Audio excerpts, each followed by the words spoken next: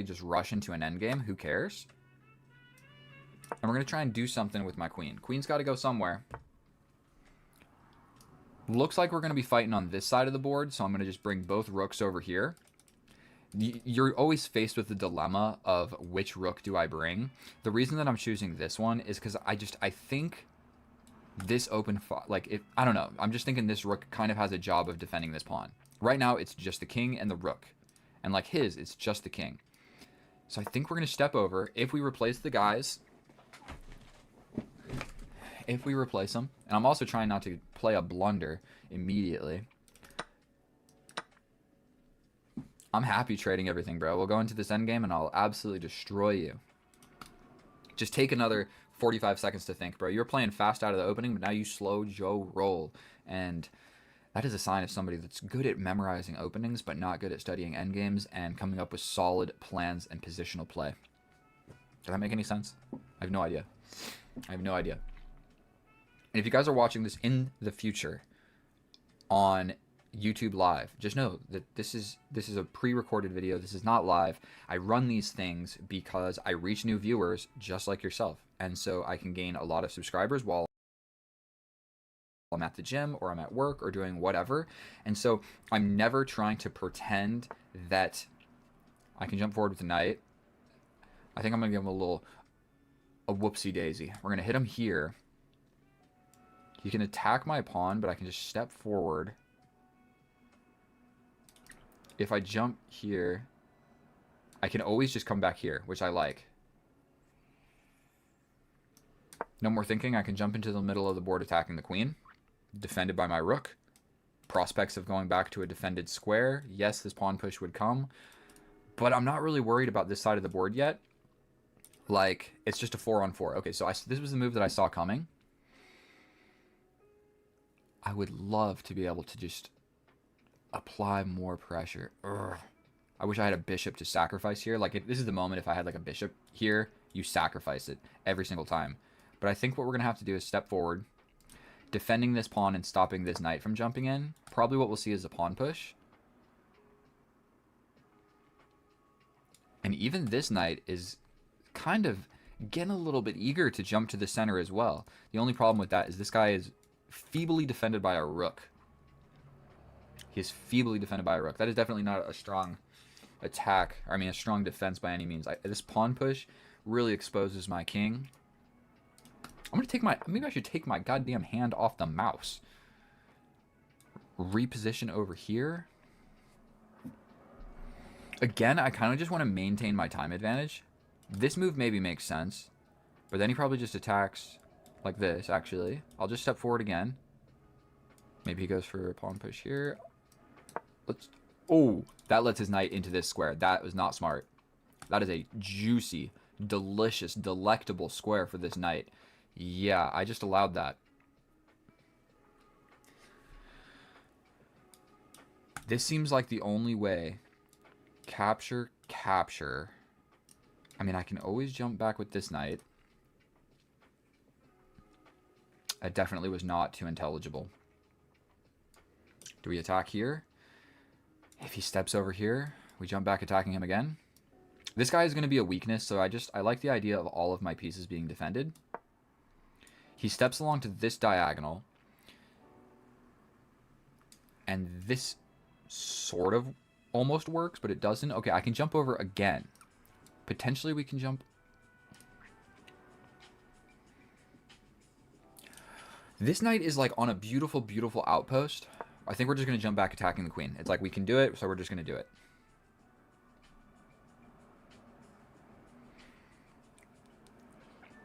If he's not super careful, he is super careful. Don't have a lot of legal squares. What about this?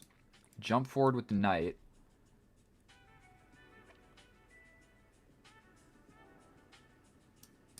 Playing it. I don't think it's a blunder. This is a 4 knights tango right now, is what this really is. I feel like the heavy pieces are just going to trade off. Like almost immediately. He can just bring the rook. He still needs to bring the rook. That's probably the move that needs to be played. You either bring the rook here, here, or here.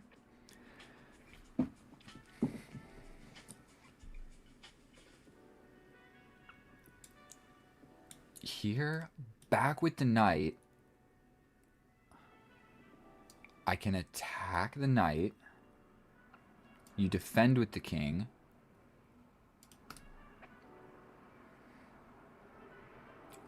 We jump in like this. Oh, wait. That seems juicy. That seems juicy. It's just a knight on his side of the board. Off. So weakly defended. He's got this. But he's got to play 2 moves to make that happen, dude. I think we play this. Or do we trade? He steps back. No. We're going for this. 5 minutes and 57 seconds. Yet again, I need to stay at least even on the clock. I'm not going to go... If I'm unable to calculate like the winning line or whatever, I'm just going to play a move that is okay. I'm so sick and tired of losing on the clock. Or like getting really low on the clock. He can jump in like this. Oh my god. And then we really just have the 4 knights tango. That is absolutely insane. Like his knight defending his knight. Like my knight's defending my knight. It's a little yin and yang symbol made out of these knights. And like this knight is beautifully stationed, but actually, like how important are all of these squares that it attacks? Those are like a lot of squares that I don't really care too much about. The other squares, now I do kind of care about all of these ones.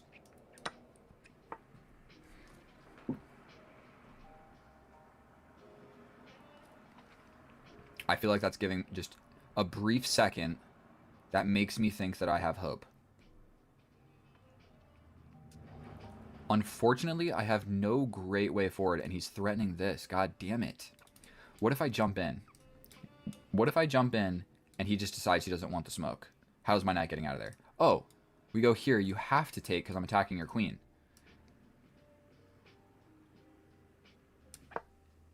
We go for it. We're attacking the queen. Back rank fork. Those are quite rare, actually. You don't see those every day. Little back rank fork. You always got to look for those types of things. Where the knight gets in and gets a fork. It doesn't happen every game. But I mean, like, okay, his knight captures. I hit you with the check. He steps up. I would draw, but it cancels the pre-move because chess.com sucks. What did that do?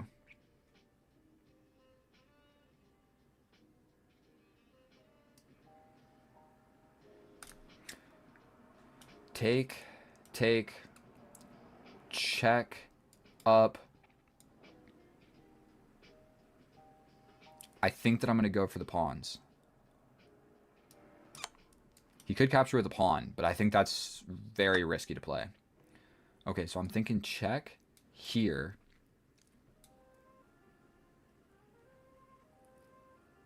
I go here. I mean, he can hit me with a check, but I just don't believe in it. Even if he hits me with this check. 4 minutes and 30 seconds. I don't want to blunder. I mean, this check has to be the correct move, does it not? He's still going for this. But what if I attack? No, he defends like this. What if I attack like this? You launch forward, take. I just invest everything on this pawn.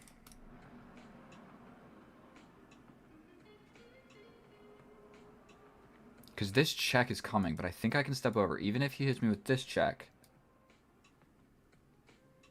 I could step over. He hits me with this check. I run to the corner. I think we play this. 3 minutes and 50 seconds. I spent 1 minute thinking about that. God damn it, I need to play faster. I know you guys are watching this right now. Like, dude, why are you thinking for so long? Sometimes I just gotta play a move. This is coming. God damn it. Comes in with tempo on my knight. Ugh. So I jump in. I'm attacking this. He's going to hit me with this check. This is the most active. He hits me with the check. I step this way. He hits me with this check. I step this way. He hits me with this check. All right. We're jumping in. Stepping over. What is better, dude? If I go here, here, here. Let's just go to the corner. I don't see don't see what he's supposed to do here. He can defend with the king. That's what he's supposed to do, I think. But if he goes this way with the king, I'm hitting you with this fork, so that's not going to happen. If he goes this way, I'm hitting you with this fork. Ooh, I think I might be able to grab this pawn. The only counterplay that he really has is he can play something like this, big threats here, where even if I push, this pawn is falling. But whose king is really weaker, bro? Whose king is weaker? We both got 3 minutes. God damn it, I don't want to lose this game of chess. I'm also threatening this pawn. As long as I'm not an idiot, I should be able to grab a pawn. If I can grab a pawn and trade the queens, I feel really, really good about this game. 100%. I'm trying to win this for you guys. I've been on an absolute losing streak recently, and it sucks. He hung this pawn. Oh, my God. Threatening.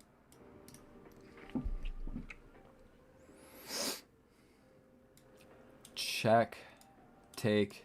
Here. I'm the one that hung a freaking pawn, dude. Is this mate? It is mate. Okay, so the only way not to have that happen is to trade the queens. That absolutely sucks. That absolutely sucks. I have this, but I just don't think it works. He's trying to bust me open.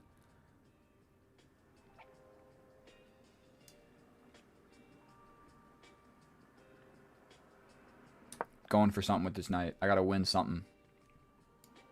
If he takes this way and I take this way, oh my God, then he's got a passed pawn. Okay, he takes this way. Surely we have to take back. He's got to check to wiggle out of here. Terrific. But I can grab this one. Got to grab something. 3 minutes against 2 minutes. God damn it. Now both of our kings need to run around. Can I put my knight anywhere where it defends both? Probably not. So that's scary. Here, and then I'm just threatening a fork. I mean, he's got the same exact fork. His pawns are way more advanced than mine. I don't think I'm actually close enough to do anything meaningful.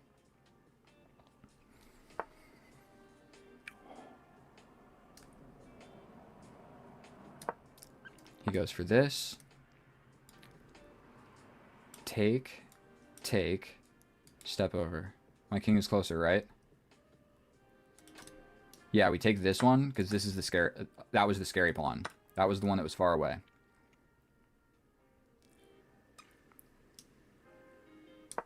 Now we're going for your pawn. You just go for my pawn, probably. There's no way to save it. But we're going straight towards a draw, but we both got low time. God damn it.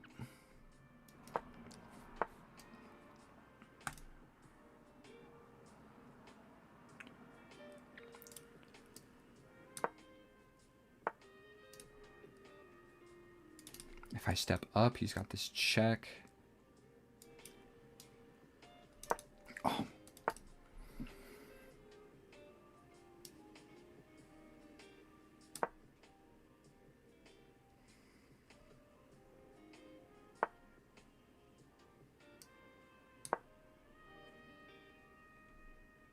Maybe I should have played this. Just completely abandon this guy. Do we try and creep in? We've also cleared a square to give it checked with a fork. I think this knight is a little bit out of play. As long as I can hang on to this.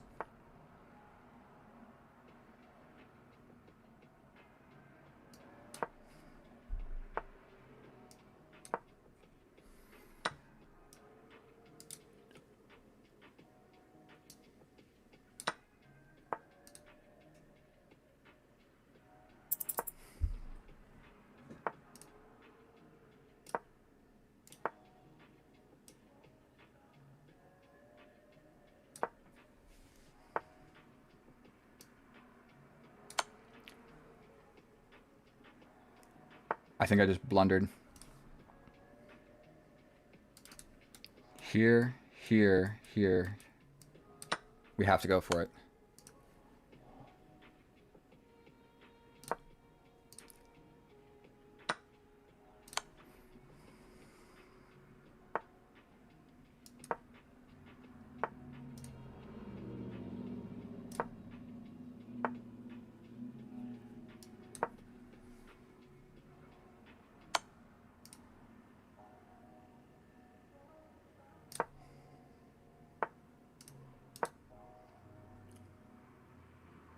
I'm threatening this pawn push by a sacrifice.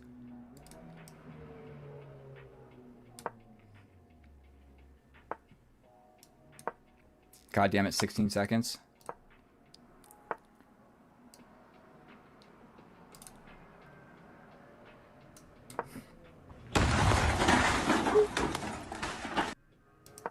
Blundering my moves, bro.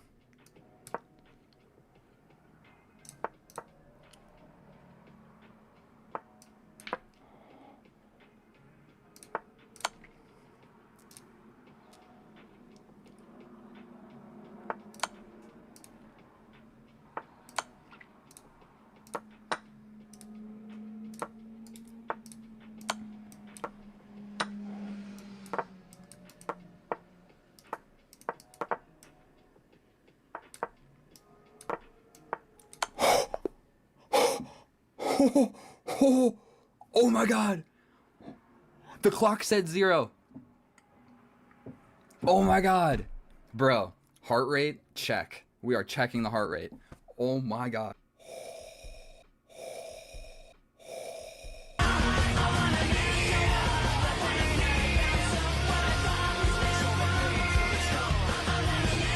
We're at 115. God damn it. 115. Didn't get that high intense. It wasn't super high intensity for a long time. Wow. We are going to plug this into the computer, do an incredibly quick analysis, pretty much just for the end game. Oh my god. Oh my god, dude, how do I save that? Please subscribe. Please subscribe. Hey guys, here we are in the analysis, and oh boy, that was an intense game of chess. We're going to start a timer right now so I don't take up too much of your time, because I know that your time is valuable. We're going to skip the entire first portion of this game because I just don't want to take forever spending time analyzing it when nobody wants to watch it. The only important part of this game was at the very end. So we trade these rooks equally. I have a knight pretty much outposted. He has a knight outposted. I give this little back rank check. Everything before this was just equal, so nothing exciting happened. We trade the knights equally, and all I really thought about here was, what do I want? And I saw this check, of course, and I realized once I step over to attack this pawn, this check becomes a thing. And I was able to calculate, step over, check, here, check. I considered this, but I saw that he could figure out how to give me a check somehow. I guess he really can. I did not consider this move, that's for sure. But I definitely got scared of, after this check, I got scared of stepping to the open file. Okay? I didn't realize that my knight was still attacking. So, the difference here is he attacks my knight. Take. Now my knight jumps back. Now, all of a sudden, this square is not defended by this knight, so this check along the open file is a thing. So, in this position, I saw this. If I step in, check. This is what I saw. Then I feel like I'm just getting cooked. Even if the computer says that it's more or less still equal, I'm only slightly losing. I think that I'm just getting cooked in this position. Boom, boom, boom. I'm never playing that. Never in a million years. So I didn't even calculate it. I can't take the knight, so I'm going to be moving the king. I only have 2 options. This one seems like it sucks because everything that I just explained after this check. So I play the other move. But it turns out that it's worse, and it also sucks. So sometimes I do that. I consider there's only 2 possible moves. I calculate one and it sucks. So I go with the other one. And there's a good chance that it doesn't suck more, but sometimes this happens, and it does suck more, and I calculated nothing about this. Unfortunately, it hangs a pawn, and there's mate in 1. Or even, this check is absolutely scary as well. Mate in 1 is just threatened, and the only way to get out of it is if I go for a queen trade. Now here, he goes for this pawn push. This is a huge blunder because I could have just capture, and I have a passed pawn. I'm the first person to have a passed pawn. That is huge. I'm just doing great here. I got the passed pawn. And this guy is not a passed pawn because I can capture you if you ever move forward. And I'm sort of still attacking you right now. So I don't know why I tried to get fancy with the knight. I figured okay, I'm attacking 2 different things. I'm going to get something. But not really. It's just capture, and then he freaking could move. That's what I thought. He was just going to move, and obviously I'm not going to get you. He lets me get this pawn, but my knight is kind of far away from the action. Right now, this is the action. And my knight is kind of far away. So I'm going to have to waste a move getting back over here. So I do just that. I'm at least defending this guy. And I figure I'm going to go for this fork. He'll go for his fork. We got a little bit of a knight symmetry going on right now. Look at that. I grab a pawn. You grab a pawn. I step back, so I'm at least attacking yours. I figured he was going to step here to attack mine. I thought we were going to go boom, boom, boom. I thought that's what we were going for. And then it's for sure a draw. Instead, he wants to bring the king. So I start bringing my king. So he starts jumping around with the knight. He's attacking my pawn. I'm defending my pawn. Cool. I should have just made a beeline for the weakness immediately, but I felt like I didn't want to do that because I might like give up this square. I was scared of like boom, boom, and then he just gets in. And then like, yes, I grab this, but he gets in here. Maybe I grab this, but he grabs this. I don't know. I got scared of letting his king get to this square. So that's why I pushed this pawn, to take away those ideas. Now I get in. Now I attack the weakness. His king is all of a sudden passive, but my knight is passive, so it's still a draw. Trade. I take with the king because I felt like I had more winning chances like this. Stepping around. I'm attacking and defending with my king. I feel like I'm doing quite well. We finally get the pawn. I felt like I blundered here because I'm getting the pawn, but he's getting this, and I felt like his passed pawn is scarier than my passed pawn. Turns out it's just a draw. But instead of trading the knights, he wants to keep it alive. So I step back, so I'm still guarding this guy. I lose this pawn. I get a check. I guess stepping forward would have made more sense. There's just an immediate fork. Just an immediate fork. Although, he's still just going to kill himself for this pawn. So no matter what this knight does, he just does this, and it's a draw. So if I push forward, he's still just gonna go for it. At some point, I'm gonna lose this. Like he's gonna figure out a way to kill this pawn with his knight. That's all you got to do. That's all you got to do in these situations. And so, unfortunately, he doesn't do that. We step back, step here, attack the knight, and then this is the moment right here where I can give a check, forking the knights. He has to take. I step in. And unfortunately, he has to waste a move with the king to defend his pawn. Because I'm very close to stopping the pawn. You're nowhere near stopping my pawn. So I'm actually just completely winning here. So there's nothing he can do. I'm going to be able to stop your pawn, and you just can't stop my pawn. I missed it. The fork. The fork of a century. A +9 position. Instead, I throw it to a draw because he can just sacrifice the knight. But he has to sacrifice the knight first, which is scary to do. You got to be really sure that like you're not going to lose. But it's not even that scary. After this, you are guaranteed a draw. You are guaranteed a draw. So I don't know why he tried to keep this knight alive. I realized he wanted to do that, and I played against it. I was like, this guy wants to keep his knight, so I keep attacking it. He's shimmying all around, and I'm attacking him so he moves away. Look at this. So he moves away from being able to sacrifice for the pawn. Right now, I want to push this pawn one square.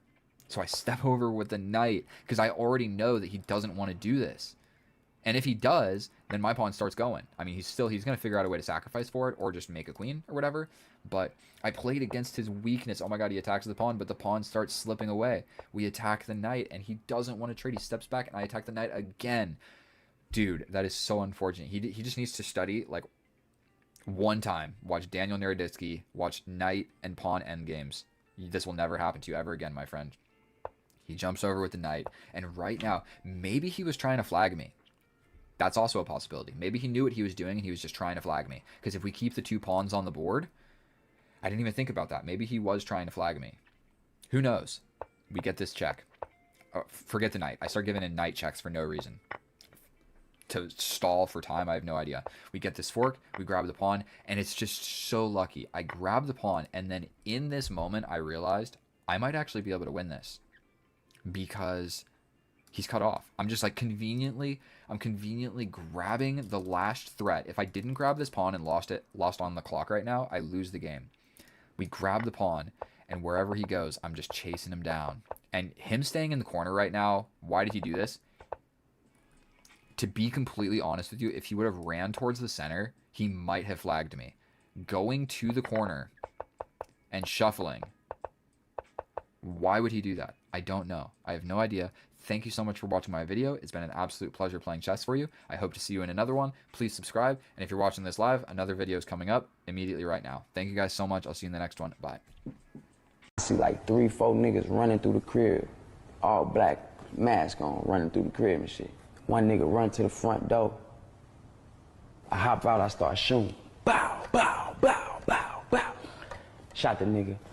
Bow, shot his ass. Bow, bow, bow, bow. All the niggas run out the door, they run out the door. This nigga on the floor. Some motivation for your next workout or a run. Keep going, babe, you're doing Took me 10 years to learn this, but I could teach it to you in about 60 seconds. Oh, hello and welcome back, and thank you so much for clicking on my video, my fellow chess enthusiast. In today's episode, we are going to be facing a random opponent on chess.com. My current rating is 1888, and we'll be facing off a random person. Wish me luck. We're going to start it. Forgive me if it lags just a little bit because chess.com is a little bit finicky, but we have e4 on the board, and I will be approaching this with the Caro Kann because that is what Gotham Chess taught me to do, so that is what we do. And if I can be 70% as good as him, we're going to be good to go. So the opponent has already spent 13 seconds out of the opening trying to contemplate what to do here. I believe the most common move here is to capture, but we have the fantasy variation where it is tried and true that you make this little pyramid of pawns, you pin this knight immediately, and you kind of pray for this capture to take place because my bishop is locked in, and if I jump forward with the knight, the pawn push is a little bit uncomfortable and just congests my entire position. So sometimes what you do here is you actually jump this way with the knight because you don't want to step forward and just get hit and then have to move and then it's his turn to develop. So I think what we're going to do is just jump over here with the knight, adding a little bit of support to the center.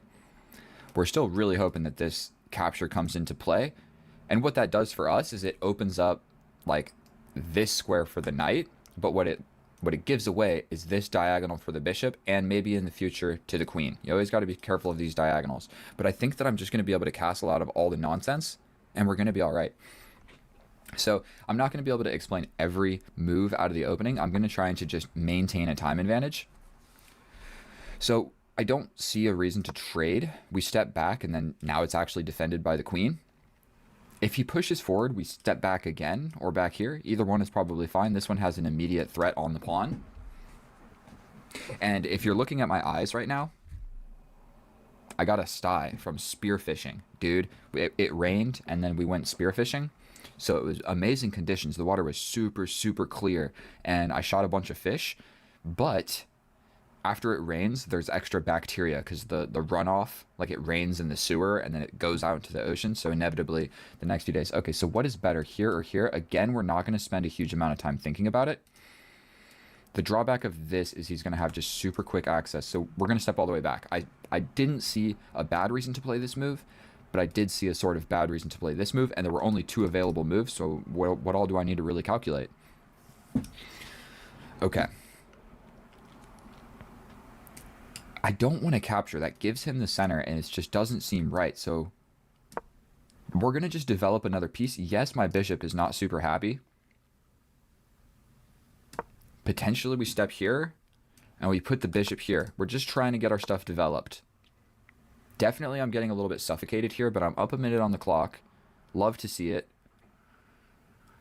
And all of my pieces are along the second rank, hiding behind my pawn. So it's not the greatest setup, but it's I would argue it's more or less even. A move that would make a lot of sense is this pawn push. He doesn't want to do it. I'm thinking I either jump forward or block, or I just am principled and I castle. This knight's probably coming over this way. This bishop's got a good diagonal. That is a sexy bishop. But I'm going to be castling this way, one way or another. There's no way that I was moving the queen out of the way and castling this way into this onslaught of pawns. So, and I hope I explained. My eye is red. That's why it looks like this. Okay, so he has clamped it down. He has locked the position. And so what I'm going to have to do here is bust on open. So probably what will happen here is a little bit of all of this. But we're not even going to calculate it. We're just going to do it. When you're getting suffocated in a position like this, you have to start making pawn breaks. None of our pawns have traded, and we need to start trading our pawns. So we are going to just do that. My bishop is stuck back here in a little bit of a prison.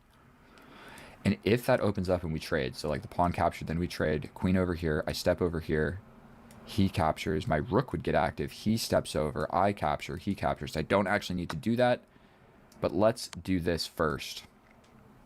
Let's do this first. We're not even going to think about it, but we're going to go into an endgame. And how reasonable is this capture?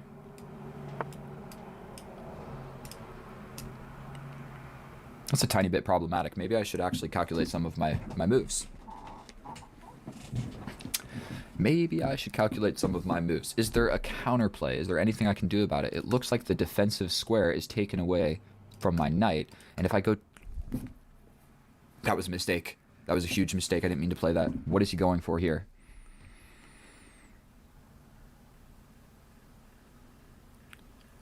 Legitimately, I am afraid. But I'm stepping back. That knight needs to just get out of there and be doing something. We're definitely scared. My queen has very limited moves. I have like one move Every other square is attacked or occupied by my pieces. Okay, so he looks like he wants to bring his queen.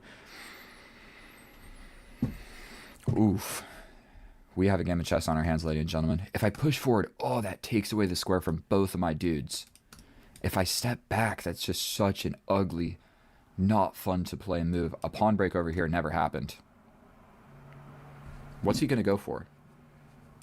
I mean, he can jump this way. And then I am just in a little bit of a predicament. Okay. We're stepping back. The easier to play move. The easier to play move. This is not fun. This knight needs to go here. Two pieces attack this. This seems pretty scary. What if I just jump in? No, he's going to capture. So do we really step back? Dude, I'm getting a little bit sandwiched right now. So, I mean, we step back, guarding this. This does not feel fun.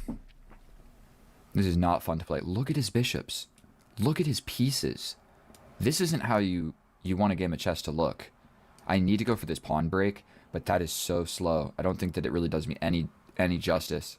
Sometimes the way to fight back against something like this, like a crazy attack, is you bust open on the other side of the board. Like, you pray and hope that you can hold down the attack on this side. And this rook is active, dude. This is like a -2 position. It might be worse. We're going to check with the computer. I can't just evaluate the position, but my pieces all suck, and his pieces are all great. It's completely equal material, but dude, I messed up out of the opening. The only thing that I've got going for me is nothing, dude. And this guy's account says 2015, so if this guy's been playing chess since 2015, I'm cooked.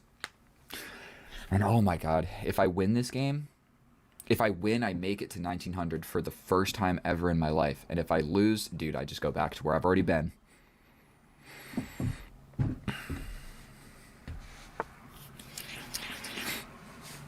You hate to see it. You genuinely hate to see it. You hate to see it.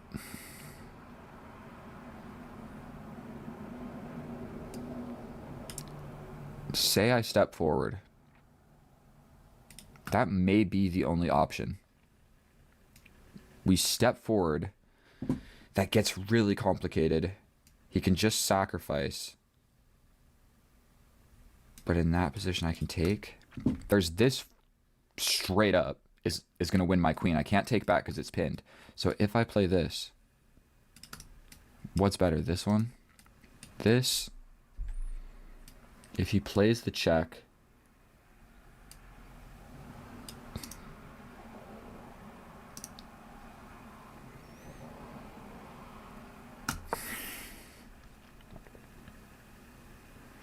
I am so scared, dude. And he's trying to bring the knight. Get out of my position, bro. Legitimately get out of my position. What do I do?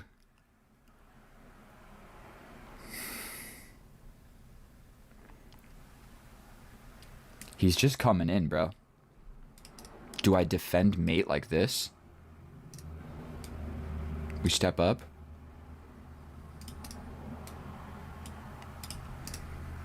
I can also play this, but that seems so stupid. I think we just play this. He steps in. We capture. He captures with the rook. We then push the pawn. If I play this, he can just bring the bishop, and god damn it, that's another piece attacking me, bro. Maybe I play this pawn break right now.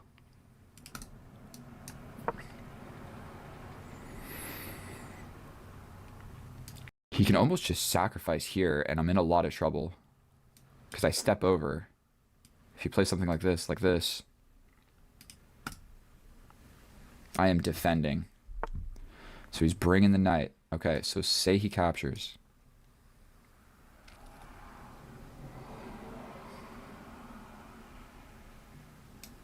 We step up. You capture, I capture, you capture, I capture. It's not what we want. Do we capture here? Does that literally do anything? What if we allow this? Do I take with the pawn? Then if you take with the bishop, then I take. Then you win my frickin' queen. God damn, dude.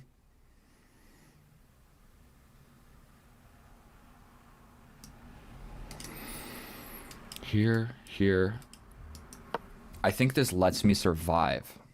That gets out of this forking idea. He just captures. I can capture with the pawn. Then if he takes with the bishop, then I take back. Then your queen gets in.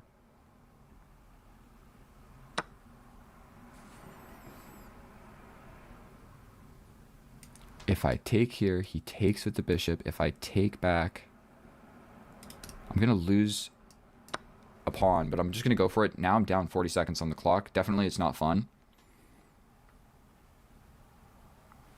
He can take, but once he takes here, the fork idea becomes a thing. If I step over, he can probably just like...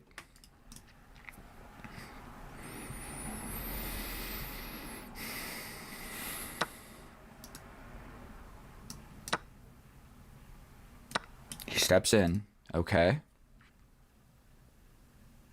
He can even play this. Dude, are you kidding me right now?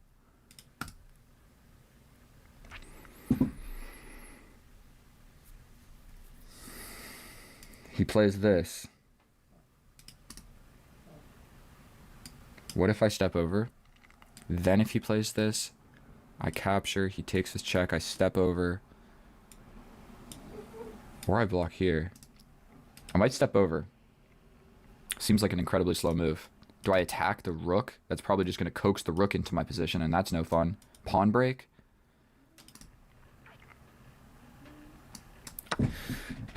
Dude, I'm just kind of accepting I am losing. That allows this. And how do I defend that? I step over? I mean, you just take with check and I lose.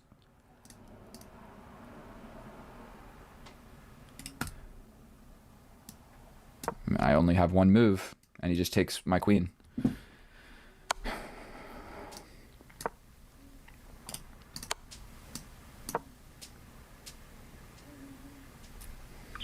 He's got...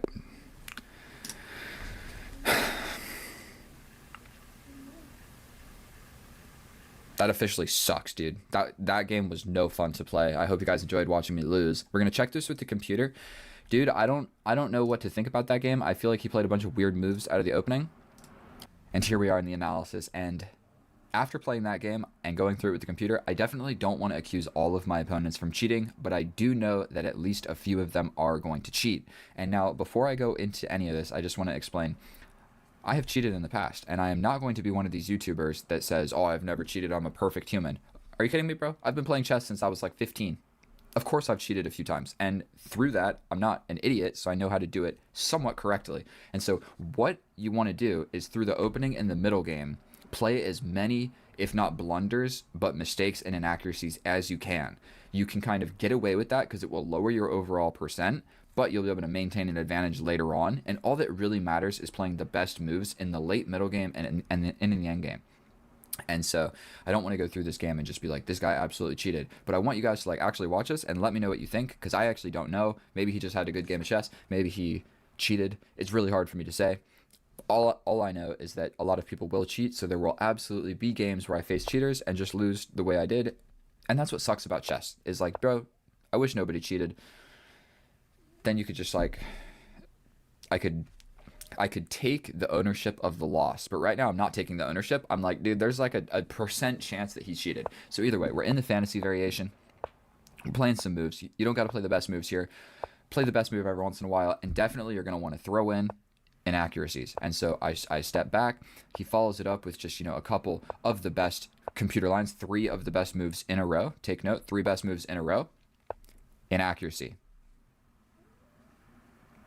It's literally the strategy, bro, that I'm talking about. Like best move, inaccuracy. Best move, mistake. Something like that. Because it is really impossible for your opponent to play the best move like 3 times in a row, then 3 times in a row again, then 3 times in a row. It's just not going to happen at some point. So you can throw in a bunch of blunders. And it's almost better, if you can see the analysis right here, it's almost better to leave the opening with somewhat of a disadvantage, because if you have an advantage, you played too accurately out of the opening, and your overall percentage at the end of the game is just going to be way too high. So either way, I play a blunder. He doesn't capitalize on it, which is another sign, because if you play a blunder and they capitalize on it immediately, then yet again, that's just going to be a big problem. So we're flying through this stuff. Then he does play the best move. Not the best move. I play another mistake. Another best move. Another best move. Another best move.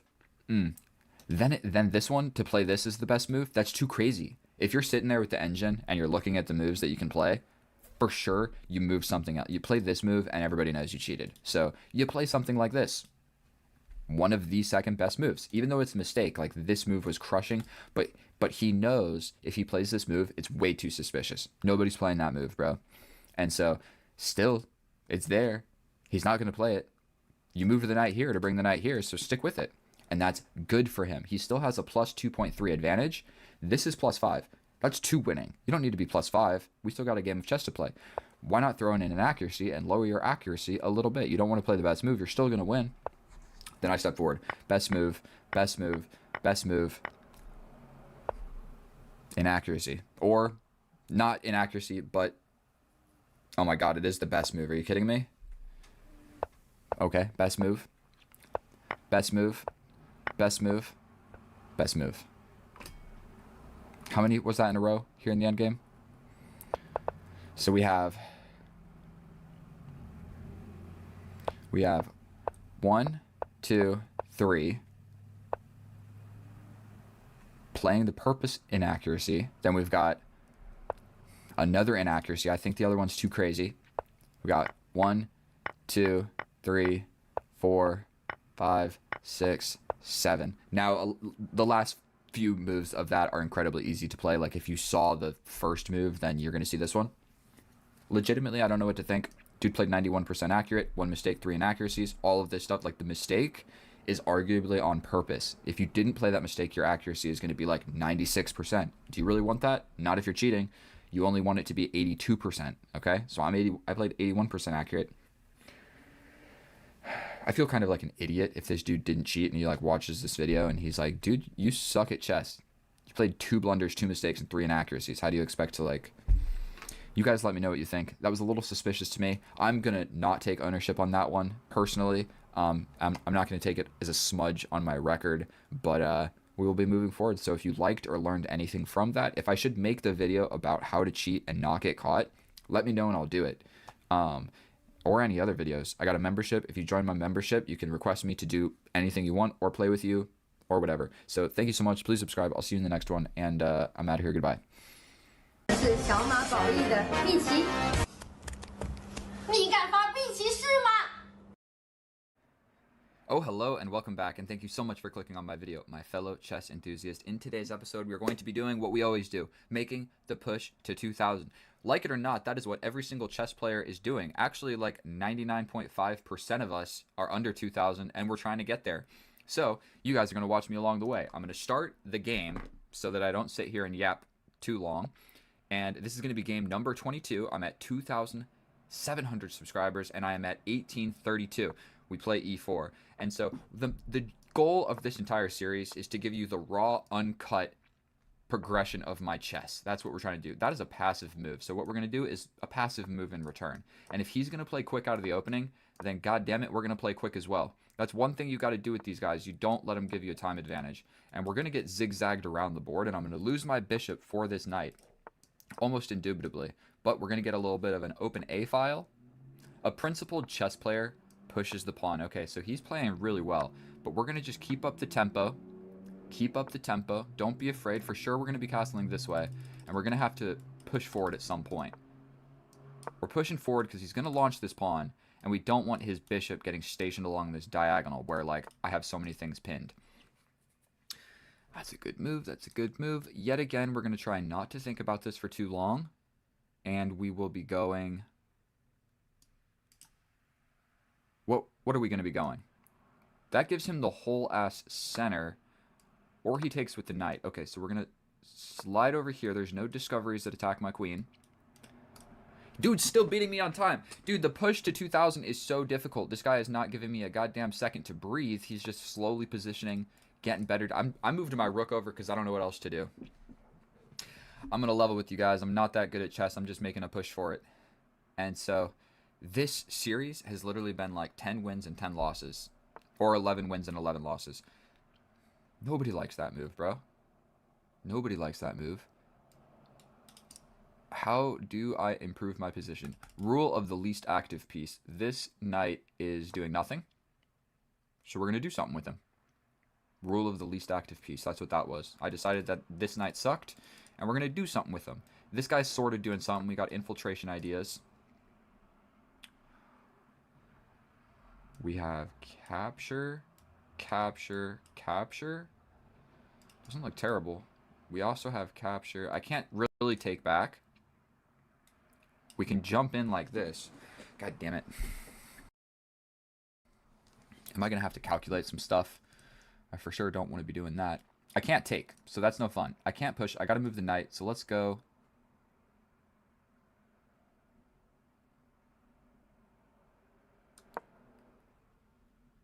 Let's go here. This bishop is going to open up and be a monster. And unfortunately, that is the only light squared bishop on the board. I unfortunately let mine get zigzagged and captured earlier and ruined my pawn structure. So this dude is playing incredibly well, just right out of the gate. He's still beating me on time. And he plays a slow, calm, cool, and collected move. What about a nice little forky poo? What about this knight? Rule of the witch knight sucks. This one's at least defended, but I'm going to trade it off no matter what. But if I go boom, boom, check here, then this knight is still undefended. But it's blockading this pawn. Both knights can access this square. I don't know which one is better to take with. This one, because I can take and it's defended. So we're doing this one. Then I can potentially take here, where I'll have discoveries on my rook against his queen, and I'll have a knight in the way of his rook attacking my queen. That's the low level analysis right there.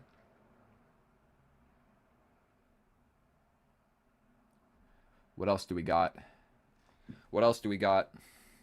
Capture. Queen comes over. Capture. Capture. Attack the queen, but that's not defended. God damn it. All right, we're grabbing the bishop. I don't know what else to do. We're grabbing the bishop. We're doing a little bit of a bailout. Definitely a little bit of a bailout maneuver is going on right now. But at least we're tied with the bishops. I can jump in yet again attacking the queen. Unfortunately, he can just step forward and I'm undefended. But fortunately, he can't actually take back anymore. We could do this, where he takes the rook. I attack here. For sure. Then I go here, here, here. But then he still got the bishop, so that calculation sucks. What about capture? Queen comes in. Then we capture. Then you capture.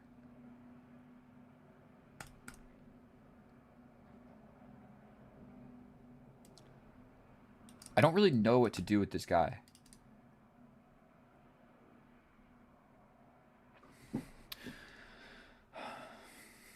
It's getting tense. I can apply pressure this way. Is that rook lift good? Is that a good rook lift? Rook's not doing anything over there. What if I just step forward and attack a pawn? It's defended, so let's not do that.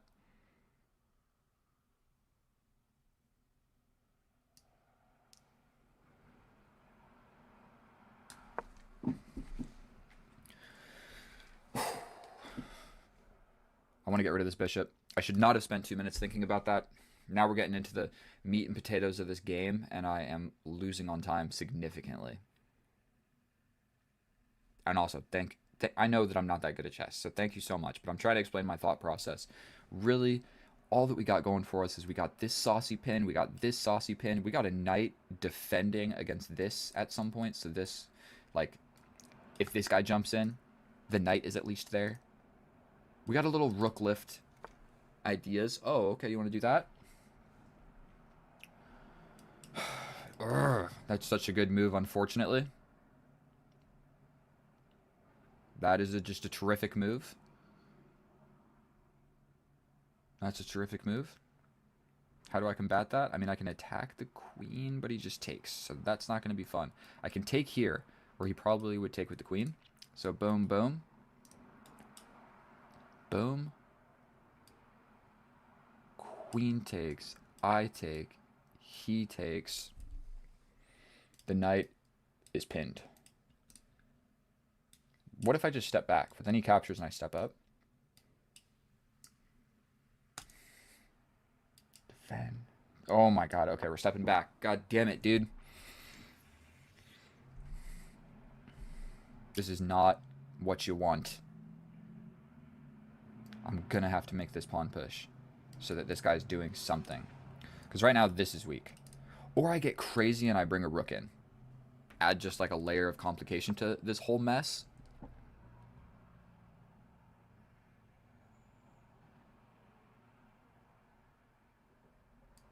Attack the queen again.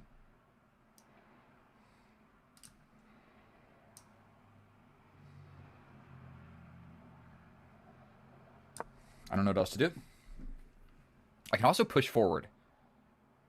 Unfortunately, he's going to just attack my knight. This is kind of like a boxing match where like I'm punching at his queen, but he's going to punch me back. And then I'm going to have to go back again. So that's not fun. The only way this works is if he doesn't play that exact move. Okay. We jump back this way. We're jumping back, dude. This is sloppy. This is getting sloppy.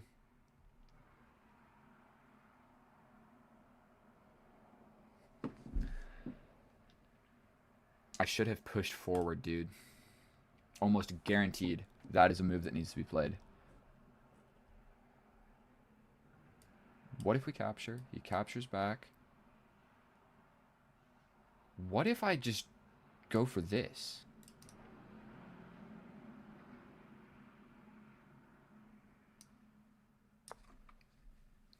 Screw it.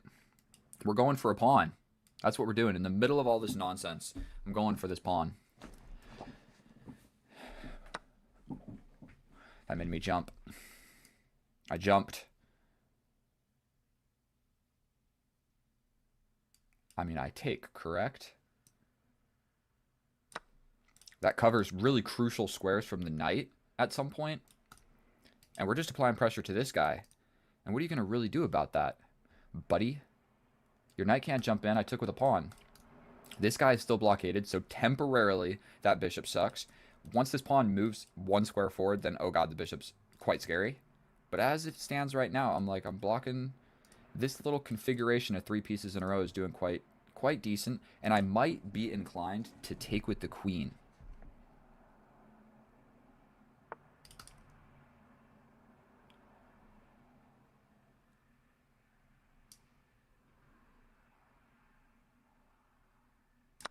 I'm taking with the queen. I got a pawn.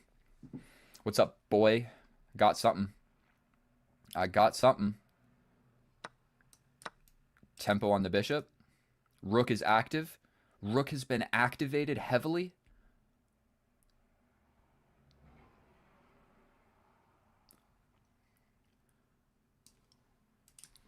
Three minutes. Almost certainly these are the 2 moves that I'm thinking about right now. I guess I could potentially have this. Does that work for anything? This seems powerful, but this is kind of more powerful. I don't know which move is better. I'm just going to play this one. Just going to play that one. This bishop move that he played sucked. That was a bad bishop move. It disconnected his rooks. I mean, I guess what else was he going to do? Okay, so that covers basically everything that I didn't want it to cover. I can jump in. Where's this guy trying to go? We go here, here, here. This seems strong. We jump over here. He jumps over here. This guy's a little bit undefended. What if I launch this pawn, dude?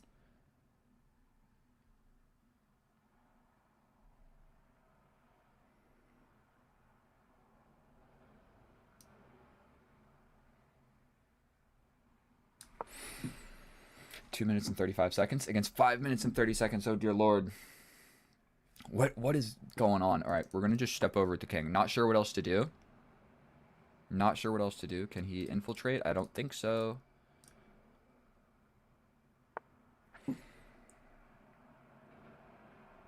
We are then going to be just getting active with the rook. Potentially I could have gone for a rook trade there and that would have been better. But I'm thinking like, dude, my pieces are... They're on his side of the board. That is for sure. His bishop is kind of sucks. I don't see any like tactics to get in. That's just attacking the pawn. I can step forward. I also can just take and just say we're in an endgame. What if I step up? Probably he jumps back with check and I lose the game. So let's just get rid of the knight. I didn't see what else to do there. So that is going to be the strategy. We can then jump in attacking this rook. Rook's got to go somewhere. Then we hit you with this check. Rook's got to go all the way back. We're attacking the rook. We're going for this check. Once we get the check, we get rid of the bishop. My rook is still on the 7th rank. I'm ready to play something like this. I'm ready to play something like this. I'm ready to play something like this. I think my position is doing quite amazing right now. I'm only up a pawn, but we've got the same weaknesses, and I'm up the pawn. So as long as I don't play something completely stupid.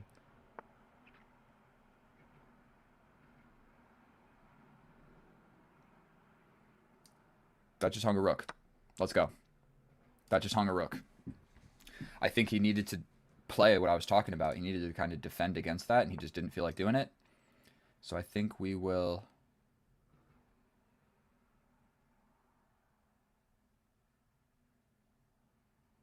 We're going to jump in like this.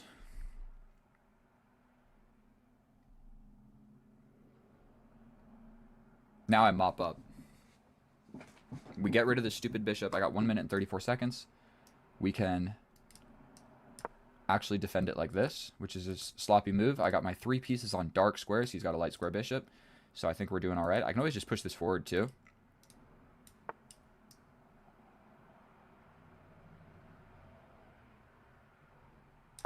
Defend it, bro. Defend it. I'm coming in with a fork if you defend with this rook. And I'll do it, bro. I will do it. Something's gonna give. Okay, so he goes for this. I think we step over going for this. 1 minute and 16 seconds. I need to just play quickly and not blunder. Also, this is hanging, so I can grab this. He can attack the knight, but I think we just grab here. We're attacking this. He can play some sort of nonsense like this, but I can take. We give a check.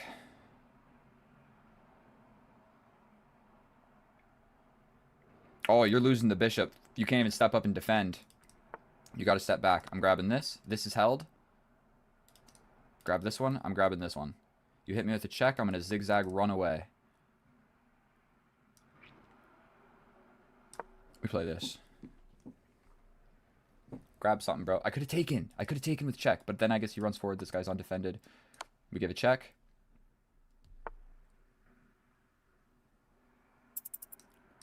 Scared. I can always defend as well. 58 seconds. Okay. We're going to grab this one.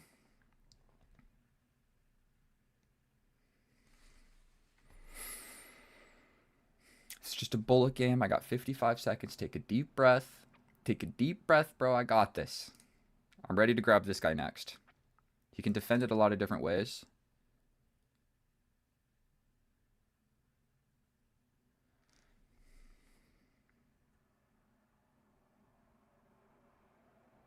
He grabs.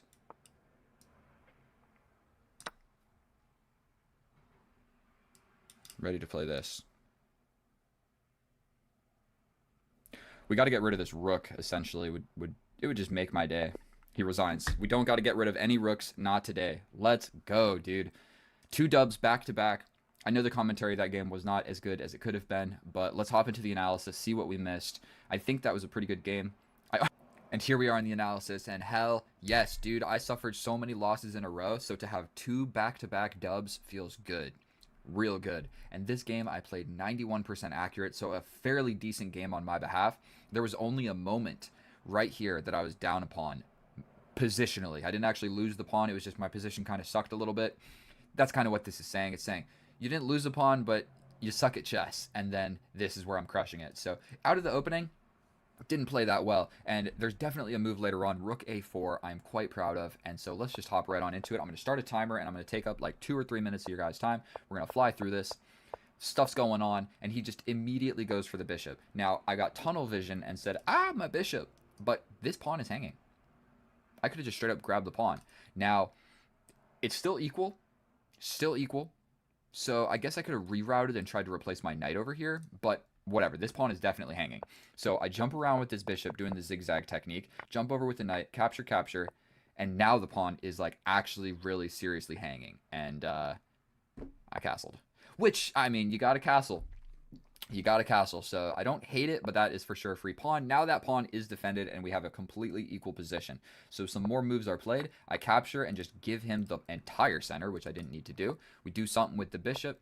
He does something with his bishop, and like I said, this bishop is going to be scary later on in the game, because if I ever move this knight just over here, and then I move the queen, he can take and ruin my pawn structure, which is not good. And if I ever move the knight, then he's just applying huge pressure to this g2 pawn that's not so easy to defend. So this bishop is a monster. It's the only light square bishop on the board. By far, this is like the best of all the pieces that aren't like queens, okay? If you see what I'm trying to say. So I scoot a rook over. It is one of the best moves. Let's go. We're just slowly improving.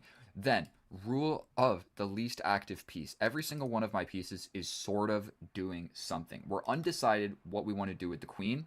This guy has a job. This guy has a job. This guy has a job. This guy's on the semi-open file. So moving the knight is the best move. And literally the way that I found that move was not calculating anything. This is just how you can make small improving moves that are going to help your chess. Like, he's got a job, he's got a job, he's got a job, he's got a job. Pushing a lot of pawns doesn't really make any sense. These are the pawns in front of my king. I can't push, don't want to push, can't push, and don't want to push. And so that's how I found this move. Not because I'm like calculating anything. It's just Grandmaster Daniel Naroditsky said, when you have every piece needs a job, look at them, which one is unemployed, give them a job. Okay? I don't know if he actually said that, but it was something along those lines, and I remember it. Rest in peace. And so we get this little fork here, and I was deliberating on which knight is better. They're both good, who really cares, but this one is slightly better for reasons I'm not going to be able to explain. So we cash out on the bishop. We step up with the queen, because you got to connect the rooks, and I'm having sort of ideas of like applying pressure to this pawn, maybe sneaking out this way, hopefully getting out of this nonsense, okay? So we step back with the bishop, best move.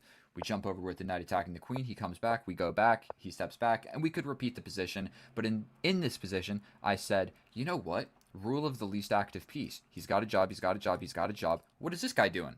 Well, he's never taken this. That's for sure. It's defended twice. So what about just like sliding up and applying pressure here? How are you going to defend that? Well, I got a good answer for you. You're not. You're not going to defend that. That's what we're doing. So we're straight up just attacking it twice. It's only defended once, and he has no way to defend it again. So he throws in this capture. I throw back a capture with the pawn. I'm taking with the pawn because, yes, it ruins my pawn structure, but more importantly, we can't let his knight arrive here. That's why. And if I did it with the queen, the knight can arrive here, and then I think I'm probably losing. So let's see. I'm still winning, but it's not as good as what I did. So we take with the pawn, and we cash out. We applied pressure here, and this is the move that I was proud of. Scooting up with the rook for 2 reasons. We got a lot of stuff going on in the middle of the board, and I just decide, what are you doing about that pawn, bro? And I'm proud of that. Least active piece, and just making like a threat while all of this nonsense is going on, and realizing it's going to be okay. And it was okay. We got the pawn. All these moves later, tempo on the bishop, only move is to step back and disconnect the rooks. My position is just slowly but surely getting better. Now, again, got a job, got a job, got a job. Let's scoot this guy over. I guess this is better because we're trying to like, whatever. But this is like the second best move. So we're sliding around. Again, sliding in is the more preferred move, but I like stepping over with the king. Everybody has a job but the king. All this game was for me was just like slowly improving stuff. We step over with the king. Now this rook is free to leave, and this guy, his rook, is not going to get into my position. So now my king even has a job. And we're getting off of this light diagonal if that ever becomes an issue in the future. So we slide in, it's not great. We trade off, it's not great. We jump in with the knight, and now I just have an immediate threat. Okay? Like, if he steps back, I'm still potentially just going to hit him with this check. He goes somewhere, I grab the bishop, you go here, I trade a rook, we go like this, I can slide in like this, and it's a draw. It's a draw, so if I did all of that, maybe that wouldn't have been great, but that is kind of what I had in my mind. Get rid of his light square bishop. So I'm grateful that that didn't happen, and he just hung his rook. And here on out, it's pretty simple. I'm up an extra piece, so all I got to do is hippity hop around with the knight. We're sliding around, we grab stuff. This right here is also very important. My rook is the only guy defending this knight. My rook cannot stay here, go here, here, here. I can slide all the way back, but then he just pushes another pawn. So literally every single square that is defending this knight is not going to work. And I can't play something like this because he'll just take my rook. So you always have to look for checks. 4 seconds and I found this move. Saves the game. If I didn't have this check, if the king was here, I'm probably just equal or losing or slightly better because I do have 2 rooks. But whatever. We step in, we grab, and then the rest is history. This is not super important. It's just clean up, and then it's mate in 2. I didn't see this move, I'm going to be honest, so he has to play this, and then there's nothing he can do to just knock it mated on the side of the board. I didn't see that. To be honest with you, I probably should have been looking for that, but in this position, depends what he played. I kind of thought he was going to grab this. I don't think I was going to see this checkmate, dude. I might have, but I was probably going to give this. And I guess that's checkmate. Okay, so I was going to win one way or another. Thank you so much for watching my video. If you made it to the end, you are an absolute legend. Sorry for the analysis being longer than it needed to be. Please subscribe. Please watch my other videos. Please do anything to engage because it helps me out a lot. So if you made it this far, you might as well just like comment a thumbs up or something to help me out. So I love each and every one of you. I'm going to go to the gym. I'm feeling quite good about that one. So road to 2,000. We are back on the wagon. Oh, hello and welcome back, and thank you so much for clicking on my video, my fellow chess enthusiasts. In today's episode, we're going to be doing what we always do. However, today I started a new job, so I'm tired, and I just got back from traveling in Colombia, so I have not played chess seriously in 10 days. We were starting with the Caro-Kann. This is my favorite and the most simple opening to play out of all openings, and this is what can be, this can either turn into 2 things. It can turn into 2 things. This can be the alien gambit, where we will have a crazy attacking line, or he plays this move. I'm not sure that that does anything, because now what we do is we desperately try to hang on to this extra pawn. That is a pawn gambit officially. He can pin me, but I still pawn.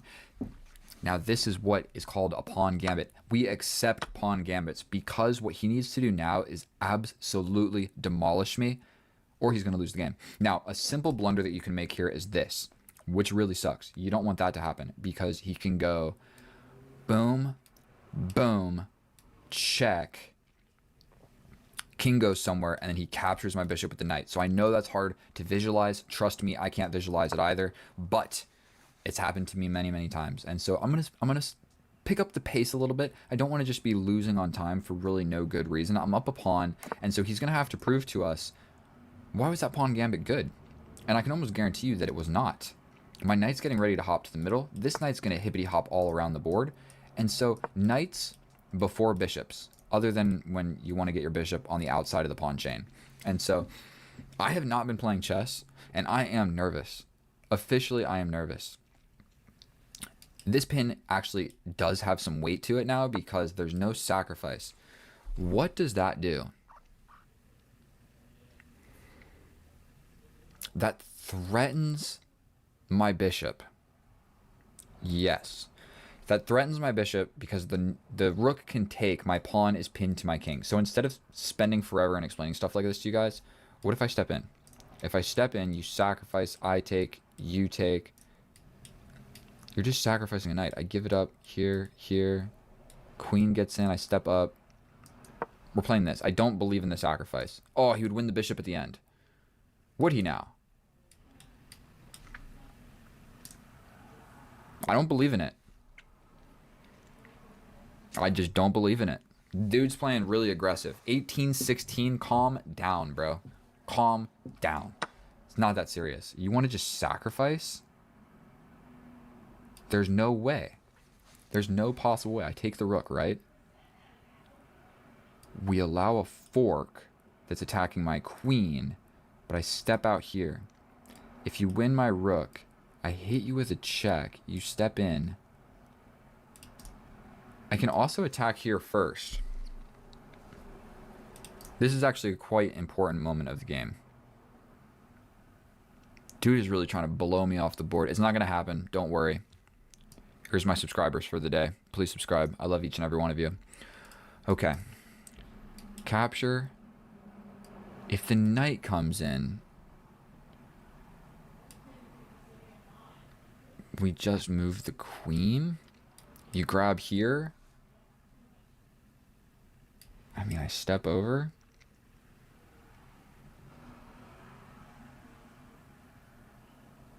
I don't have to take, but I'm getting the rook. He's going to get a pawn. What if I attack the knight?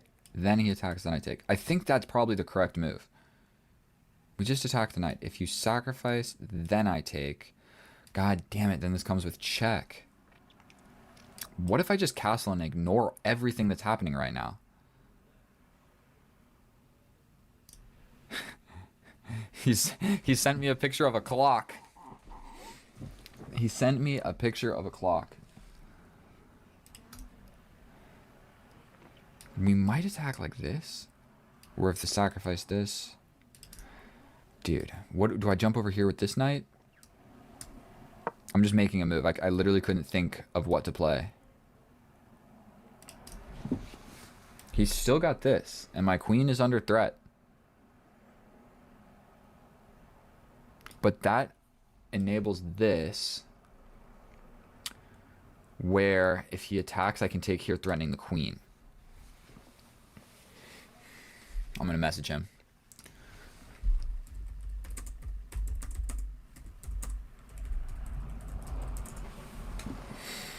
Sorry, bro, I'm recording a chess video. And yeah, today was my first day at a new job. I'm a freaking finance bro. As official as it gets. In an office doing finance stuff with Excel. Pretty crazy. I can't believe it happened. I'm excited. Because this chess channel makes me like 20 cents a day, if we're going to be honest. So he steps back.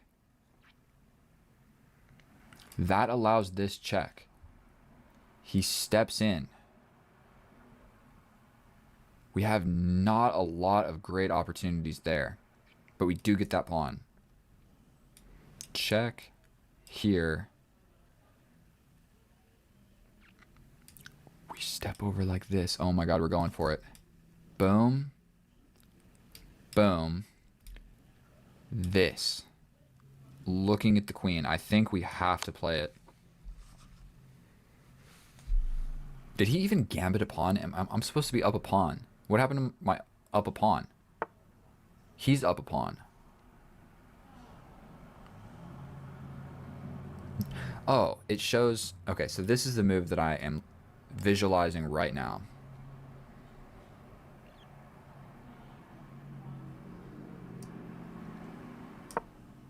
He could kind of trap me. No, I can't. I just trade the queens. This is still quite scary. It's attacking everything. If I take this, check is still a thing. We step in. We're attacking this, we're attacking this, we're attacking this. I'm just attacking everything. Have to be winning, correct? How do you defend that? You step back with the bishop? But then I might just grab the rook and allow... There's no fork with the knight. So if I capture and this comes in, I can just step here. Like you bring the rook, I just take here. This guy gets in. I think that I'm completely winning. Dude's playing ultra super aggressive. We're going to definitely analyze this after the game. I really need to be winning because my elo is supposed to be reaching 2,000. This is my push to 2,000. What the hell is that? We can just grab the rook, no? We grab the rook.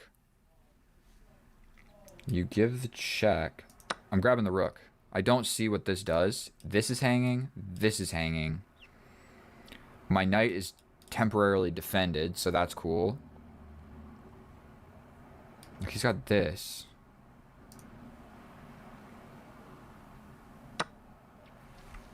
Yeah, so he does have that.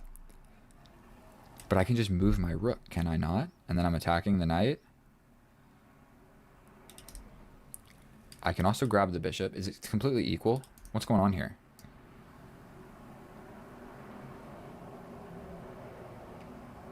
I think we just have to attack. And where's the knight going? He's ventured quite far into my territory. He's defended for now, but this is still under threat. And this just simply becomes a threat, trading my rook for your 2 pieces. And then all of a sudden, I think I'm doing quite well because I would have 2 minors and a major. This is a strange game of chess, make no mistake about it, but I still feel like I'm maintaining quite a few threats. And this knight really has no access into my position. Like, he can go for this pawn, but I can still just capture. And like, say this hits me with check.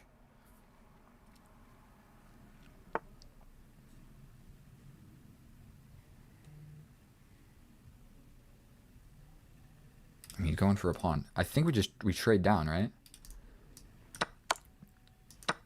I defended this. I'm ready to play this.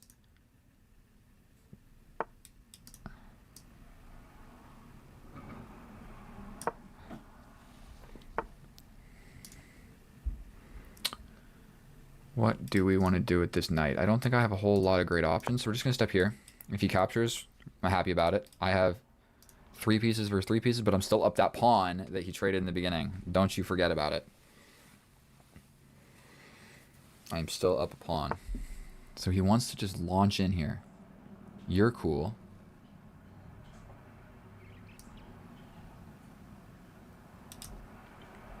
I mean, I have this. He steps in. We jump in. What about just grabbing the pawn? What does that do? We grab the pawn. He steps in here. I'm pinned. We grab another pawn. See, he takes. We step over. Boom. This guy comes in. We attack the bishop. He takes with the knight. I take. He takes with check. I step over here to avoid the checks. I step here to avoid... I think we play this.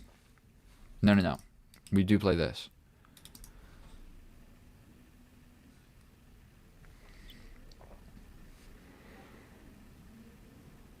I can also step up. And like if this happens, I just take with the pawn. Or this, and I give up the pawn. That's no fun either. I don't actually know what to play. Boom. Boom. Boom. You take. You take with the rook. I step over. You take back. Yeah, in a minute. Okay. I don't know what to do. We gotta do something. Gotta do something. He's gonna get this back. But it's a pretty straightforward threat on the bishop. I can also push forward.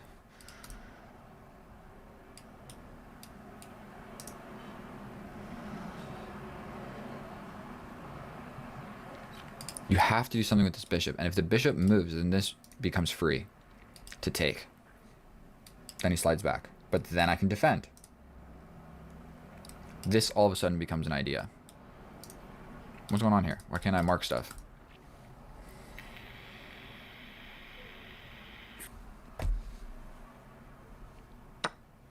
Okay. But that lets me take, right? Take.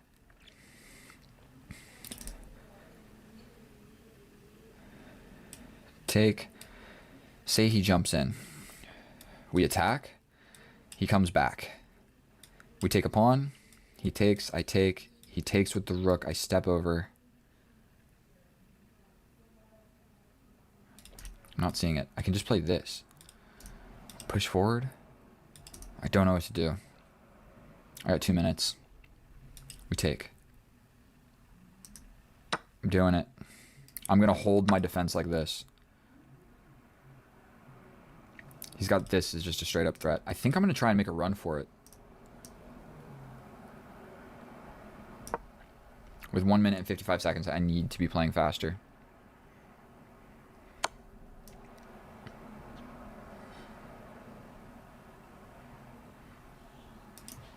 We step here. That's a crazy move. If I step back, I'm just walking into all the same nonsense. But you know what? The pin isn't here. This is a huge difference. The whole reason that my king sucked here is because the rook was there. If the rook's not there, I'm not pinned. And I'm scared of going here because I just walk into kind of these ideas.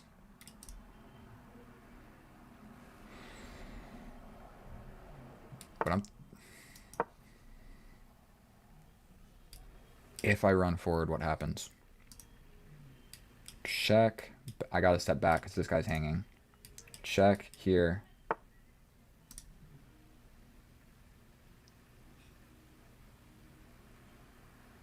And I'm going here. This is covered.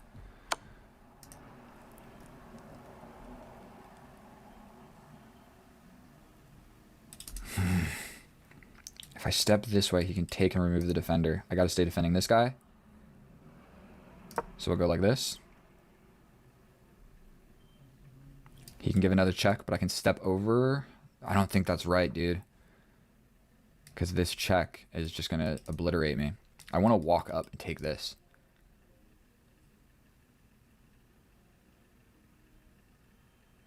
I'm so scared. 1 minute.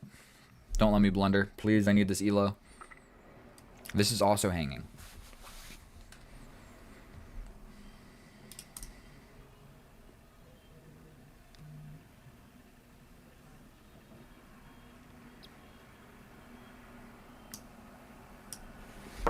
Don't know what he's going to do. He's probably going to give me this check, so I should be preparing for that. If not, I'm taking this or this.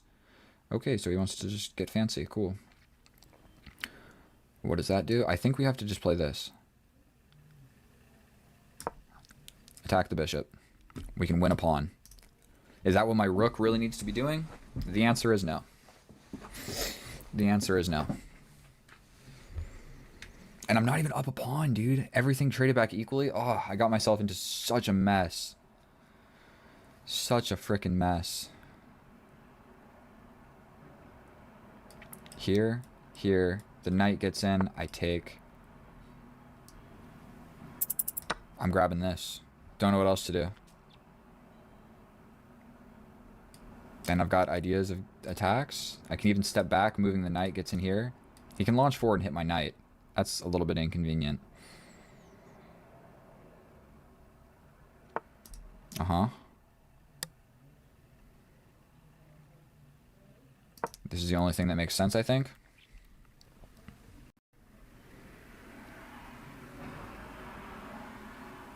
Then I'm going to try and jump this way. He's got like rerouting ideas that I don't love. I'm so scared, dude. I need this elo. This is my next move if there's no check.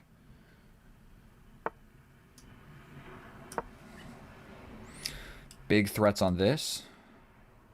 You need to defend, no? Big threats on this. Just trying to grab some pawns. If I can grab one more pawn, I'm so happy. And our knights are like at a standstill here. I'm looking at this. Taking this pawn. Taking this. What did that do? Going here. This is the next idea. God damn it, he's gonna pin me.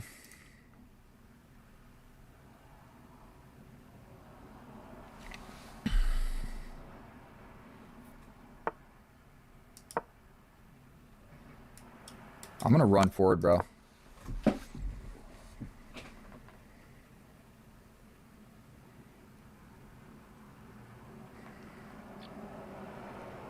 $59 seconds.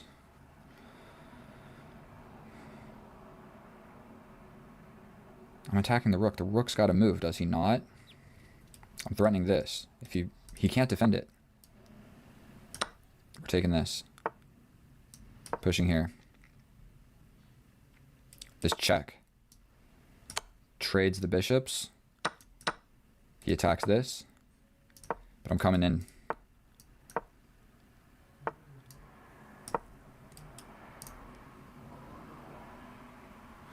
"24 seconds against 30. I'm in a completely winning endgame.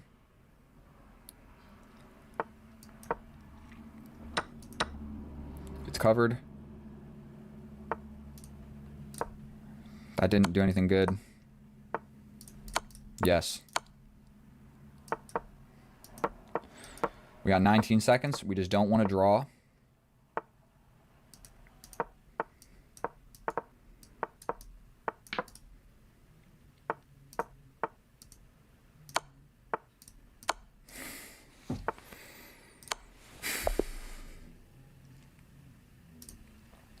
And here we are in the analysis, and I don't know how to feel about that game of chess. I had a sloppy performance at best. And so that pawn gambit line for sure worked on me, because look at this. Shortly out of the opening, I have a -5 position. So the rest of the graph is kind of in my favor, but I was definitely struggling for a little bit. And so I played 87% accurate, 1 blunder, 1 mistake, 3 inaccuracies. Not my best, not my worst, but whatever, we got the ELO. So we go into the Carl Khan, where he goes with this pawn gambit line. And you know what? I might stop accepting this gambit, dude, because it gets you into some trouble. You take the pawn, but then he has 3 pieces developed versus your 1. A couple moves later, those pieces start developing all over my side of the board and make me blunder. This looks like just a natural development move, but it allowed the rook sacrifice, where really if I take back, he can hit me with a check. My king has to step over. The bishop just claims this diagonal. I have no more light square bishop to counteract this entire diagonal. Like, boom, that's his. And this guy is safe. And then I'm supposed to develop my queen, but he can really just play so many different moves, and I'm cooked. I can't castle. This rook is never getting into the game, and his pieces are just ready to swarm me, okay? So thank God I jump forward and tickle the bishop, and he gets cold feet, and he steps back. Now I can grab the rook, but I believe I castle. Oh, I go for this check idea. I can't even remember again. I'm recording this like an hour later. We go for this check because I calculated take, attack, I step over, and if he trades, then we have an equal-ish position. That's what I looked at the position in the future, and I said, that looks about equal to me because we got the queens off the board. And not to mention, this is still an issue, so he'll have to waste a move saving that rook to somewhere that's safe. Okay, I don't know where he'll go, but he'll go somewhere. And to my luck, he trades the queens. If he would have stepped back with the rook, it's still +3. He has a huge attack. The rook is no longer under threat by this pawn. This bishop is still a god. This knight is still annoying my position. My queen is kind of loose and not really all that well defended, only by this knight. And so he trades. And now we have an equal position. But I saw this, and I said, oh, I'm completely winning. This is hanging. This is hanging. This is hanging. What you gonna do? You can't save everything. So what he does is he starts taking stuff. Here I decide, let's take the rook because it's more valuable than the bishop. I guess that's the correct game plan here. And he gets freaky with the knight, but now it's not a fork. It's just attacking the rook. My queen is gone. You really need to be worried about this defended fork when you have a queen and a rook. But I don't have the queen. So I just step over with the rook. He gets out of there, and I go ahead and just give up the rook for his 2 pieces. Giving up the rook for the knight and the bishop, or 2 bishops or 2 knights, is generally advisable because it is 6 points of material versus 5. So it's generally good for you. Here, I make a couple moves. It's not the greatest, but we're getting active. We do take the pawn, and I'm just kind of saying here, like, I might just try and run somewhere with the king, all right? If I can get out of this pin and not step over into these pins, like I don't want to deal with this. This pawn push is just a straight up threat. I just lose the knight. So I was like, if I can kind of make some running around moves with the king at some point, I'll be all right. So I run with the king towards the middle of the board. Brave move. I get hit with a check and I step back. I'm not that brave. I got scared. So I go for it again. And I was like, is he really going to repeat? I was going to run this way this time. If he repeated, I was going to just be brave and go for it. We jump forward with the knight. This is a beautiful, beautiful square for my knight. And please do not forget, it's still 4 pawns against 4 pawns, so I'm not even winning anymore. It's a 2-on-1, but I'm frozen. I can never actually advance. So his 3-on-2, those are terrible arrows, is better than my 2-on-1, because my 2-on-1 sucks. So I got to actually win this pawn So these guys become connected pass pawns. Okay, so we make some moves. My king has literally shuffled back between these two squares like 3 times now. I really don't know what I'm doing. I grab a pawn, and now officially we are up a pawn. I jump back with the knight because I'm scared. I didn't want to jump this way. I just didn't see how I move forward in this position. Like I was like, what am I really doing here? What am I really doing? I got scared, and I had 59 seconds, and this move is safer. This move is way more complicated, and sometimes in chess, you got to look at it and say, I got 59 seconds. My opponent has 2 minutes.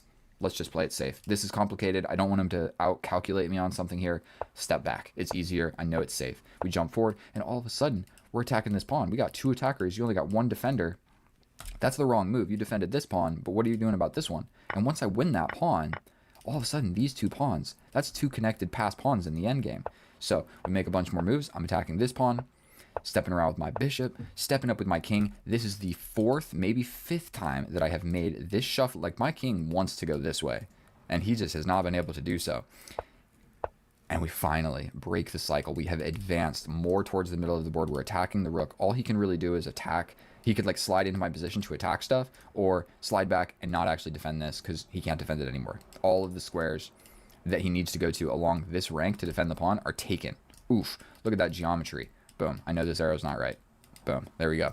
So we grab the pawn. Officially, we're in an endgame where I'm up a pawn. All I want to do now is trade off into a rook and pawn endgame. I'm up 2 pawns, 3 pawns. What am I talking about? I'm up a huge amount of pawns here. All I got to do is not blunder, and we're good to go. So I slowly start inching my pawns forward. I guess this is just straight up hanging, but I had 24 seconds. So he had 25 seconds. So we're getting into flagging territory. And what happens here is he shuffles once and he hangs his rook. What he was really doing is he realized how lost he was here. So sometimes just a Hail Mary, just attack. Like, if I don't take you, you take me. And then you're actually like drawn. Let's see. Say I step over. It's still, yeah, white is winning here. And then I'm in a lot of trouble because he's going to figure out how to get my stuff. I can't really advance it. You just take it. So thank you so much for watching. I hope that analysis wasn't longer than it needed to be. I love each and every one of you. I'm trying to get some more content out here for you guys. I was traveling for a week. I started a new job. So back to the chess. So these are my subscribers for the day. I would love for you to be one of them. If you have any constructive criticism or anything about how I should make my videos better, just let me know. If you want to play a game with me, just let me know. If you want to send me $1 million in Bitcoin, just let me know. I'll see you in the next one. Get out of here. Bye.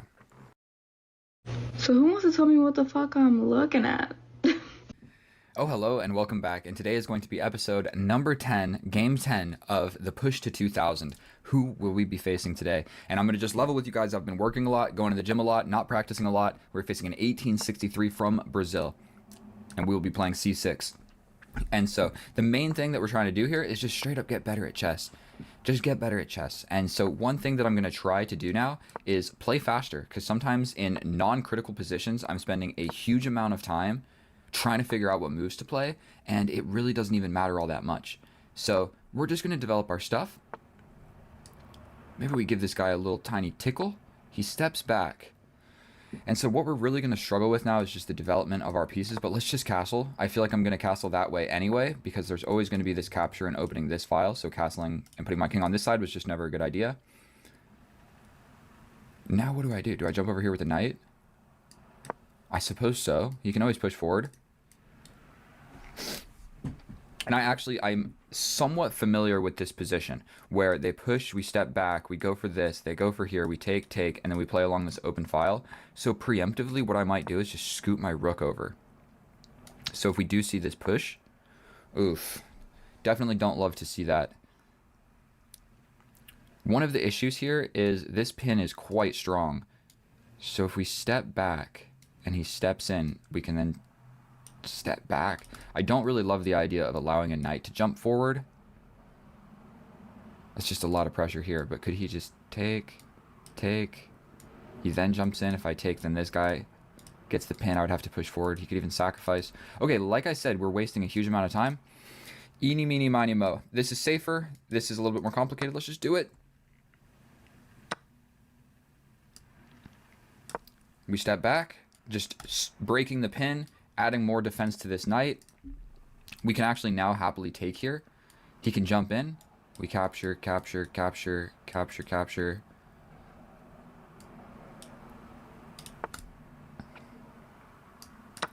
think we're going to attempt to simplify stuff. So he's attacking my queen immediately. We do got to just capture back. This is a risky move, but we're going to attack the queen, defending checkmate. He attacks the rook.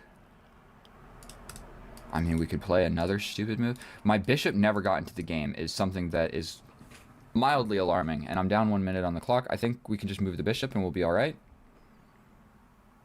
Now the rooks defend each other. That's the reason we're getting the bishop off the back rank. And he's like, ooh, that opens up the position. I think capturing is going to be decent. I can't capture this way. But we can always just capture this way. I think we can do this.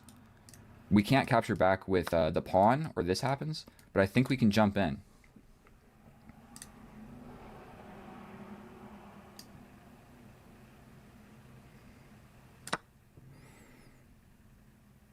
There's no fancy stuff here. Something like this would work, yes. But what if I just step forward?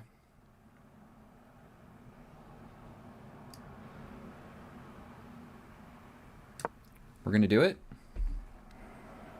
7 minutes, 38 seconds. Dude, still a minute up on the clock. Definitely don't love that move that just happened right there.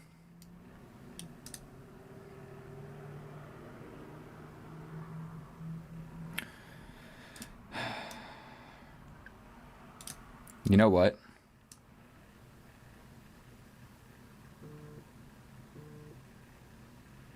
We're doing this, just lining stuff up on the queen. His queen is a little bit offsides right now, if we're going to be completely honest. Yeah, so he attacks this pawn.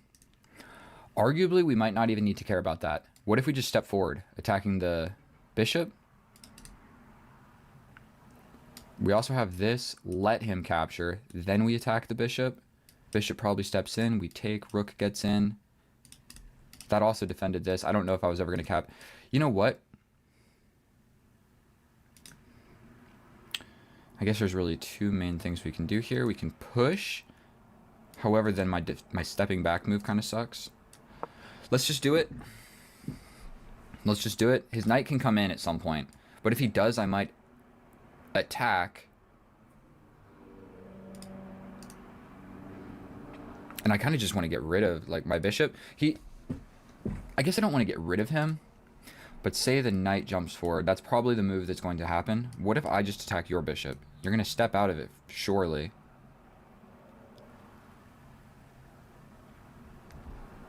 A sacrifice will never work. The bishop just comes back. Yeah, that's the move that I kind of had to be preparing for. And if I go here, he's just going to capture. If I capture back, he does win this pawn many different ways. If I step in, he captures, and I take back like this and get a weakness. So, eeny, meeny, miny, mo, I think we're just going to step all the way back. Super weak and defensive move, I know. But what else was I supposed to do? And dude, if I win this game, I reach 1900. That hung the knight. Hold on a second. That hung the knight, but he has this check where I step up and I lose. So maybe he's trying to make that happen.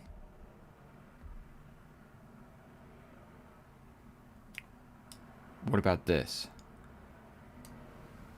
You capture, capture. And I think I might just be losing a pawn there. What if we step over with the king? Or step over this way? Okay, we can't step that way. 5 minutes, I'm spending way too long thinking about this.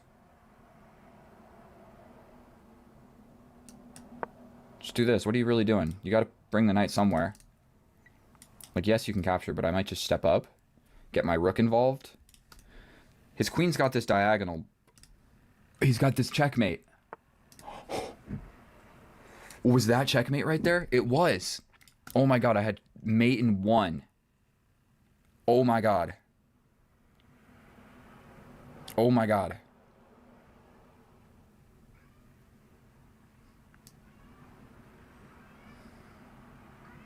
I'm playing this. Dude, there was mate in one.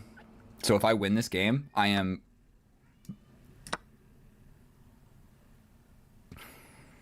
That's a good knight. Like, this is a weakness. But for one, I can grab this. So you might have to deal with that right now. My knight is uber defended, so he goes for it. But I think we just take, no? You take back, then my queen gets in.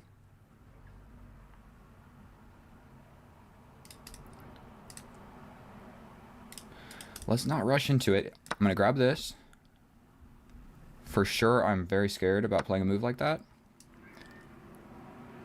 Stepping in. He's got back rank-esque ideas. My knight is also pinned from a move like this. Nobody's defending this guy. And I got a cat meowing. I'm going to let her in. Come on, bro. We're making the push to 2,000, boys. Okay, that move signifies to me that he's scared. I'm up 2 pawns, so all I have to do here is not lose on time. This move looks strong. What if you slide in? I go here, no? Your queen can't come that far off sides. I attack here. What are you going to do? What are you going to do? If you threaten mate, I just take away the double defender. I think this is the move. It also opens up my rook. Is there anything better? What about just this? Threatening take. And if you take, then this is mate. Ugh. The reason that I don't like this move is the queen is attacking me from like all the way across the board. So that's not super fun. So this seems like also a threat. Okay, this is a double threat. We go here. If you go here, I sacrifice. Queen takes back. And I lose. So this.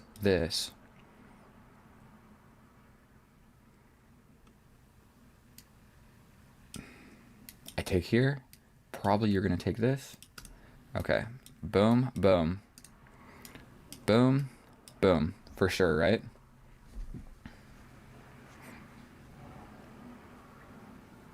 I mean, I just take here. If you take my pawn back, I take the bishop back. You take my knight back. Also threatening this. Boom, boom. What else is there? Do I just step forward? Or is this better? You hate to play a move like this, but I'm just going to do it. I couldn't figure out what to do. I like keeping my knight in the middle of the board here. Just plugging this. I should be looking at how to attack. Really, I should be looking at how to trade these queens. If I trade the queens, then we just win the game. And right now, we are threatening the bishop. So he has to move the bishop to either here or here.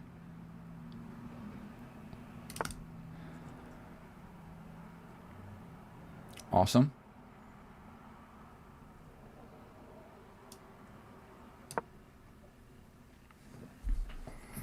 Defensive queen. Oh my god, dude. I'm so sorry, guys. 2 minutes and 33 seconds on the clock, and that's how I lose. I lose 16 elo. This is going to be a long push to 2,000, boys. Dude, I hang mate and won. I defended against literally that threat earlier. Oh. A million moves I can play here. This is fine. This is fine. Even running is probably fine. This is probably fine. It allows this, but dude, I just like step back. I don't even need to defend. Oh my god, dude.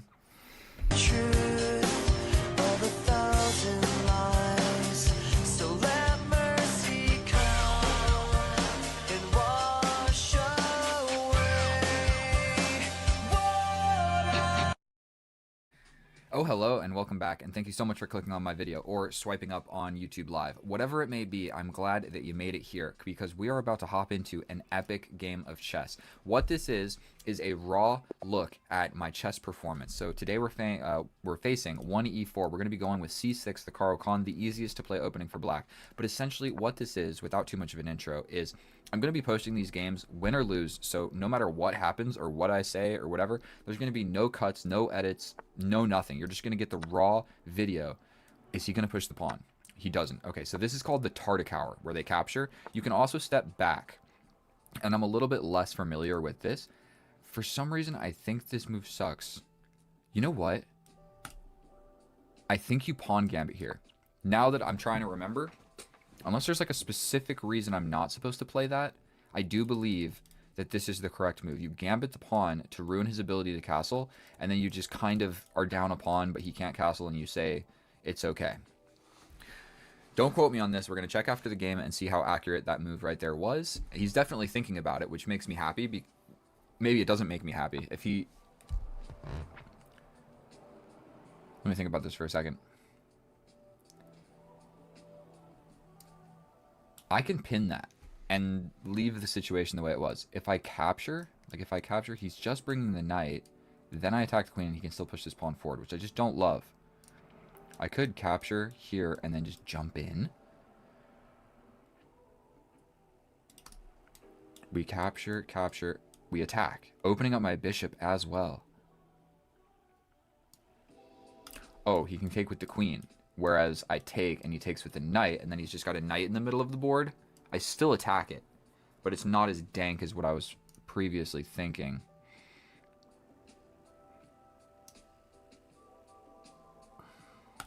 He's gonna bring this bishop with check.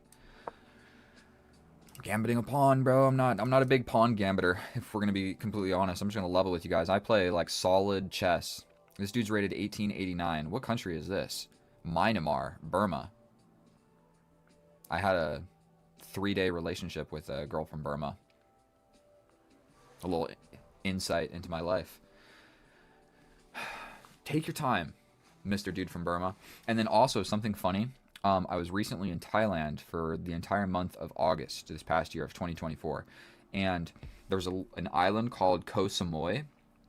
And there's a whole bunch of people there that look Thai, but they're actually from Myanmar. Because Myanmar is a country that's going like through a bunch of civil unrest or whatever. That's what they told me. I did zero research. This is just what the locals told me. Their country's not doing so hot. So they move to Thailand for a better life. And they go to these little tropical islands and just hang out there. I know I'm not talking about chess, but it's strange because you would never know that they're not Thai. Okay, so there's the pin. If I take, I'm just allowing this. Maybe I just pin back. I might just allow this. We're going to have an isolated not queen's pawn, but that kind of opens the door to this. You can take with the queen. I can't take back. That's scary to play though, and also it allows this.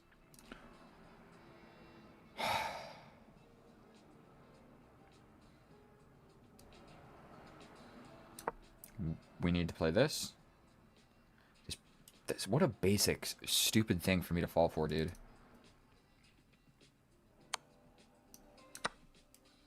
This pawn gambit, dude. This pawn has just been sliding across the board, getting gambited. Doesn't matter which way we're going here. But if he doesn't take, I mean, I can capture back. Or capture back with the pawn. So he has to push or capture, and I think capturing makes the most amount of sense. But he will lose the right to castle. He will take back. I will take. He will have a ruined pawn structure. This pawn will be weak, but I don't think there's any possible way to defend it. And I just step forward. So I don't think I'm completely cooked. I'm going to go down a pawn. Might be going down a pawn, but he might be going down a way to castle. What if he just tries to... He can't go anywhere with the knight. This knight is a little bit frozen. What if he pushes, though? Then I just take. Okay. I think we're going to go down the line that I just discussed. Almost certainly. Let's think about this for a second.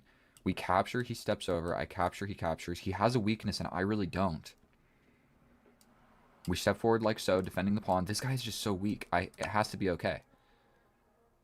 Has to be okay. This guy, how often do you ever see this? Dude, we got flip-flopped pawns. My pawn's going this way. They're running away from... You never see this. That's pretty rare. What do I do? That was the original idea. Just, you got a chance to make a weakness. Let's just do it. Don't see a reason not to. This guy's definitely coming forward. I think activity. Like, I think I'm going to be able to grab this pawn. Unless he plays, god damn it, this. Then I attack. Then you push. We're going for this. I'm going to have this if he pushes forward, which is a fork. So he's going to just have to let me get this. Getting crazy might make the most amount of sense, but we got a lot of weak pawns all over this board, dude. And when it simplifies just a little bit, we're going to have this 4 on 3 against his 3 on potentially 1. Okay, so like I said, we are going to be playing this move. He could step back here and try and fix his pawn structure. But I might just step back. But that's like a hardcore threat on a very serious piece. So he plays that. That enables this. Okay, what do we take with now? The rook or the knight? The knight's in the middle of the board. We take... Don't see a huge reason not to do it. He can bring his knight. What if I play this?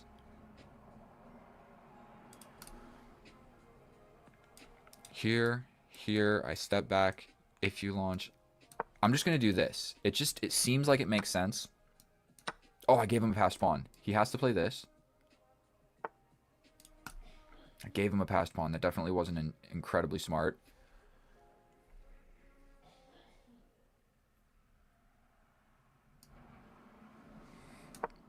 Blockade with tempo.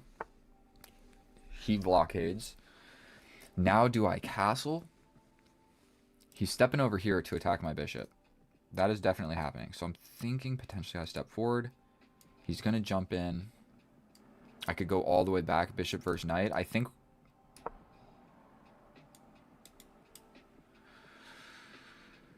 I could just let it fall.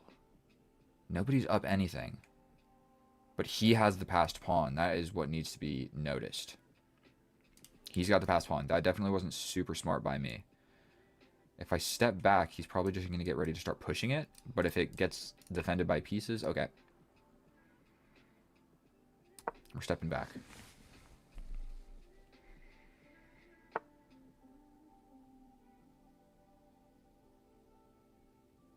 I can kick this dude out of here. He'll step over here. I can chase him out of here.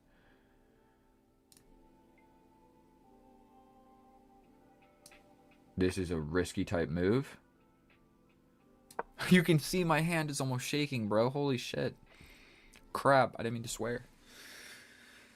Okay, 5 minutes against 5 minutes. We have an end game to play, my friend. If this happens, I'm hitting you. You're stepping back here, and that is not the most fun to be in spot. He's going to have to reroute quite considerably. I can definitely step over, exchange the rooks. He'll just bring this rook. I'll step back up. But his king has to stay guarding this. If he plays this... Okay, that is kind of what I assumed, right? I didn't even think about that. I calculated this previously, and I just felt like it was okay.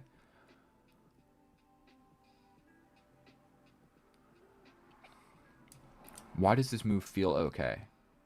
Capture, capture, check. I step up. I mean, I can't let him just have the open file.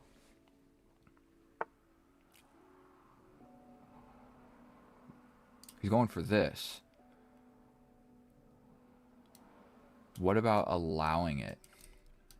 We give him an attack. Oh, actually, we hit him here. If he hits me with this check, I have to stay guarding. So let's trade this first.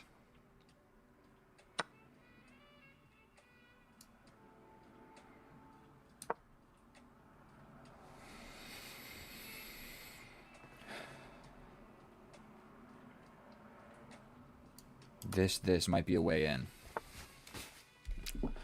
Just unless it's not. No! That's a pawn. Not only just a pawn, it's this one. And those are the most important pawns. Damn it. He grabs this. I grab here. He takes here. I take this. He takes this. I think that I'm just losing. I push in, go here. I go here. Damn it, dude. I can kick. God damn it. I think I just threw it away, guys. Why did I just... All I needed to do is push this pawn forward, and then I can go for the pin.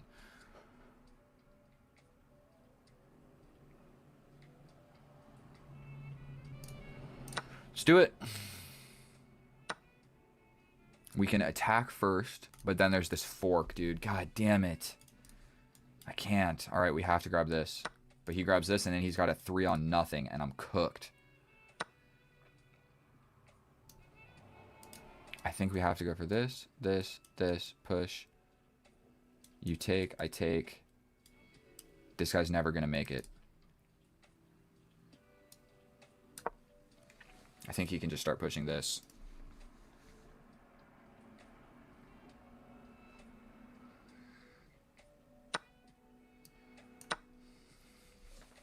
Never give up, but you got to be reasonable sometimes.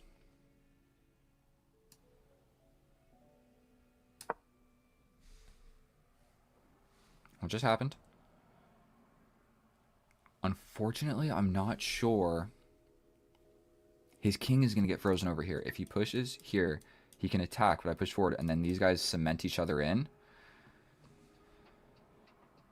But the king will be here. This pawn's never going to do anything. I could start pushing this one.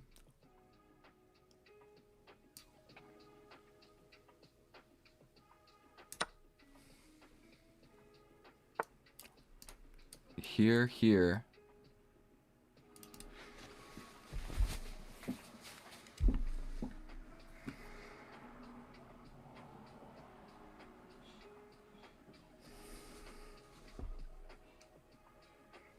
This got tense real quick.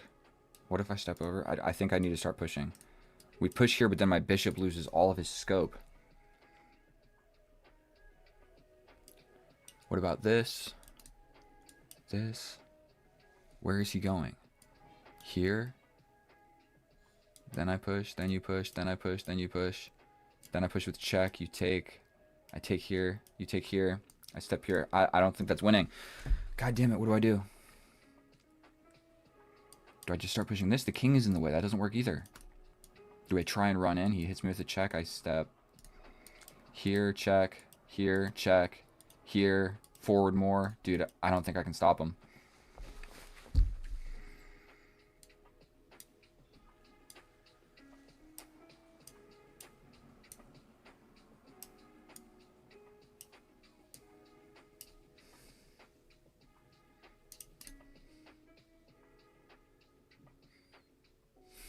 Every single piece in his position is on a light square. I think that I'm just losing. I cannot figure this out. Man, my mouse is glitching out. Boom. Boom. Here, here, here. Say he plays this. I step over. It doesn't work.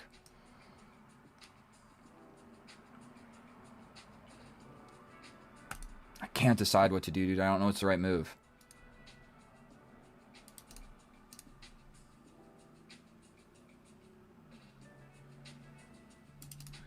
Here, push. Say I take. I step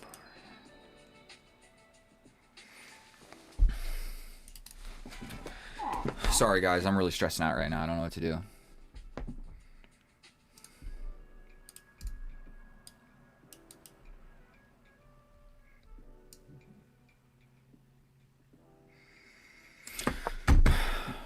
Fuck, dude.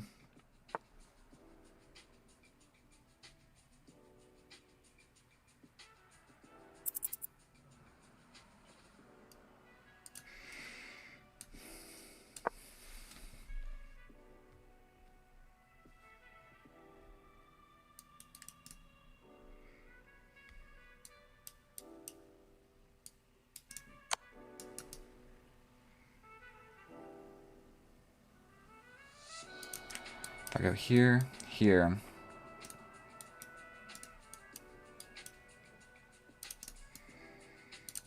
I think he's just going to push through and there's nothing I can do about it.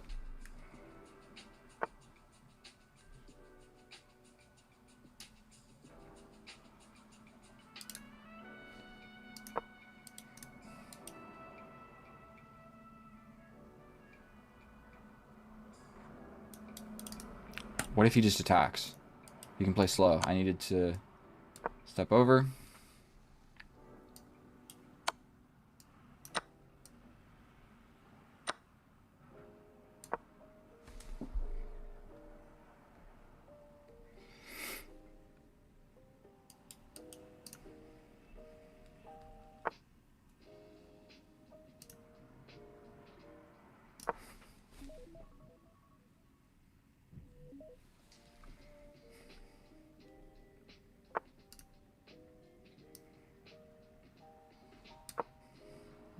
this.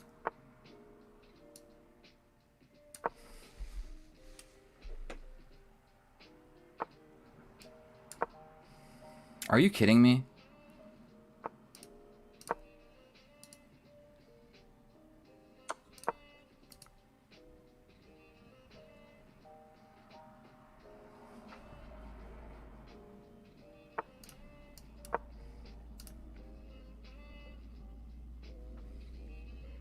I'm calling nonsense on this.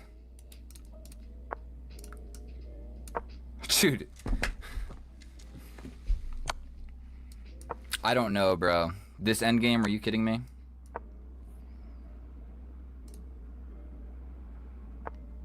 I was a little too accurate in that endgame, bro.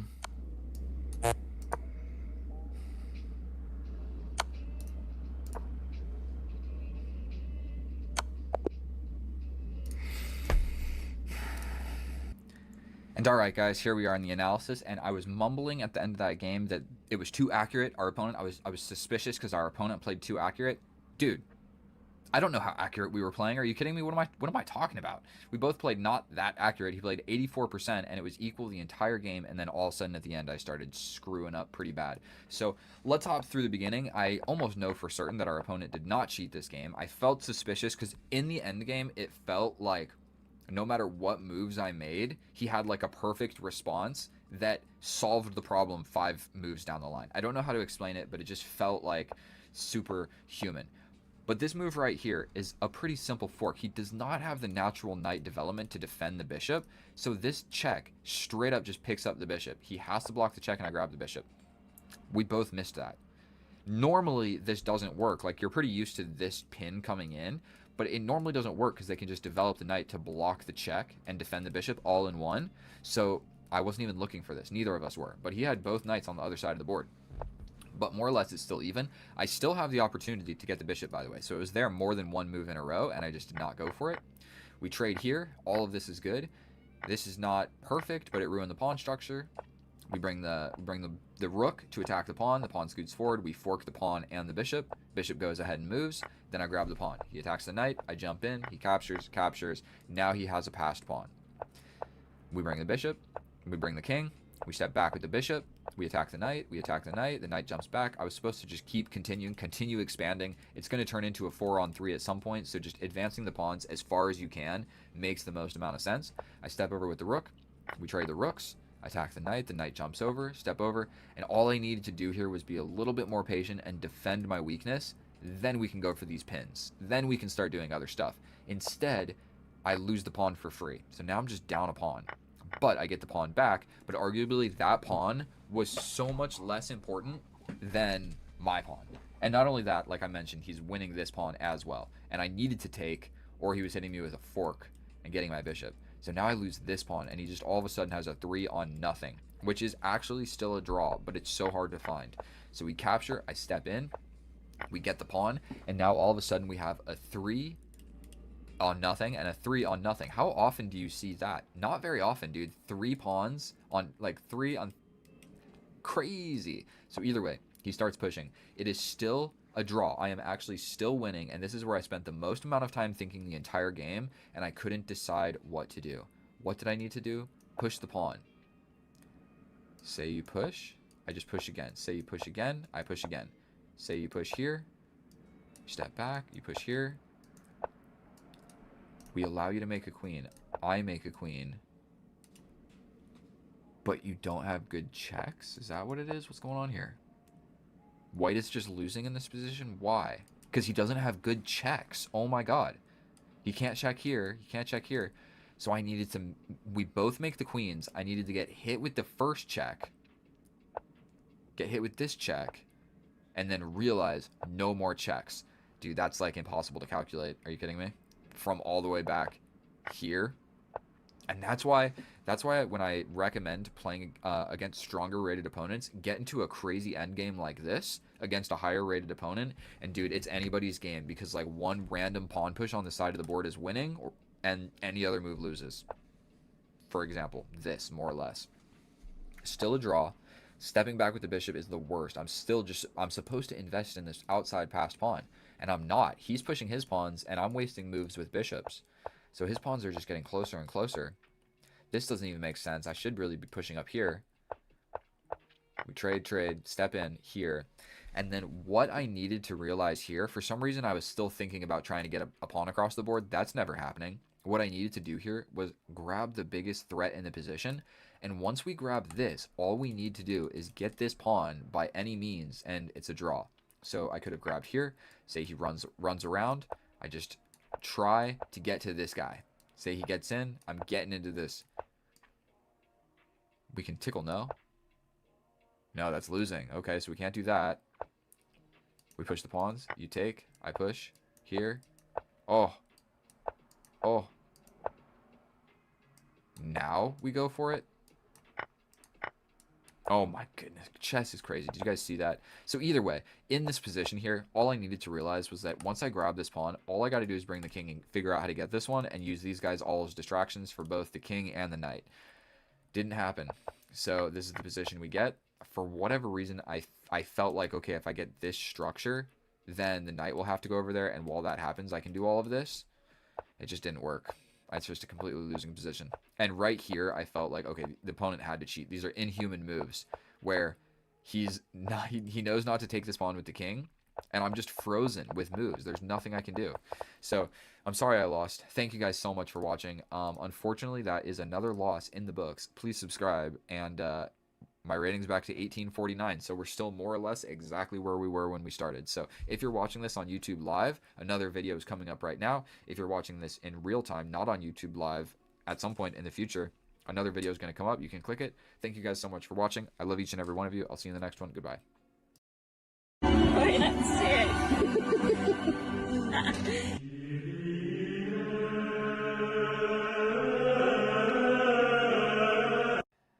Oh, hello, and welcome back, and thank you so much for clicking on my video, my fellow chess enthusiast. In today's episode, we are playing game number 15 of the Push to 2000, and recently I have sustained many losses. And so the main thing we're going to focus on two things here. The main thing is if I lose, not getting upset about it, because, bro, I can't be getting upset over a online chess computer game. Two, we're going to try and get better at chess. In the advent that we do not get better at chess and I lose this game, I'm going to do my darndest not to throw my phone against the wall or smash the computer or whatever it is. And so we are playing the Carl Khan. Will we have the exchange variation, the advanced variation, the fantasy variation, or the Tartakower variation? Those are the variations that I can name off the top of my head.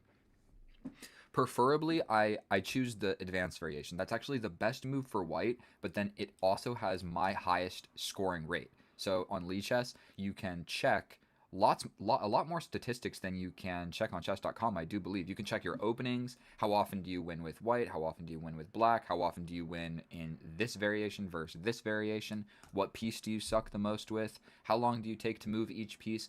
You guys should be using Lichess. The only reason that I am playing on chess.com right now, for all of you fine gentlemen and my one viewer that is a female, because the ELO system of chess.com is that has been adopted by the masses. So when I'm talking to some beautiful girl at a bar and she says, "What's your chess ELO?" and I tell her 2000, and then she says, "On chess.com or Lichess?"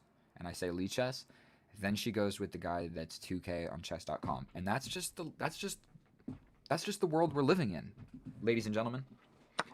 Dude took forever to make a move. I think he was probably talking to his girlfriend. That's why I don't have one. She's not gonna distract me from winning. All right. I believe that I bring this knight first, although it probably doesn't matter. Knights before bishops. We do want this bishop out. This is my pawn. Obviously, this is my pawn. I've got 7 of them left. We might give this guy a little tickle. We might give him a little tickle. If he captures, we get a pre-move. If he steps back, let's start thinking about what we do. One other thing, on Lichess, dude, the pre-moves actually make sense. Okay, so if I step forward, he's stepping in. I don't want that to happen. This looks fancy, but he just brings the knight. And I accomplished absolutely nothing. If I chase the bishop, I'm really overextending my pawns on this side of the board. But you know what? I think I'm supposed to allow this. Okay. I don't want to lose my time advantage. I have a 1 minute time advantage. He's stepping around. Now his knight stepping forward. Okay, let's just develop a piece. I know that that move can't suck. It's got to be a halfway decent move. I guess we maintain the pin. Is he going to launch his pawns this way, and I've got my pawns launched this way? That makes him castling this way not so comfortable. My audio is good and everything. Cool. My hair looks great. Just kidding. I used a blow dryer at the gym. I got a new job, and they have a gym there, and they have a... I'm just going to develop a piece. They got a gym there, and the shower and everything is so nice. It's like arguably better than the shower at my house and at my gym. It might be the best shower that I have access to. This place, it's like luxurious. And then I work in a financial office building. Everybody leaves. Nobody's in that gym. Nobody's in that bathroom. I got the whole bathroom to myself. I'm playing Karol G on my phone, having a good time, working out in the gym alone, just making a mess. Weights everywhere.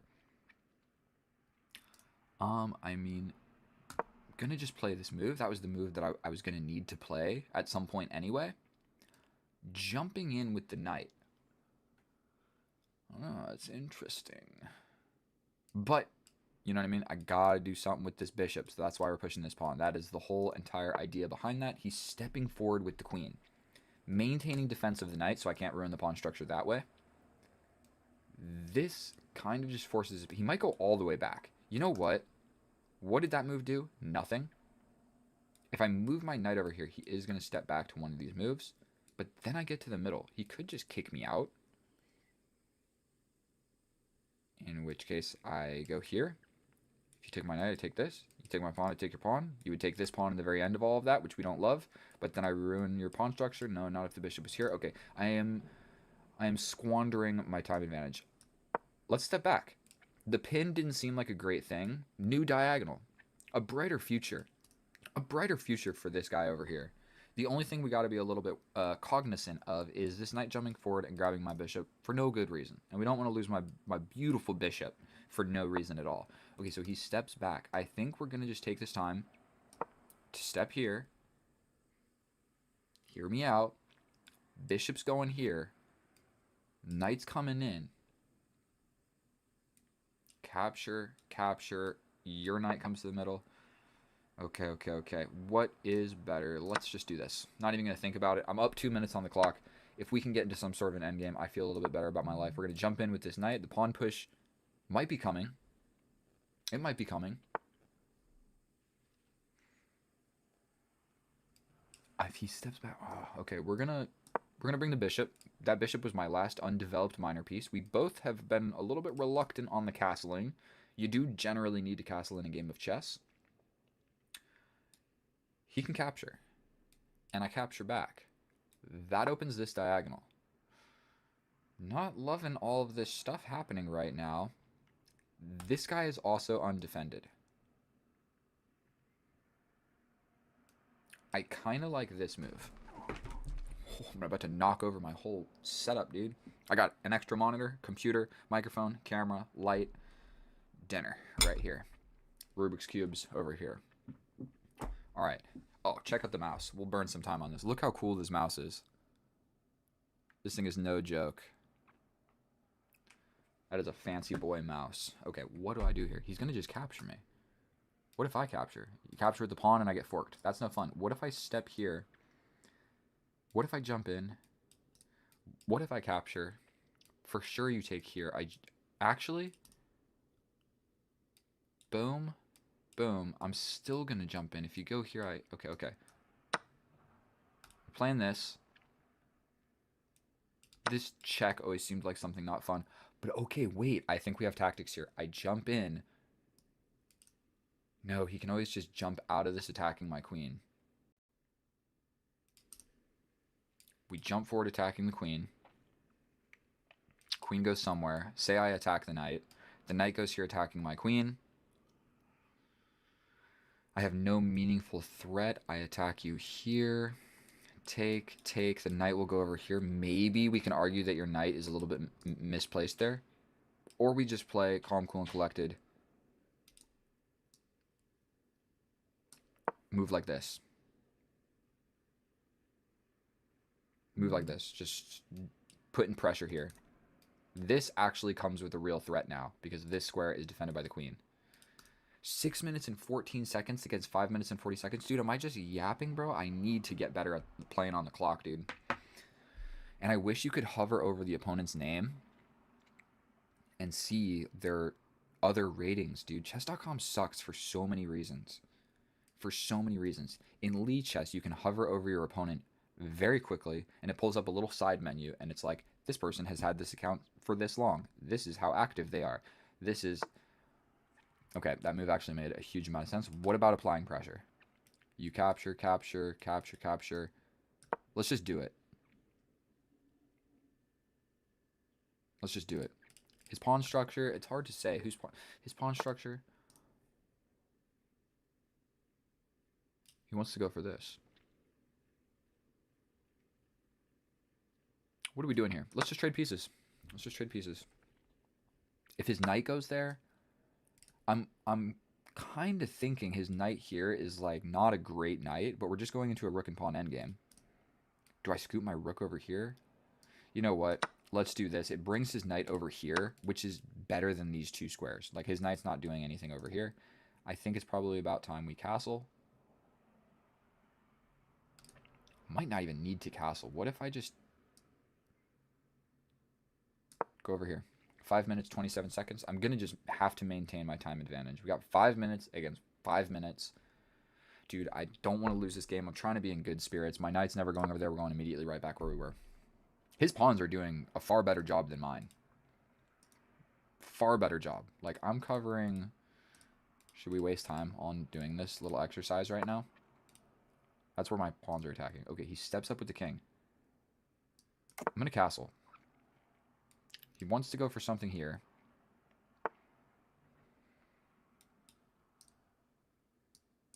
We're going to bring my rook.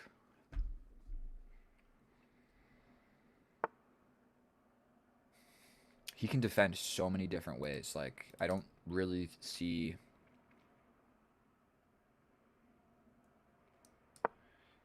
Instead of spending a huge amount of time, like, you play a move, I'll play a move. We are going to go into this endgame together, my friend. Completely equal, but one of us is going to lose. That is all I know. This is a complete draw for every grandmaster in the world ever, but not for us. Not really sure what my knight's doing over there. I didn't see a way forward any other way. A move like this would make sense. And I think my rook essentially applying pressure here probably makes sense. If his knight goes here, I'm just going right back where I was. His knight can't arrive to either one of these squares. We would have to trade for it. Like this. Probably the rook comes in. I double. Let's just double. What are his pawns doing over here? That's an idea. Attack my guy. Can't step up. But you play... Here, push. If he pushes, I take. I like it. Here. I can still push. Take. Okay. I think trading off the pieces with the idea of this pawn push is going to make sense. We push the pawn, right? If you capture, I just win your rook. If you push forward, I capture. We're going for it. He could just step back. But then I get this guy. God damn, bro. We capture. Then he's got a 2-on-1 in this endgame. Capture. Say I capture. His king steps in, and I think that I'm just losing. He still can't take. So what if we defend? He still can't take. Because then I'm winning this guy. So I think I'm maybe 3 minutes against 4 minutes. Like I mentioned earlier, one of us is losing this game of chess. That gives me a passed pawn, but I have no way of actually doing anything meaningful about it. Still, if he captures, I have this idea. But I think maybe bringing my king is like what I'm supposed to do here. These are the hardest parts about chess. I mean, if I capture, you go here. I can never do this. It just doesn't work. Bringing the king. His king is active. We traded so many pieces. For a second, it was like maybe your king's weak in the middle, but no, his king is active, ready to come eat this pawn if all of this happens. And it's hard to say, like, say he captures, captures, captures, here, captures, but we don't trade everything. Maybe we trade one rook, but then we step over for this pawn. I think we step up. You step here, I step up. You capture, I capture.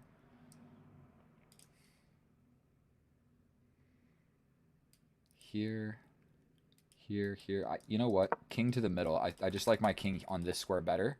Potentially even like 2 minutes 46 seconds, 3 minutes and 27 seconds. Dude, I do not like this dude at all. Not even slightly. And I have no way of really getting my king anywhere. We just play a move. And I'm only winning by 30 seconds, dude. But we're getting low. Low time situation. Oh, I don't like this move. Push forward, here, here. I don't like any of these moves. Do we grab this one? Let's do this. If he takes with the rook, I think that I have ideas. No, if he takes with the rook, this is still a thing I'd have to take. And if he takes... He could throw this in first.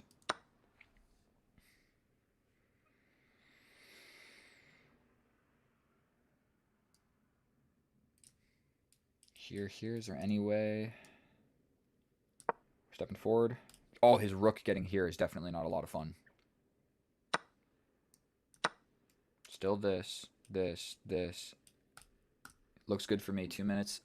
2 minutes against 2 minutes and 40 seconds. I'm like really just thinking about the clock here.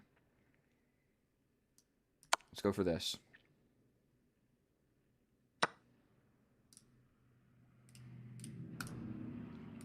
We could step here. If capture, capture, capture here. He's got this passed pawn, and my pawns are fixed on this side. Okay, that's actually a huge thing to note. Boom, boom, boom. I think I'm just losing that endgame. I think we trade one.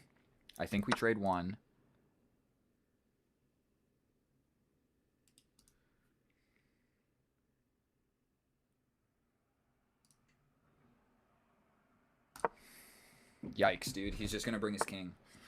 Terrific. Love to see it.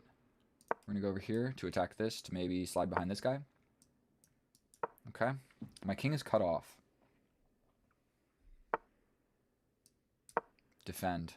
And we're tied. We are tied.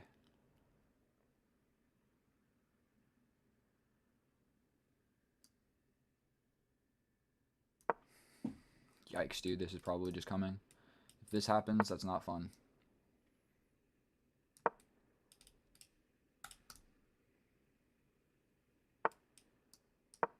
Still a draw, I believe.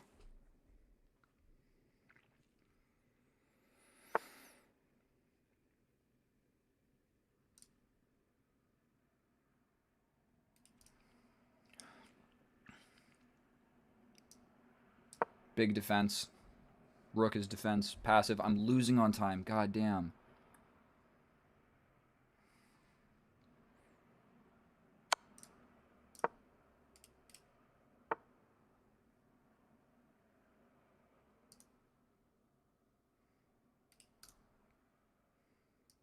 Dude, I don't know what to do.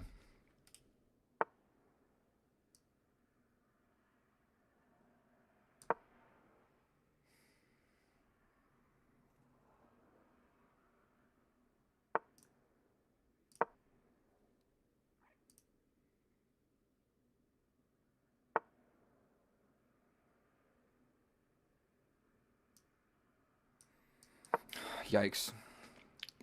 Lost a pawn. Terrific. Lost a pawn. Terrific. Dude is just like slowly but surely ruining my goddamn day. I'm gonna lose all my stuff. I have no good way into the position either. 54 against 56, dude. God damn.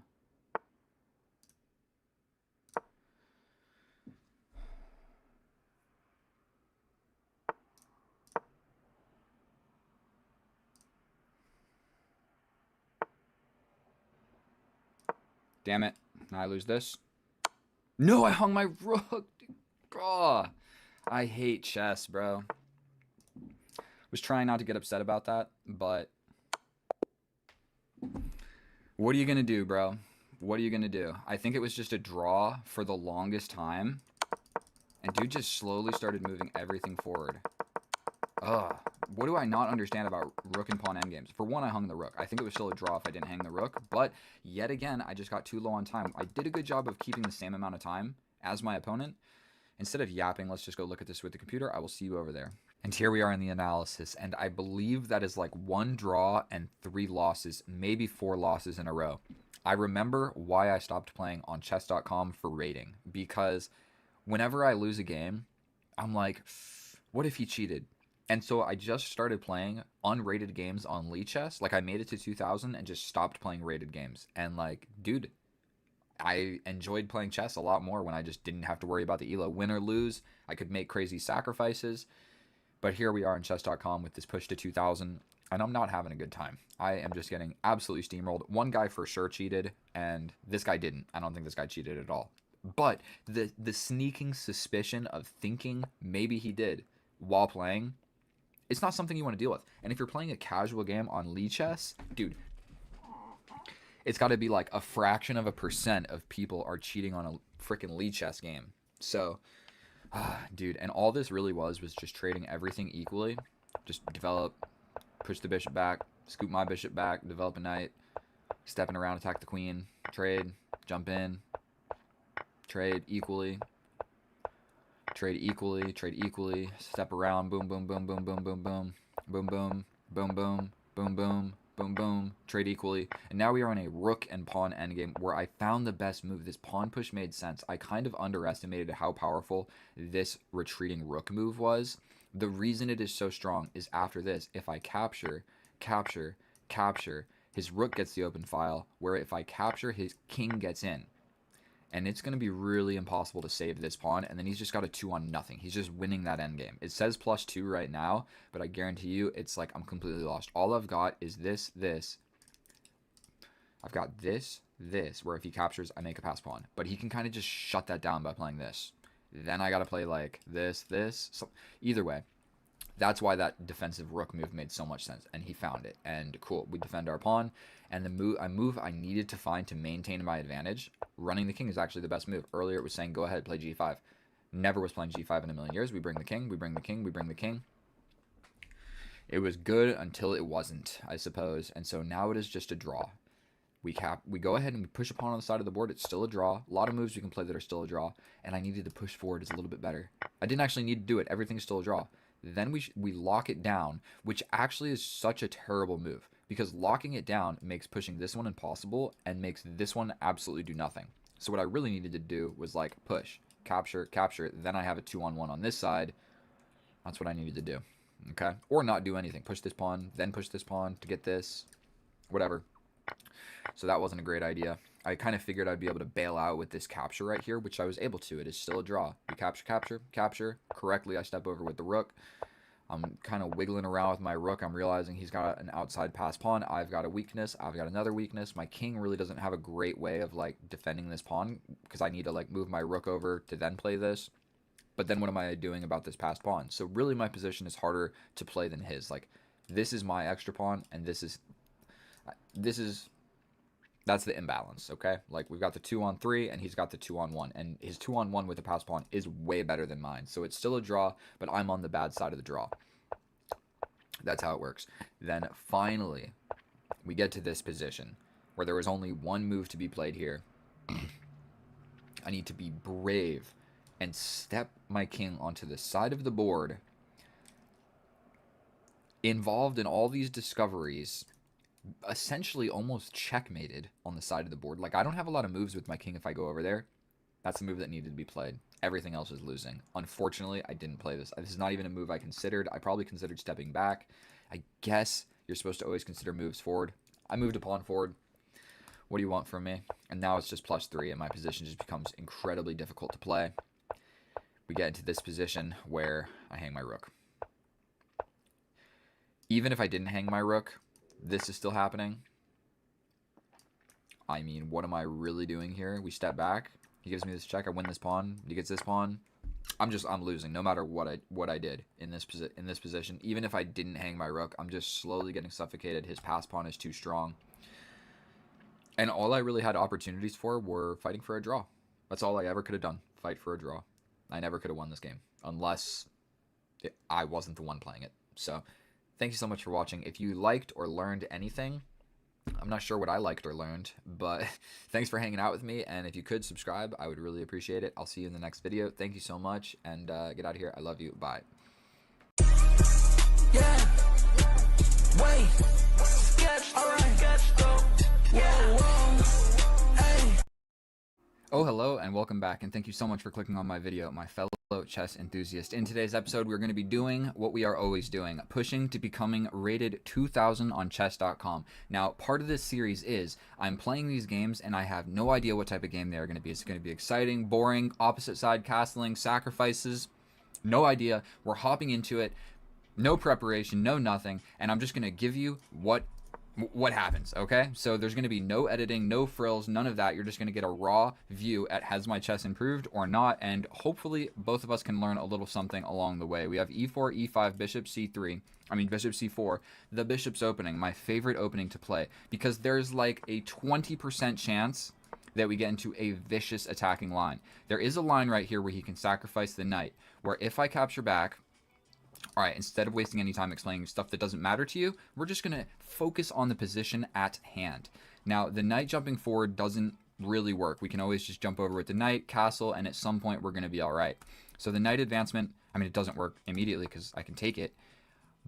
He doesn't want to get pinned.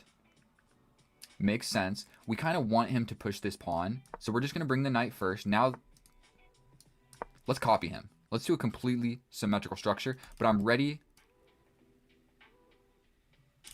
God damn it. This clever bastard. God damn it. That's actually a great move because I was going to go for the bishop. He's also prepping a push in the middle, but I was going to go for the bishop that is thwarted by this little queen check. But if I castle, then it is no longer a thing. So he can step back with the bishop and preserve, not the bishop pair, but preserve his bishop for not losing it for no reason. The drawback of this is that's a natural development square for your knight, and you definitely don't want to put your knight in front of your bishop, so probably this move is going to make the most amount of sense. That move also makes a lot of sense. We're not going to think about it. If you launch a pawn on the side, I'm launching a pawn on the side. You want to play moves like that? I think we're just going to challenge this. This bishop is staring at my king, and I just don't like it. So maybe bringing the queen. Yeah, something like this. But I'm going to just do the same exact thing as him. The knight can get in, but it doesn't threaten anything immediately. I'm not sure. Like, it's a good square for the knight, that's for sure, but I'm not going to cry about it. We have a completely even position. Probably the bishop's coming, or he can be a little bit more passive. I'm not really sure if that's more passive. I'm kind of doing the same thing. If he castles, then my bishop is looking right at your king. So he could just castle, then bring the bishop. Then if I take, he takes in the center. If he ever takes here, I take in the center. And then we have this little conglomerate of pawns. Okay, so he wants to reroute the knight. That lets go of this. So I think potentially stepping forward is what needs to be done here. Let's... What if I push, then you push? I just capture. I could trade. If I step forward and you take, I take, you take. This pawn gets isolated. I don't want to isolate this pawn because my knight's here. I need to push this guy, but you can't really push this guy. What if we just try to trade everything off into a more or less equal endgame? How are you guys feeling about that? How are you guys feeling about that? We have the same amount of time on the clock, but I'm just going to go out on a limb and say, I'm better at endgames than this dude. I hung a pawn.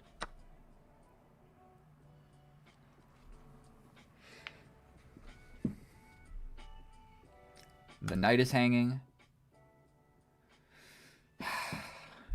You hate to flip and see it. This pawn is also hanging, but if he captures here, he's really getting himself into a little bit of a mess. I don't think I'll be able to trap the queen. I'll never be able to play this. Oh my god, he's bringing the knight. Dude, this is such a good attacker. God damn it, why did I hang that pawn? All I thought about was what did I want. I did not think about what does this dude want. And this dude wants to... What if I push? Defending the knight, but not the pawn. But then I'm just bringing this guy. You step over here, I step over here, you step here. Push. If he captures... Probably I'll take the knight.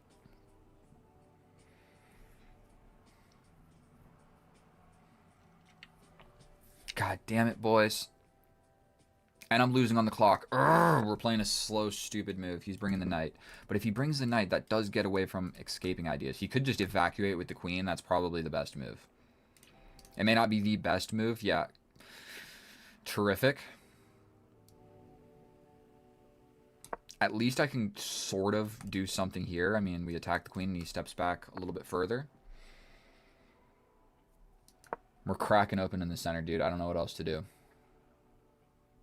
He can for sure push. He hasn't castled, so he still does need to castle. But now I'm just down a pawn, so we're just gonna hold on and say we're down a pawn. I'm down on the clock. I need to fight back, dude. I do not want to lose this game. If I lose this game, I'm back to where I was.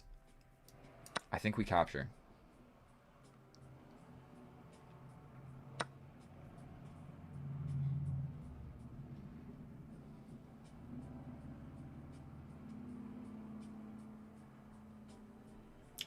This knight is coming, baby, to attack everything.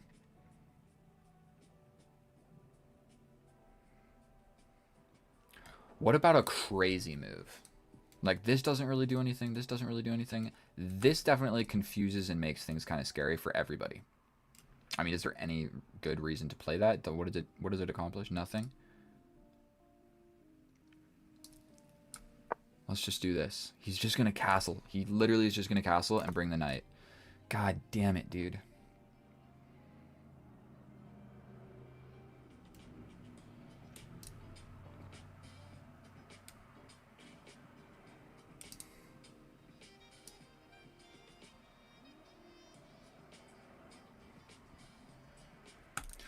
God damn it. All right, we're stepping over. I don't know what else to do.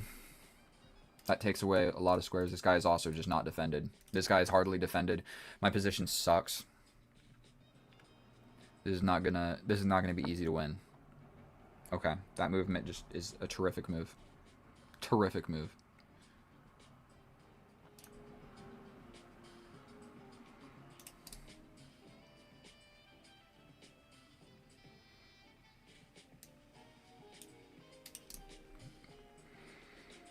What the hell is this Looney Tunes music playing in the background? I don't know what to do, guys. Do we do this? That seems so passive. And then it forces the bishop trade. Don't want to trade the bishops. If I step up, he's just bringing the rook. Let's do it. Let's do it. He's also got this. I mean, and then he has a pass pawn. He could gambit a pawn for the pass pawn.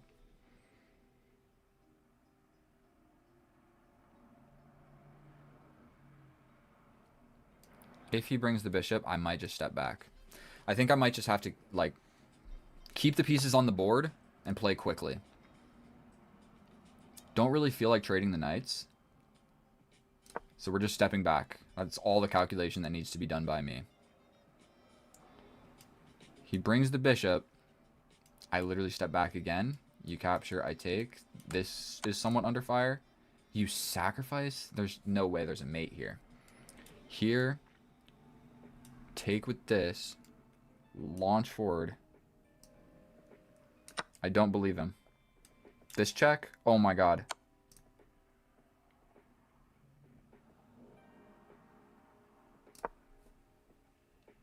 Now he's got this check.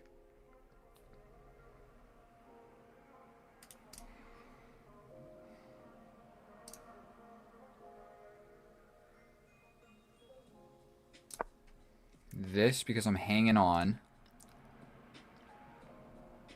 That was a crazy move. I think I could play this. If he gives a check, I have no way to block. If I step up,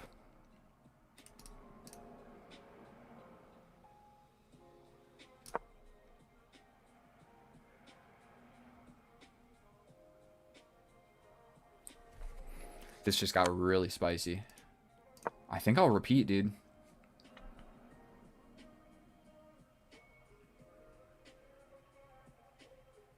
This is a tense moment. That sacrifice was ridiculous.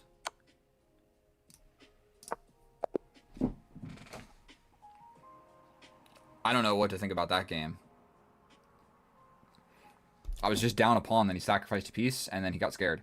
So, did I gain any elo? I think that it just stays the same. I mean, let's review it real quick. I told you guys, we don't know what type of games we're going to get, so stuff like this is going to be happening. There's not a whole lot I can do about it. That is...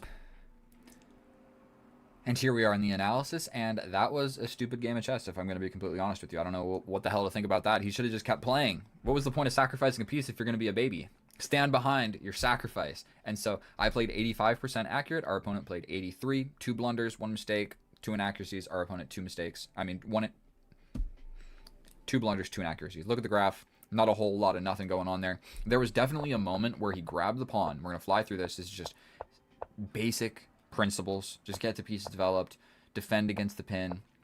One of the best moves is going with this little h5, and the best response is to play h4. So I like that. We got a symmetrical, just about as symmetrical as a structure gets. So I bring this out. He steps back, and I'm supposed to just be brave and go for a pawn break. Like, he hasn't castled, so breaking in the center is advantageous for the side that has castled. And so I didn't see that. I did see that. I guess I just didn't want to do it. I stepped up with the queen. We trade the queen, and we step up here.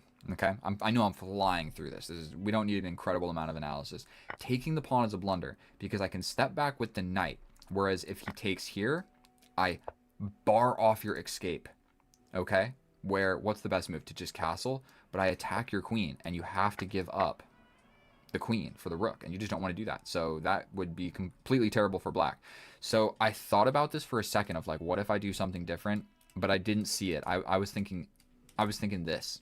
So I was calculating the position like take. I should have calculated the position about what about this, then this. Didn't see it. So it's a blunder, but I blunder right back, so now it's back to completely equal. I'm down a pawn, but arguably this is like one of the least, that is the least important pawn in my position. This pawn is more important. Every single pawn is more important than that pawn. So it's still completely equal. We attack the queen. We go for a little break in the center. Bring in the rook is a decent move, and I'm supposed to trade the queens. I don't want to do that. I'm actually slightly winning here because I just have a lead in development. Like, this knight sucks, this bishop sucks, this knight sucks. My guys are all decent. So I'm down a pawn, but my position is actually better, which is crazy. Stepping over, and now I have a worse position, okay? It's crazy how chess is just like... Whoa, not that. I wanted to step in, take, I take. Whatever, we're not even going to go into it. We trade. Castles, I step over, he brings the knight, I bring the rook.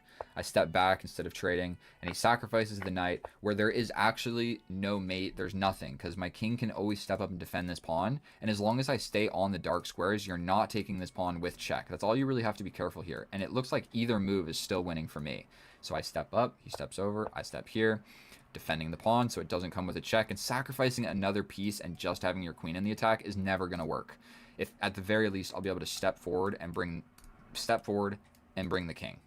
Okay, so we shuffle moves, and that's what we get. So thank you so much for watching. I'm sorry that wasn't super entertaining. You should just go and watch game number 24, because that was a good game. This one, we hardly even made it out of the middle game, so I'm sorry about that. Subscribe anyway. I love each and every one of you. I'll see you in the next one. I'm so sorry, but I have to post this, don't I? Like I said in the beginning, we're posting no matter what, so we're posting no matter what. So I feel bad about doing this to you guys and myself, but just know the rest of the games are not supposed to be like this. Ladies and gentlemen,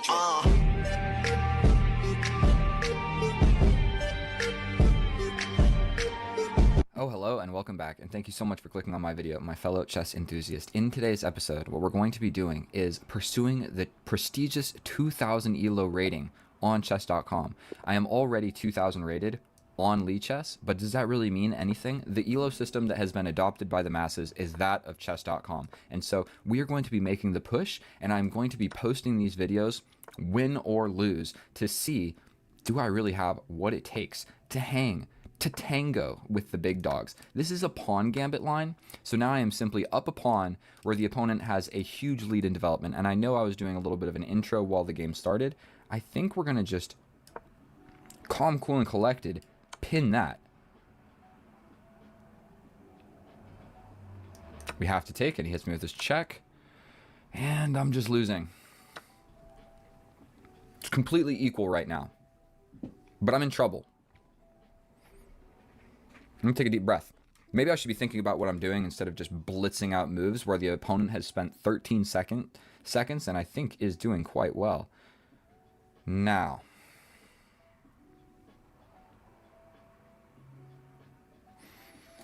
All that I'm really noticing is this pawn is a little bit frail. Only defended by the queen, but if I capture here, he's still defending. So we might just do something like develop a knight. I'm going to need to push some pawns. So he wants to castle this way. The best course of action may be that of queen somewhere and castle this way. Now that is a risque maneuver, but we came here to have fun. And so we're going to try and get better at chess and have fun. I can also just push this, greatly weakening the pawn. This pawn is already a weak pawn, but oof. I'm really not having a whole heckin' lot of fun. What about getting freaky with the queen? Does that do anything useful? I think I'm probably going to just have to push something here. But if I push and he just brings the rook, then like really what am I doing?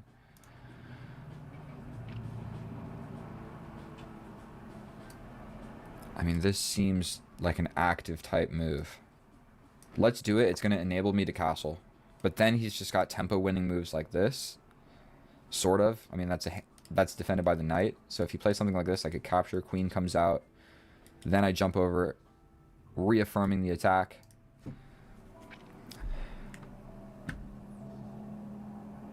And I guess we really do got to be scared of this. Got to get the king out of the center, long story short. I'm already not so confident. Ooh, he's stepping out of it. That is probably a great idea. But I can get my king out of the center now, and I think... Oh, wait, I can't castle. Yikes. Stepping up, stepping here. I could just capture, queen comes out, and then attack the queen like this. Probably he'll just come forward, or like plant this guy in the middle of the board. This... You know what? Capture here, attack the queen. You gotta stay defending this pawn to some extent.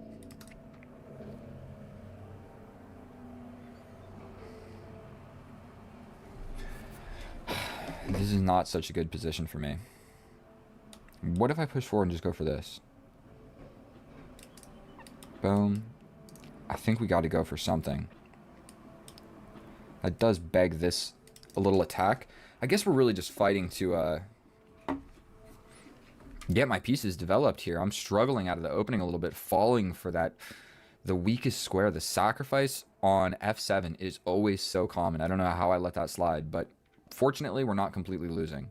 If anything, it's like a -1 for me. So we're fighting back. This dude is rated 1700. He has played exceedingly fast thus far in the game, which is definitely a cause for a minute amount of concern, but I think we're going to be all right. Like, my pieces aren't terrible, and his pieces aren't incredibly active either. And at least temporarily, this pawn is just, it is a little bit weak. He could just go ahead, I mean, he could just go ahead and push. Where if I capture, he captures, I capture. He jumps in. Really cutting off a lot of crucial squares there. So this pawn push might, in fact, be quite decent for our opponent. But what about boom, boom? You bring the queen. I then attack the queen. Queen goes anywhere and everywhere. Then we recapture. Then you capture, then I capture, then the queen would get in. I don't think... This pawn push is actually what we're a little bit afraid about right here. This knight on the side of the board, I kind of don't believe in it. I think we can step forward. Like, if he plays something like this, we can just capture. I don't believe that that's going to work incredibly well. Of course, the queen is being attacked. This seems like it keeps an eye on this rook. We're going to go for this. You could launch forward. But really what we're doing here is we're threatening this by like this. The only thing defending this knight, the only thing defending the knight is the queen. So I think we can just capture the knight. Where if you capture back, that's just mate. Is my queen gonna get trapped somewhere along the way? What about like this? Sacrifice with check. I step over. No more calculation. I think we just take this. Unless I'm missing something. There's definitely this. But then I Am I crazy, or is that just mate and one? Did he just fall for that?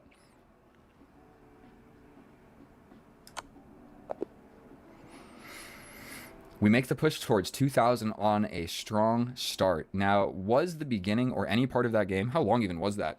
6 minutes? What I'm trying to do here is make a new, like a new series, Road to 2000. And that was a sloppy performance by both of us, but mine was just like a positional fudge up. His was a hanging mate and one due to tactics. Now, what I'm curious about here, I think this is going to be the best move because I would have to play something like this, where you could just completely abandon. Oh, no, you have to reckon with this. Oof. And it's okay. Boom, boom. Okay, let's not dive into... What am I talking about? I won the game of chess. Almost certainly I will be playing another. Should we analyze that? I suppose we... Ladies and gentlemen, And here we are in the analysis, and there is not too much to analyze. And as you can see, we are doing this in the Lichess database, and so the aspect ratio of this is going to be absolutely horrendous. But you can see the chessboard, and you can see right here the computer analysis. So let's just hop right into this. I don't know how I fell for that little F7 sacrifice. I've literally fallen for that in bullet so many times. So during this part of the game, I was literally just yapping. But this is a pawn gambit. That is not good for white, but you get a huge lead in development. So now he's got 3 pieces developed and I have 1. And so he's literally just throwing a pawn at me, saying, I have a lead in development, I'm ready to castle, and your pieces have arguably hardly even moved. So immediately I fall for this stupid tactic, which I spent 10 seconds looking at this. So I guess 9 seconds of that I was yapping, and the other 1 second I was blundering. And so, I mean, this is pretty rudimentary. The saving grace is I at least do get the bishop. I'm not just completely losing a piece here. So we get the bishop, big check comes in, and then he just recaptures. Now, if I wanted to completely condemn myself to losing this game, I would recapture immediately and allow the queen to get active. I'm not going to be doing that because now I am in a losing position, so we don't want to trade stuff. We want to keep it as complicated as possible and develop some pieces. And so, by the way, I'll show you the accuracy. 75% accurate. 1 blunder, and then our opponent 53. Look at that grass. That is about as ugly as it gets. So we're not going to analyze an incredible amount here. We get here active with the queen. We're setting up ideas of, like, you know, we're on the diagonal with the queen. We're looking at a weak pawn. We've got some options here, and we're also getting ready to access this rank. Okay, we then slide up a little tickle touch on the knight here, and then what? He walks directly into this tactic where the queen is overloaded. This is just a basic and simple overloading. You don't want to be doing the job of defending a lot of pieces with the queen because it's so powerful. And so this is just plain and simple here. I capture the knight, and if you capture back, you hang mate and 1. So you really just can't capture back. What I thought was like capture and then you block with something, either the knight or attack me. So I guess this would have worked. Or just attacking me. I was kind of considering this, but then I slide all the way over. You have to play something. Okay, that walks into losing the queen. Oh my god, because it would pull the rook off the back rank. And if you move the king, I'm taking you this way and you take the knight back. But if you take here, oh my god, same back rank problems. He never developed this bishop, so the rooks don't see each other. So the queen is doing the job of, like, defending stuff along the back rank. Okay, so we don't really need to analyze this incredibly in depth. He hung mate and 1. And we checkmated him. So I think that 1800 on chess.com is a little bit weaker than 2000 on Lichess, going by that game. And as you get better at chess, you'll realize you can kind of screw up in the opening, and if you're decent at middle and end games, you're gonna make it back and win.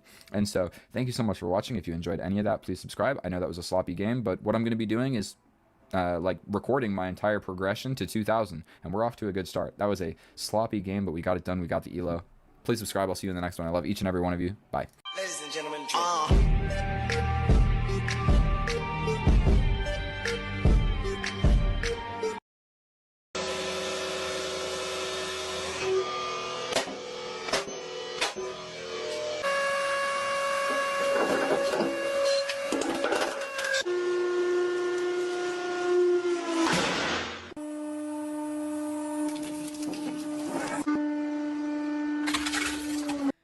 Oh, hello and welcome back, and thank you so much for clicking on my video, my fellow chess enthusiasts. In today's episode, we will be chasing the illustrious level of 2000 elo. I have not been playing chess. I'm going to just level with you guys right now. I went to Medellin, Colombia, then I went to Arizona, and I started a new job. And so I am a little bit out of practice. So we're just really going to hope that this is not going to be an incredibly difficult game of chess. Already, where we are is the bishop's opening. Where, right here, this move, a lot of people do not know how to combat the threat of this checkmate. The only move in the position that is not losing is this awkward retreating knight move, which is actually not the easiest thing in the world to find. Plus, you don't want to waste a lot of time out of the opening. So like a lot of people just rush it and play something like this, where you simply push a pawn forward and you threaten the defender of the checkmate square. So our opponent is already in a position where he's a little bit worried. He plays the best move, and we simply capture the pawn back with check. Yes, my bishop is hanging, but something that we can do here is just simply trade everything off and step back with the bishop. So we are in our opening prep. The enemy has somewhat, he's fought back quite valiantly. Valiantly, is that a correct word? I suppose what we really need to be considering now is pawn 1 square or pawn 2 squares. Eeny, meeny, miny, mo, instead of wasting a large amount of time thinking about a move that doesn't really make a lot of sense. He wants to be friends. Yes. It looks like he wants a draw. He sent me a draw request. Don't really love that. If I go here, he's definitely just Fankettoing the bishop. But I think we can develop the bishop. I'm going to message him. If he is saying like he wants a draw because his girlfriend is coming over, or his girlfriend wants him to make food, or his girlfriend wants to go to the movies, we are not going to accept the draw because he has a girlfriend and we do not. So we are going to flex on him and destroy him in chess instead. He said all good. And you? Okay. I'm losing on time, so we're just going to push this forward. This diagonal is going to be somewhat of an issue. Castling opposite is definitely looking what is going to happen, but I think we have time to develop our knight. We can same side castle. His bishop is looking over here. Or we can opposite side castle and just have an attacking, vicious game of chess that's actually not going to be that vicious because we got rid of the queens. So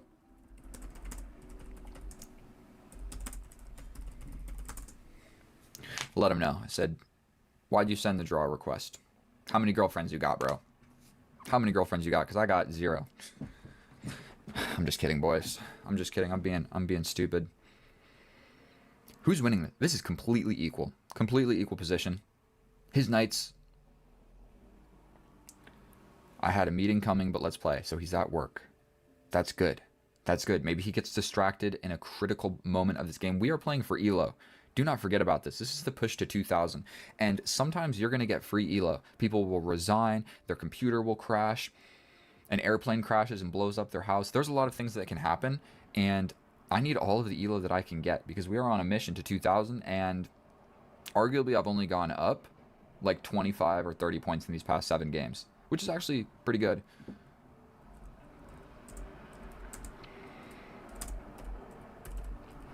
Maybe I should refrain from having conversations. And then this right here, these are my favorite headphones ever. Okay, let's think about this. We got to make a move. Castling opposite is definitely interesting. Also, this becomes somewhat of a area of interest. What is my knight doing? If I do this, I block my bishop in. Mama ain't raised no B word. I'm pushing for it. Opposite side castling, that means that the complications will arise. Simply opposite side castling. Oh my god. Big gulp. What if I jump in? We're attacking this and this. Would you have to step back? You're kind of threatening to just ruin my pawn structure. If I launch forward, what does that accomplish? Your knight's coming in. I guess I would get this. All right, we're not going to think about it. I'm going to maintain my time advantage. One thing that I've been struggling in this series, the push to 2000, I have really been struggling with maintaining any sort of a time advantage. I've gone below on the clock every single game, and I'm going to stop doing that because sometimes something that I do is, I think, like, for example, I'll think about a move like this. Like, what did that accomplish? I can't jump in immediately. That opened this square. Probably bringing a rook over here makes sense. Does that threaten anything immediately? No. We can jump over here, where if he captures, we can capture back like this. I'll have pawns pointing at the enemy king. This guy is a little bit fragile. I don't actually know what I should be doing here. And like I said, instead of spending a huge amount of time, we're just going to put a knight in the middle of the board. That is what we're going to do here. We're not going to slip below on the clock. Sometimes I sit here and I'm just chasing ghosts. I'm trying to calculate something that's not there, and I spend forever. Okay, so this has an immediate idea of threatening this.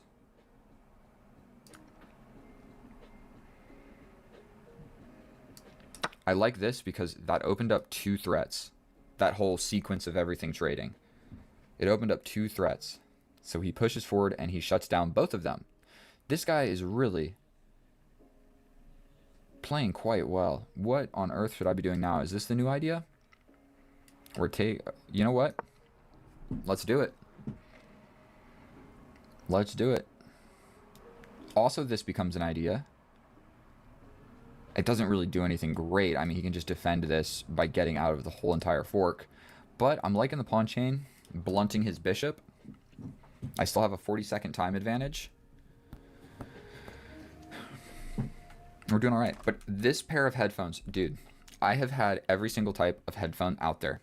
JBL, Sony. We jump in, right? He's going to take, rook in.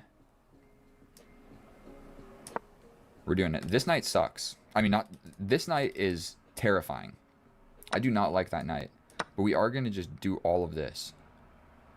I mean, he can push forward. But arguably, my bishop is the good bishop. So we will just push here. I push forward and have every single pawn on light squares. Launching pawns towards the enemy's king at this point might be just a little bit silly because we don't have checkmating material. Most likely what's going to happen is we're going to get into some sort of an endgame. I mean, I can play this. Boom, boom. He'd probably just step forward. I take, he takes with the pawn. We're going into an endgame. That would maybe make sense. We push, take, rook here, we take, pawn takes, open file. I think all of that actually makes sense because potentially we get the rook on d7 at the very end of all of this. We see boom, boom, come here, boom, boom. My rook comes over. He can't defend, and we get the rook to d7. That is my entire idea here. But he could just put his rook on the open file first. But then I scoot forward. He could probably just attack me. He said, how's the game going? Is it heading towards a draw?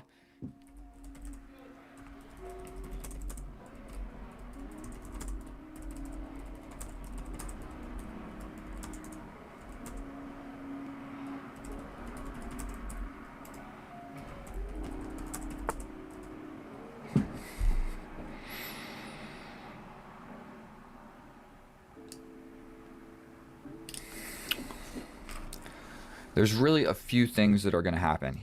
Boom, boom, boom. We could scoot in. He plays this, and I step up. Where he would have to take, I would have to take. Then if he steps in, I take, he takes, my king comes in. I think we might go for this. But what if he steps forward immediately? So he plays this, this. All right, hear me out. We step in. If the pawn thing happens, we do this, this, this, this. But then my king is ready to attack.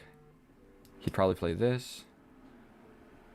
My king is ready. It really is just heading towards a draw. What about this, this, this? Then he steps in. I take the whole same structure. X-ray defense, like so. If something happens, we will have to just trade off. But we're going to go into a king and pawn endgame. He said there's going to be some mistakes in the endgame. Top players would draw this 100%. He's got 4 minutes. He's got 4 minutes. He can just do that. Oof. We play this. If you attack again, I can grab. Take, take, take. Allow the infiltration. I'm going to spend like 30 seconds thinking about this. Boom, boom, boom. You can kind of just trap me. Or just take it this way. Then I take. Let's do this. Not really sure. Look at this crazy structure right now. This is a weird rook and pawn thing. He's messaging a lot of stuff, ladies and gentlemen. He is messaging quite a bit of things. Not even going to think about it, but we are going to just bring the king. We can't step along to this file because this pawn is pinned. Okay, I think we just have to take.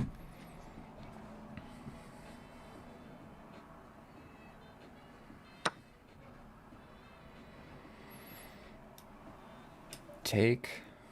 I'm not 100% sure which way he would decide to take. If he takes like this, boom, boom, boom, boom, boom. Let's just do it. He'll probably take this way. Everything I calculated looked good. If he takes with this pawn. Ooh. Because I'm looking like I'm going to be the one applying pressure first.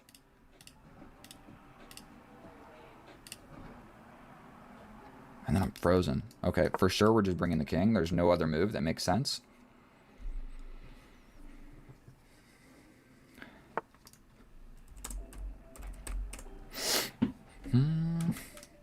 We play this. He steps over. I step in.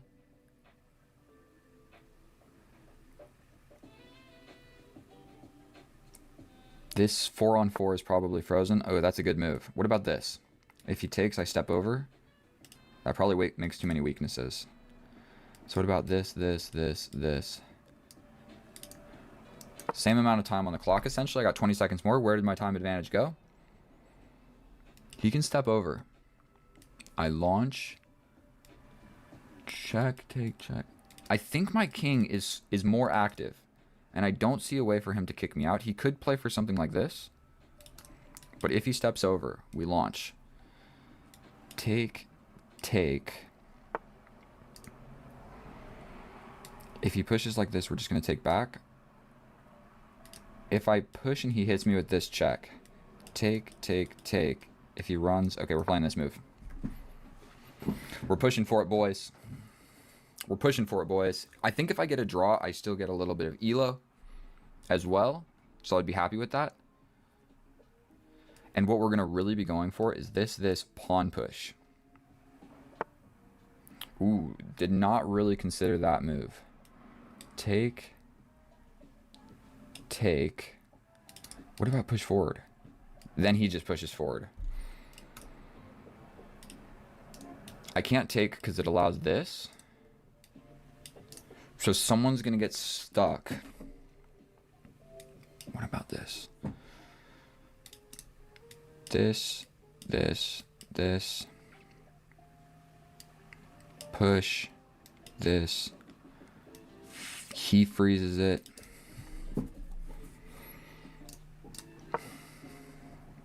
For sure that just allows this. Say I jump in though. If he pushes... Oof.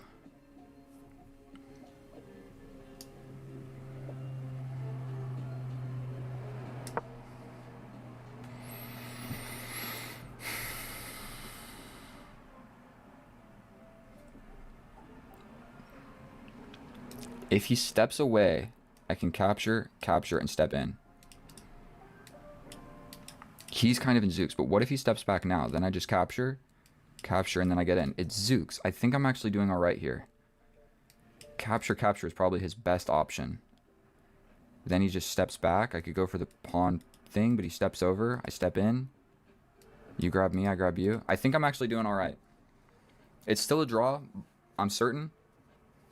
But I'm the one kind of fighting for a pawn break or something. My heart is beating fast. I want to win this. Wasn't the most exciting game. Okay, he steps back. Capture, capture, we step in. You step over, I step up. Oh my god, I think this is it. Capture, capture. We step up.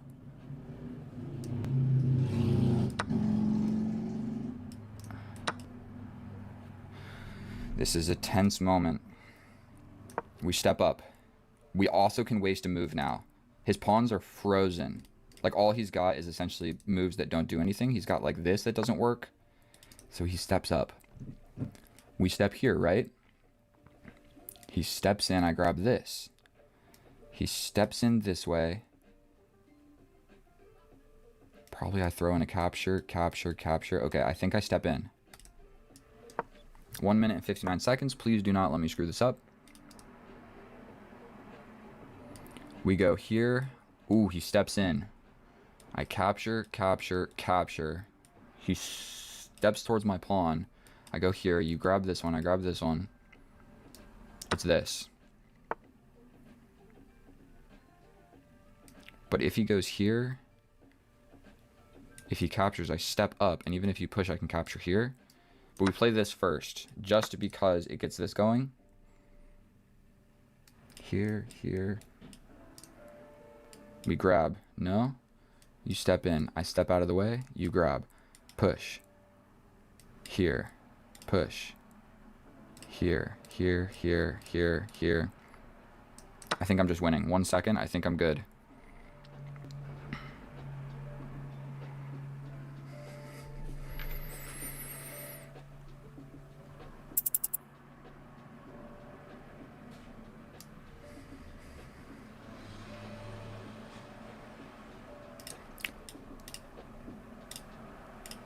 I think I'm just... Okay, I got 46 seconds. I need to just push my passed pawn. I got the passed pawn. His king is in the way of his passed pawn, so he's got to step out of the way.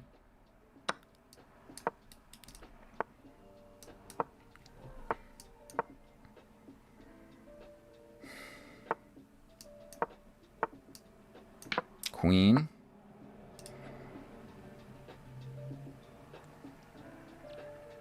Pin it. Here.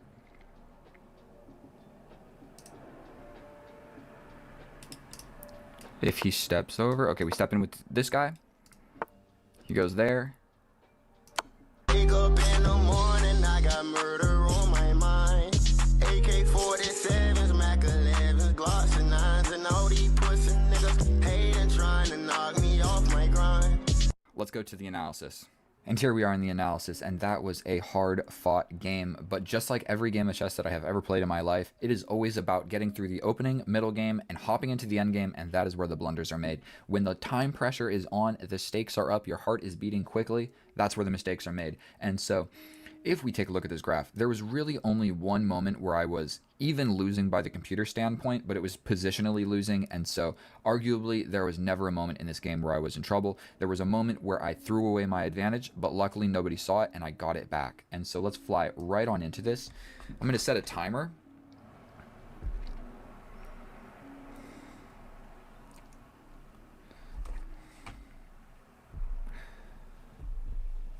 And let's hop right on into it. So first, we are playing the Bishop's Opening, where this line right here actually has fared quite well for me. It looks like we're gambiting the pawn, and the reason people play this is because this is the most common. Capture, fork, step back, capture, capture, launch this pawn. And so in this position, it's not good for white. Positionally, you give black the center, and it's just not what you want. And so what I've learned is if I bring this knight anyway, so look, I bring the knight, they capture, you have this queen attack where a lot of people screw up here and play maybe this move, which is good for you because you can break forward or push forward, either one, but you immediately are attacking this knight, and this pawn tension isn't that important. What's important is only the knight is defending checkmate. And so that is what we went for here. He did find the best move where he steps back, you capture, he comes in with the queen, you trade the queens, the bishop comes. Then I step back this way, but it's really just a matter of preference. You're going from 0.1 to 0.0, so whatever. We start getting some stuff developed. None of this is incredibly important. We develop the knight, we castle, launch the pawn 2 squares, everything is equal. Stepping into the middle with the knight, capture, capture. Stepping over with the knight. Oof, and going this way was slightly better, but everything is still equal. So we just traded everything equal. We are just rushing into an end game, and we have spent half of our allotted time. So here I play my first mistake of the game. However, I'm not actually losing anything. It's just positionally losing. So say this happens, you step over.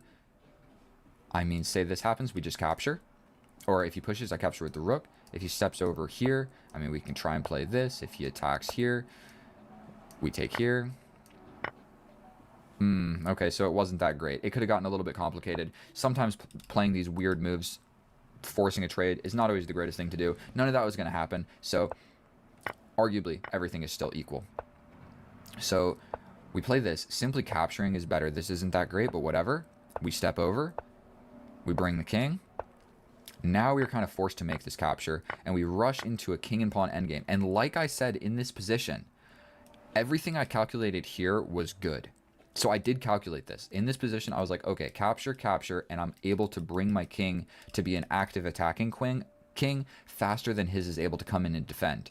So I simply played capture because there was a 50-50 chance he captured with the wrong one here. And sometimes that's what it's about. If I capture and he takes back here, then it's still equal. Still equal, but we got a 50-50 chance that he makes a mistake. Boom, he does make the mistake. If he would have captured here, then it's not so clear. Like, is this really going to be that great? Like, the truth is, no, it's just completely equal. And so, boom, we capture, he makes a mistake, and we get active with the king. Immediately, we start playing moves. And I throw away my +2 advantage because what I needed to play was capture. Say he didn't capture, he steps over. Then I capture, capture. We lock it down over here. You push forward, I push forward, say you push forward, I push forward, you push forward, I get in. Oh, that was the whole idea all along. Okay, so I throw away my advantage here by pushing forward with the wrong pawn, but neither of us saw that. Still a draw, but finally here, again, he's in a 50-50 position. Oh my God, if he goes this way, yes, I get in, but he's getting in this way. So I can grab, but then he boxes me out where I would have to step up and he could step here. If I step back, he's going to grab. And then he's got a pass pawn, I've got a pass pawn, and his king can kind of just keep me at bay over here. 50-50 chances, bro. That's what endgames are all about. It's so difficult in low time, 1 minute and 30 seconds, to calculate why this move is winning and why this move is losing. Oh, man, and he plays the wrong move. We step in. We capture, he's in, we capture here, capture here, capture here. I'm just up a pawn, and I basically just calculated, don't want my king on this square, just in case. So that's why I didn't step over here. I saw this is where the queen is going to come, this is the diagonal that's going to come in. So I step back here because it's like it's getting out of the way of this pawn, and it's not getting in the way of this check if that ever does happen. So we just start pushing. Here we go. We got the thing. We pin the pawn. We give a check. I was thinking, what happens if he steps over here? I guess we have to step over. He goes here. We step a little closer. He goes here. We step a little closer. He goes here. We step a little closer. And now if he goes this way, we grab the pawn. So we would have to go here. That's generally the way to win these, is like your king, your queen is far away, and you kind of do like a wiggle technique to get closer to the pawn and the king. That's what you want to do. You get your queen as close to the king and pawn as possible, and whenever the king steps underneath or away from the defense, you either capture, or the king is here and you can't push, so you bring your king. Okay, so it's more or less that did happen, but this way he just was forced. I kind of just got lucky here. We step in with the king, he steps over, and I hit him with the checkmate. I may or may not be the greatest chess player to have ever lived. So that was 5 minutes and 40 seconds of analysis. I hope that was short and fast enough. The endgame was really all that mattered. The critical moment were these definitely the pawn pushes over here. A, B, C pawns. That was the critical thing, and the activity of the king. So thank you so much for watching my video. Please subscribe if you liked or learned anything. I'm going to start posting these more often. And I know that 99% of you just left, but my ending rating is 1875 on chess.com, and I'm still 2035 on Lichess. So thank you. I'll see you in the next one. Get out of here. Bye.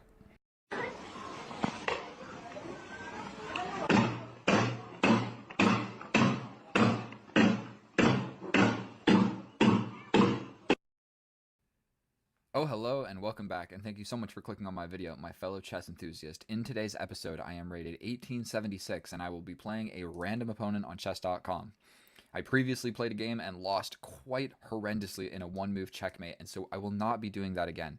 This is, I believe, the French or whatever, but I'm going to teach all of you something right here. This opening, I don't know it 100%, so what we're going to do is my custom setup, which you can play against nearly anything. I mean, I guess we got to just push this pawn. You don't see that move very often, but it doesn't change the game plan. What we're doing is putting the bishops here and putting the knights here, putting the queen here. All right, so I guess we got to play this. Dude is really just playing some strange moves out of the opening. Like, we can trade these rooks. Doesn't really change too much about the position, other than now we will be castling, we'll be castling queenside because this side has an open file that can kind of easily be accessible. So we've got the same amount of time. I'm going to try my very best to play faster because struggling on the clock is something that I've done basically every single game. It's hard to say which knight to bring first. I suppose we'll bring this one. I guess actually bringing the other knight would have made more sense because I will be castling that way. And I could go ahead and take the center completely. Take the center completely. Make a push like this. If you take, I take. That weakens this pawn. Let's not spend any more time and just develop a knight. Like, that's the move that probably needs to be played. We don't really want to see his queen arriving here. So something we can do is just bring our queen out. I think that's what we're going to do. It gives us the possibility of castling this way, and he's going to have to play this move at some point. And our structure is completely weird, but I'm quite all right with that because I would rather play a game where I don't understand the structure very well rather than going into some sort of line where I'm just going to get smoked out of with opening prep. Now, stepping up like this with this check seems decent. I also have this kind of push. Like, I got this. You have to take.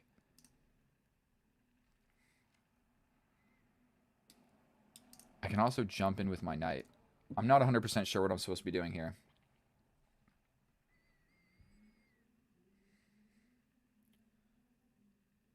I like the idea of claiming the open file. So let's just make a silent move, get off the back rank. Like, we're going for something over here. And we get the open file. He can just castle now.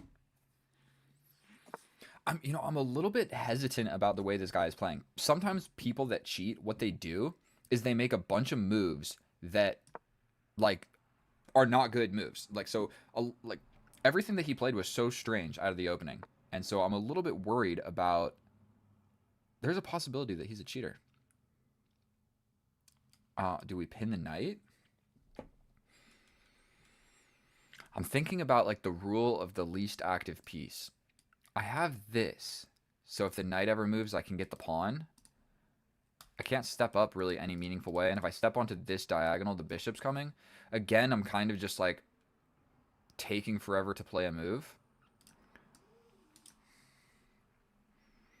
Pushing forward. That allows this. Okay, we're just going to play a knight move. I don't know what to play, and I'm down a minute on the clock. Oh, my God. Not what you want to see. Where does this knight belong?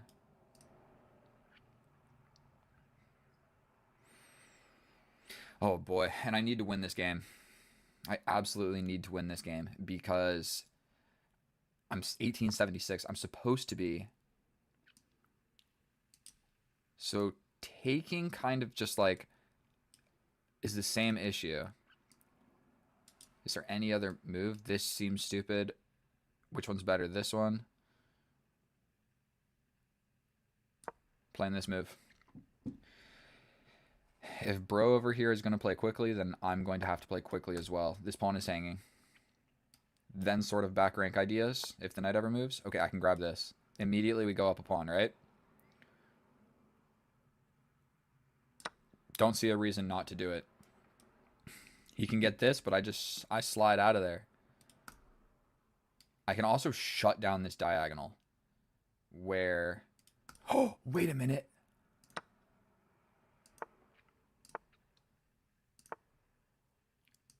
Okay. We can also get this diagonal with force on the queen. Grab another pawn. We grab another pawn, then what happens? You attack me again, I slide back. I would give up this pawn. Don't love that. We can just slide here. And if you attack, okay, grab this, you slide in, I go here. Boom, boom.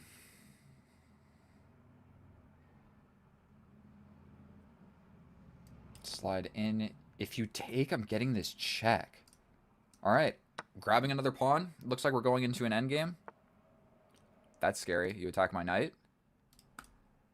That is definitely a little bit scary. I'm liking this.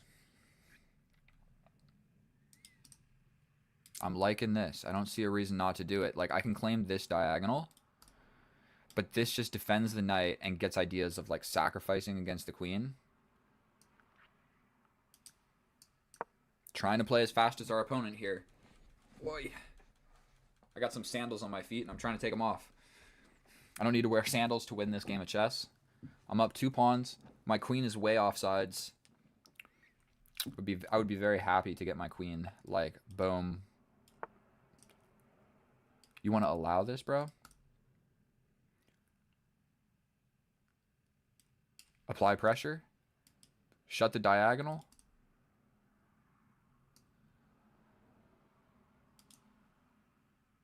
That allows the knight. Okay, we're just going to shut the diagonal. That bishop sucks. Okay, so he does go for this. But I step in, right?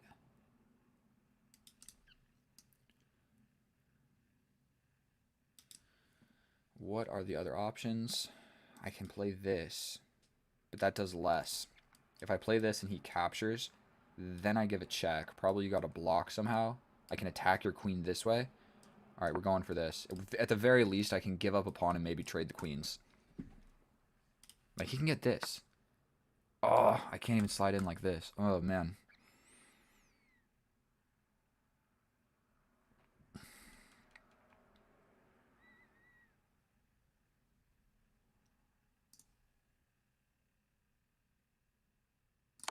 The whole idea was to give this check. His pawn is feebly defended by this knight. My bishop is also only defended by this knight. If I step here,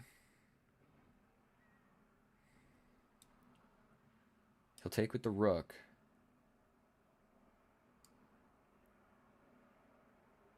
I'll take the rook. He'll take here. Then I take your bishop. I think we force a big trade like this. I'm up a pawn.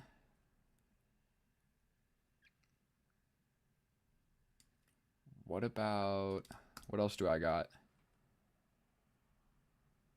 Can I bring this guy somehow? Ooh, getting a knight here is just delicious. Beautiful, delicious idea. I'm not really sure what to play here. We step back and attack the rook.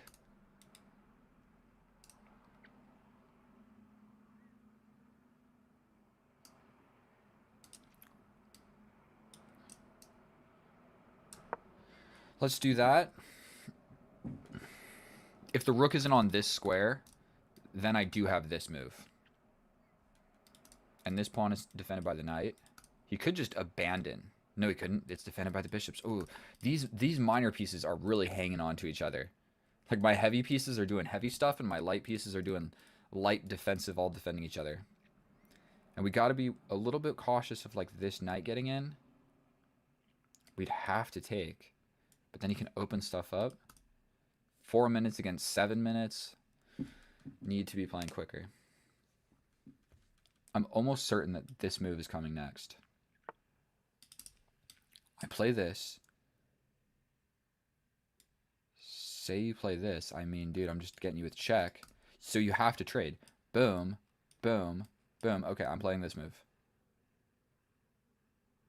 He could attack. I think this is like a knockout. If you step back, I mean, I still just trade. Okay. And if I step in, take, take, take, take, but then I take this, pinning the knight. Okay, we're playing this move. There's no back rank checkmate or anything. This knight is super off placed on the wrong side of the board. I think that I'm doing all right. I'm still up a pawn too, so even if I like just simplify everything, I do like my position. I need to win this game, boys. I need to win this game. And by the way, did you guys know Starburst makes water, like healthy water? And he's contemplating right now. He has to give up the queen for the bishop and the rook. But unfortunately, I just take again. And like, say he gets in, dude, I can just take the knight. You block. Still.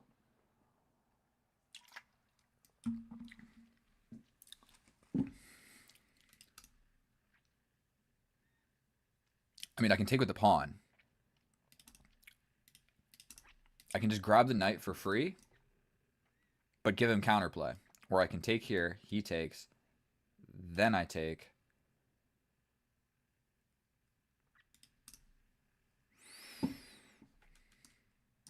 I think this is going to be simpler. He gives up the rook. He can't grab this because I grabbed the bishop. No. Is that not true? We grab the bishop. You slide in and attack everything. I step up and defend.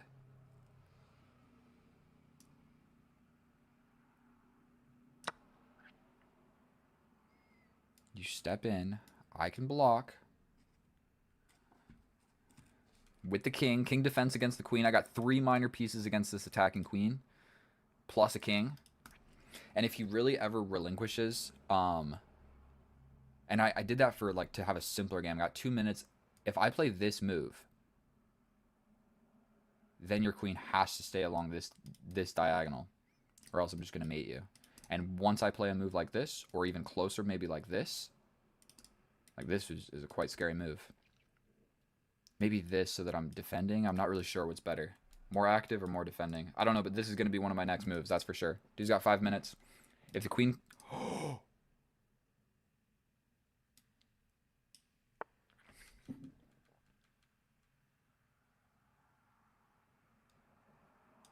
There's this check. Where I have to block and then he wins this, threatening this. Oh my god. I want to retreat. I want to retreat. Can I step up? Take here. Check. I step back. Dude, I think king forward.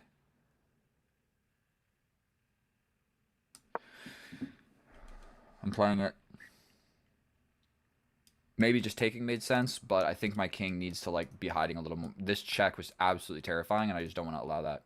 I would much rather this, and then any check in the world, and I just step back. This is defended by the knight.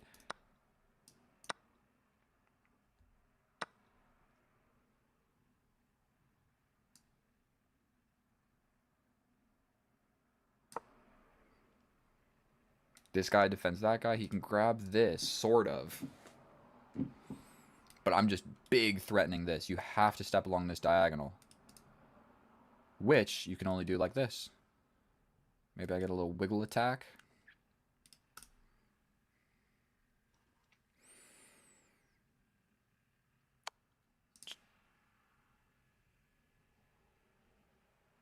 But dude, you can't take my knight. You can't take my knight. This is mate. You have to defend. Okay. Good job. What about this? I'm going here to get this check. Defended by a couple different things. Let's attack the queen.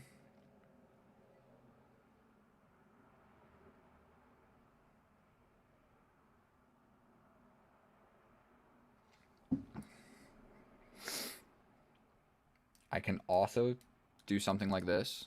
Not a horrible idea. This dark square needs to be defended by the queen. I might play this to then play this to get in. What did that do? What did that do?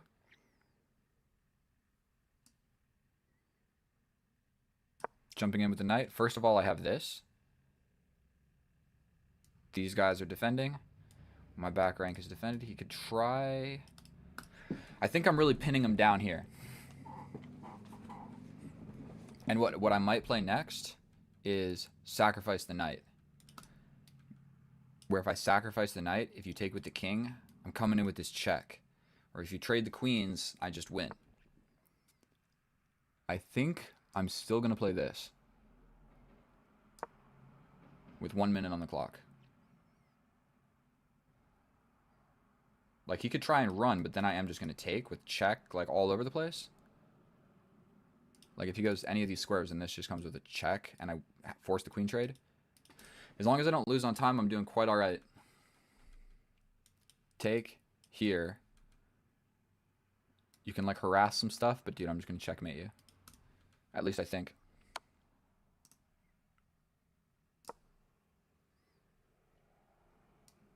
Defended feebly. My heart is beating so fast, dude. Okay.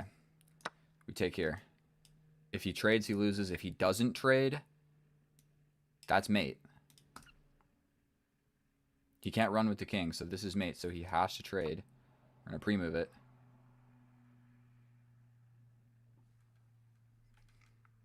He could just resign, actually, but he might as well try and flag me. He doesn't know if I'm good or bad at bullet.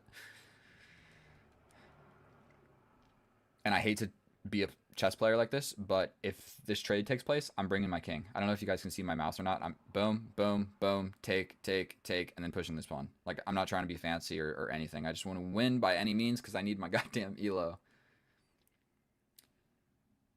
Let's look at this for a second. I mean, the queens are looking at each other. You can't run anywhere with the king. This is just mate, right? Cool. All right, that's what I thought. He had to trade. So my calculation was somewhat reasonable. Probably not the most accurate game, and definitely that beginning was just threw me for a loop. What 1850 chess player plays, like, he played like, what did he play?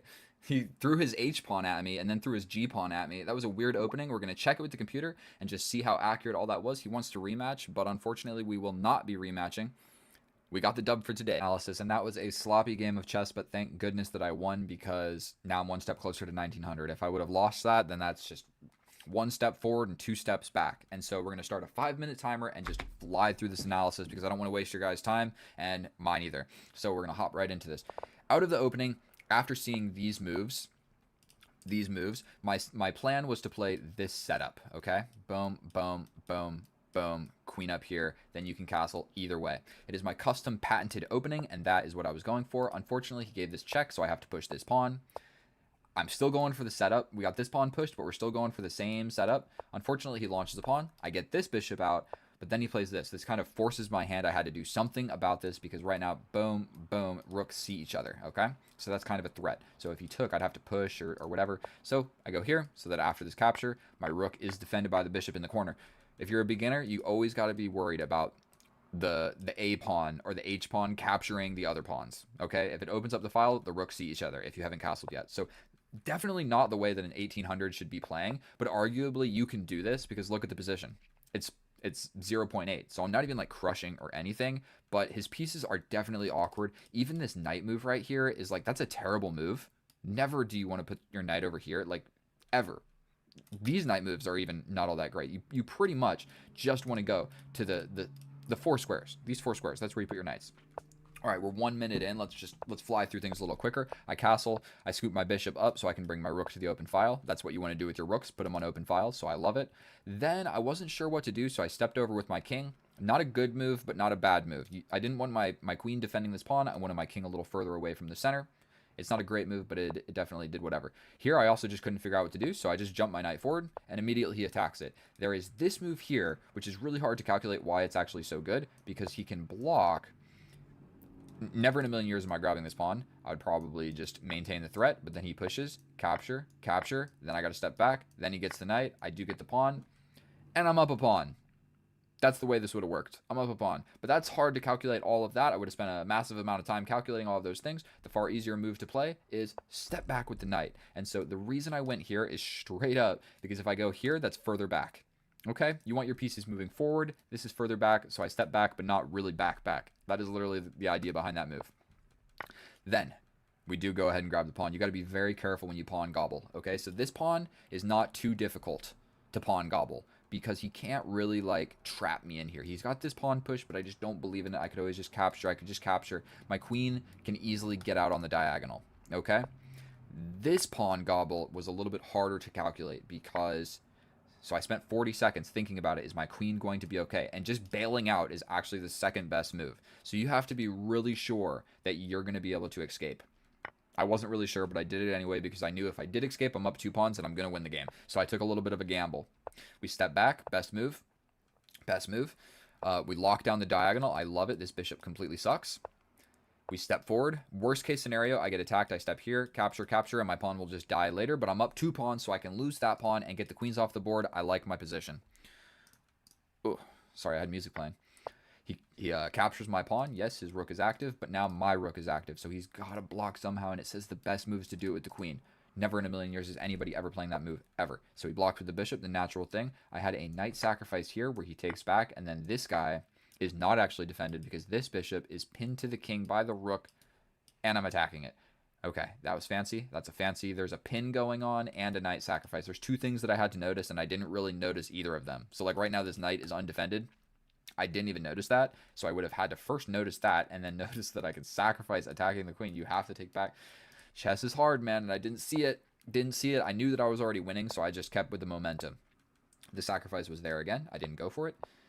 We sacrifice here, and I did with the bishop because it maintains this, and it forces his rook to take. So I'm getting rid of the knight and the rook, instead of taking with the pawn where the rook gets to live. Yes, that's technically better for me, but for simplification purposes, I did it like this. Also, he can't actually take this pawn or I grab the bishop, so he blundered the bishop right there. He does have this check, which I did not realize, but even if he played it, I'm going to survive. I'm going to survive. If you play this, I'm getting in, and you have no way of getting to the light diagonal anymore because you can't get there anyway. Okay, so not calculated at all. I kind of just got lucky there, and I grabbed this bishop. I didn't spend a lot of time. 20 seconds, I grabbed the bishop. This check was definitely scary. I would have blocked, and we would have figured it out. We would have figured it out. So, also, I can just grab the knight with the bishop. Didn't see that. I only looked at this, and I said, I'm not taking with the knight because that knight is the blocker of mate in 1. So, we're not going to be doing that. Step up with the king. Now there's no mate in 1. Even if this check comes in, for 1, the king blocks it. For 2, I got like an escape-ish.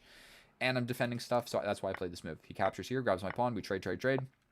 And this move right here is savage. Okay, I'm going to show you guys this. Savage. What do you even do here? I was considering stepping back or stepping back. If I do either of those, he can step to the diagonal and defend. Okay? If I step here, dude, you can't step to the diagonal because that doesn't work. I'll take the bishop behind the queen with check. Then you step out. I'm going to take your queen, defending the rook. That is a savage move right there. Like, playing this move would have been so cool. Defending the diagonal from the defense of the queen. Pressuring the pinned piece, realizing I'm not going to lose. I didn't even consider a move like this. I considered boom, boom. And I liked this one because it was more defending. This is a savage move. Even if he plays the best move. Oh, giving up the queen is the best move? Dude, I might have just hung my queen like that, to be honest. I might have, like, blocked and then you take and I lose. So you got to be careful. Got to be careful. These complicated moves. So either way, long story short, we play this. It's a blunder. Whatever. He gives a check. We step up. He can't actually take this knight because there's just mate in 1. So you have to defend the diagonal. It's an illusion. You can't take the knight. Nobody's hanging over here. You have to defend mate in 1. That is way more serious than winning this little pony that hasn't done anything the entire game. So, check. He gets the diagonal, and now a little pony that's done nothing this entire game is going to do something this game. He's going to go in and kill himself, okay? Now, also, you can just capture. You have to capture. I capture. You have to capture. Dude, I got 2 minor pieces, and we got equal pawns, essentially. Yeah, essentially, okay? Active king. I could have done that, and that would have been maybe the correct thing to do with 1 minute on the clock. Just like, let's get rid of literally every single complication in the position, and I'm guaranteed to win this. I just got to make a new queen. I don't know. Whatever. We play this attacking the queen. He steps back. I jump in with the knight. And now this gets her done. That knight that did nothing is ready to die. I saw this move, and it's basically a knight sacrifice. If you take here, I'm taking this. Is that what happened? No, he gave a check first. That's right. Then he took. Then I take. And you have to take with the queen because this is just mate in 1. Cutting off this way and cutting off this way. So he had to take. No other move made sense. There's no other way to defend it, and he can't run away anywhere with the king. Like, he is in a box. Look at this. Boom. He literally can't go anywhere. He's cut. He's cut in the box. Like that. That's scary. Okay, so either way, he didn't trade the queens.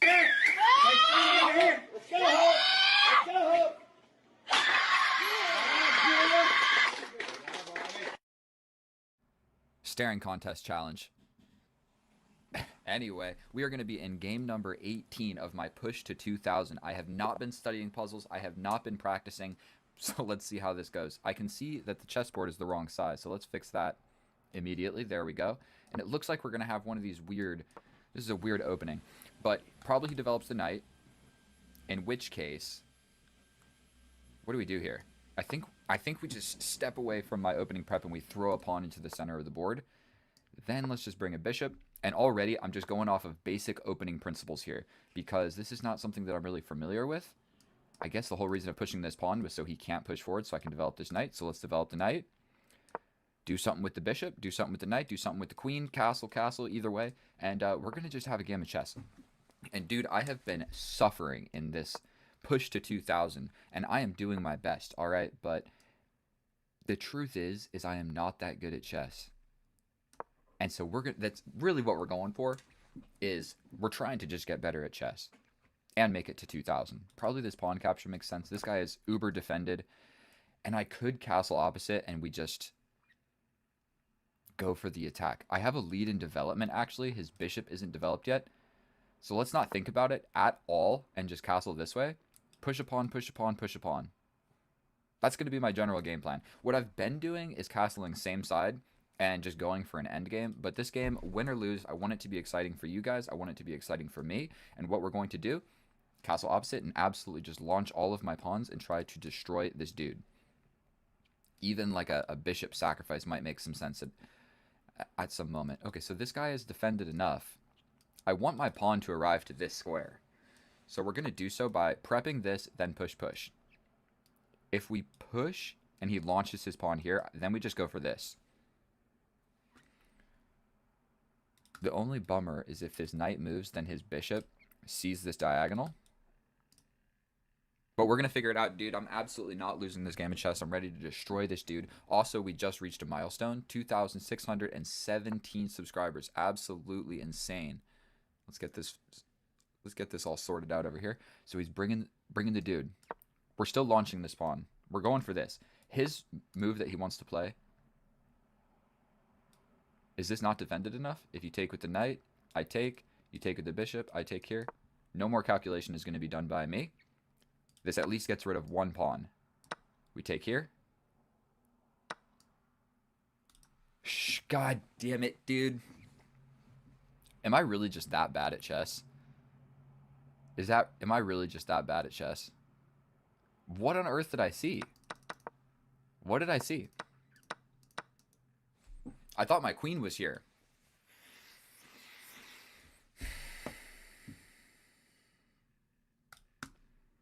God damn it, dude.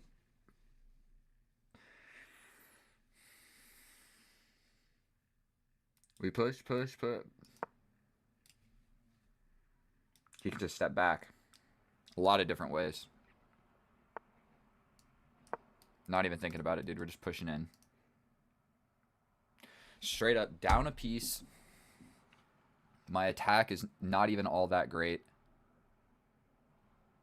If we go here, if he takes with the pawn, then I take here.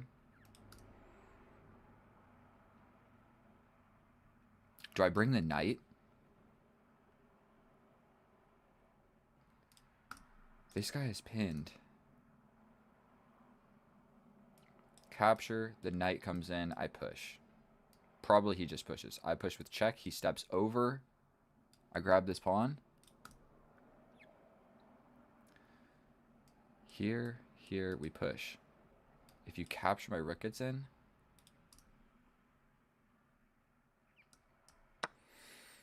Seven minutes and 21 seconds.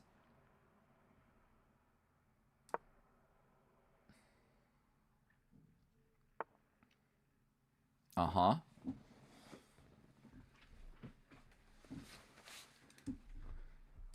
We push. We can also bring a rook first. Wait a minute. We give the check. He steps over. Then I attack the knight. He takes the pawn. This is defended by the queen. God damn it, dude. How do I get in? God damn it. If I attack here, the knight steps back. That's not super fun for anybody. check. He just takes with the knight. I get this check. He steps in. I get this check. He steps over. I bring my knight. Dude, I think that I'm cooked.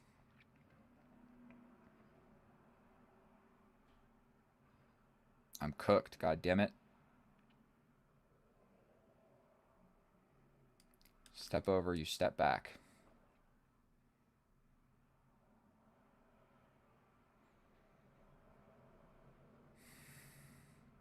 God damn it, I want to win, dude. Here? We want to be able to push this pawn, but I just don't think it's possible. What if I throw in a capture first? Then he probably just brings the rook, and we don't want to see that.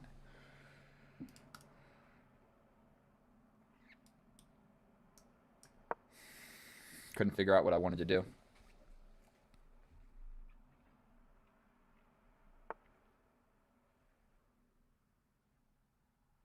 That's a super terrific defensive move.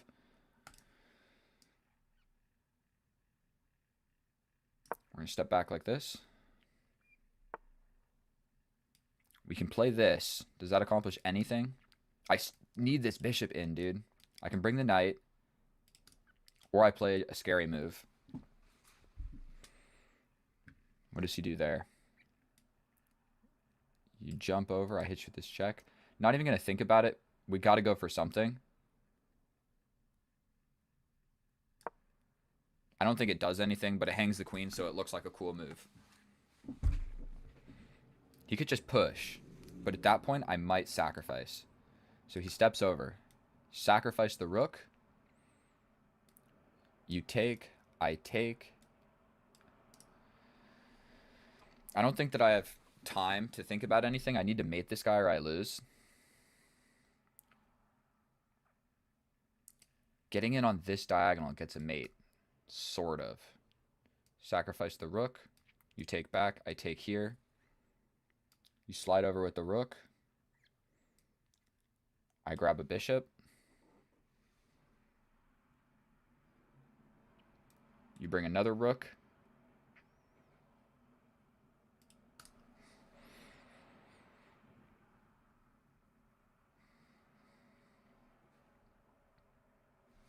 Sacrificing the rook almost definitely is not going to get me a mate. Maybe sacrifice the rook. Here, here. He could bring the queen over. That's also an option. Then I capture. This sucks. I could play something like this at some point, and it just opens up the diagonal. I really know where good to go with my queen. Like this. Playing this, dude. I'm so cooked. I think I'm going to pawn sacrifice over here, dude. We pawn sacrifice. He goes for a queen trade immediately. Terrific.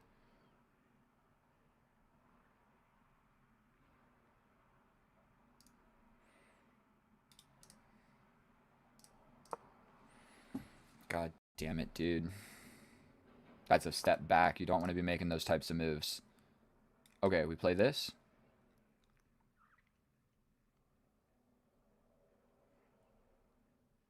He wants to play this.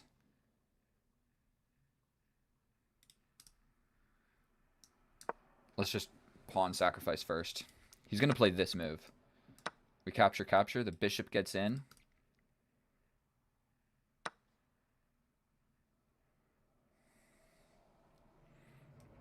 For one, I can attack the queen. For two, I can sacrifice the bishop, but that doesn't really do anything good. What does this do? He's still just going to play this move.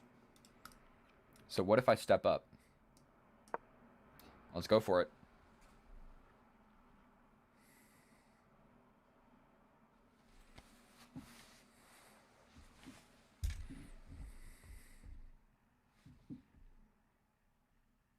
This sucks. 2 minutes on the clock. I'm almost just guaranteed to blunder. Does this sacrifice do anything? If he takes with the pawn, I stack up.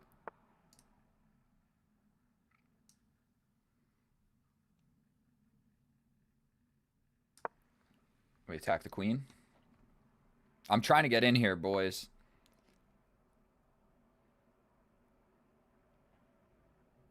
If we go here, it doesn't work.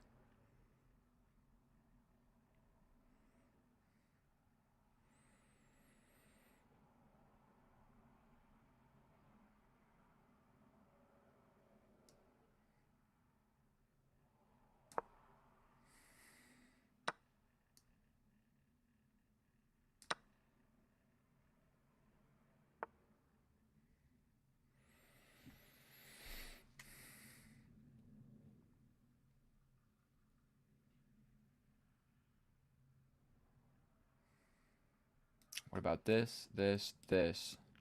He could just sacrifice the queen, and then I'm just losing in that endgame. Sacrifice here, gets the knight out. Sacrifice the rook. Sacrifice the rook. If he takes back, I just have mate. We play this move with 1 minute and 27 seconds on the clock. Oh my god. It does work. He can't take back. Oh my god. I think that worked.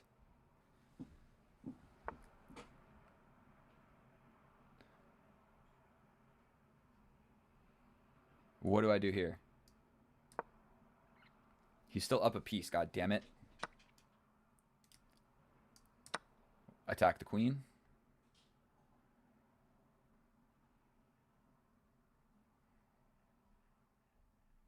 He could just go for this.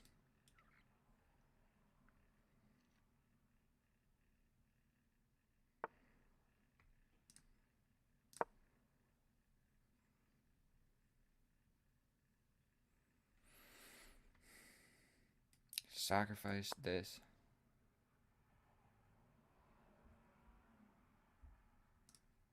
I'm going for it, dude. I don't know what else to do.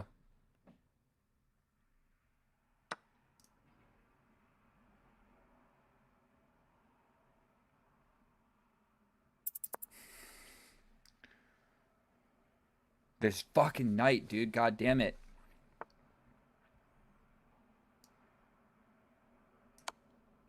He can block a lot of different ways.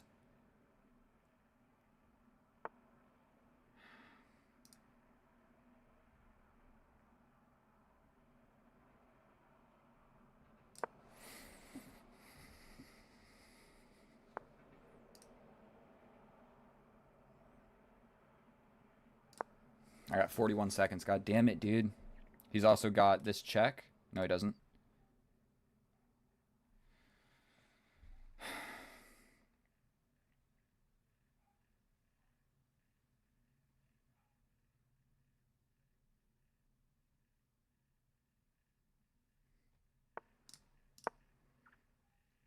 He's got this. God damn it.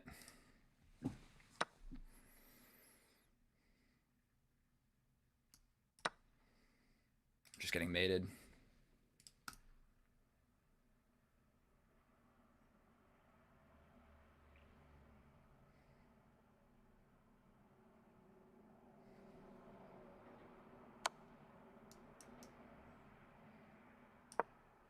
It's got this.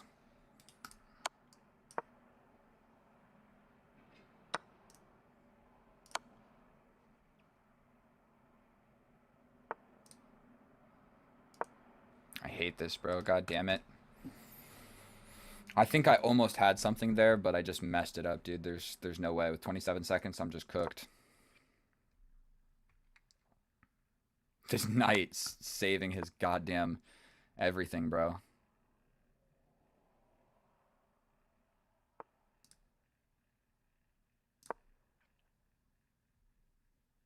He's got this.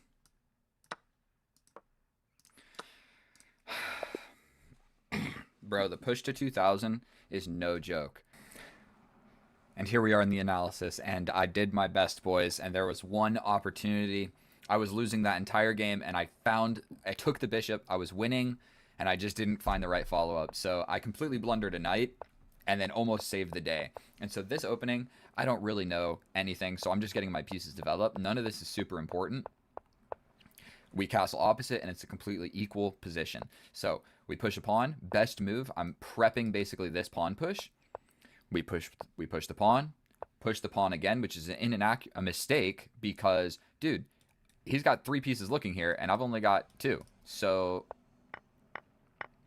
I straight up just hang a knight, but who cares? We get an attack. So we're slightly losing. We're slightly losing. Taking is still a good idea. Bringing the rook is better. Pushing the pawn or bringing the rook. I push the pawn. He steps forward. Then I bring the rook. I'm supposed to push the pawn here. I am losing. Make no mistake. So even if I play the best move, I am still losing. So if I play any other move than the best move, I am simply more losing. And so that is what is happening here. I undeveloped the queen, trying to sneak over into this position. We play a fancy queen move. I'm hanging the queen, but it's pinned to the king. It's a cool move. It wasn't the best move, but it sure was cool to play in a game of chess. And so we step back. He brings his queen. I step back. He brings the queen even closer. And now I'm kind of in a situation where this is the best move to prep this.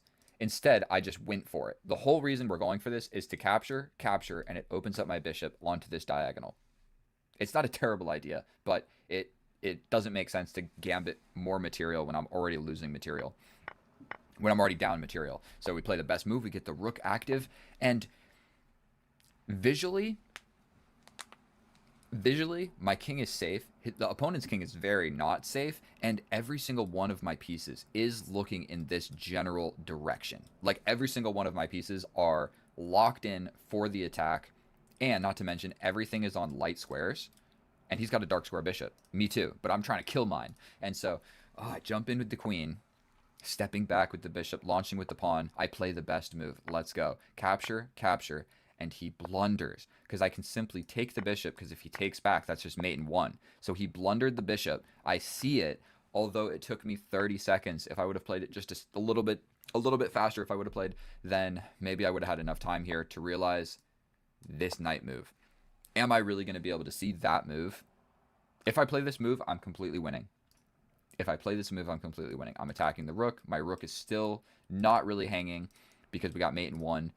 And he would need to find either pushing the pawn or bringing the knight. And either one is bad. If I take here, if you take here, I take here, you take here. And we're happy. We're happy. And now all of a sudden, like, we've got equal material, but your king is way less safe than mine. Unfortunately, I'm not able to find this move. With 1 minute and 27 seconds on the clock, I step back. The knight is also hanging by the pawn. That's really what I needed to realize here. The knight is hanging. The rook is not. He's not taking the rook. He's taking the knight. So if I would have realized that, am I still winning after this? It's equal. So all I really needed to realize is this pawn push attacks the knight. I failed to do so, and now I'm losing again. And basically, I sacrificed the bishop here. A Hail Mary. A complete Hail Mary. I was just trying to get this last pawn. If I get this last pawn away from the king, then all of a sudden, maybe we have chances. Okay? Maybe. Like, if we just take this off the board, okay, yes, I have mate in 1, but say that wasn't the situation. These guys are protecting the king. He's got 3 protectors right now. We just want to get rid of at least 1 or 2. At least 1. And basically, this process here, I never had a chance. Also, in this move here, I play not the best move. I should have stepped here to keep the rook defended. Same idea. I'm pinned. What are you going to do? And then here, I do get rid of that pawn, but at this point, it's too late. Undefended. King is now no longer safe because there is this entire, this entire region of the board is completely open, and he's got a queen in that box. So he's going to be giving me 10 million checks no matter what I do. So we shuffle around. I hang the rook due to a fork.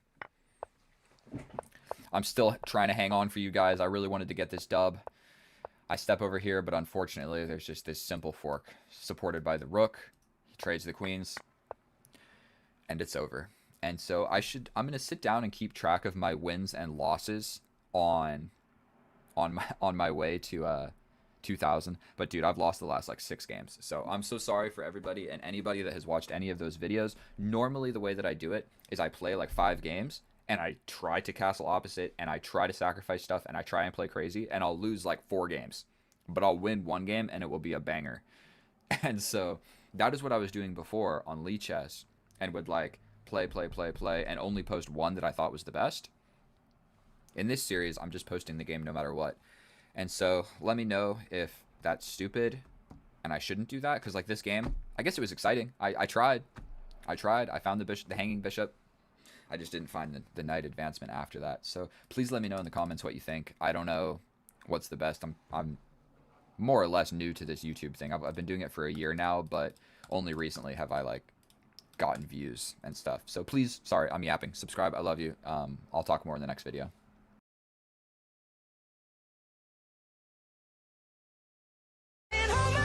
Nothing beats a Jet 2 holiday. And right now... Oh, hello, and welcome back, and thank you so much for clicking on my video, my fellow chess enthusiasts. In today's episode, we are in game number 16 of the push to 2000. Recently, the past 4 videos have been me absolutely suffering. And so in this video, we have 2 goals. I'm either going to lose, and we're going to review it well and learn, or I'm going to win, and we don't need to review the wins that much, because who's got time for all of that? So wish me luck. We're starting here. I know the camera just lagged. Please forgive me. Our opponent is 1768. Can't even begin to pronounce our opponent's name. We have e4, e5, bishop, c4, the bishop's opening. This is my favorite opening. And what we're going to go for right here is potentially the knight sacrifice. Okay, so he doesn't want to do it. He wants to ruin my pawn structure by giving up the bishop. We are gladly going to accept that. We have a ruined pawn structure, but we have the bishop pair. So I'm immediately going to lose my bishop by way of this. So let's just step forward so I have a place to go with the bishop. Probably we still got to do something with the knight. The pin is not a thing. And I'm going to just not lose on time as well, because I've really been suffering to play quickly. We play this, just walking into a nice little pin. Bishop tucked back in the corner. This pawn is now undefended, but defended by way of a discovery. So if anything ever takes this, I can sacrifice the bishop for it. Okay, probably about time that I castle, but we're going to just break this pin. I don't want to have to deal with that. And we're gonna wiggle back this way. You really don't want to push all these pawns in front of your king. It just greatly weakens your structure. And right here, okay, so we are going to step back. He's going to chase us. We step back. He jumps in. We could take. He takes back with either one of the pawns, and it's not super good or bad for either one of us. So something that, as you get better at chess, you're going to realize throughout the opening, you can kind of just play fast and make moves. It's pretty rare in the opening at this level that you make just like a huge blunder. So we're going to just slightly improve. Slightly improve. I don't know how scared of this I am. I think that I can just take. The knight can't come in because it's defended by the queen. So boom. This rook is undefended, so I'm thinking just like take. I mean, and it also gets rid of my weakness. I could just take once. He'll take back, and then I push forward, but that blocks in my bishop. So let's calculate this one more time. Boom, boom, boom. Looks all right to me. We're clearing off some pawns to the side of the board. He could push. We push. Also with the immediate threat of winning the rook with check. So I really hope that happens, dude. I need an easy dub. I need an easy dub. He could just develop his bishop. That is a move. My rook is also undefended. So there's a few things that I can do here. My immediate idea is push forward. That's going to...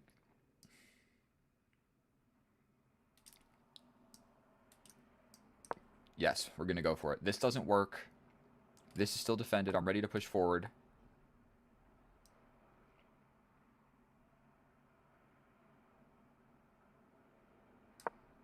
Don't love to play a move like that, but he can come forward a couple different ways. I still need to castle. Potentially even stepping forward makes sense. Am I crazy, or did that just hang a knight?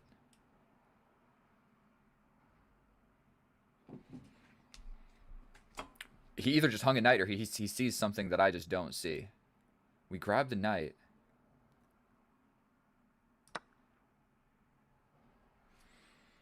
Okay. I still haven't got the opportunity to castle. Okay.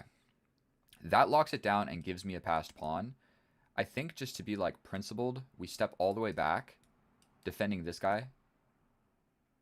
We could also step here, so we're defending it like this. Let me think about this for a second. I'm losing on time as well. We're going to do this first. This square is covered, and we're defending like so. I'm ready to castle. This I'm not really afraid of anymore.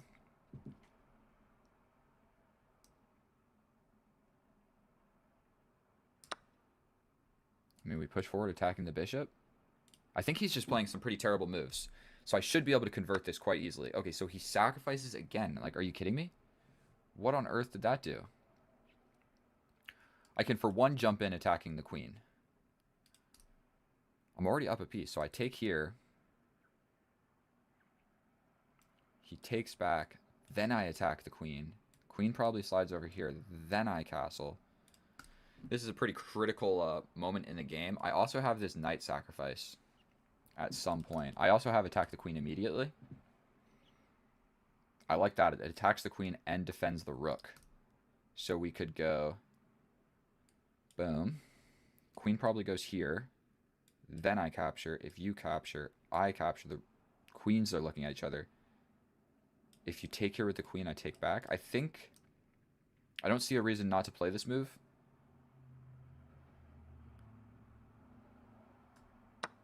We go for it. And at this point, I could just castle. I could just castle. And, like, whatever's going on over here, just, like, forget about it. Like, yes, the knight is hanging. Gives you activity. My rook is now defended, so I could even just step forward. Like, this move makes sense now, actually.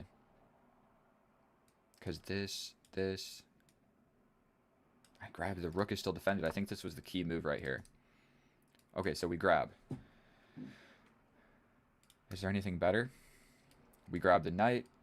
Your bishop steps in. I capture. Say you capture with the queen. I mean, I'm going to take this first. Okay, I think we're okay to play this. The key thing to note is the rook is defended by the bishop. So we go here.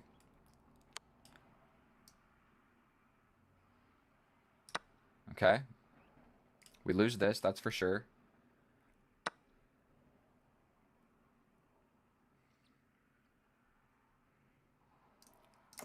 And I think we just castle. Like, yes, this pawn is weak. Yes, this pawn push makes sense. But I think I'm just going to have so many threats here. Like, my king is safe. This pawn push, I don't see it ever actually working. I mean, I can just capture. He's going to have to prep it. So he goes for this immediately. I think what we do here is we just threaten mate in one. How do you stop that? You have to trade...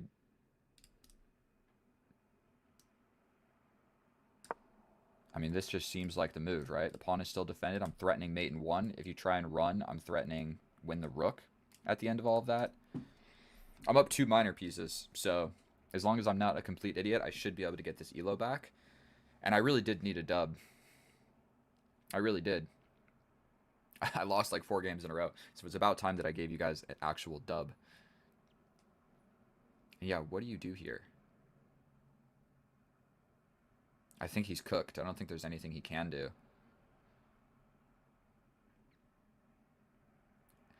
Because he can't defend with the queen to any square along the diagonal. Specifically this one covered by the knight. If he runs, I'm just getting in with check. He steps up here. I could even hit him with another check. He runs all the way over here. I grab this guy. It's just, it's over. So it's really just a matter of like him playing whatever move he plays now, and then I win. At least I think. This doesn't work. That temporarily fixes the problem, but I'm fairly certain that I just capture, and then it's the same issue. Like, what are you doing? So I don't see a reason not to play this. Big time connecting each other. Like, we're defended all the way across the board. Mate in one is incoming. I think this, but then I can just give another check and trade the queens. If he ever ventures the king along to this file anywhere, my rook is incoming. So that gets his rook out of it, yes. But I have check. I mean, this has to be the right move, no? Check. Let's just play it. He steps here.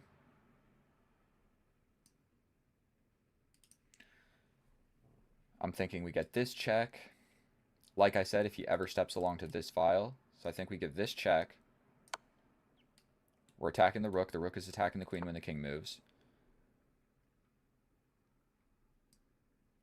We're going to get the rook involved. I got 4 minutes. Let's just figure out how to mate this guy. For sure, this is the correct move, so let's just go ahead and play it. If you run, does this check do anything? I mean, it looks like he just runs further.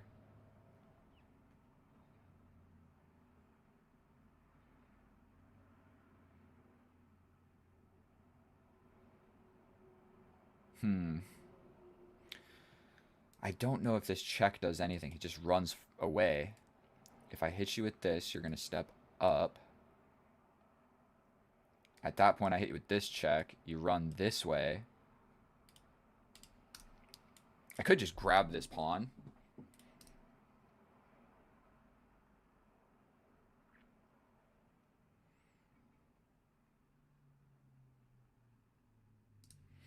Let's not lose on time. That would probably be smart. I'm going to give this check. You got to step up, and I might hit you with this, actually. If you run this way... Okay, I'm going to hit you with this check, and that's pretty scary.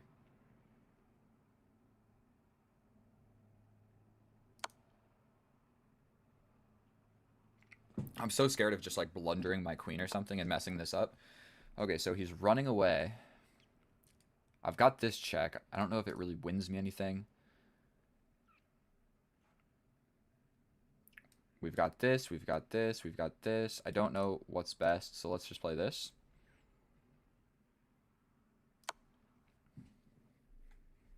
Only move.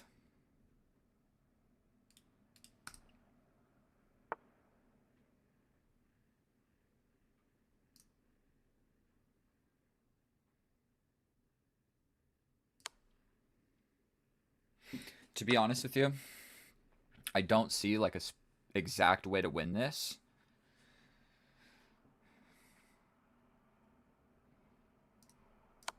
So let's just guarantee the dub. Let's just guarantee the dub. I'm going to win this endgame. That's the way I'm going about doing this. Unfortunately, I think that's what had to be done. Grab a pawn. Grab the other pawn. All we got to do is not let this turn into a queen and we win. Here he could resign. So we're just going to grab this pawn. Him not resigning is a little bit ridiculous. But I am gonna come forward with the king. So he's got to make a decision. I'm coming in with the king. I want this pawn, bro. I don't really need it, but what are you trying to do, bro? You can't go in the corner. Get out of here. Okay. So if you ever are in a situation where you're worried about a stalemate, I got 2 minutes, so for sure it's not going to happen, but we're just going to push this pawn. I don't want him like hiding over here somewhere where a stalemate can happen. So we can just do this. He's way on that side of the board, and we'll push this pawn. We get this with check. Get this with check. If he goes here, it's mate. If he goes there, we'll cut him off. So he has to go here. And we'll just chase him down. We will just chase him down.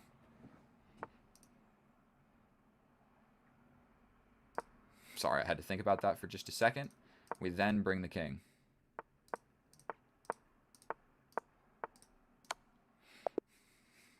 Let's frickin' go, dude. Finally, I get a dub. That was an easy dub.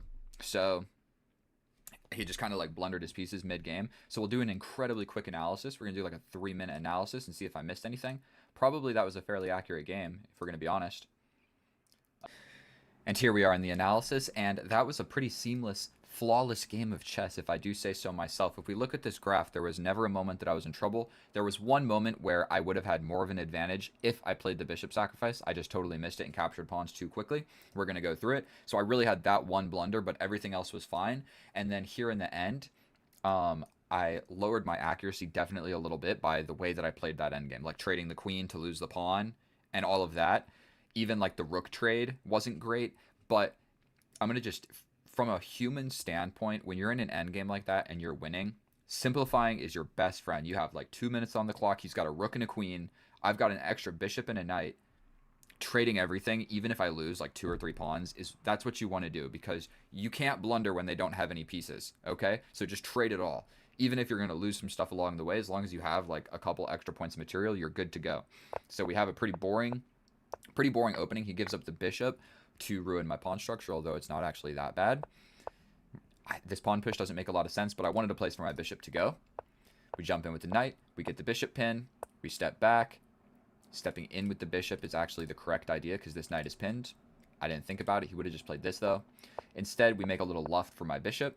And then here, if I felt like being fancy, you can play for this, where you castle and you just say your king is weak, my pieces are attacking, but I did sacrifice a piece for all of this. So it's going to be a little sketchy. It's going to be a little sketchy. And if I don't play the immediate best moves, then I'm kind of actually in trouble here. We grab the rook if the rook is involved. If you play this, I'm hitting with checks or something. That's a risky way to play, and I don't think that I'm going to play like this, okay? I just want to win the game, and if I play this, you have to play ultra super precise because you sacrificed a piece. So here, we have capture, capture, and one thing that I need to do is pause after pawn captures. Like, once one pawn capture comes in, I go capture, capture, and I don't even think about it. I noticed this a mile away. Like, I saw this whole idea of the check to win the rook. The rook is undefended. So I saw this and I was like, okay, the threat is still a thing, but him developing the bishop just gets rid of that threat and puts pressure on my piece that's essentially pinned, because my rook is also undefended here. So we jump forward, we step forward, he jumps in with the knight, just a straight up knight blunder. I don't know what he was thinking there. We step back, and now we've got a passed pawn and a locked pawn structure, essentially. We capture, he captures, I step in with the bishop attacking the queen, I grab the knight, trade the bishops. The key moment of this was when my bishop stepped in here. We were also attacking the queen, so it was like attack the queen and defend the rook all the way in the corner. That rook was undefended because I never castled. Now it's defended. He grabs some stuff, and we castle. We're safe. I've got an extra knight. I've got an extra bishop. And so this part of the game is really just clean up. We step this. We take the pawn. We give a check. He steps up. And now there is a mate in 6. There's a more accurate way that I can play this. But really all I wanted to do was like either mate him easily or just trade all the pieces. And so we hit him with a check, he steps up. We hit him with a check, he steps over. Another check, he steps up. This check. And then here, like, okay, so this move is better. There's a mate in 8. But if you have 3 minutes on the clock, your opponent has 5. If you don't see that mate in 8, trade the rooks. Trade the queens. There is no possible way that he wins this game ever, okay? If I get my king here, everything is defended. Like, this is the only issue. Like, these guys are not scaring anybody. This guy and this guy are weak. So if I just bring the king here, it's an absolute guaranteed dub. We jump around. We take all of his pieces. And then even here. So I'm losing a lot of accuracy here. There's a mate in 5. Did I see it? No. Then there's a mate in 4. Did I see it? No. I'm doing the easiest, simplest thing not to lose. I don't want to have to think. I don't want to anything. I just want to win the game. So I know how to do this. I don't need to look for a mate in 4 when I know for certain that there's a mate in 10, guaranteed with no effort. So maybe you don't got to play like that. Maybe you do. So either way, thank you absolutely so much for watching this video. If you made it through, I'm sorry the end portion of that game was kind of boring. It was basically just me like simplifying all of the pieces to get the dub. But I'm going to like record and post all of these games no matter what happens. So like I had to do that, okay? And I don't want to mess anything up. I'm live. I know people are going to see this. I don't want to play like I don't want to hang my queen with 1 minute on the clock in the end game that I should have won, okay? So I'm just ultra safe, ultra solid, ultra careful. Please subscribe. I love each and every one of you. Thank you so much for watching. I'll see you in the next one. Bye.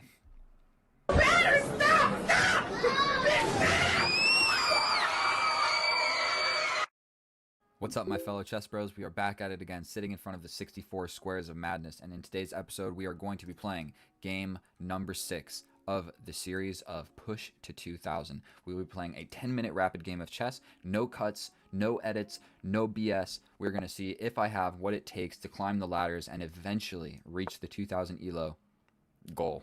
And so this is game number 6. It looks like we are facing off against the Sicilian. Be my guest. Give me the open Sicilian, my dog. Give me the open Sicilian. Capture, capture. A little pawn push. Ooh, okay. I forget what this one is called. Is it the Alekhine? Is that what or the Nasdorf. I don't know the names of the openings, but what I do know is the moves. And so we're going to develop 2 knights. Potentially we see a pawn push or oh, he's playing the KG setup. Now, I believe that bringing the bishop is actually not the greatest idea. One thing that I have been greatly suffering in has been my time management in these games. If I jump forward, is there not just some sort of queen development problems? What if we're unsure of what to do with the light square bishop yet? So we just develop the dark square bishop. And we're in the meat and potatoes. We are deep into this game of chess. Who will be the better chess person? We got to actually click on this dude's profile. He's from an unknown country. Oh, never mind. He has a stance on the war in Ukraine. Now, I've seen this move before. I think actually what you're supposed to do is bring the queen all the way up. And I only know that from playing a whole heckin' lot of games of chess. Because what you want to do is just maintain your defense on everything. I think actually capture... Oh, I'm bad at drawing these arrows here. Okay, so he attacks my queen. Is there any sort of... We can step back, but then we're really just asking for it, are we not? We push forward, he captures, I capture, you capture, I capture. I'm not losing, am I? In that situation, I think it's okay. We don't have anything better, so let's just step back. If he jumps in, we just get rid of this guy. If the queen comes out, that probably is the natural move here, but we could always step back. Okay, so he is applying pressure to this guy. I think we're going to just develop actively. We need to develop a piece and defend the pawn. Instead of making a weak pawn move, we're going to develop the bishop first, holding on to just a little bit of everything. Please forgive me for the arrows that I'm drawing. I know none of them are in the correct spots. I'm used to Lichess. I play on Lichess. I'm a Lichess player. He can always jump in, where if I capture, then he takes. Okay. I'm going to push this pawn forward. I have a conglomerate of pieces in the middle of the board. I would say that I'm leading in development here. He's got 3 pieces, and I've essentially got like 5-ish. I think we might give this guy a little tickly tickle. We're giving him a little tickly tickle. If he... Oh! This knight can jump in here now. The capture becomes a little bit more precarious in that situation. He can always just snap capture this with check at pretty much any given moment. But potentially, I alleviate a lot of this pressure by pushing a pawn. What that does is it does kind of overextend my pawn and undefend this knight at least a tad bit. And oh boy, if I jump forward, he's just going to add pressure here. You hate to see it. But we might hang on to this bishop where he jumps in, we capture, the pawn takes. What if we take here first, then the knight comes in? He's attacking everything. What if I just step back with the bishop? Capture, capture. You step in. My pawn's weak there. Let's chase this guy around. We can chase him again. He probably just steps back, and then really, what is my knight doing over here? I guess I can just castle, though, right? What if I capture? We don't really want to allow this. The queen gets in, and then I've got 2 things attacking me. Probably, I gotta step back. I think we're gonna just go for this. I'm really hoping I'm just not calculating anything wrong here. This becomes a little bit scary.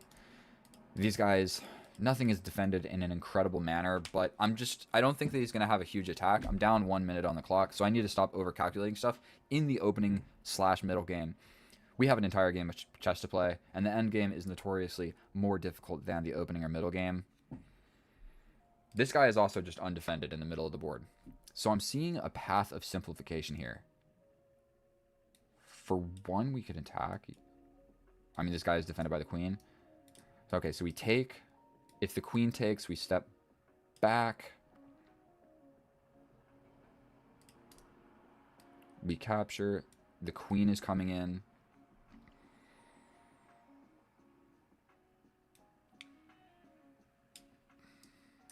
Doing this. He's got this first is actually probably the appropriate response. But then I have sacrifice ideas, where if he takes with the queen, I'm grabbing the bishop. This is getting a little bit complicated, I'm not going to lie to you guys. This is a tense situation. I know there's tactics all over the place. The queen comes in.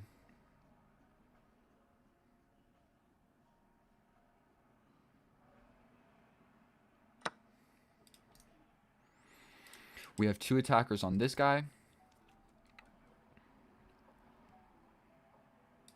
I'm liking this, where if you capture, capture, capture here, knight can jump in. I think we do this. Attack the queen and defend this guy twice. The knight jumping in is something that we do not really want to see. This also is defending here. Do we castle? Or do we castle this way? Oh. Yikes. This is a fork.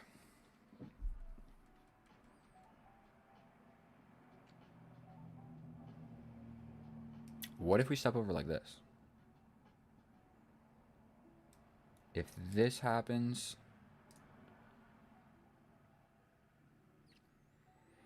this might be the way to do it. We allow this. We step over. For sure you capture. I capture. This guy is maintained defense. This is such a risky move, dude. If I play this, I think that's a bad idea.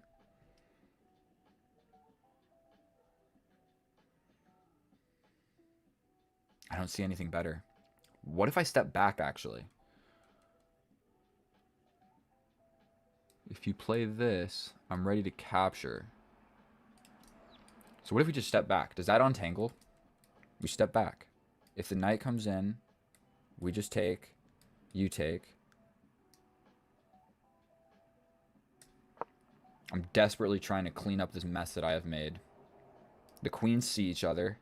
The bishops see each other. The fork is still there.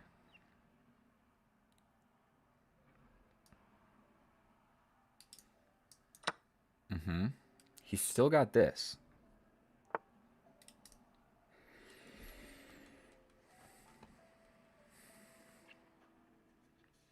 I could just castle.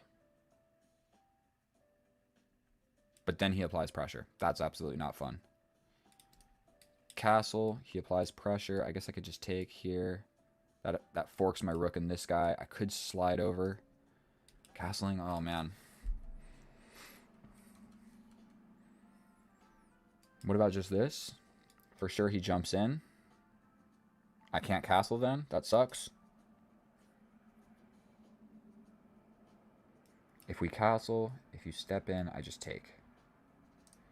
This is sketchy because it walks into this. But I think I can just step up. No, that hangs this pawn. Okay, all of that calculation for nothing. We step up. We step here. You jump in. I get you with this fork. Boom. Boom. Oh, this forks these guys, dude. Oh.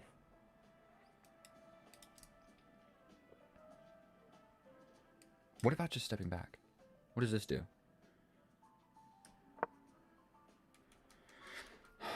That alleviated pressure here. This dude is more or less outplaying me. I'm just like trying to stabilize. Okay, I'm unable to castle. I'm not sure how important castling was in this position. I'm quite ready to just play this. One of those moves.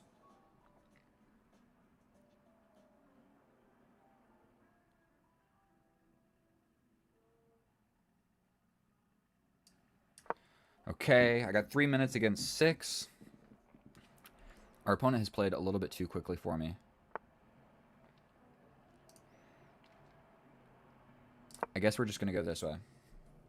He's got this check, but I don't think I care. This bishop is so good. And he can always just get this. We're going to go here because it's on a light square.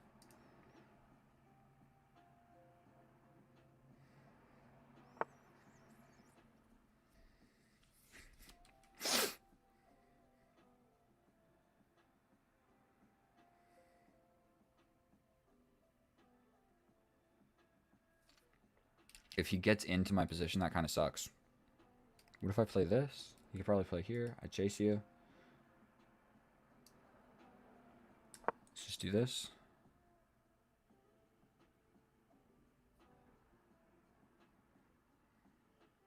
He's really kind of sandwiching me, boys. I'm sorry. I'm not doing well in this game. I'm doing my best. Please forgive me. This 1811, though, dude, I just feel like every move that he's made has been, like, a good move. Duh, he's 1800. What was he supposed to do? Just give me the game immediately? Okay, we've got a bunch of attackers on this. Really, the only way to defend it is to give something up. If I push, I'm just giving up a rook. How did I not see this freaking... Ugh.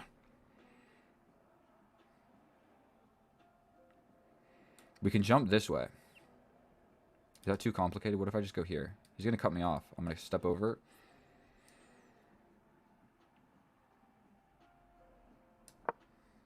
He can play this. But then I might be trying to get active. He can sacrifice in a way. This, I step up. I think I just step up here. Or I step all the way up. One of the moves is correct. Let's just do this. Is there this? I take though, right?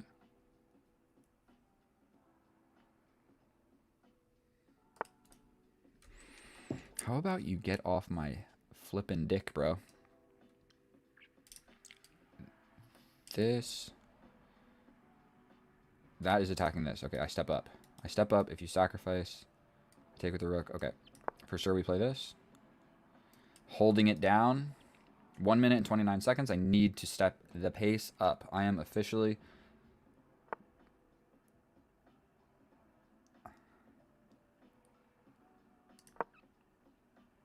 I mean, it's held, is it not? 1, 2, 3. I mean...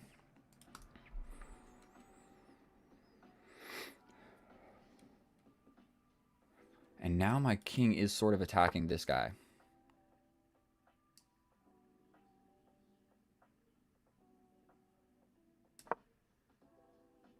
My God, I need to play way faster.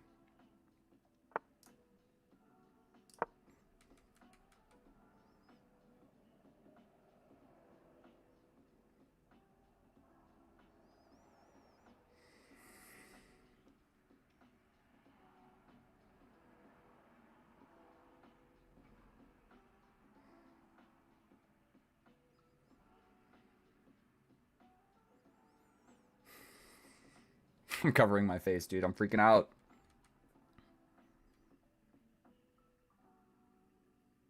I'm thinking about this. It's a weird mechanic, but it would allow me to maybe activate my king. No idea if that move made any sense. We're still hanging on to this. That move made 0 sense. We can play this.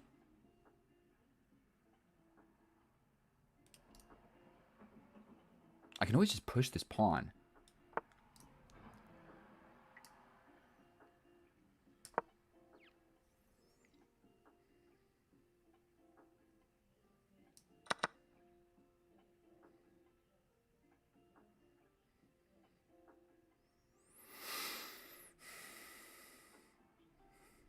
Okay, so we've got a 4-on-3 and a 3-on-2. And I have 1 minute.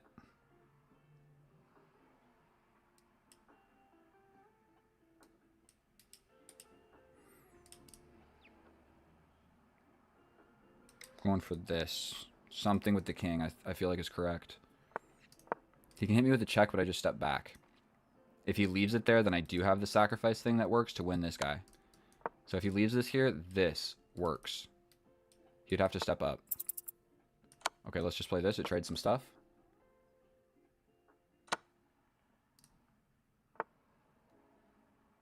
I'm going for this. You have to defend, no? Going for some stuff, my friend. Damn it. That is not good for me. Capture, capture.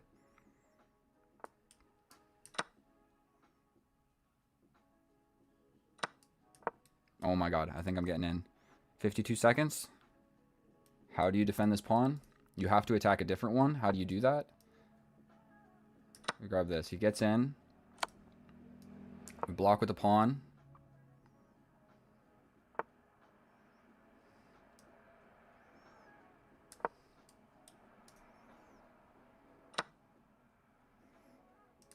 Damn it, I'm going to lose a lot of pawns here. We can always defend this guy. But he's got this. Who's this faster? 41 seconds. We're in a rook and pawn endgame. I'm down a pawn, but my passed pawn is strong. We push. We push. Get behind that.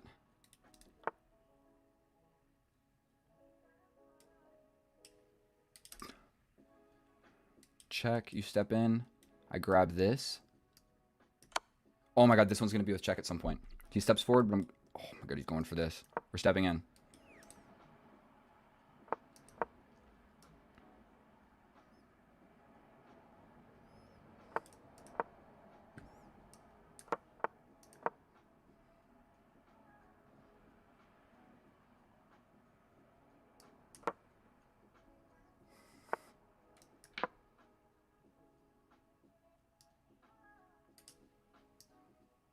How am I stopping this pass pawn? I don't think I can. No, dude. I'm so stupid.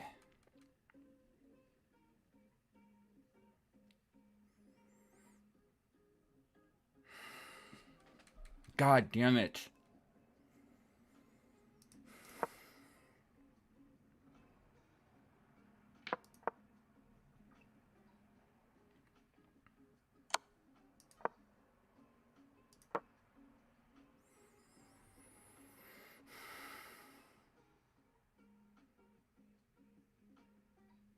And I shouldn't have spent so long just moping about.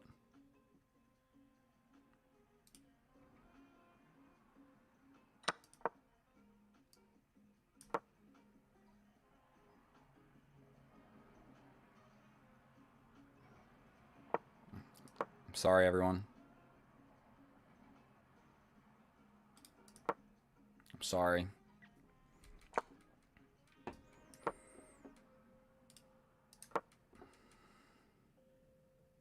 There's no way. I need 7 pre-moves.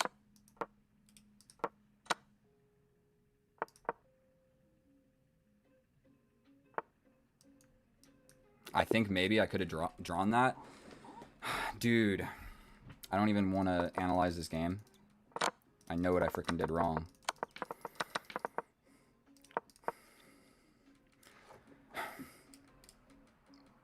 Why am I losing the queen when I could have lost a rook? This move is winning. You push, I take defending. You take, I make a queen, you push. I'm in with check, and I win the fucking... Dude, I know what I did wrong. That is such an amateur and rookie mistake by me, dude. We play an entire game of chess for me to get 25 seconds on the clock. How do I cancel this, like, what happened? We don't need to analyze it. That's what I did wrong. And all right, here we are in the analysis, and I owe it to you guys and myself to actually go through this because I know you guys aren't going to do it yourself, and I did it by myself right now, and there's some stuff that I should show you. So long story short, oh my god, I feel so terrible about losing this game. None of this stuff was important, okay? Stuff happened. We're in the thick of it. We're going to go through this incredibly quickly. Attack the queen. Going back here would have made more sense, so I'm defending. Also, these guys are defended. Whatever, I go back here. Still, it's totally fine. We're -1. Who cares? We step back. We take. Still a draw. Running forward with the king is actually what we're supposed to do. Never going to play that. We step back. Now the king is safe. Stepping up was more important because obviously we're going to have to defend this pawn at some point. Okay. Cool. We step up. He traded the bishop for the knight for really no reason. Straight up just missed this tactic. There's a hanging rook. He has to take. And then we just get this. This is also still defended 2 times. So he's attacking it twice. And we are attacking it. Defending it twice. He's attacking twice. We're defending twice. So I missed that. That was just about as basic as it gets. I shouldn't miss that with 1:46 on the clock. Whatever. Still, it's totally a draw. I realize this rook is free to do some stuff, so he starts doing some stuff. We trade equally. Step back. I go to trade a pair of rooks because my rook is in the enemy's position, so I'm going to be causing more problems than his rook is ever going to be causing mine. So we get behind this, step up, we go for this, which really is not great because he can just take, and then his rook gets in. And like, yes, I can take this. I mean, but it's hard to say that I'm actually doing amazing here. I let his rook just get in. He can like boom, boom, boom really quickly, and I'm not really going to be able to win these guys, and then he has a 4 on nothing. So I saw that in the game. He didn't play it, and now I'm just all of a sudden winning because I get behind this pawn, and all you can do is like slide into my position. So I take, and to be honest with you, I calculated in this position, he's in. This is what I saw. He's in. He's going for this one. He played this. Bro, I can just simply take that. Didn't see it. We literally moved the pawn that could have taken the rook. Like, I am blocking my check. You know, I have made improvements here, I must say. When I get hit with a check, instead of instinctively just moving the king, think, can you move another piece? But I have explained this to myself, and I'm going to explain it to myself one more time. When I am hit with a check, simply check if I can take the piece. Because, dude, more often than not, you can just take the piece. And this happens all the time in these low time situations for me where I'm hit with a check and it's like, can I take it? Like sometimes it will literally be just like this. Like a knight will jump in and be like, check. And I'm like, okay. And I move. But I could have just taken it. And I'm like, what am I doing? Either way, we're still winning, by the way. We're still winning. I pushed that pawn for no reason. We've invested in our passed pawn here. His king is cut off. We give a check and we start bringing our king. Now, the correct mechanism here is saying your rook sucks. I can actually just get in here, and you get too far, I'm just going to win this pawn for free. So your rook is really never going to go anywhere because I can just step in and make a queen and get rid of your rook instantly, so he has no time to do anything. So just leaving this the way it is and going and eating all the pawns with my other rook and like promoting this pawn, that is what I should have done. Instead, I step up, I'm attacking. It doesn't feel like a terrible idea. And right here, dude, you less valuable piece first. We protect the promotion square. This is so basic. This is so basic. A 1000 knows this. And for whatever reason, I felt like I needed to promote here so that when he captured, my rook would capture here so I can access this rank. So I'm not on this rank with the pawn. None of those things made sense. Because for one, my rook can't capture this way, but that was the idea. As I was like, okay, if I get on this rank, instead, I'll be able to access here. Right now, I'm hitting a brick wall, and I'm never going to get in. So for whatever reason, that is what I calculated there. Was like, okay, I'm going to get my rook off. So this happens. And then to my disbelief, we make all of these moves, and he trades the queens. And now it's a draw. 2 or 3 moves later, bro, I'm winning. I lose on time in a winning position. We step in, and at this point, you got to start doing something. Like, if you push, I chase you, right? If you push, I'm just going for it, and they're too far split up. I got a lot of moves that make sense. So I lost on time in a winning position. I completely threw away a winning position to a losing position. Then I got a draw, and then a winning position again. Honestly, I'm just not that good at chess. That's what this game tells me. There were so many things that I missed. For one, just the rook. The rook capture, wherever it was, here, or maybe it was here, just capturing the rook. There was the discovery to win his rook that I missed. There was the promotion. I blundered 3 heavy times in this game, and please forgive me. I will not be playing another game of chess tonight. Tomorrow, we chase 2,000.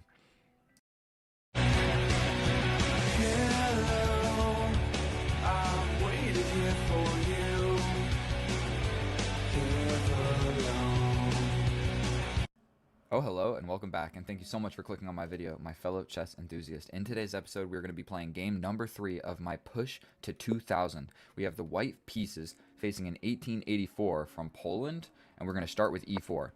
For show. And I'm going to be posting these games win or lose. So we're going to really track my entire progression, and we're playing the Open Sicilian. This is an opening that I'm quite familiar with. This is not necessarily... You don't see this too often. Your queen ends up in the middle of the board, but you don't have this pesky annoyance of the knight developing here to c3. Is that c6? h6? Am I getting them all wrong? I'm not even going to try and use my coordinates. I get it wrong every single time. I think what we're going to want to do here is just develop the knight so that my queen's not really doing the job of protecting this pawn. Then I'm sure that both of these moves are good. I guess the drawback of this is the queen can step forward, and the drawback of this is it's passive, but it defends a pawn. We could preemptively pin this guy.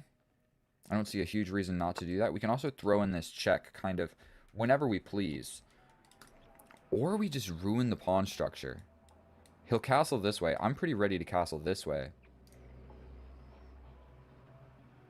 And let's just have a game of chess. Let's just straight up have a game of chess. He does decide to play this, okay? And we're just going to have an opposite side castling game. Now, if I jump in, push forward, you would have to push, right?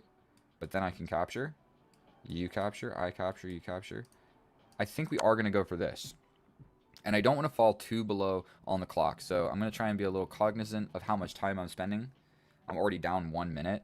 So this was the entire idea. So let's just go ahead and do it. And then we push the pawn. Is there anything silly that I don't see? We push the pawn. You can't really capture. Or yes, you can. He captures. I take here. Say he takes my queen. I take back. He takes back. I'm kind of just down a pawn. If I jump in, this is going to be a problem.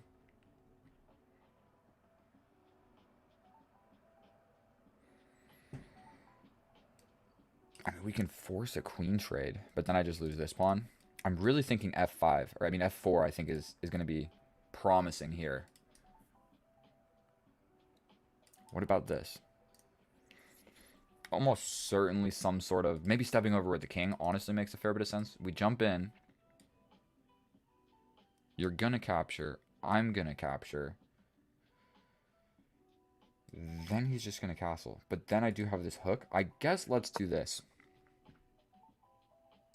This doesn't work. I just capture.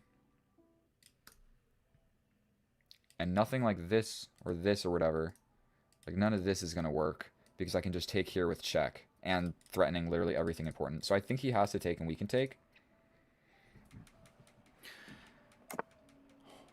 So he's just going for it. I'm fairly certain I can take. If you take with the pawn, I just take back. I think that was a blunder. I might either ruin his pawn structure a little bit. Ruin the pawn structure a little bit. Or win a pawn. If he takes like this, I win a pawn. If he takes like this, I can ruin the pawn structure and still win a pawn. So I think that I am winning a pawn at the end of the day. Right. So we take here. You have to take back. Not to mention, this opens up. Like, this is just an immediate threat on this pawn. He wants to defend it. Fairly reasonable. But what about just completely ignoring it and going for this? I'm only up a pawn, so realistically, maybe the easiest way to win this is to just, like, calm, cool, and collected. I could just step forward and just pile up on this. How would you'd really go about I do this? He can slide in here, attacking both of these. Actually, that is a tad bit worrisome.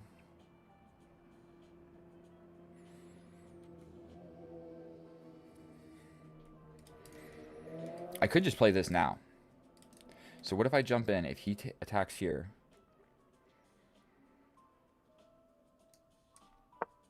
Let's just do this. My queen is like in a beautiful spot. If we trade the queens and go into some sort of a rook and pawn endgame, I feel quite confident with my skills. 6 minutes left on the clock. But the knights are off the board. The bishops are off the board.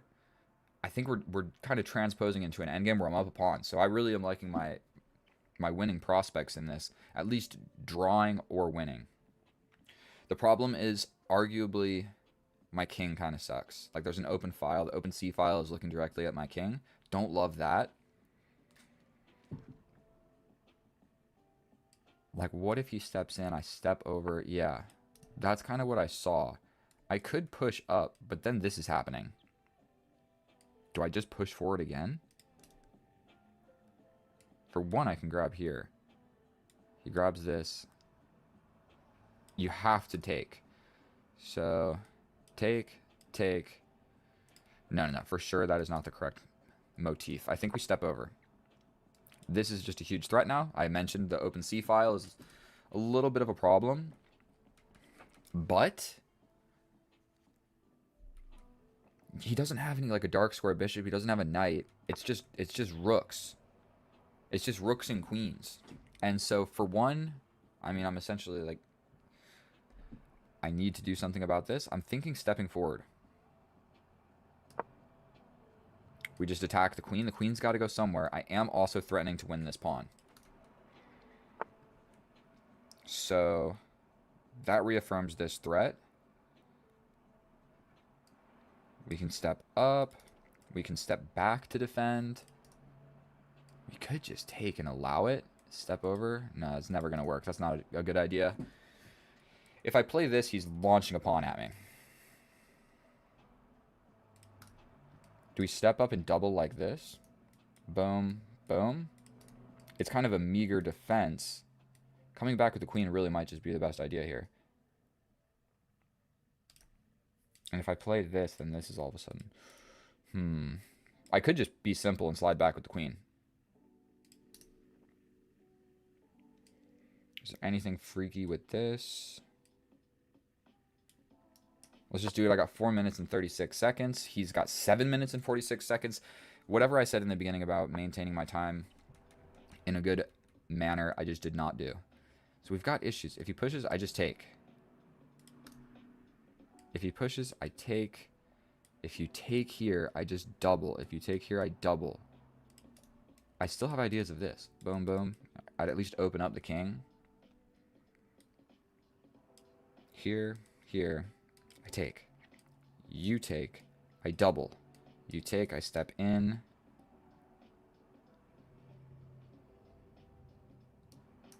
I don't think it's losing. That pawn... I don't know what that pawn move does. Let's just take a deep breath and not blunder this away. Almost for sure we push here.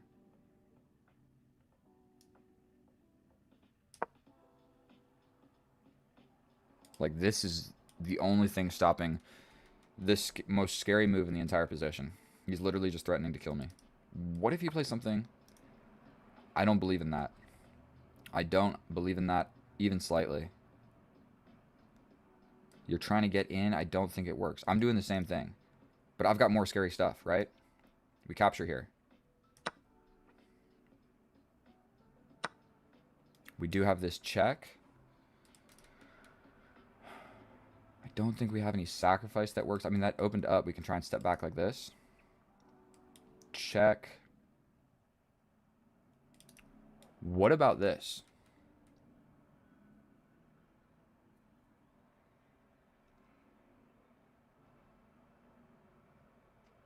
Where he would need to play this. We're getting low on time. Let's just give this check and step back here. This whole idea is not fun.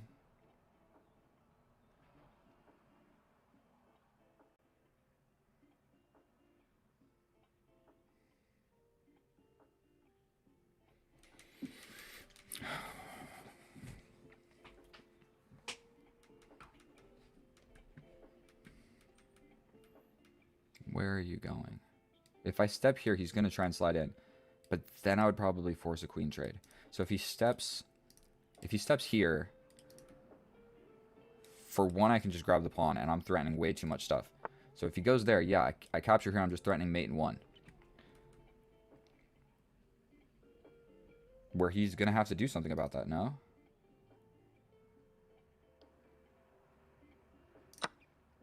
We're in, baby. You have to trade the rooks. There's no other way. You have to trade the rooks. And it's worse than that. I have power on this pawn. So if he trades some stuff, I'm not sure what I'm trying to point here. I have this. I have checks. I think that I'm just in. Going up a pawn and applying a little bit of pressure. I'm 2 pawns. Now he resigns because, yeah, what's he really going to do? He was going to have to give something up. Not give something up, but he's going to have to trade the rooks. I believe what he had to play was this. He steps in here.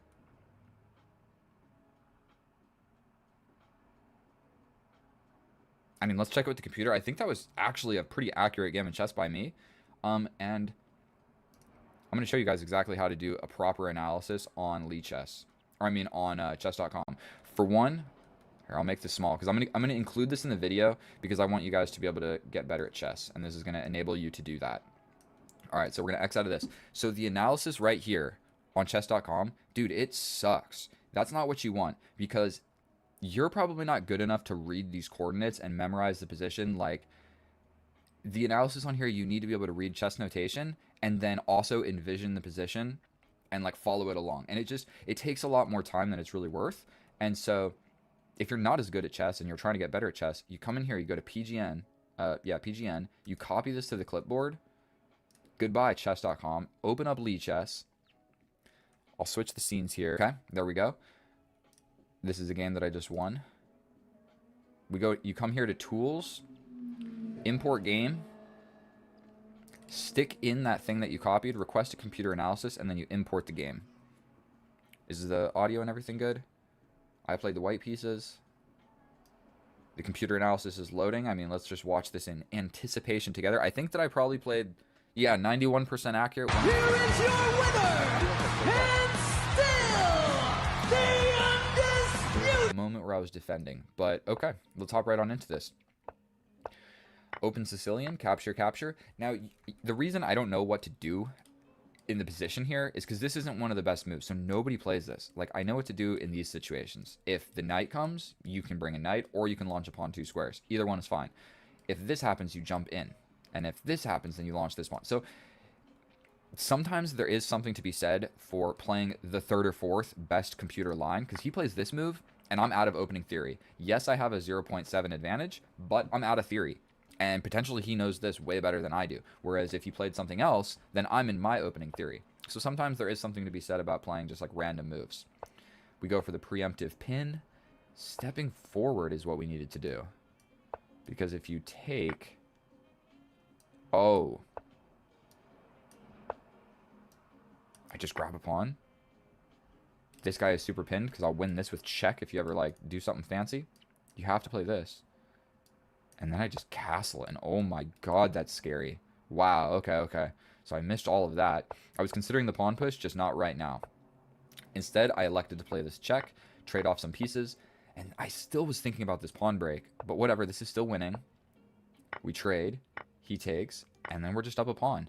So what he could have done was castle first, and just let it happen. I have a +1 advantage, no matter what he does, I'm going to win a pawn here. So we capture, and we're just in. We're up a pawn. He plays the... No, he doesn't play the best move here. But now I'm just crushing. And I took my time. So I realized that this is on the open file. This is one of my weaknesses, and I don't want to lose it.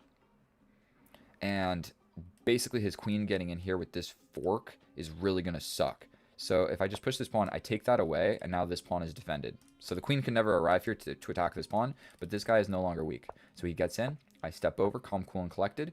Either pawn push is fine. This one is slightly half a pawn worse, but whatever, it gets the job done. Best move, stepping up with the rook. And then we launch the pawn, dude. Also best move. Push the pawn again. And so moving my queen off of this diagonal, I was a little bit scared of. So after this capture, check. And then I just get in with the rook. And then really, what are you doing here? It's mate in 3. I didn't even see it. Because I saw this...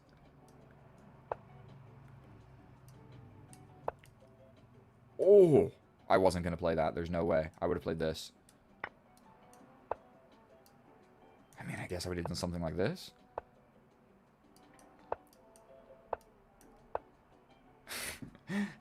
I'm going to level with you guys. I don't think I was going to find all of that. To be straight up with you, in this position right here, I just saw that he had problems.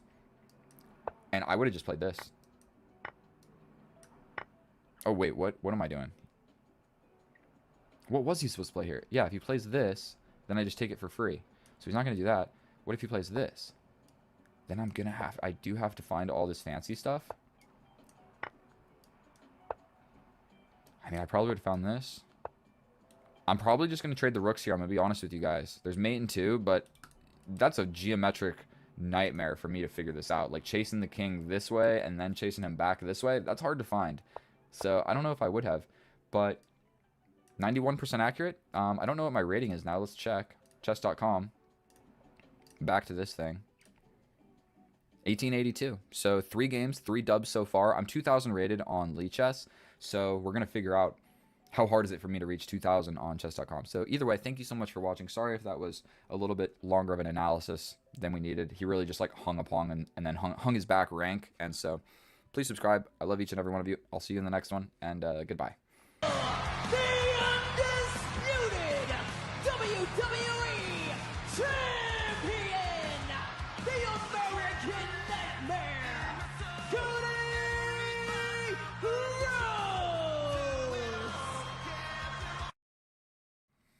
Oh, hello, and welcome back, and thank you so much for clicking on my video, my fellow chess enthusiast. In today's episode, we're going to be doing what we are always doing, pushing to become rated 2,000 ELO on chess.com. And like it or not, that is what every single chess player is sort of aspiring to do. No matter what your rating is, 2,000 is the golden pedestal that everybody is trying to reach. And so here I am with the idea of posting the game, win or lose, good or bad, happy or sad. We are posting the games, giving you a raw, unedited, uncut, just episode of me getting better at chess. This dude is rated 1734 and he's going with a little d4 action. We will respond with c6.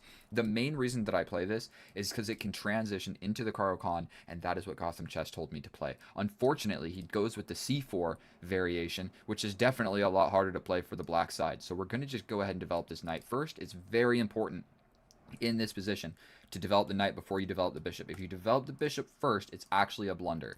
Now we can actually develop this bishop with the key moment of now the bishop is on the outside of this pawn chain. We're kind of hoping for this little capture and getting a natural development square for our knight right here. But as it stands, we're both playing perfect chess. So no mistakes so far. Dude is 1734. I'm 1843. So I should be able to absolutely destroy this guy. And if not, I'll just go to the gym and train until my body is sore. Okay, so this is definitely annoying to deal with.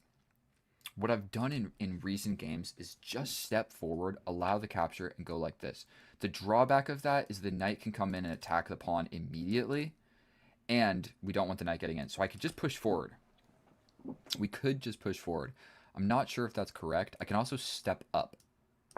But instead of losing on time, we're going to keep the time maintained, maintain the time, and we're going to just push this pawn forward. He did not capture. Did I blunder? Oh, God. Oh, God. What if capture? Here, I jump in. He pins me. I only can defend like this. He applies pressure to the pin. I defend like this. The knight's coming in. It's not looking good. I think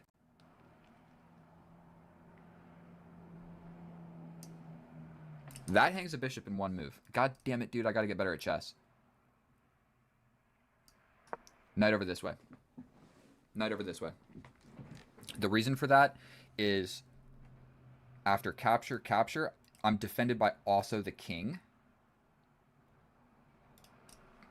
My position's not that great. I'm going to just level with you guys. I think he's actually doing a little bit better than me. I'm sure that it's still equal, but he is the one that has the easier to play position. But who cares, dude? Who cares? If I lose 14 elo points. You guys can't see it. I'll swing this thing over. Look at that.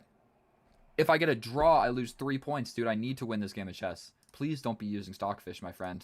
Please. Is everything situated? The size is good. We're good to go. And I'm winning on time. That's going to be very, very important. Okay. I'm afraid of opening this diagonal. So I'm not even going to think about it. We're capturing this way. Straight up not even going to think about it. Opening this diagonal, I think, just walks into a lot of problems. This pawn is weak. Maybe I should have thought about that. Scooting over with the rook. Seems a little bit flimsy. Jumping in at some point. He can always go for my bishop. I can always step back. We got to do something with my bishop. This rule of the least active piece, I was talking about this in my last game, and this bishop, obviously, is my last minor piece that hasn't been developed. So obviously he sucks. What about a saucy move like this? That's actually quite scary because, like, look at this. He plays this with...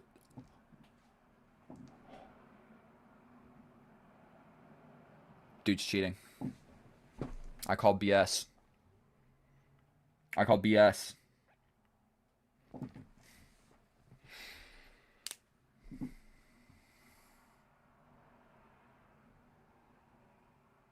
This doesn't work. Oh, god damn it. We're going to have to go for this. He gets in. I slide all the way over. He grabs this. I think it's the only move, so that's just what we're going to play. Dude, really? Really, you play that move?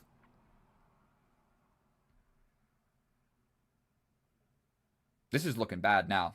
All of a sudden, we just have to lock in. In a losing position, god damn it, dude.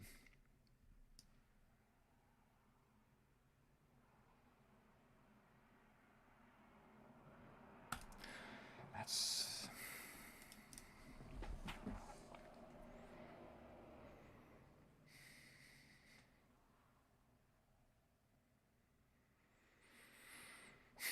Moment of contemplation, boys.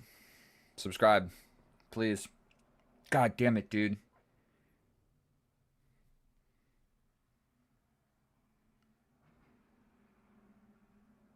I don't know what to play here. This is not looking good. I'm thinking about this, but that just hangs this. What if I step back with the bishop? That sucks. If I play for this, like if I go for this, with the idea of this.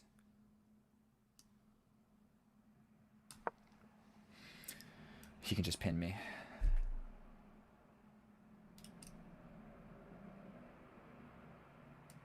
He can just jump in. Kind of all willy-nilly, and there's not a whole lot I can do about it. He can also just grab the pawn. This pawn is attacked a whole bunch of times. He threatens mate in 1 with a smothered mate going for my pawn. Dude. Literally, what the hell? Check here. Check. Say you block with the knight. This maybe saves me a little bit.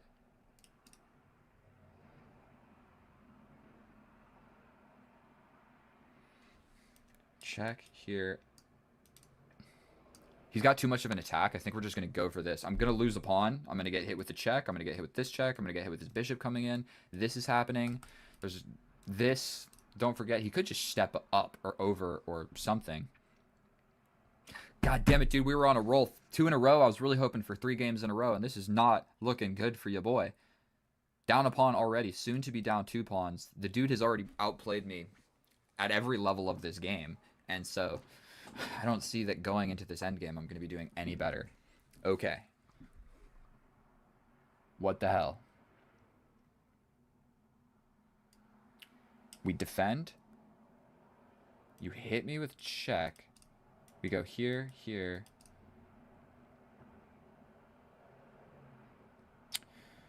What about jumping in with this knight?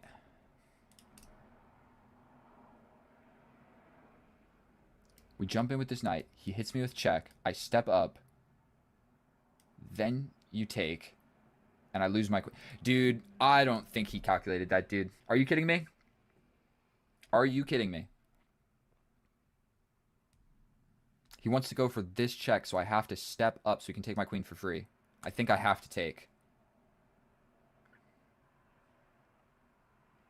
If I step over, he hits me with check. I can step here. Here, check, step over.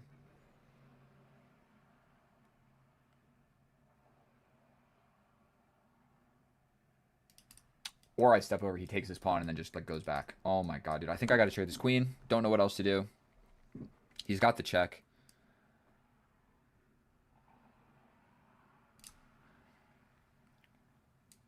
What about launching forward with this pawn? Allow the check, I step up.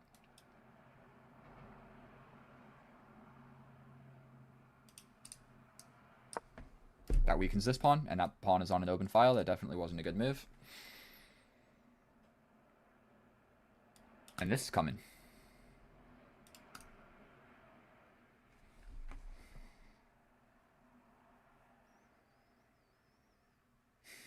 Unfortunate, dude. This is an unfortunate game. Please just blunder or something.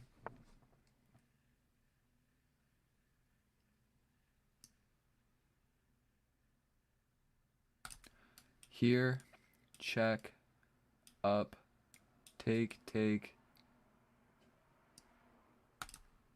What about stepping up? That's a crazy move.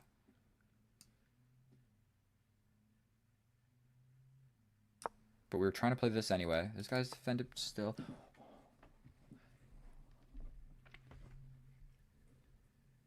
I call absolute garbage on this, bro. Are you kidding me? We have to defend. Say he gives a check, we step over. No other option. If I go here, he can also chase me. Then he can take with check. I step up. I think that's the only move. Now he just applies pressure. I'm suspicious, bro. How is a 1734 playing like this? I'm always suspicious. I hate chess.com so much, guys. Every time I play a rated game against anybody ever, I'm like, nah, no way. Dude's cheating. But then I play on Lichess casual games and I don't care.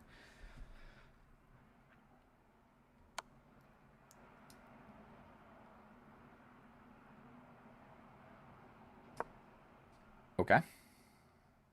If he plays some sort of crazy, like, something, dude, I don't believe it. Jump in with the knight. I might just take, dude. Maybe, look at this, dude. We got we got 6 pieces on 6 squares. Like, goddamn, bro, get off my side of the board.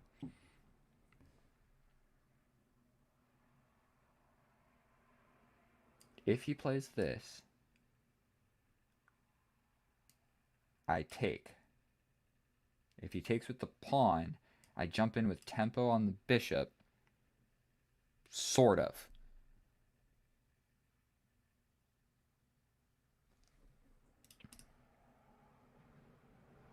I might be untangling, dude. This is a threat. Like, that's a threat. And this is a threat. But even if... What? What?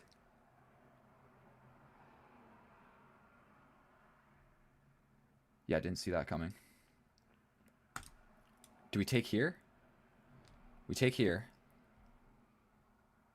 You take. I take. I don't think that's good for me. Is it? It's equal. We grab this. Or I grab here. What am I trying to do? We grab this.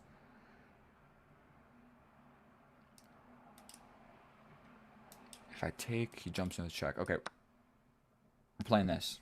I just realized I have no audio. I hope you guys can hear it. He can go somewhere. But I might be getting frisky, bro.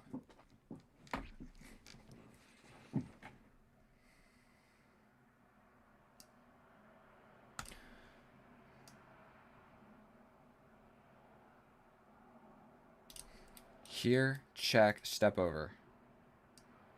I'm just playing it. This pawn is only defended by a knight. His bishop is definitely a little bit offsides.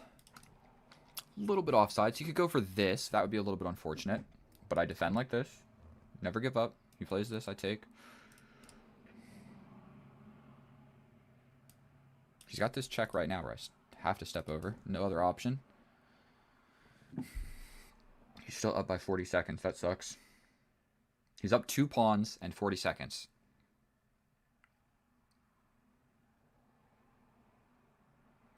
What if he just jumps in? No, I grab. Please try that. He could just play this or play like king here might actually be a really great move. Or just castling. Obviously, he's not going to castle like that, but you get the idea. 2 minutes and 55 seconds against 3 minutes.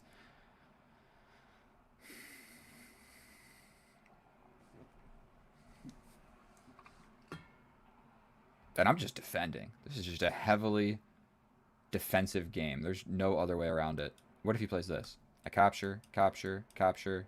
This is still hanging. He's got to move. It's not there. You get the idea. He'll go over there. I can grab this. Then we're equal-ish on pawns going into a rook endgame.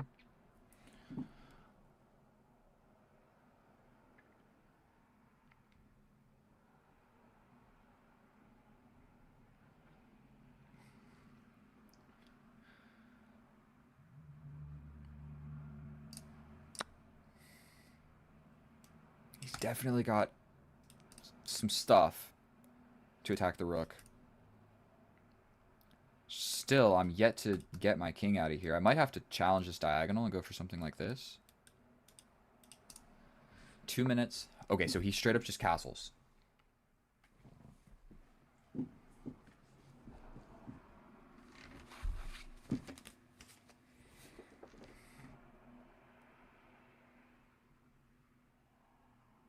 What about this? We're capturing this first. I want to be able to move my knight. I don't want his knight taking back. We're going here. He can pin me. I step up, maybe? Yeah, if he plays this. Ugh. Maybe a crazy reroute like this would work. Or capture, capture. If you challenge, I take, you take. I step up. 2 minutes. Yeah, if he plays this, I think I have to play this. If he brings a rook first, then that's maybe a little bit problematic. The reason we can't let this sit is because he has this fork at the end. And then I just lose. But luckily I can step forward with the king. The whole problem is I got these dark squares destroyed by this bishop. But he's got 1 minute and 28 seconds, dude. I hope your bullet skills are decent.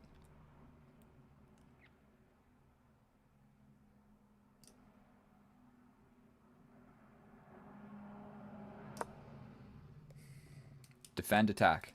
You push me, I push you. Going for this.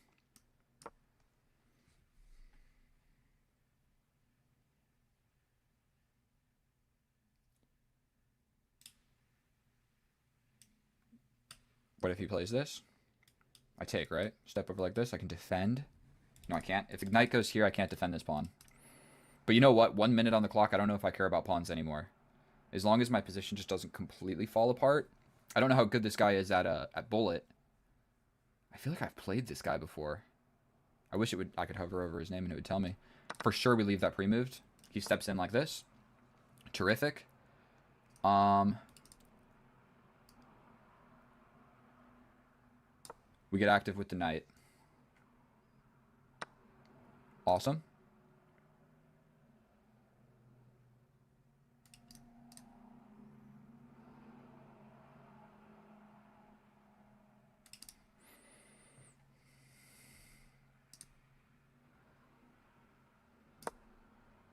Getting hit with this check, but I'm gonna... Oh! Big yikes. Lesser of the two evils. Gonna lose a knight. I'm gonna take like this. 30 seconds. I can do this. I can for sure do this. Hiding over here. 25 seconds. 20 seconds, dude. There's no way he can checkmate me in 20 seconds. I need to actually think about this. Like, what's going to be the longest path of survival? This defends the pawn. Get away from my pawn, buddy. And none of our games have ended in a flagging. I have this check as well. That's what I'm going to play. If I'm able to. 4 seconds. It's over. It's over. 2 seconds. Check. What are you going to do, bro? That was very disrespectful against a very good chess player. But you get the idea, bro. We're not playing with increment. Where's your bullet skills at? Who cares about playing good chess if you can't play fast in the endgame? You feel me? And dude, I didn't deserve that win. I didn't deserve that at all. And what's worse is I'm a compassionate person. Do you know how bad that feels for our opponent right here? Look at this position. Before the rook move, of course. Look at this position. Like, he's up everything. Extra knight, extra pawns, extra everything, dude. It's, I feel terrible. And here we are in the analysis, and oh boy, did I have no business winning that game. I feel really bad for our opponent because I know how that feels to have just a completely crushing position and lose on time. So normally the way it works for me is I make a bunch of crazy blunders and then lose so I don't lose on time. But losing on time in a 10-minute game of chess absolutely sucks. I played 82% accurate, 2 blunders, 3 mistakes, 2 inaccuracies. It was not my best game of chess, but at least we were able to win. Our opponent, 0 inaccuracies, 0 mistakes, 2 blunders, but he really played the biggest blunder of them all. and did not manage his time well. So we're going to go through this in less than 5 minutes, hopefully like 3 or 4. There's one main thing in this opening here that we need to note. In this position here, pushing the pawn is the best move. And right here, I need to develop the bishop. The reason for that is because it's defended by the queen. If I bring the knight, now this d6 square becomes undefended by the queen, so I can't put the bishop there. So this is his diagonal. That is how all of that worked out. I needed to just bring the bishop first so it's defended. Confront this dangerous diagonal. Don't just give the opponent the strongest diagonal essentially on my side of the board. And so, okay, definitely made some blunders. And I noticed that this move right here, bishop a6, is the best move right as our opponent played it, because this is actually a quite common motif that you'll see in a lot of games of chess, of the bishop sliding in, getting in like this, and it's kind of like a star on this square right here, and you can't defend with the rook. The rook is really awkward when you get in like this. So this is super common, getting this type of fork where the rook has to go here. It's even worse actually, because once he gets in, he's not threatening just my pawn, he's threatening my rook, because all of the squares are taken because I did not defend this goddamn diagonal. Okay, so he plays the move. I step up with the queen, which isn't that great, but at least I got to keep the rook. I'm losing the pawn instead of going down the exchange.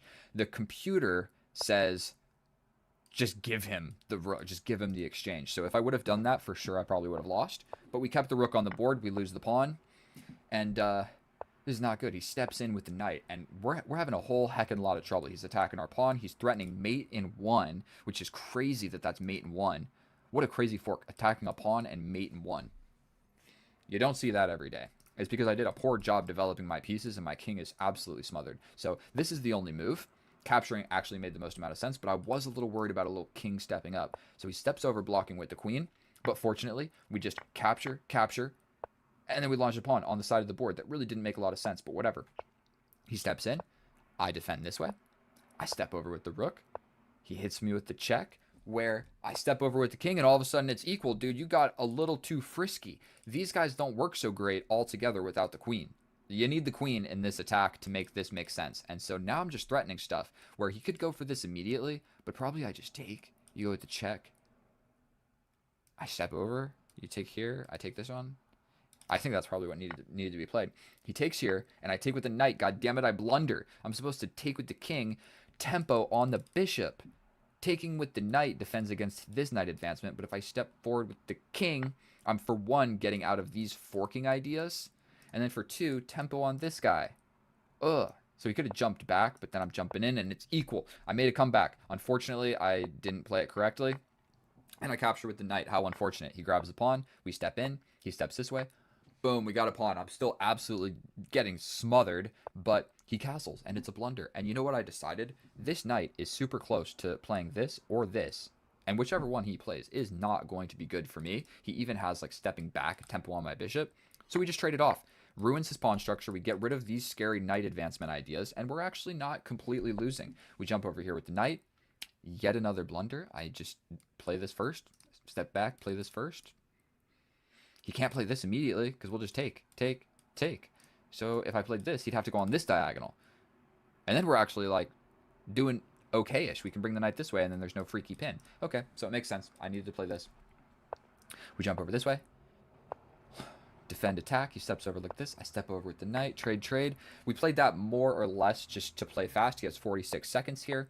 Jumping around with the knight. Stepping up with the king. God damn it, I walk into a fork, and it's not even a blunder. I'm already losing by so much that there's just, like... I'm already losing by so much that it's hard to lose more. And so I choose to lose the knight instead of the rook. We step like this to guard this square from the knight and get a little running away square for my king.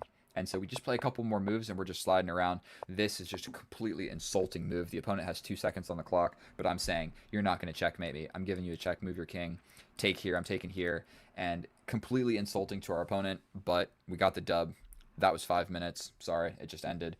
I love each and every one of you. Thank you so much for watching my videos. If this is your first time watching one of my videos, please comment. If you have anything that you have to say about my chess and how I could improve, or how I can improve at making this more entertaining, or maybe I should be more funny. If you have any constructive criticism, please leave it in the comments. I will not get offended by anything. I'm just trying to get better at doing this, so I want to do what you guys like. So the downside of this is I'm posting every game, win or lose, good or bad, so I'm just here commentating in positions that suck. Like this game, dude, my position sucks. So I'm sitting here and I need to talk and stay optimistic. I was not optimistic up here. But we got the dub. Thank you so much. I love each and every one of you. Please subscribe. Tell your friends to subscribe. Post on your Instagram story. Subscribe. Help me out, guys. I love you. Oh, hello and welcome back, and thank you so much for clicking on my video, my fellow chess enthusiast. In today's episode, we're going to be doing what we are always doing, pushing to become rated 2,000 ELO on chess.com. Unfortunately, the road to 2,000 has been filled with many, many blunders. The majority of them have been mine. And so we're going to be playing a random opponent on chess.com. I'm cutting out no nonsense. This is uncut, raw, real chess. This is not YouTube highlight reel chess. This is not grandmasters playing in some tournament chess. This is Kip314, some random dude that is rated 1833 on chess.com, making a push for 2,000. I hope that that intro didn't lose all of my viewers. And in the case that you're still here, we're playing e4, best by test. Our opponent is 1831. I think this is Poland. Indonesia, same thing, right? They're like close to each other. And we get the bishop's opening where he goes ahead and he pushes forward. I believe that we just develop this side of the board first because we're still a little bit tentative about developing this knight and walking into a pin because this bishop is going to be the main component of breaking that pin. So we're going to make a weak move on the side of the board. Don't hate me for it. I don't know why I grabbed the rook. I can't put the rook here. And you know what I haven't done is just tried an all-out attack. What if I just step forward and castle opposite? What happens then? Do I win? Do I lose? Well, it looks like I'm not going to be able to castle any which way. We're going to push this forward most definitely, because if you don't, you can end up in a bad situation. So I don't have this completely memorized, but we jump over here with the knight. His bishop's coming. Ooh, his bishop's coming that way. Definitely didn't see that one coming. Castling here seems a little bit risque. Audio is good. Microphone is good. Everything's good. Not even going to think about it. We're castling this way. I didn't see an immediate threat. We're going to put my rook into the middle of the board. This pawn is a little bit flimsy.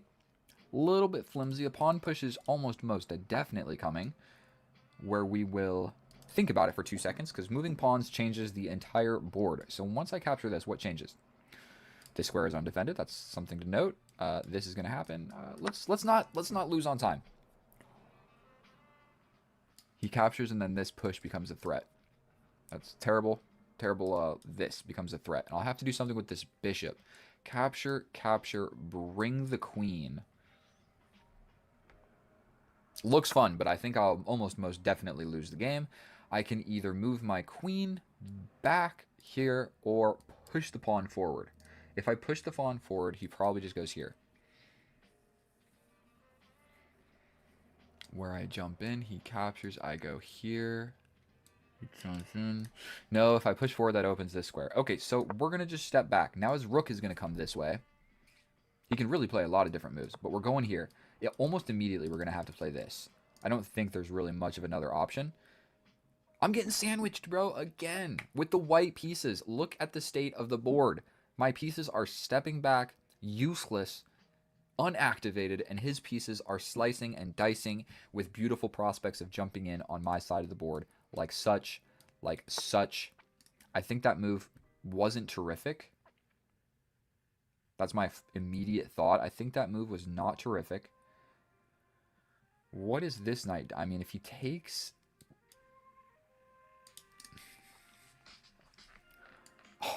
Another step back. Do I dare? I'm stepping over here and moving the rook. Don't know what else to do.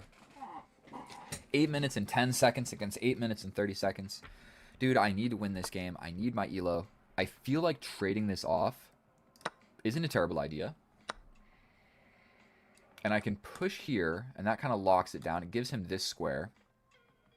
What if I push? If his knight comes in, if he takes like this, I got to step back this way. I'm doing it. I'm doing it. Then I might be going for this. I probably should have actually gone for this immediately. Yeah, now that I'm looking at this, because he can push. Don't love that. What if I push, then he pushes? I mean, I guess I could just grab this. There's no useful discovery, I don't believe. Yeah, I should have played this. Almost certainly. Maybe this is a good time to show you guys my progress. 2,661 subscribers. A small army of gentlemen. Some of the best gentlemen in the world. We're going to just take with the knight and not even think about it. If he takes with this pawn, my bishop gets out. If he takes with this pawn, I take another stupid step back. God damn it. And, ooh, the bishop comes alive. His knight can come in. But I think we're almost ready to bring this guy somewhere. And I think we're winning on time now. And to be honest with you, if my bishop sucked.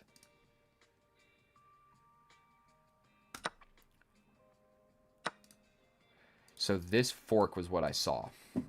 Unfortunately, he just steps forward, and then my forward momentum is doing nothing. If I step here, he's still going to play that, but at least I have like a reroute over here idea. What about this? Then he pushes. Okay, so we're going to play this and immediately attack this. I guess he could just bring a rook.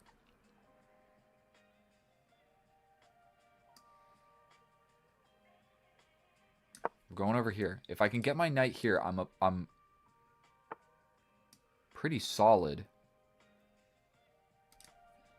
Is there anything better? We have this, this. Don't see it. We're just going to put my knight here. He can put his knight here. Where's the knight going to go after that? Well, I guess he's got a lot of options, doesn't he?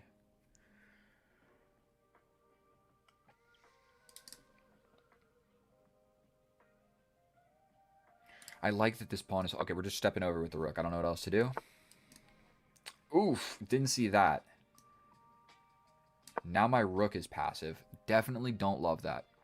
But his rook is also passive. We both have one passive rook. I'm down 20 seconds. Dude, I really got to be able to step my game up and just play quicker. He's got the dark squares. I've got the light squares. Like, literally, he's got the dark squares and I've got the light squares. He could reroute like this. I mean, that stops the forward momentum of my knight. I think we just do something with my rook. You can push, but then you lose your little defender that you like so much. My alarm's going off telling me that I need to go to bed. What about this? This. We then attack the knight. He could go over here if I take the pawn gets in. Don't love it. This knight is too strong. We have to deal with it. Unfortunately, I think we have to deal with it. So now I'm trying to think of ways that I can trade this. Unfortunately, if I play this, he pushes and my rook is just trapped.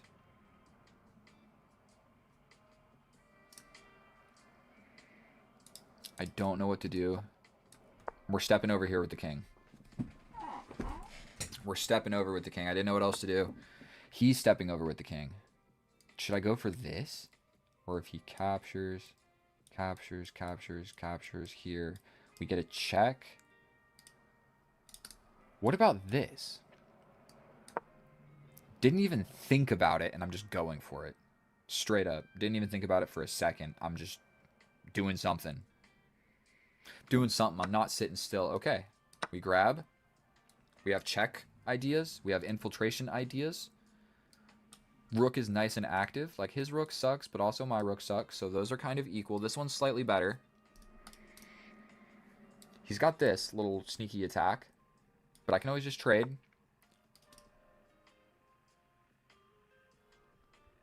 Now, really, the only way to defend this pawn... Check up, take, goes back.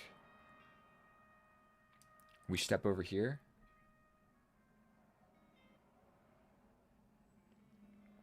Really a little bit unfortunate. What if I go for this? Ooh, what if I go for this? Again, we're not really going to think about it. Oh, yes, we are. If I play this, he steps here. So let's give a check first. Wherever he steps, we hit him with another check. But the difference is I'm sliding into the position. He's going to be able to trade me off at some point.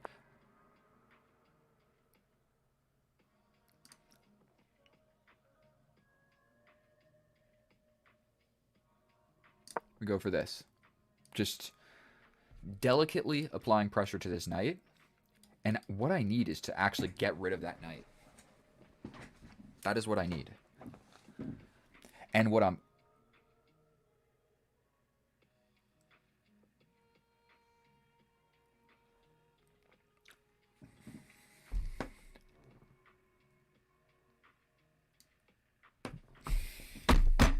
God damn it, boys.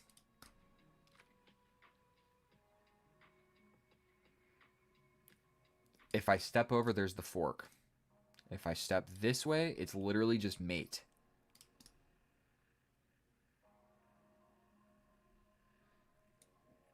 This is also just mate. This is also just mate. Dude, did I just hang mate in one? If I step up, he just comes in. God damn it, dude. I was thinking about what I want, not what the opponent wants. And just unfortunately, I think that it's over. I don't think there's anything I can do. All I've got is this.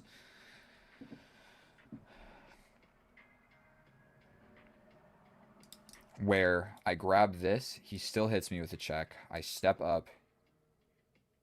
He takes this rook. But this rook survives. This guy's going to fall.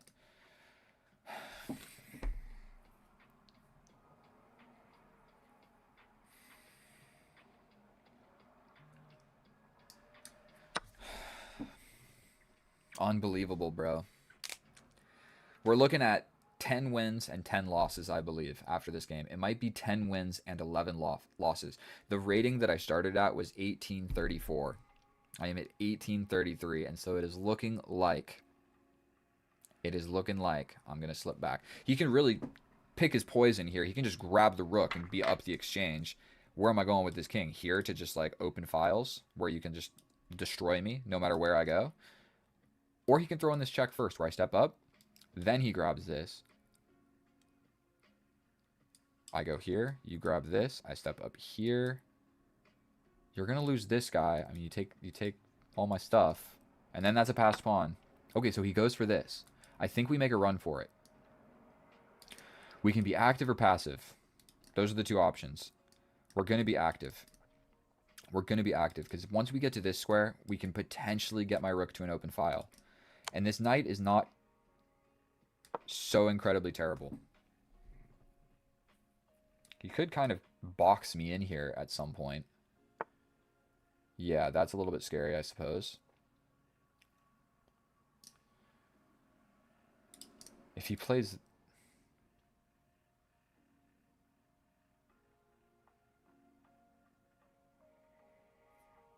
We jump in, take. God damn it. Getting outplayed, boys. And this rook sucks. He's just blocking this. What if he plays this move? I step over. His rook's getting in at that point. We push up. You take. I take like this.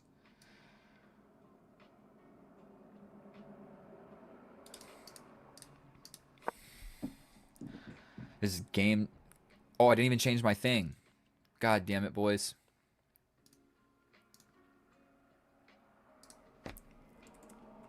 There we go. I should have changed that earlier. Now I'm going to have to like make some editing in the... Get the hell out of here. Other rooks coming. I grab this pawn. You play this, I step over. You step forward with the king. I bonk you on the head with a crazy check, maybe? If he plays this, I grab this pawn, right? Check, I step over. I might be able to survive. He can go for the rook trade, which is not super fun to deal with. He's stepping out. He's afraid of it. Oh my goodness. We're trying to slide over. He can step back with the king, but then we go for this. He hits me with a check. We step forward. I'm not giving up, dude. I'm not giving up. My knight is strong, and I will grab this pawn, and then this turns into a pass pawn in certain positions here.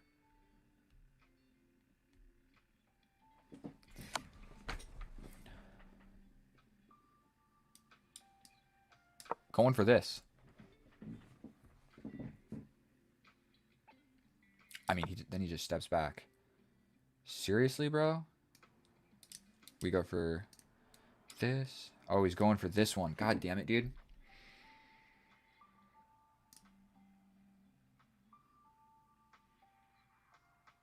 Stepping up.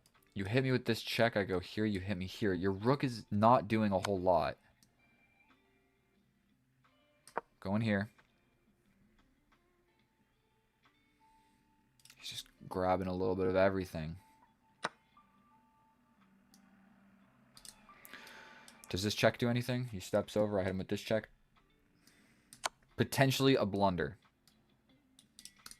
Even if he steps over and I hit this and he takes my dude. Okay, so that's not super fun. Let's go here. Going for this pawn. He can honestly, like, do so many things. This pawn is too strong for me to actually deal with. He can also attack here. Infiltrate like this.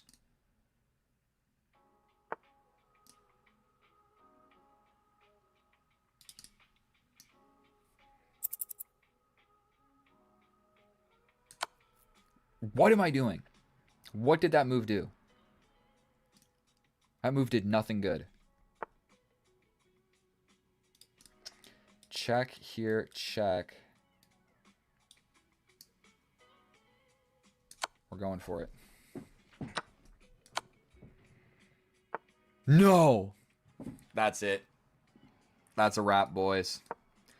That's a wrap.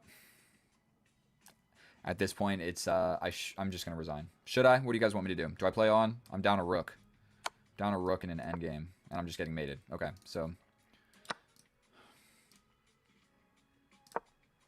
I mean, he can just push. There is 0% chance.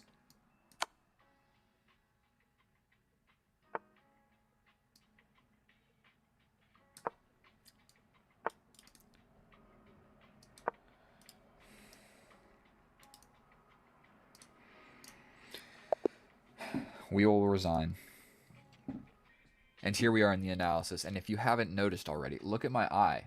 It's red, dude. I don't know what to do about that. Do I need to go to a doctor? I don't really know. But what I do know is we're going to start a timer and we're going to fly through this analysis incredibly quickly because I don't want to waste your time or mine. I lost the game, so I should look at it in more depth myself. But I realize once we reach this point of the video, everybody clicks off. So I'm not going to analyze for 20 minutes and 10 minutes or whatever if you guys don't want to watch it. So if you don't want to watch it, then we'll just fly through it. Maybe I'll start doing them separate. Like I'll do game 1 video, analysis second video. Then people will find the second video and maybe go back and watch the first video. I don't know what to do. Or just not analyze and not get better. Okay, so at some point, this is a blunder. Why is it a blunder? I'm going to be honest with you. I guess this, where if I step back, I'm walking into a fork. If I take, then it's the same problem. So yeah, I blundered. You got to be careful putting your knight and bishop on forkable squares. Definitely when it is a type of square that a pawn can occupy and kick the dude out. So like you can put a pawn on the d5 square with tempo. So unfortunately, I'm glad that didn't happen. But some more moves happen. I jump over with the knight, and then I literally question this, and I made a face at the camera. The sacrifice is the best move. Sacrifice, and he's not even supposed to take back. Say he takes back. We get in with the queen. He goes for a pawn break. Cool, we're bringing a knight. You step back to defend against some stuff. We get the queen out of there. You get the queen over here. We defend. You go here. What are we trying to do here? We capture. Probably a capture comes in. We capture this way. We just put pawns in the center. We just go for a big attack. We're going to castle this way. And I'm winning slightly. Unfortunately, even going down that line, I didn't even feel too good about the position. Once you sacrifice a piece, you need to play so incredibly accurately, and I'm not good at doing that. So we capture, step back with the queen, step back with the bishop, step back with the knight, trade some stuff off, go for a little pawn push, capture, go forward with the bishop. He steps this way, and we ruin his structure. Boom. We step in with the knight. He launches a pawn. We step over with the knight. We step over with the knight, and it is a mistake. I'm supposed to immediately go for this pawn break. The difference is his knight is going to get to this square, and I needed to realize that. His knight on this square is an absolute nightmare because he's got this fork and applying pressure to this and defended. And my pawn can never push. So there goes the pawn break. Because this square is held down so hard, I'd have to play something like this. It's just not going to work. It's just not going to work. And even if I do play this, even if I capture it, this pawn just still defends the knight. So I needed to go for the pawn push instead of bringing the knight. Didn't, and he gets his knight to that square. And now I'm just officially not doing so well. We go for a little king step over. I couldn't figure out what to do here. And playing this move is just not good. It's not bad, but it's not good. We go for this pawn break, and yet again, it's another mistake. He could have also pushed me out of here, where I take, take, and then he just gets this. I'm still losing. Okay, whatever. Capture, capture. We've got about 1 more minute of analysis. We give a check. This is another blunder of the game. I'm supposed to just take and just play this endgame. That's hard to do because if I take, this knight is going to be threatening this guy for forever. I'm going to have to bring my knight around in some type of way. I can't even figure out how to get my knight to one of these squares. I'm going to be honest with you. It's hard to do. But I can never come over and defend with my king, or my rook is trapped in. And I can never step up because these squares are attacked by the knight. So I definitely don't want to scoot my king over like this and trap my rook in here, because this is just frozen, all of this. So either way, we should have went for it. And this is about the last blunder of the game. I play this, and he just gets what he wants. There's nothing that I can do here. This is mate in 1. Stepping over is mate in 1. Pushing a pawn is just check. I step up, and he just takes the rook for free. So, like, if I play anything else, he's just going to hit me with the check. Up, win the rook for free. And no matter what I do. So, all I can do is go down the exchange. And then, unfortunately, after this, he just plays incredibly well. Some of the best moves, just, you know, not too much I can do here.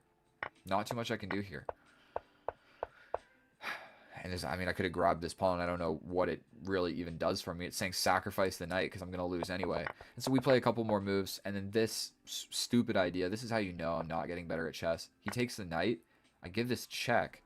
Dude, this rook sat on this square for so long, I forgot it could even move. I was like, he's only ever on this square. He doesn't do anything else. All he does is look. He doesn't actually move. And he, in fact, does move. And he moved. And now he is blocking the check where I'm screwed. I am screwed. His king's going to step out of here. This pawn is going to push. He can defend it a million different ways. There's nothing I can do. So thank you guys so much for watching my video. It would mean the world to me if you would please subscribe. I'm trying to reach 3,000. And then once I reach 3,000, I'm trying to reach 5,000. And then once I reach 5,000, I'm trying to reach 10,000. So you get the general idea. No matter what number of subscribers I have, I'm always going to be just going for the next number. So I guess that's life. That's just life. Money and subscribers. And I'll see you in the next one. Get out of here. Bye. I love you. Oh, hello and welcome back, and thank you so much for clicking on my video, my fellow chess enthusiast. In today's episode, we're going to be doing what we always do, making a push to 2,000, and the road to 2,000 has been rough. So today we are playing game number 27 against a random opponent on chess.com. I have the black pieces. Deep breath to steady the nerves. He plays e4. We will be playing c6. The Caro-Kann, the simplest opening to play with the black pieces. So if you're a beginner trying to learn how to get better at chess, simply play c6 with the black pieces. I'm going to just level with you right now. It's the easiest to learn. Now, I think there's an old chess proverb that says, bring the knights before the bishops. So we are going to be bringing the bishops. Now, we need to do something with this bishop, and I'm thinking pinning this knight is going to make the most amount of sense because we want to push this pawn to close the pawn chain. If we get booted around like so, I'm bad at drawing these arrows. We're going to push this pawn. That was the whole idea. We have activated this dark square bishop. I think we're going to just go ahead and put it there. Then we'll put the queen on this diagonal. The knights are defending each other quite beautifully. But I like the idea of stepping back here and kind of forcing this trade. Yes, it will ruin my pawn structure slightly, but I don't like his bishop looking... Oh man, I'm way too used to Lichess. Drawing the arrows on here is just an impossible task for your boy. And so, if I win, I know you guys can't see this. If I win, I get 11 elo. Draw, I get 0. And if I lose 10. And right now, I'm at 1849. I started this whole series at 1834. So, we're doing all right. But if I lose this game, we're basically right back where we started. So, chess can sometimes just be like that. And so right now, our opponent's taking a while to decide what he wants to do. He steps back. A sign of somebody who doesn't know what they want to do with their life. So we're just going to pre-move this. He took a while to play that move, so potentially he'll take a while to play this move as well. Arguably, the position is still equal after any move, just about any move. So we're going to trade this off. I feel like he had a good bishop and I had a bad bishop. His bishop was looking where I potentially won a castle. That's not defended in the most constructive way. Now, something that I have learned is he's already castled over here. This is a weird rerouting of the knight. I could just castle opposite and just go for it. Because something that really sucks is castling this way, the knight coming in, You got to kick him out because the mate is defended, but there's sacrifices, there's this. I could just say YOLO and castle opposite and say, I know that it's an inaccuracy, but would it be spicy? What if I...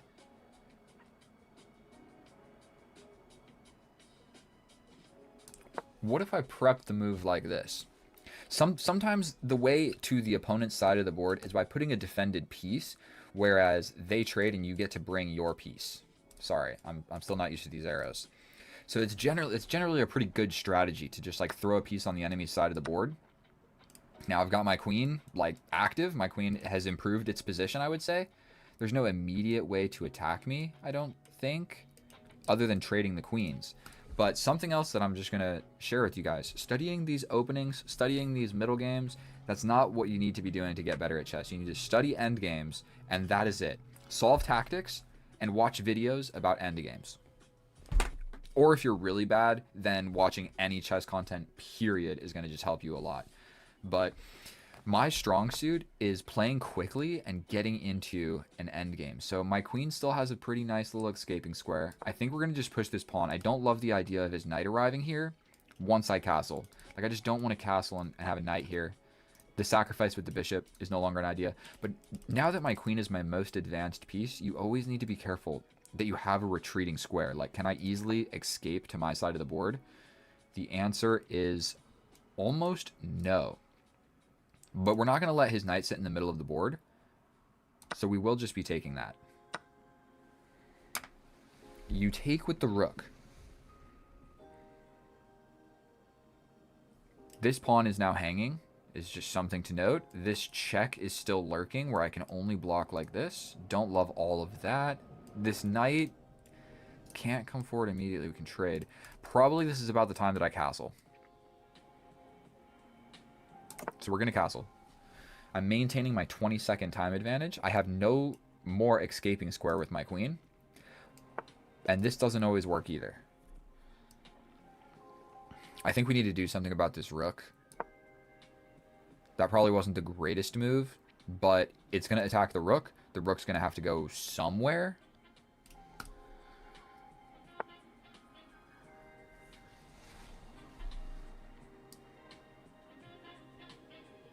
We're going to just improve the position of this rook. Now I'm looking at your queen through this pawn. He didn't like that, so he's scooting around. Scooting and booting. Not sure what I want to be doing here. But let's just play this move. I still don't think... Sorry, I'm leaning way too close to this camera.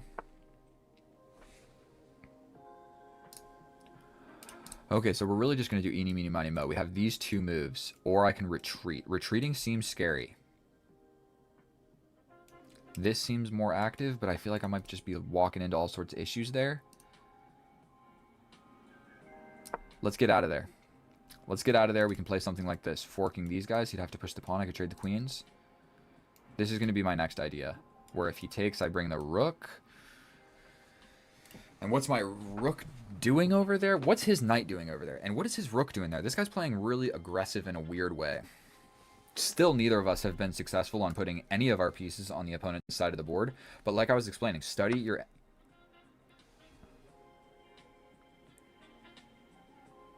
I mean, I have to capture, so like let's just not even... Let's not even think about that.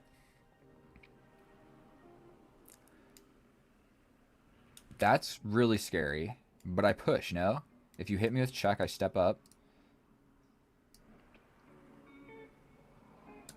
This is blocked by the queen. This is blocked by the pawn. If you push, I think I make a run for it. And just allow this and step up. Like if I push this pawn, yeah, I'm hanging sort of... It's not the greatest move ever. What about wiggling the king? This just definitely got spicy. I'm either winning or losing. That's it. Somebody's winning and somebody's losing this game of chess. Also, is this thing updating? This live YouTube subscriber counter, you see that whole thing flash? Dang. Where's the number? That's real. That's like live, real time. So if somebody subscribes right now while I'm recording this video, it will go up. And the same is with the live stream. And so if anybody is watching this on YouTube Live in the future, I just want to give you a disclaimer. This is not live. And I'm not trying to lie to anybody and pretend about anything. This pawn push is the move, surely. But I think I just push. We allow the capture. And we continue to just not care. Just defend. You trade the queens. I'll trade the queens. You bring the rook. And then it's just a rook. And I'm down a bunch of pawns for your knight. Like, I got the rook instead of the knight. I'm going to shut up and just hopefully not lose this game. He's got this.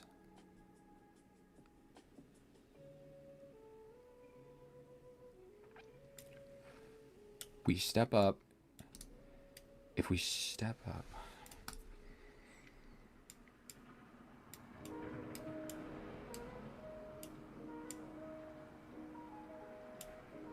Wait a minute. This is covered. If he plays this, I think I have time to step up.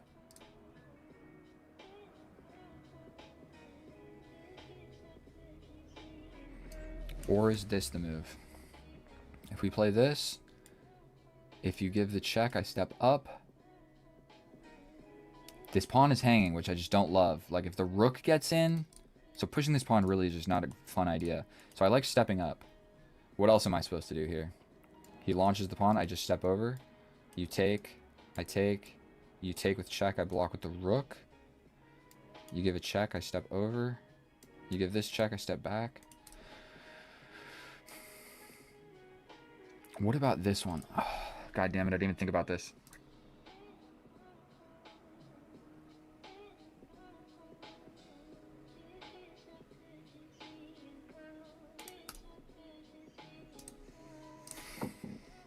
If there's this check, but launching this pawn, what if I just step over? That allows this, where the check gets really spicy really quick.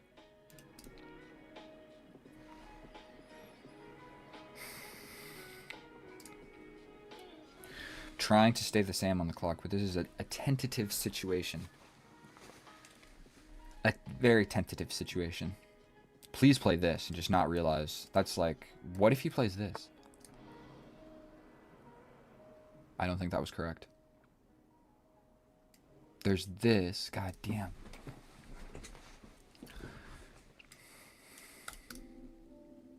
Do we slide over? You push.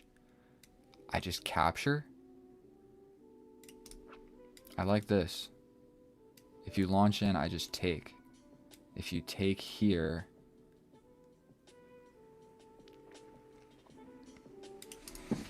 What about this first? Then I just go into a fork.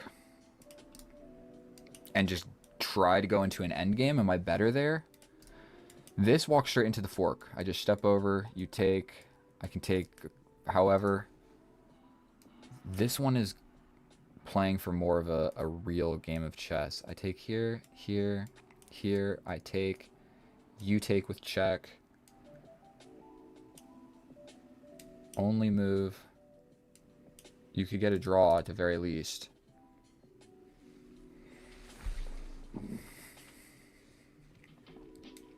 This to allow the rook in? That can't be right. This. Sorry, I keep leaning into the camera, boys. I'm so sorry. What if we just play this? You capture, I capture here. Okay, we're gonna play this. We're guarding this check. We're tentatively defending-ish against stuff here.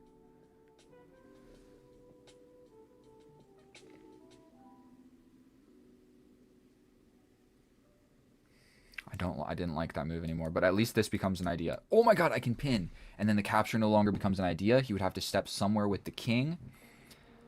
Potentially this way, because if it's this way that I can hit him with the check. Okay, okay. You launch, I block. And then I'm threatening to take.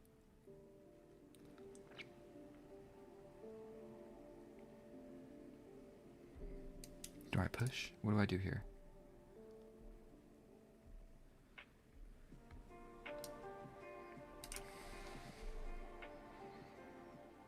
If he goes here, I can always step forward. Where if he takes with the knight, I take, right?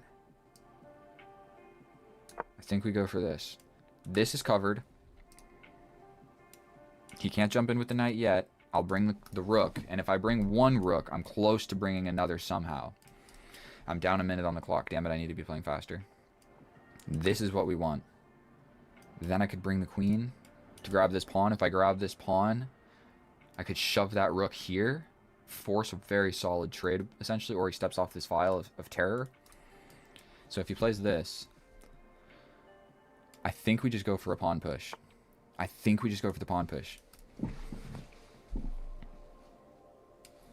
What about check, sacrifice, god damn it, mouse, sacrifice, take, check. If he runs back, I mean, I take. If I push here, he can just take with the knight. What am I talking about?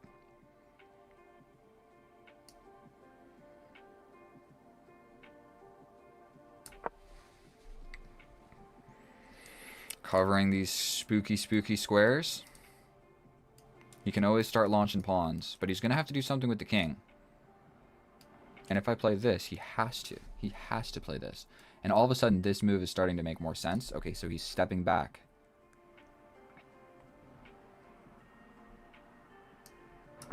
I could have grabbed this pawn. I went for a queen trade. That was stupid.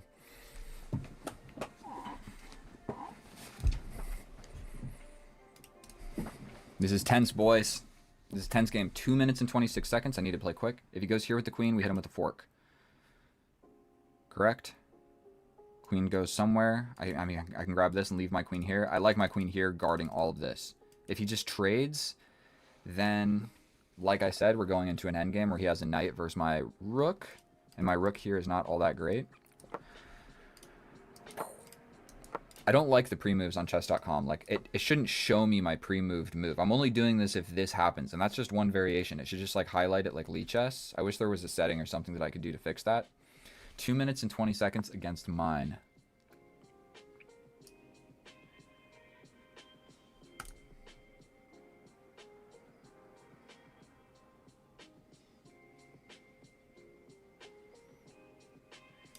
Can I just grab this? Attack the queen. Attack the queen. He goes here. Don't see a great way to defend that.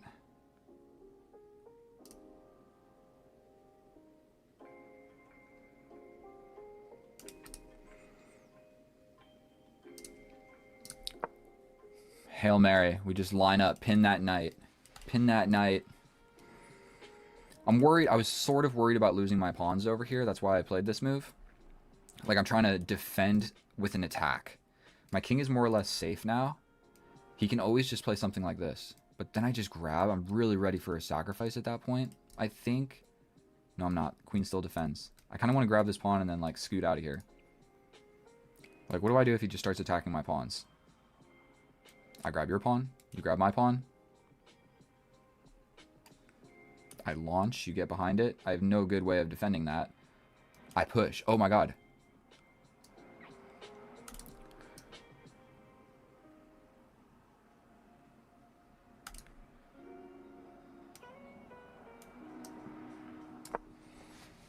One minute and 30 against 1 minute and 30. This is getting tense. But we're getting into somebody might just flag. When you get into the endgame like this, take some deep breaths. Okay, so I think I can just take with check, and that's huge. I can also take the queen. You take my queen with a fork. Don't love it. Think we play this check first.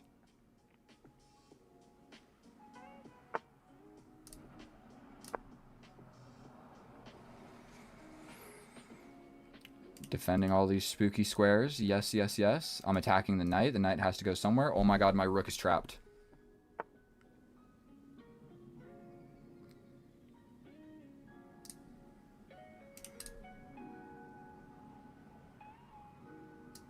We bail out for a pawn. We go into an endgame, going for a pawn. Grabbing this. Steps up. I'm threatening this pawn. We're just going to step back, keep threatening the pawn. Step up. We're trying to get to the middle with the king. Threatening this pawn with check. 50 seconds against 50 seconds. Give this check. Force this trade. He doesn't have to take, but it's more or less forced. I have 2 passed pawns. It looks like he wants to run into my position, but he needs to be careful about this.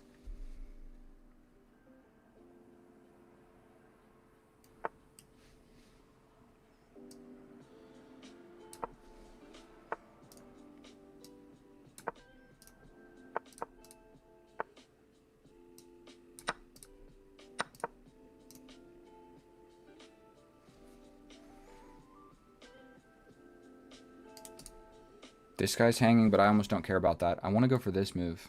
His king is active, but he's got 18 seconds. I don't think that he has what it takes.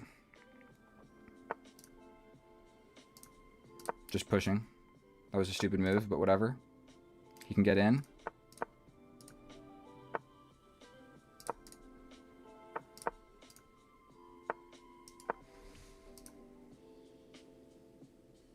I'm so sorry, bro. I'm so sorry to my opponent there. I think there's actually something I can do here. And now that it's hitting me, I realize I know how to win this endgame. I push this pawn, so say he goes here, then I'm in a little bit of trouble. But if he takes, this guy runs. So these 2 passed pawns, I didn't think about it till just now, but they are a standalone structure once it's like this. Correct? I think. Okay, we're going to check it with the computer incredibly quickly. I'm so grateful that I was able to win that game. We're going to grab this and go through the analysis so fast.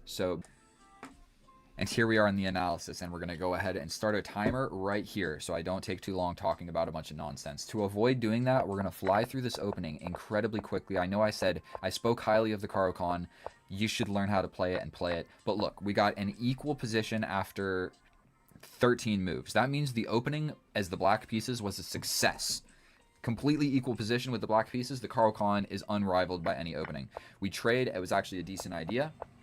We trade this off, and literally my strategy is to trade everything equal, try not to blunder, and I'm going to be able to figure out how to win in the end game. Like, the opening and the middle game is just to get to the end game, to get to an interesting end game. That is like all chess is. The opening, I don't enjoy it. The middle game, I enjoy it, but it's really just trying to get to the end game. And so we go ahead and we do that. We're shuffling around. All these moves are okay. But right here, I'm in a little bit of a precarious situation. There are 3 moves that really make sense. Boom, boom, and boom. These 2 keep an eye on my fragile and soft knight. I never even considered this sacrifice. Maybe I should have. I chose to slide all the way back, which is a blunder because he can sacrifice the rook. Once I capture back, he hits me with this check. And it's not game over, but he's for sure getting compensation for that rook sacrifice. He's down a piece, but he ruined my pawn structures. And one thing about the Caro-Kann, in this position, sometimes what happens is like my queen gets attacked and we slide back. He puts a piece here. Maybe like this knight has to slide back. And then before you know it, my pieces are all like hidden on this like area over here. And his pieces get all in this area right here, which is attacking the king. And so sometimes what will happen is you like box yourself out. And so you have to be very careful of this. And that's why I chose to like have my piece over here. So either way, we slide around. He goes for the sacrifice. Instead of the correct move, he brings the knight. More or less, when you're attacking like this, time is everything. So give the move that's a check. Like you want to play this move anyway. So if you play with a check, you get the queen closer. You bring the pieces closer with check. Like that's the way to do it. Bringing the knight allows, like, it threatens the pawn. So obviously I'm going to push the pawn, and that stops the queen check, which gives me time to breathe. It's still a completely equal position, but someone's going to lose. We step up, we slide over with the queen. Basic and simple tactic here. I just have to take back and allow this. It's still completely equal. I hung the pawn, and we're basically saying, like, I've got split stupid pawns, but I have a rook instead of your knight. And your pawn structure is pretty awesome, and your king is a lot safer. So it's still equal, but white is slightly better. Instead of that, I bring the rook. He gets the queen in, and I'm supposed to just be brave and grab this pawn, but I really liked stepping up with the rook. Yeah, I could have gone up with a material advantage, but I liked just grabbing hold of these squares with my rook. Like, throwing my rook here, just, it does all sorts of wonders, except for it hangs this pawn, because this rook, so he can just take here, and if I take back, he just gets my queen like this. Same type of position, but slightly different. Either way, we step in, doubling the rooks. Now the knight is more or less pinned. If he goes anywhere, I'm hitting you with this check. And so he steps in, attack, and I go for the check first. It's actually better. Here is attacking this, and I'm attacking this, and I'm attacking this. Duh. Obviously, that's the correct move, but I guess I was just worried about the queen getting in here. But yeah, I even talked about this in the video a bunch of times, so I didn't play it. Decided to give a check. It felt stronger. He steps over. I step over. He traps me. And then in this position, we straight up bail into an endgame where I'm just up a pawn. I'm up 2 pawns, and this pawn is weak. So he steps in. I step back. And he wasn't even thinking about how can he protect this pawn. There's no way for him to protect this pawn. But I literally bring the king. I activate my king and double up on this guy. Now, this move was the worst move that he could have possibly played because I take and then force a rook trade. Now, there was a small sliver of hope because he more or less has like a 3-on-2, you could call it, but not really. I start pushing my pieces. I start bringing the king. I realize this is kind of a problem, but I have a passed pawn and a passed pawn, so his king is never going to go anywhere. Like, he can never, like, sneak in here to take this, or this guy runs. So if he ever plays, like, all these moves, this guy runs. So I just wanted my king over here to stop all of these pawns. We made a little beautiful pawn diamond in the middle of the board. You don't see that every day. And I was shuffling around here. I was careful not to shuffle around too much and get a draw. I play the best move. And like, say he steps in. I literally have 3 passed pawns. I have 3 passed pawns. I didn't even realize this. So if he ever gets distracted and like, okay, wiggles this way, I just push this pawn. And then these pawns are connected and they just step forward together. So we're going to do like 2 more seconds, but here's just a sample line.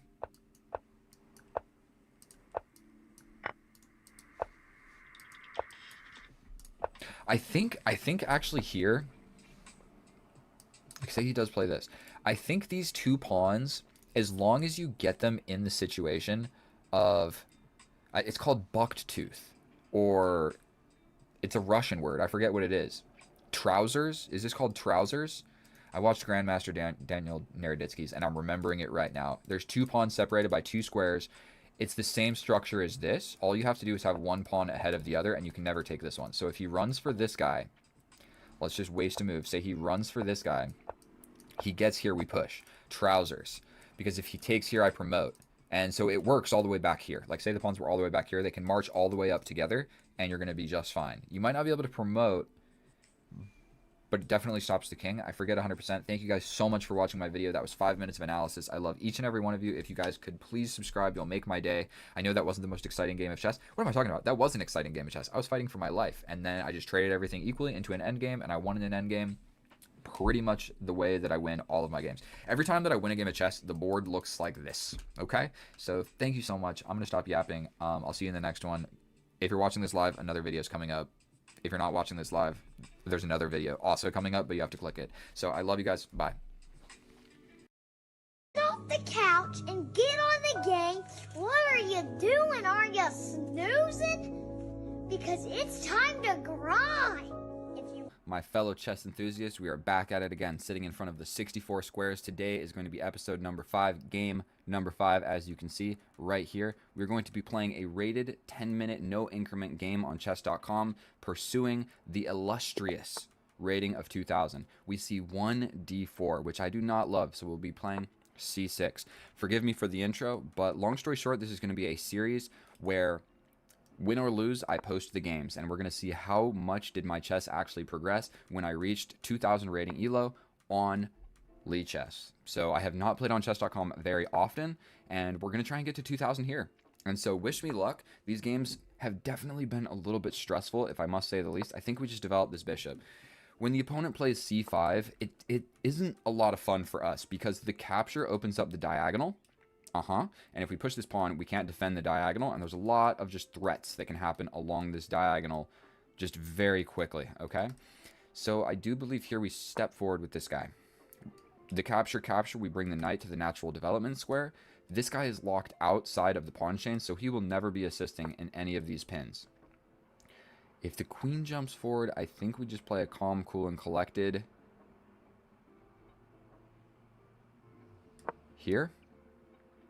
Now there is capture, knight gets involved. So capturing this way might make sense. Even capturing with the knight arguably makes sense. That walks into forking ideas, so we don't love it. Yeah, so if I play this, I do think He's going to hit me with this check. In which case, I play here. If he plays this...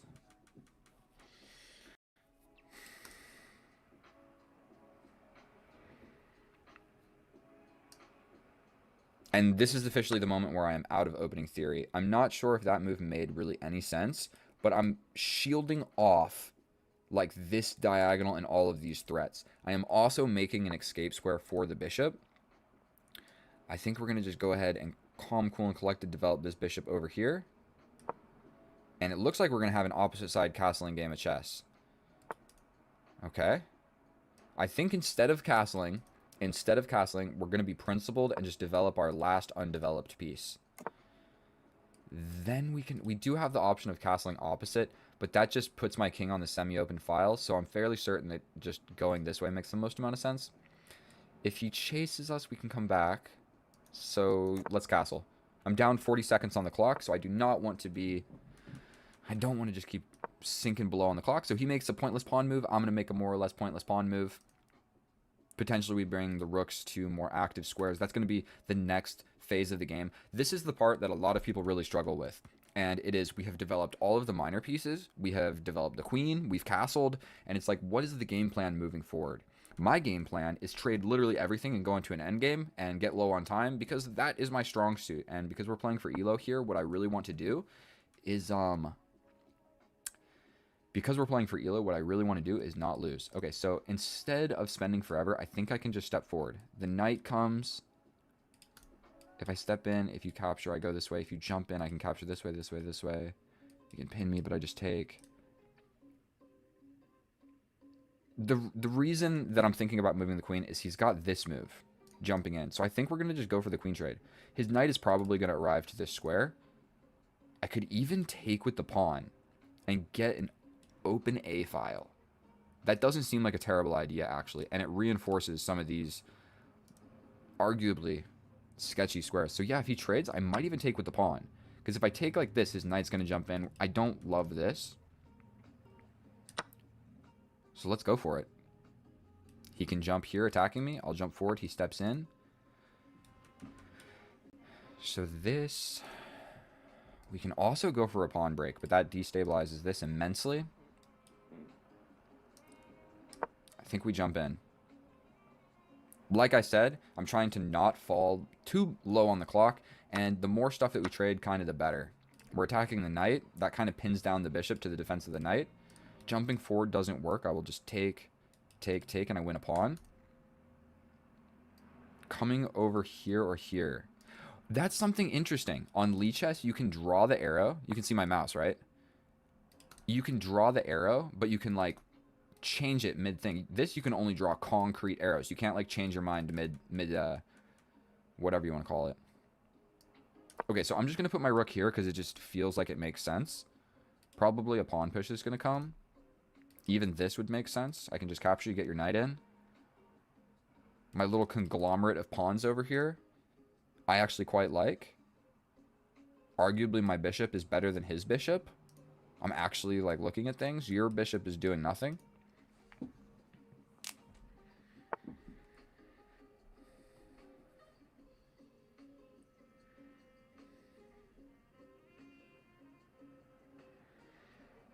I'm kind of liking...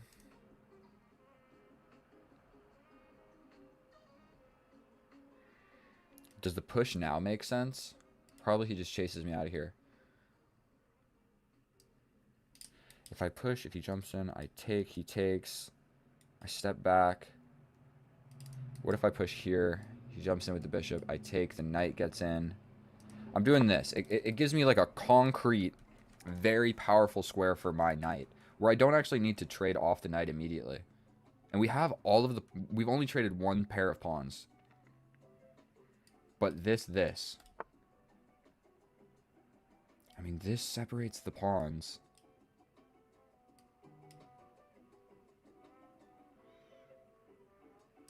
Let's just do it. I'm lower on the clock. Almost definitely, I just play...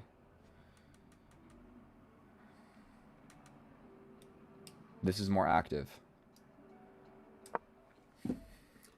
Let's get into a rook and pawn endgame, my friend. You 1787. How are your endgame skills? He's quite good at playing quickly. He is quite good at playing quickly. I think we just trade. We could push forward. What about boom, boom? Capture. I take like this maybe? This, probably the rook is getting involved, right?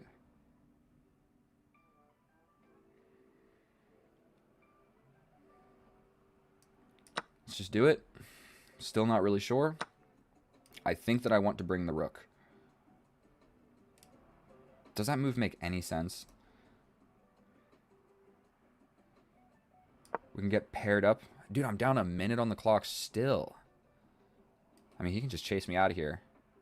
Probably we go here. I don't see any, like, monumental tactics of any sort. This pawn is a little bit weak, but he can just defend it. And then we're just in a more or less pretty complicated endgame, where I would have this pawn break. I mean, that allows this. You double up. Say I go here. You got this. I can also chase you out. We attack. You go here for sure. If I play this, you're just going to attack me again. What about this? He just comes back, but that makes this pawn super weak. What about this? Ooh, he wants to slide in maybe? He can definitely play a move like this. I'd have to step up. He could then attack this. Okay, we're playing this move. I mean, he's just got this quickly. 5 minutes against 6. Oh, dear Lord. I'm going to poop my pants. Go ahead and spend 30 seconds thinking about your move, bro. I'm sick and tired of being down on the clock.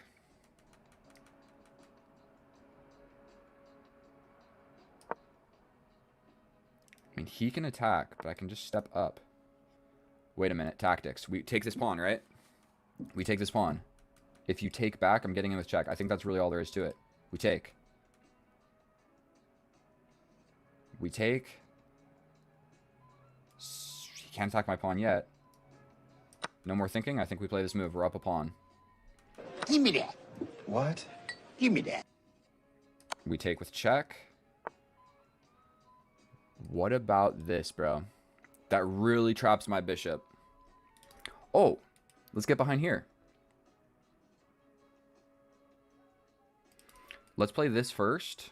Hear me out. We're in an endgame. This is my weakness. I can come back and guard it, but I don't love that. We play this. How do you guard this pawn? I think he slides in, and that's a little bit of a problem. So what if we attack here? He'll slide out to here, but then I attack. Playing this. Say you push, I take, you take, I take. If you take here,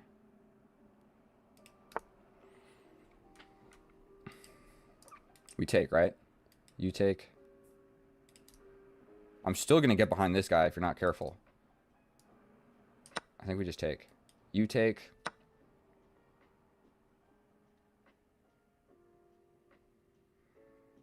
I take a pawn, you take a pawn.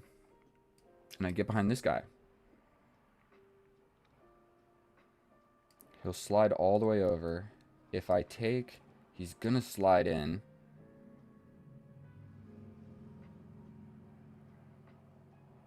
I slide here. He takes, I take. We go for this. For sure. I mean, I'm going to lose that pawn. He has to capture. If he doesn't capture, then I'm just going to do this. That exposes his king. His king is quick to get active, though. Let's not forget about that. But I'm ready to attack this guy. And if he so chooses... Okay. Moment of truth. 3 minutes. I don't need to panic. And he's got a lot of weaknesses, dude. I think we just attack this. We're grabbing the pawn, bro. Are you kidding me? Of course. This is defended now. We step in. You take, take, take. I don't make it in there in time. I'm gonna bring the king. You're crazy for that one. You get too far in here, bro. It's gonna be a dub. That king is active, but off sides. You have lots of pawn islands. You're all pretty much fucked. You don't know it yet. Like, say he plays something like this.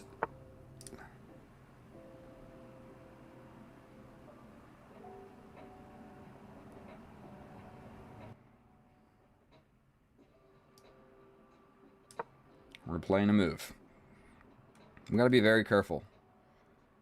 We gotta be very, very careful. You have to make a move, do you not? And then I step in a little bit more. Or you make a move with the rook, but then I'm getting here. Say you play something like this. I take, you take with check. You hear that cat meowing? We just play this. Am I winning that endgame? Take, take. For sure he just steps in. I push. If he tries to get in, I can just block.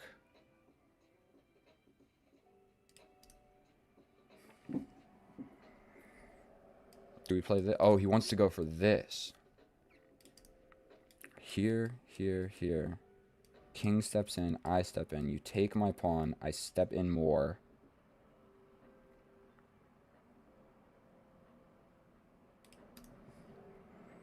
I think I lose a pawn. Here, here, here. You step in, I step up. You grab my pawn, I protect this one. We're going off intuition here. We're going off intuition. That he's going to be in Zooks. He's going to have to go somewhere. Right? I step up. You got to make a move. Not to these squares. You got to go this way. In which case I play this. We're touching and touching. If we waste a move here, like we freeze this. This is a prime example of pawn endgames Zooks. We push this. He's got no moves with pawns. No moves with pawns. The king has to go somewhere, relinquishing the grip of this pawn. And once he does that, that's all she wrote. Step away. Whatever stepping away move you play, I'm taking your pawn. He resigns. Give me your money, bitch. Oh, calm down, bro. You calm down. That was a clean dub. That was a clean dub. We have gained 12 elo. Let's frickin' go, boys. I just played a perfect game of chess for you. Read it and weep. Our opponent never had a chance. I played 97% accurate with 12 average centipawn loss. 0 mistakes, 0 inaccuracies, 0 blunders. Our opponent never had a chance. Now, was it the most exciting game of chess? No, but it was frickin' accurate. And so, I'm playing with the black pieces. What more do you want from me? And the reason that I think that I'm able to win a lot of these games is because I play a lot of bullet and I really only study endgames. And so, if I can survive the opening and the middle game and get into an end game where there are aspects of bullet, like we have less time and we need to play fast, for whatever reason, I'm better at that than my opponents. My elo in bullet is 2,000, and then my elo in rapid is also 2,000. Normally what happens is I'm facing someone that's 2,000 in rapid, but 1,700 in bullet. So if we get into an end game with low time, I do quite well. So none of this stuff really matters immensely. Slight preference choice, still the engine top line. This is deviating from my strategy. This little queen b3 definitely adds a predicament to my position here. This diagonal gets incredibly weak. The knight can hop in, threatening forks and the c7 square where my queen is right now. And so instead of going for that, I just capture this way. And then I'm able to develop my pieces, get everything developed, and then we just same side castle. Now, in this moment right here, I realize, okay, we have a same side castling game of chess. Probably the way that I win this is going into an endgame and winning a pawn. So that we start operation that. So we move everything around. We're trying to just slightly improve all of our pieces. Oh my goodness, the pawn move is actually one of the best moves. It's a multifaceted move. We step this forward and the knight can then jump in. And this is what I was talking about during the game, by the way. Look, you can draw the arrow and drag it wherever you want and not even place it if you don't want. But on chess.com, you have to like let go and then it appears. On this one, it's not big. Now it's big. Lichess is just better. That's like a user interface experience that is better for Lichess. We step in, we're attacking weakness. We trade off correctly, and then we get Push a pawn, definitely not the best move, but it's still around the same. But we get active with the rook. The whole idea here is we see this entire rank, and we are accessing this. We are accessing a defensive the bishop, and also kind of an X-ray. This is the most active square for this rook. He was doing nothing over here. This is the semi-open file. That's why we go there. And he needed to slide all the way over with his rook to maintain perfect equality. This lets me double up instantly on his weakness. Now, this doesn't defend it. This is so common. This tactic is literally so common. I win so many games of chess because of this. Literally, it's always with the 4 rooks. Okay, so just remember this pattern. The pawn is defending. Nobody is defending the rook. If you capture it, if the pawn takes back, the file opens up. I cannot tell you how many times I have won games because of this. Like, literally so many. And it happens. This is the entire tactic right here. I want you to just memorize this because I have memorized it. And dude, people that are 1800, 2000, they fall for it all the time. It is ridiculous. Sometimes it's even like a queen back here, and then you take, and they can't even take back because they'll lose their queen. So you just, in worst case scenario, they move the queen or whatever, and you just move back. Okay, and then you won a pawn for nothing. This guy remains weak, and this guy is weaker now. Okay, so we do all of this, and now I'm just in an endgame where I know that I'm winning. This is my only weakness in the position, and I can only defend it one way because I cannot push it or he creates a pass pawn. So that's not what we're going to do. I can only defend this guy one way. So we play this move first. It's the computer second. I'm supposed to just play this, allow this, take here, you take here, then I step in. Okay, I guess that makes sense. Whatever. We play this. It's still a good move. Capture, capture, capture. And then he's really in a rough situation because if he captures like this, I'm still going for this guy. I'm still going for this guy. Bringing the king is actually slightly preferred, but we go for this. He brings the king. We take the pawn. He gets in with the king. And we match him equally. We've got opposition right here. But we've got opposition in favor of me because I am the one with the active rook doing things. You are the one with all of these 4 different pawn islands. My pawn structure is actually quite strong. And so your position sucks. Your position sucks here. Equal-ish material. I'm up 2 pawns. Yes, I know. But equal-ish stuff going on. And, we step over correctly. Trading the rooks is the last thing that our opponent should ever do here because once you trade the rooks, you're just going into a king and pawn endgame where I'm up 2 pawns. Even if you win one of these pawns, dude, I'm still up pawns. You're not going to win. And so he takes, we step in, and then this is just a prime example of Zooks. Zooks. He can push and I just take, so that sucks for you, but then, okay? So this is the best move. So he can shuffle one more move. So if he steps over, no, I just grab. What am I talking about? He's in a bad spot. So he steps here, and I just lock it down. The best move. If I am to play this, he's still losing, but he gets to take. Oh, I guess. Whatever. Oh, I could have played this, and then he pushes.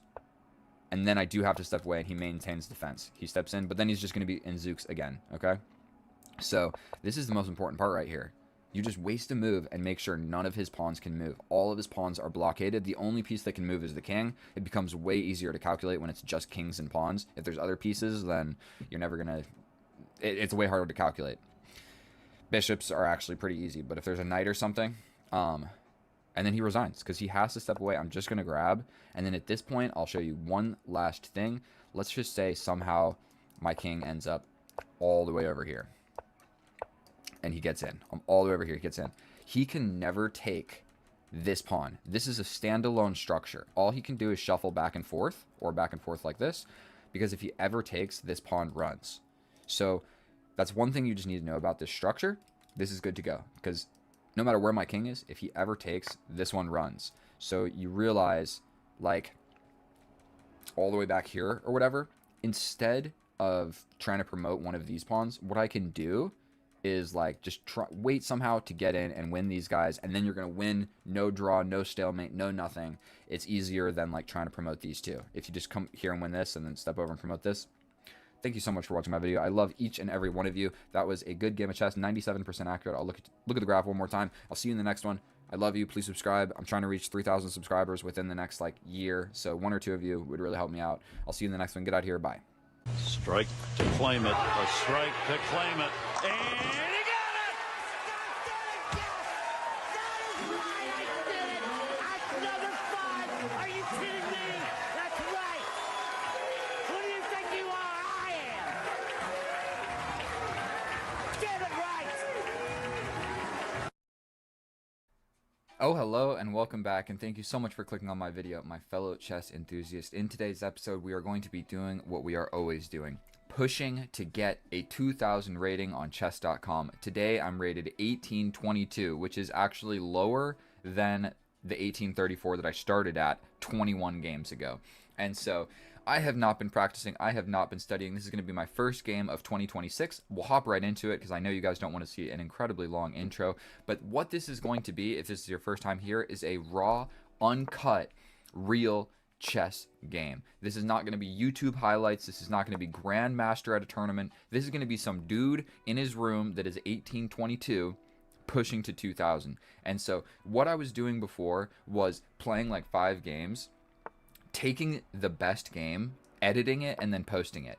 And that's a little bit, it's not telling the full story. That is simply showing you my highlights. And so what this is showing the raw, uncut progression in my chess. Like, am I actually getting better? Am I not getting better? And the real question is, does 2000 ELO on Lichess equate to anything substantial? I think we're going to develop the bishop. We don't have really any other good squares to develop the bishop, so this is just an active square. Kind of ruins my pawn structure, but we're going to same side castle, and we've got a lot of pawns in the center. Step all the way back with the bishop here. Turn the music down just a little bit. And I know that I didn't explain anything out of the opening, but long story short, all we're trying to do is just move some pieces. So if he's playing fast, I'm playing fast right back at you, buddy. And so I think my next game plan, this square is pretty weak. There's going to be all sorts of discovery ideas where I like unveil this attack over here.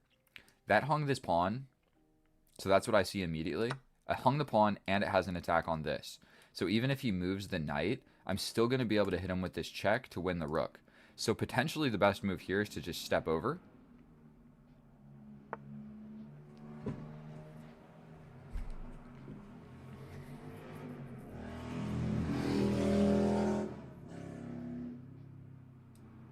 I mean, we take, right? Say that you take. I take. I think this guy is undefended. So if I take like this and he takes back here, this guy is undefended. What if I jump in with the knight? Probably I just lose a pawn there because this guy is going to be attacked at the end of the day. So take, take, take. Say he takes my knight. I take his knight. He takes back. And I'm down a piece. So boom. Let me think about this for a second. Boom. Boom. Say he just grabs my knight. We can't be doing all of that. Can't be doing all of that. What if we ignore it and apply more pressure here?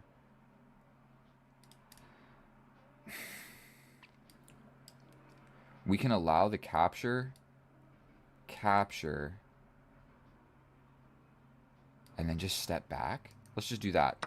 Let's just do that. We're going to try and keep things simple. Oh my goodness, his bishop is strong along this diagonal. We're up a pawn, but it's actually not so great. If he takes with this knight, then we're just going to straight up take back. If he takes like this. Also, this guy is undefended. This guy is also undefended. Okay, so what that did, I'm still up the pawn. But if I capture back like this, he's just going to grab my knight. And god damn it, what if I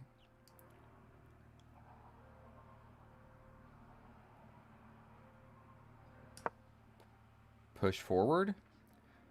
We don't necessarily want this knight to move because he's also attacking this pawn, which is not only just a pawn, it's also a fork of everything important in my position. I'm down 1 minute on the clock. But now this guy is defended. So these guys are staring at each other. If nothing happens, I might just capture. And this is a happy, happy night. I think my position is actually quite decent here. Now that I'm looking at this.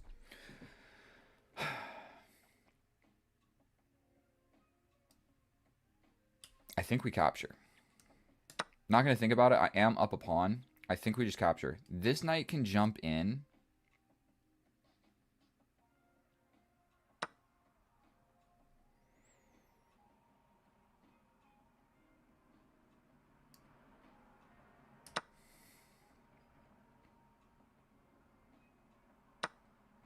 Uh-huh.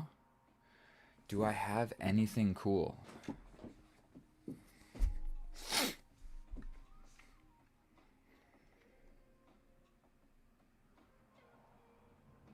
I could slide over like this. Then he captures and we take like this. This knight coming in is definitely not going to be super fun. So what if I step forward? Capture, we take back like this.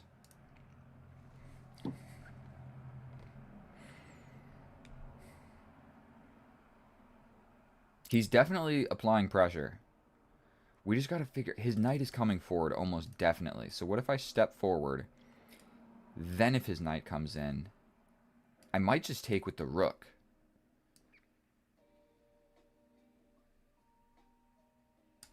Let's play this. If he pushes forward, I'm actually quite happy.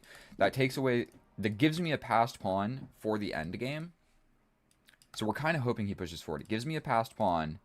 Takes away this tension. I kind of just scoot somewhere with the queen. I'm not really sure where would be the best. I could even go for this crazy diagonal move where he's kind of... Okay, I like this move. What about this? We're just getting as active as possible. That's my immediate thought. We just go for it. Probably his knight tries to jump in. But I take here with the knight.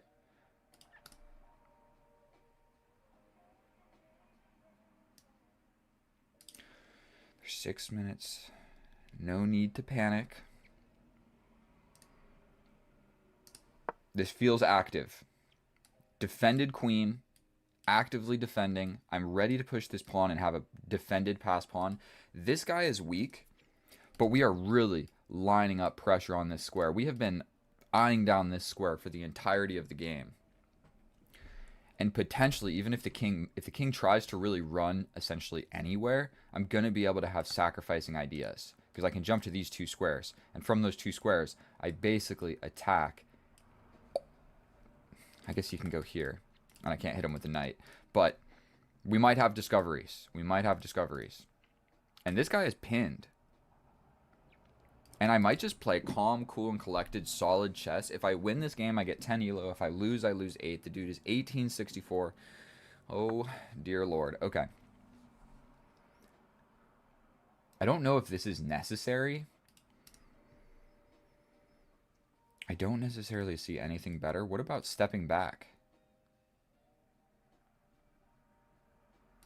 No, that's a happy knight. Let's just play a slow move. This guy is pinned. So I think the next idea might be try and like bring this rook. Might not be a terrible idea. And I'm up a pawn. So really what I want to do here is probably try and trade these queens. He's going to have to waste some sort of move to defend this pawn. This pawn is a huge issue for him. And he can't kick me out. So he's got... I'm applying pressure. This game turned around real quick. I think that I'm doing all right here. My knight is also kind of pinned due to this pawn. This move is still not really possible. I just play this. What if you pin me? I get out of it with a check, right? You take here. I take the queen. You step up here. We just trade here. I think I'd be all right there.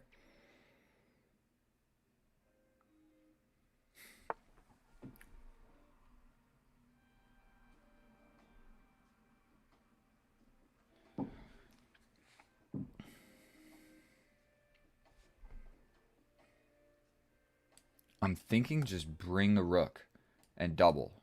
We could be more chill and play this. What's better? I guess we can play this. Boom.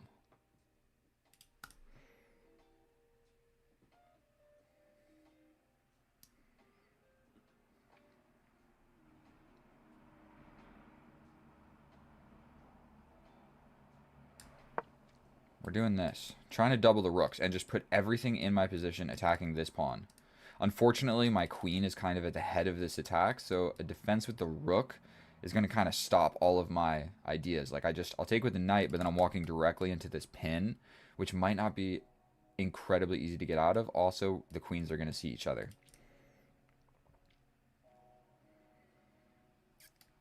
And his queen is... It's not doing nothing. Let's just put it like that. The queen is not doing nothing, but I'm putting my rook here just so I'm eyeing down this square. Okay, so he does play this. Got no good squares to get in with the knight. What if I just step back?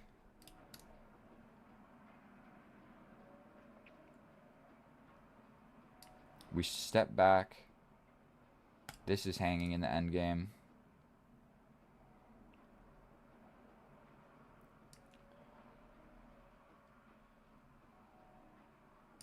Don't see what else to do, so I'm just going to defend my weakness. I'm scared, guys. 4 minutes and 29 seconds. I'm hanging on for dear life. I'm doing my best. Doing my best, okay? And I have not been practicing. I just got back from I went to 2 parties yesterday. I've been working so much. I had family in town for the holidays. I've been going, hanging out with people and doing stuff and going to the gym. I haven't studied a single puzzle. I haven't watched any chess videos. I haven't done anything. All I've done is like play bullet and do this. Like record one video every once in a while.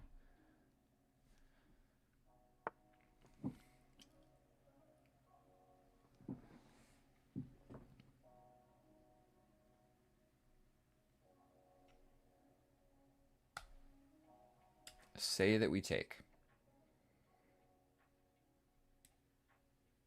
You take here. I take here. You're gonna have to take back. So this might just be an offer of a big trade. We trade.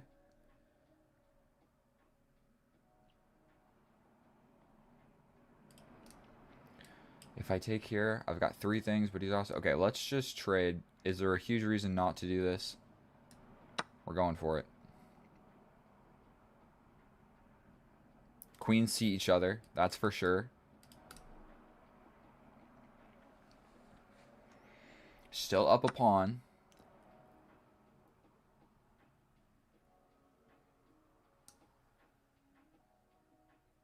Let's do this.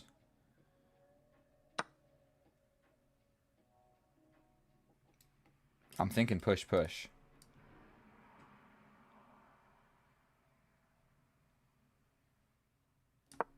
Tempo on the rook. This guy is undefended. So at some point, this little pawn push could make sense. So if I push forward and he plays here, I don't really know what that accomplished.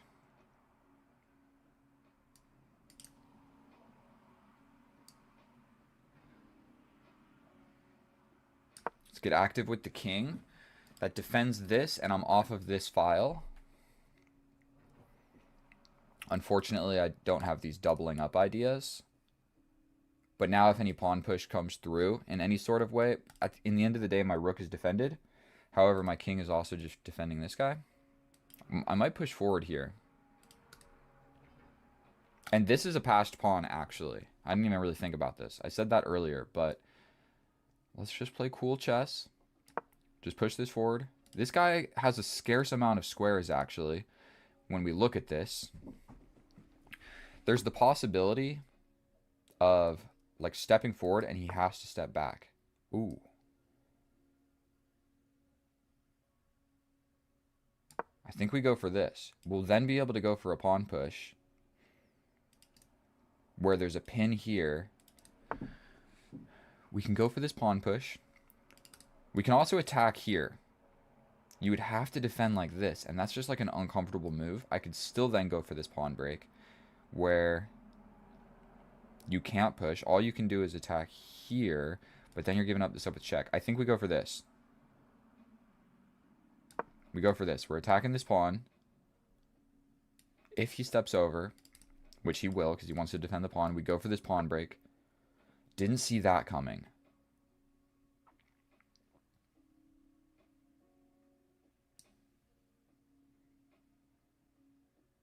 I could just push. Is that kind of the same thing that I was thinking about before?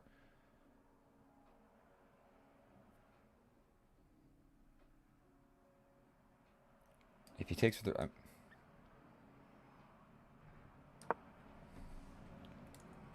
Now he has... Oh, no, he doesn't. No, he doesn't. I still have this with check.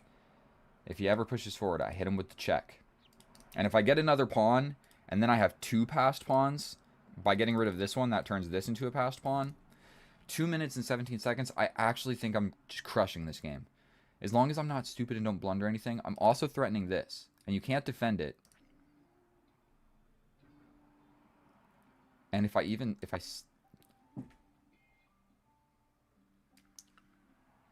we take here,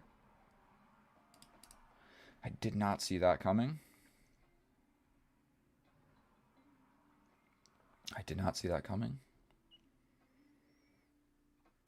If I play this, if I capture, he can capture here. Where if I take,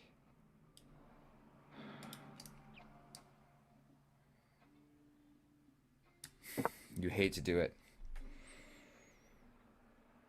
You absolutely hate to do it. I'm still up a pawn though. I'm blunder. I didn't think the king was gonna come attack. Okay, we just trade like this. The king can get in, but I'm stepping forward.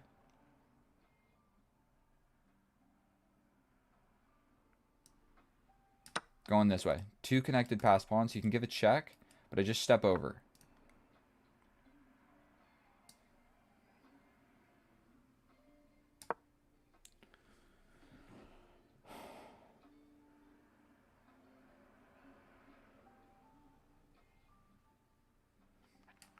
We're gonna...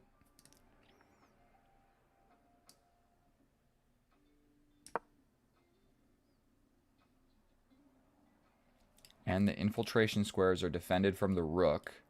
So that's good. 1 minute and 24 seconds. I'm up a pawn, but it is a freaky pawn. His king is doing great. His king is doing terrific.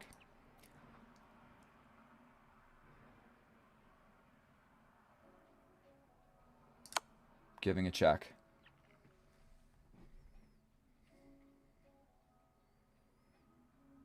I mean, he can just step here.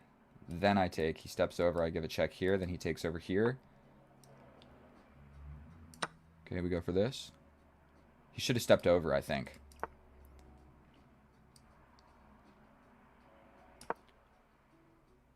He can get in, but I'll just let it fall. Like, he can play this. I can just step up. He can get behind it. I'll take. He takes.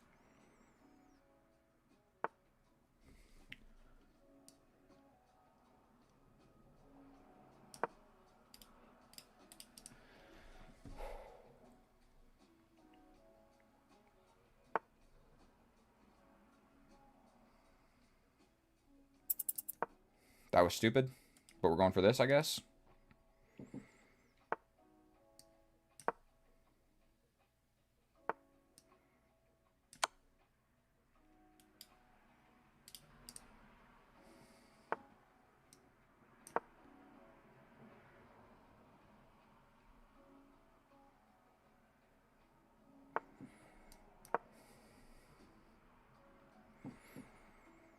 We are getting active in this endgame. What if this happens? My rook is solid. This guy is hanging, or like defended by the king. That's not good. As long as I don't blunder my rook, I am going to win this. I think we step forward. We're threatening this and this.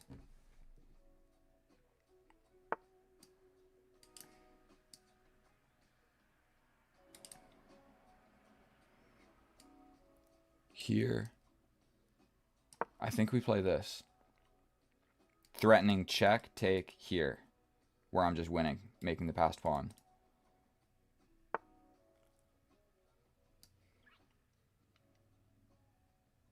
We go here.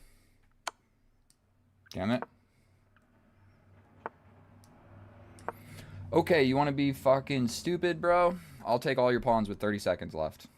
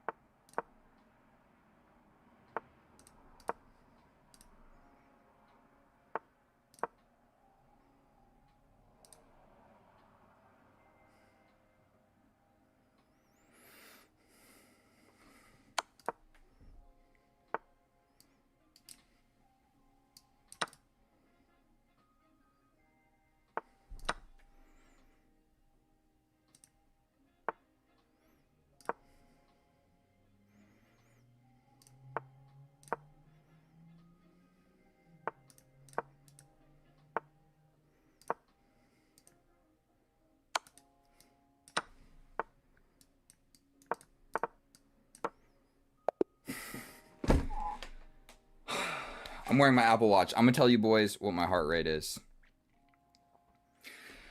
Deep breaths. Deep breaths. When I'm running full sprint on a treadmill, it goes to 177. You guys can't feel it right now. 128. Oh my god, chess is intense. I don't know. I don't have time to do the analysis right now, so you guys will see me later tonight, probably with some different clothes. I'm going to a basketball game, and let's flippin' go. Finally, we get a dub, dude. Alaska, Alaska, Aska, Ska, Ka. ¡Ah! ¡Está bien calentito! Oh, hello and welcome back, and thank you so much for clicking on my video, my fellow chess enthusiasts. Today is day number 14, game number 14, where we will be playing a random opponent on chess.com. My current chess rating is 1888, and I am facing an 1850. If I am able to win this game, I will be rated 1899, and we will start the game with e4. Now, one thing that we are most definitely not going to be doing in this game is slipping low on the clock. That has been my main point of just errors throughout this series. I just have struggled to play quickly. I spend way too much time thinking, and whatever, we're not going to do that. Today we are playing the bishop's opening, so we're having a calm, cool, and collected. We're really hoping he brings the bishop. If he brings the bishop, ooh, we have an attacking line, and there's a chance that he does not know how to combat it. This is a chess opening, simply studying chess theory, and he plays the best move. Ugh, you hate to see it.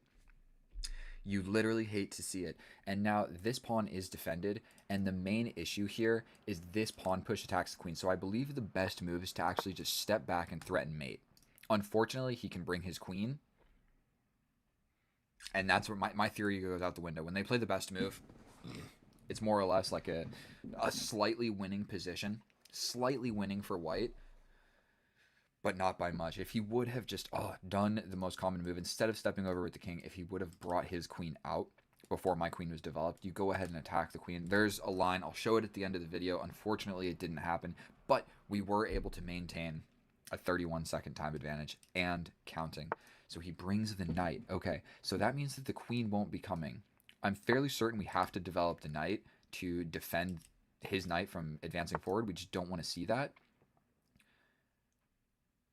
And do I push 1 square or 2 squares? I feel like 1 square. We have to.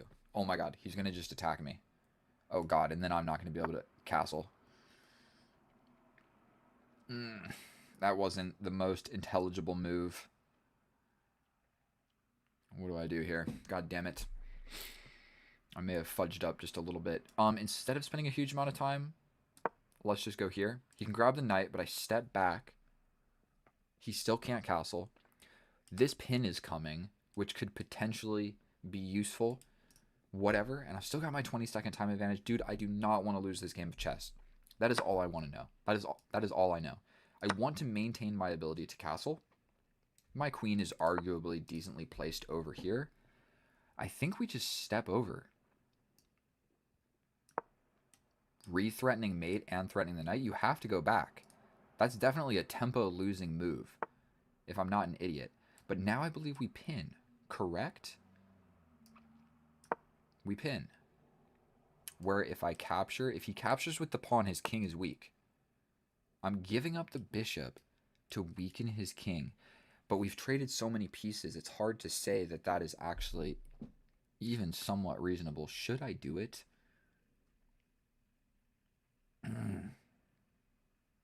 I don't want to give up the bishop for the knight just to double these pawns. It seems a little bit inaccurate. What if I just step back? Maintain the pin? Will he really chase me? I feel like that weakens the king more. We step back. Now we're going to lose the bishop. And his knight has quick access to this square where... But his king is on this side of the board. Alright, I mean, we step up. You come here. I step back. Come here. I step back. You take. I take.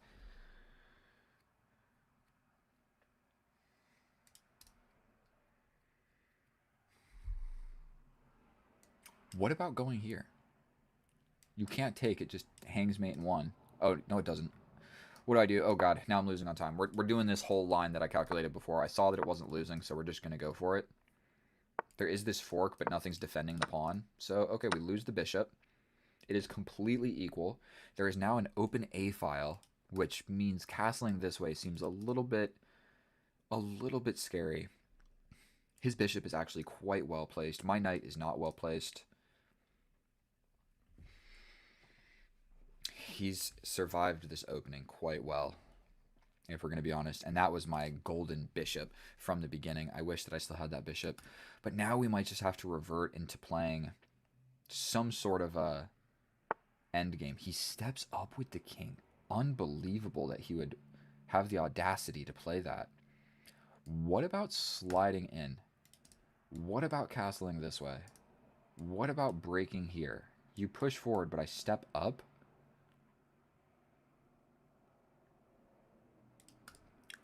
I kind of like the idea of just like stepping here with the king. We push, push, we step in. Say you go for a trade, I take the queen, you step back, I take here, you take here. Not convinced this move made any sense. I also have a very scarce amount of squares to go with my queen. We will step up. He wants to go for the queen trade. Immediately he goes for it. We're losing on time, so we're going to just do it. I didn't see what else to do. And I think his king is too safe over here.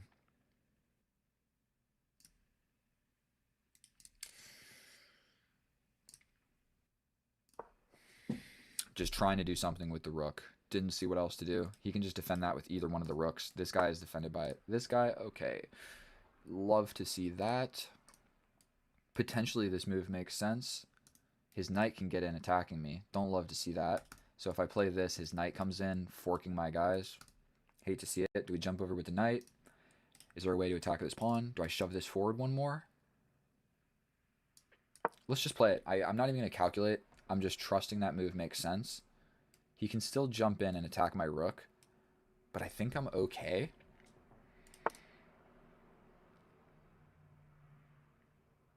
There's a check. I'm thinking about stepping forward. Would you really play this move? That seems crazy to me. I launch forward, check. Okay, okay. Now his rook just steps over. Dude, god damn. Stepping up with the king. Stepping up with the king. I feel like I need access to both of these sides. I don't think that move made any sense. And I'm down a minute on the clock. Oh, I need to start playing faster. I can step forward like this at some point. I'm getting matches on Tinder. He's going for the pawn, dude. There's no way that move makes sense. Check here, and I just give a check. We're doing it. I don't see a reason not. That's a reason not to do it. That is a reason not to do it. There's also this check here. If he steps forward, then I take, and he takes my pawn. Okay, so we're going to play this. Same idea.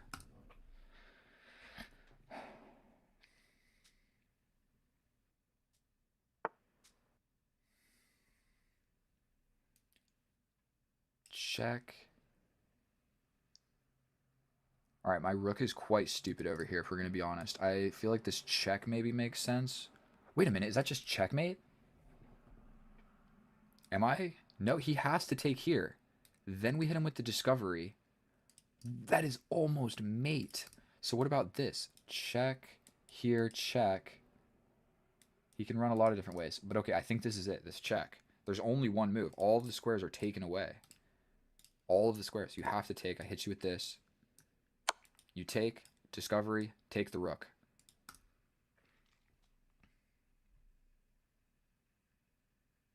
Gotta take here. I hit you with this. Okay, so I'm getting a piece. I got 5 minutes against 6, but I'm actually getting an advantage. Let's freaking go, boys. We hit you with this check. Was there something better? It is really hard for me to say. Is my rook being active or just stupid over here? We can go for this pawn break.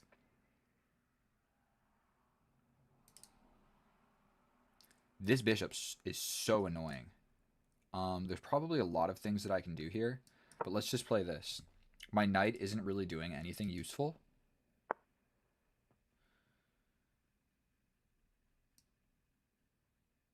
Gonna give a check. Don't see why not. And maybe we push. What is the real game plan here? I can also attack here. If you step in, not even going to think about it. I feel like I just need to bring my rook. His bishop is cutting this sexy diagonal, and I just cannot allow that. You can step in here. I can jump in this way. Does that do anything? We can push this. If he takes with the pawn, that blocks his bishop. I give up a pawn for activity. I think we're just going to go for it. That move was so stupid. It just gives up a pawn. What did that do? What was the purpose of that move? What on earth was the purpose of that move? Blocking with this doesn't work. It just brings his knight. God damn it. Am I screwing up? The knight can jump in. Jump this way. Oh, this bishop sucks, dude. We can play this. He'll probably push forward.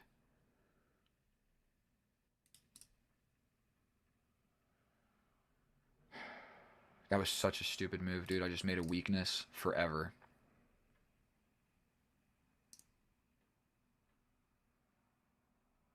I need to stop this passed pawn. Do I blockade it, dude? That seems so slow and stupid.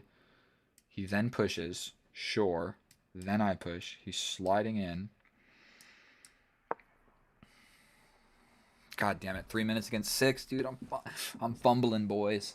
I am fumbling. I could have played this. He plays a push. He's going for this guy. Cool. Here. Check. Here. He can grab my pawn, dude. I'm still not convinced. I think we set this up. You grab here.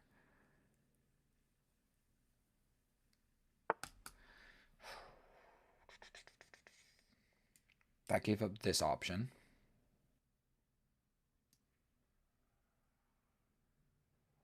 Going for it. Blocking the bishop seems like a decent idea. I like it. For sure this is happening.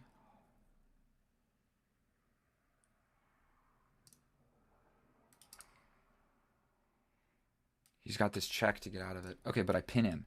Okay, I pin him. If he takes with the pawn, I take the rook.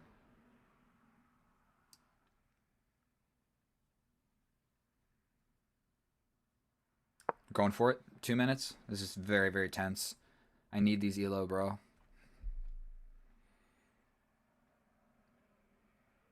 He can defend.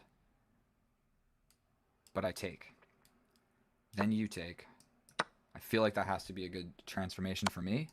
He steps back. I hit you with this. I hit you with this. He's got a passed pawn, but now this is blocking in that bishop, and I hate that bishop so much. He can try and run around with the rook, but at this point, I got ideas of getting in. It's equal material? Are you kidding me?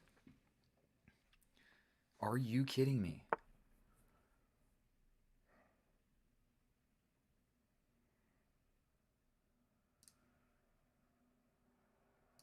Going for something, dude. You can just step in for one. This guy is so annoying to deal with. I'm attacking a pawn.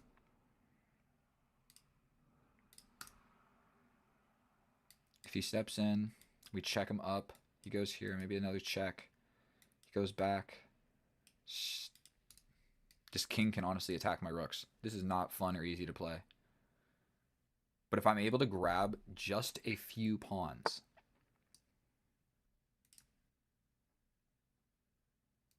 what about this check?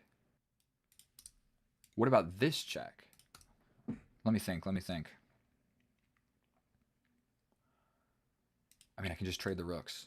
It's still equal material, but he's got a passed pawn, and I'm not going to be able to stop it. He'll just run with his king. So this check here.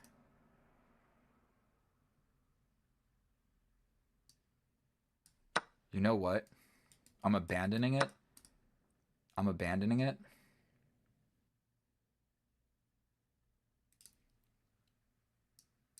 Running over here with my king. Dude, this is getting so complicated, bro. We step forward. This is blocked. There's a fork, but it's definitely scared.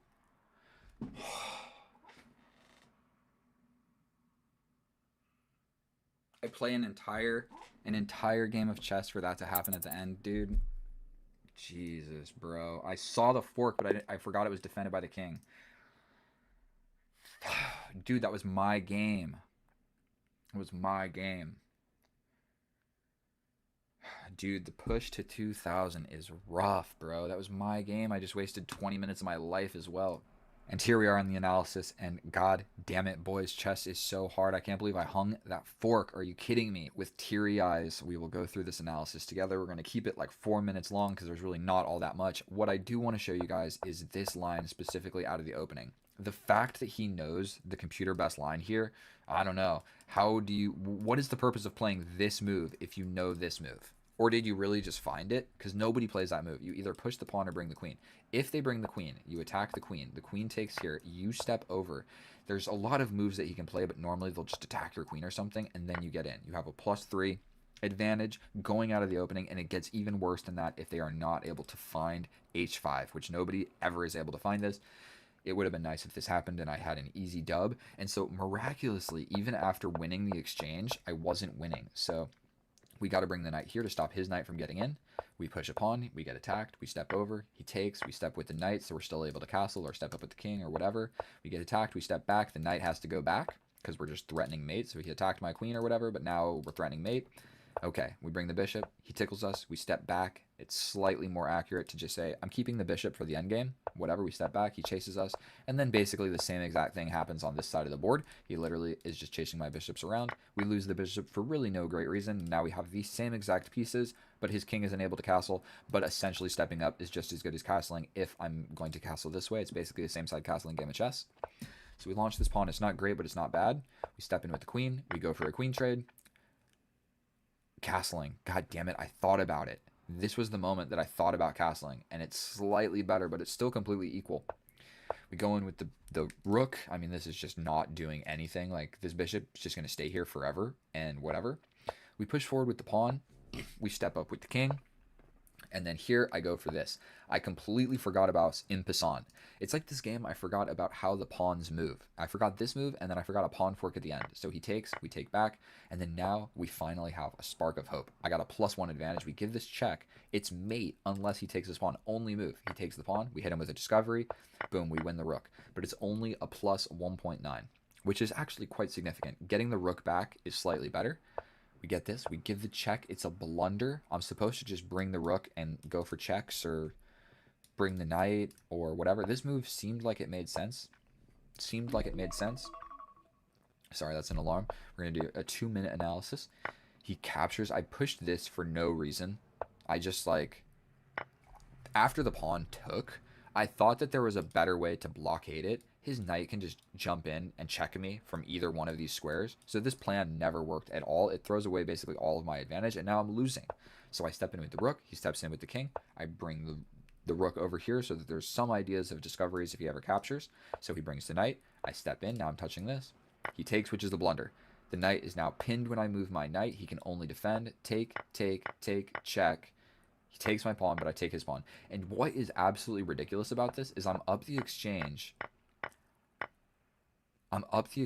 but he's up 2 pawns. So he's basically got these 2 pawns, and one of them is a passed pawn.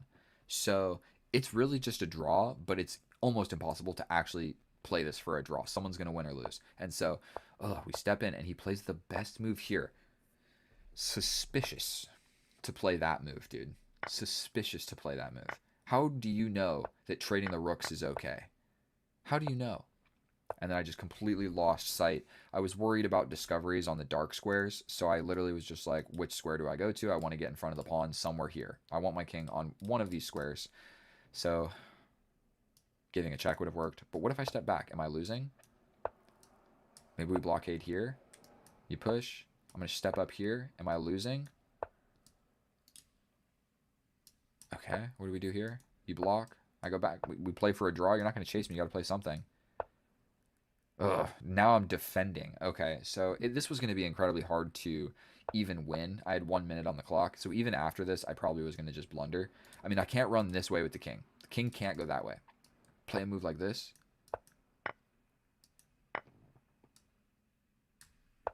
Don't you just start pushing? Oh, that wins the bishop. Okay. Thank you so much for watching. I'm so sorry I lost that game. But apparently, even in this position, up the exchange, there's just a fork, dude, and I hang a fork. I take 3 seconds to play a move. All I thought about was this. I thought about the pushing forward with check. I thought about the diagonal check. I even thought about pushing forward and attacking us and saw that it was a fork, but I was like, oh, it's not defended. I would just take. Chess is so hard, dude. And now I'm right back where we started, dude. Right back where we started. This whole series, where even is this thing? Did I close chess.com? Please subscribe. I'll see you in the next one. Goodbye.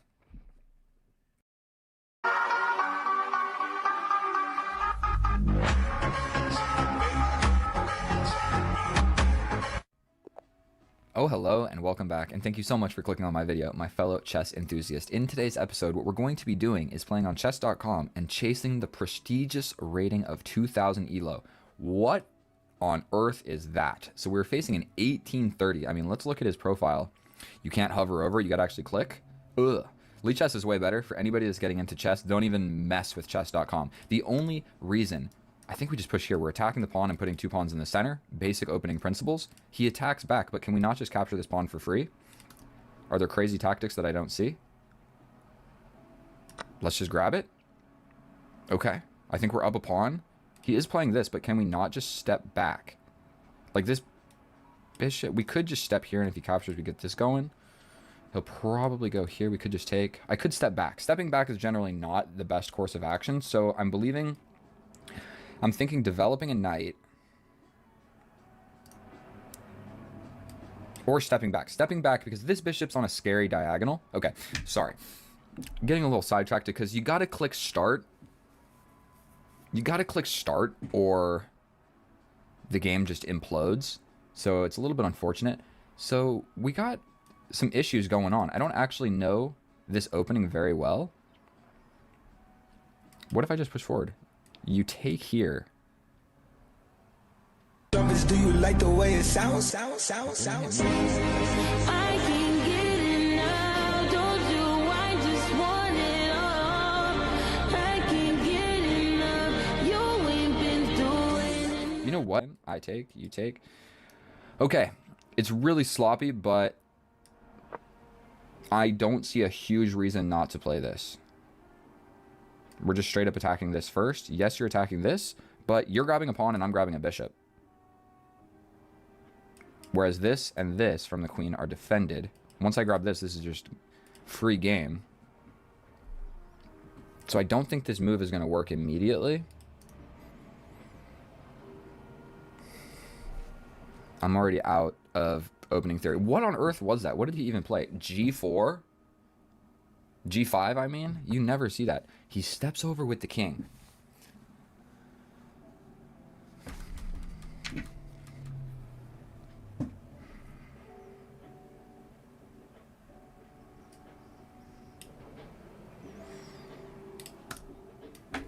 We play this? No, no, no.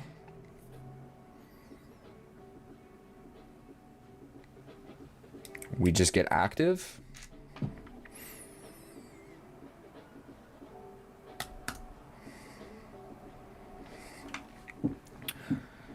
This is never a good idea because it just allows this. We cannot be allowing that.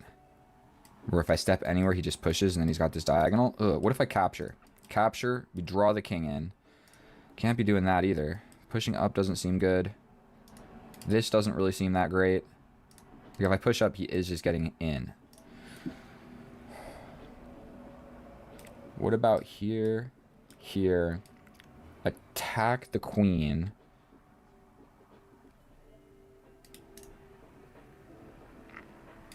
Boom, boom.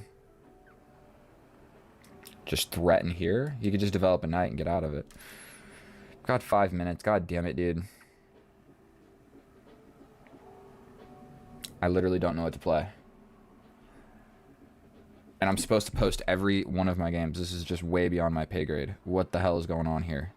I don't want to have to think for myself. I just want to like have a memorized position. What do I do? Legitimately, what do I do? Here. We step back. If you push, I jump in. Where you capture. capture.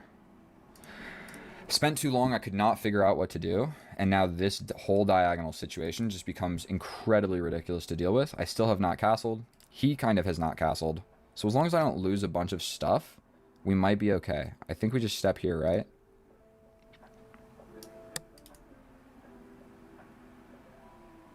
And he can develop the queen with... He can develop his knight with tempo. Okay, we're stepping back. He's got this, but I can push forward, which totally sucks. This seems powerful.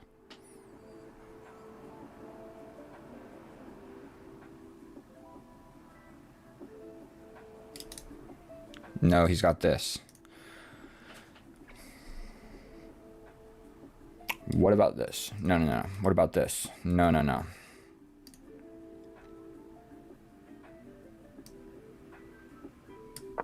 Just playing a move. I'm completely, like, just on my own here. And I'm scared.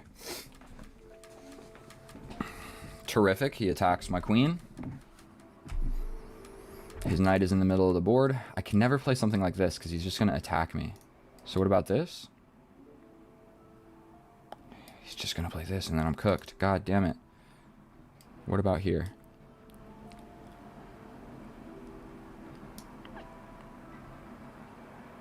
We're doing it.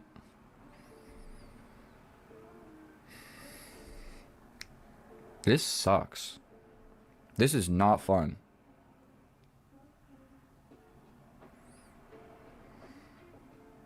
And like this knight is really never getting into the party.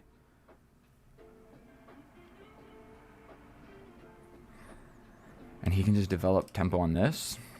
I might have to just do this, this, this.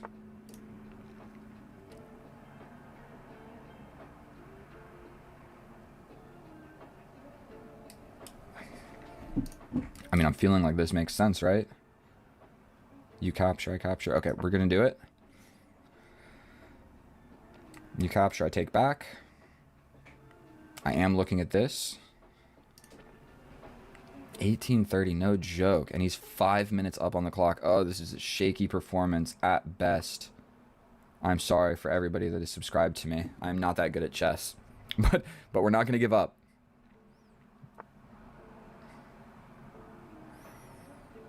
I mean, I feel like this is just very strong, right? We have to play something like this.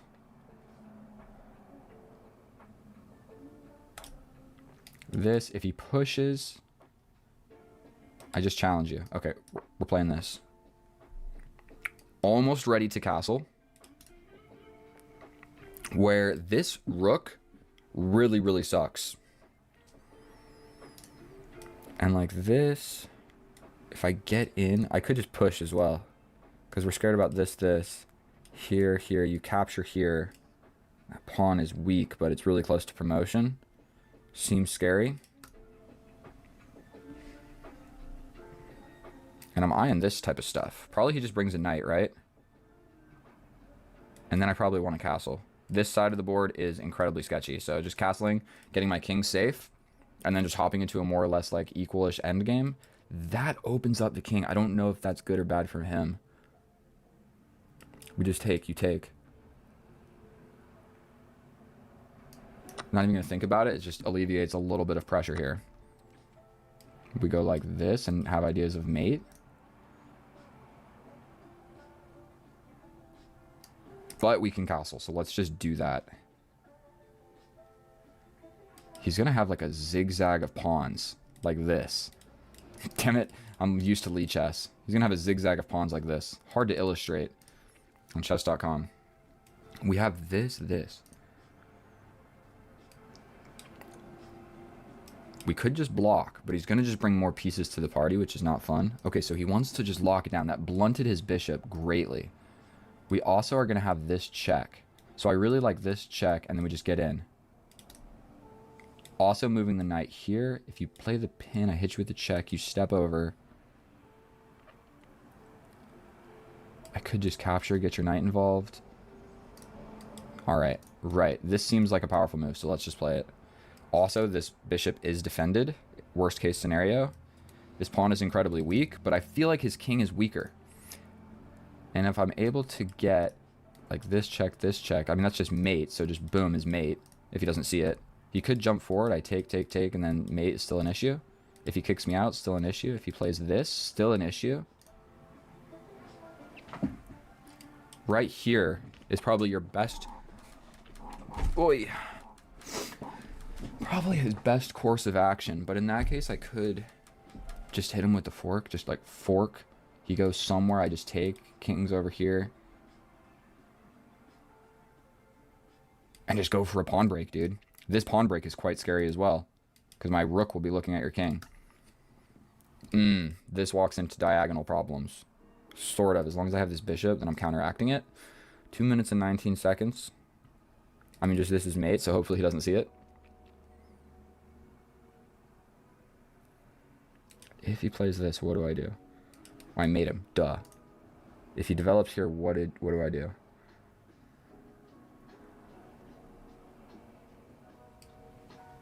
Check. He has to step up.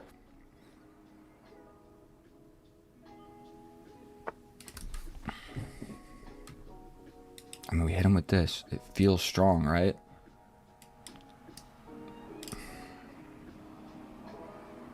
I don't want to do that. If he gets to step up with the king, I feel like my attack kind of fizzles out. Let's just do it, though. I get the bishop. Got the bishop. We go for a pawn break, I feel like. Pawn break. If you take, my bishop gets in. You take, my rook gets in. All right. He can also play something like this, but I might just slide up. You play something like this. I can take you. So this I don't think is going to be great. You take. Sacrifice a rook. You take. I don't know. I'm proper scared. This seems strong. This seems strong. This seems strong. This opens up the file. Got 1 minute. Let's just do it. That opened up this. It can't be terrible.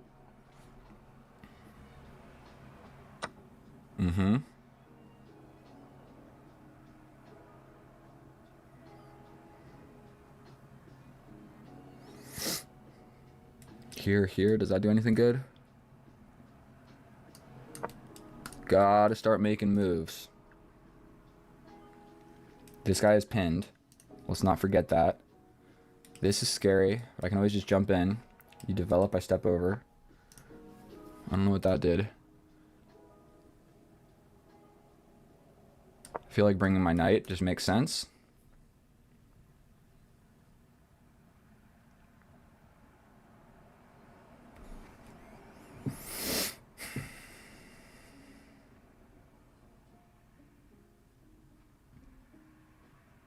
I'm thinking something like this.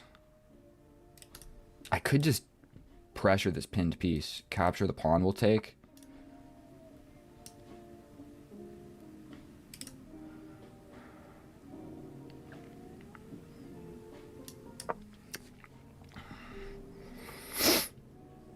That was so stupid.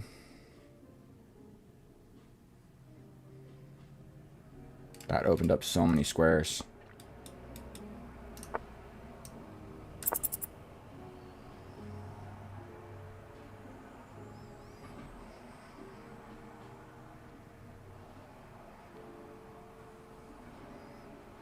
He's got this. That's not a lot of fun to deal with. I can just jump forward.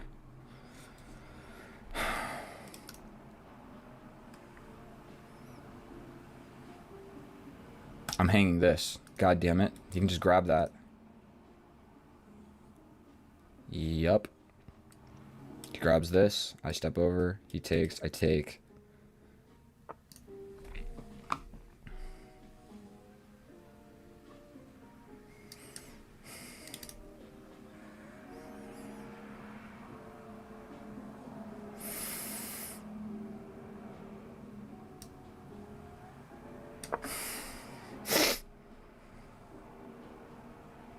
"40 seconds. I need to not blunder." Big yikes, dude. I might have to go for this.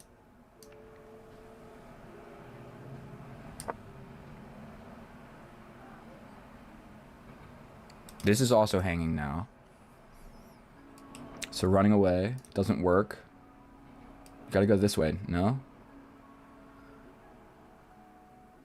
I block.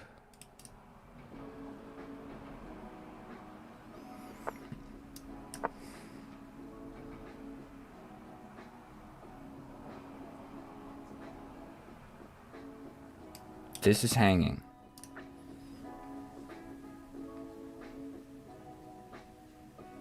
We can grab this on the next move if he doesn't do something intelligent. So if he does this, this, this, I just take.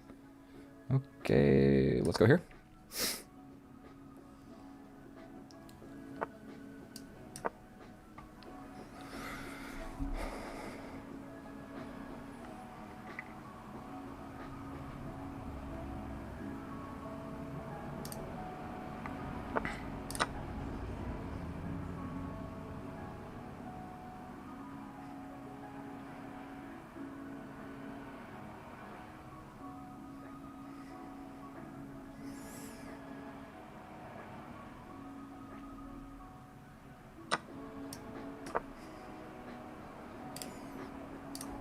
Just got this. We attack the queen, you get in.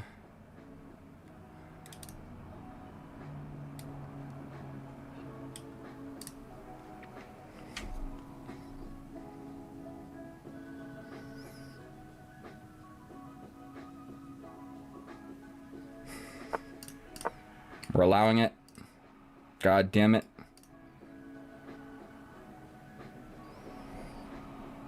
You take, but I take, you take, I take. There's check.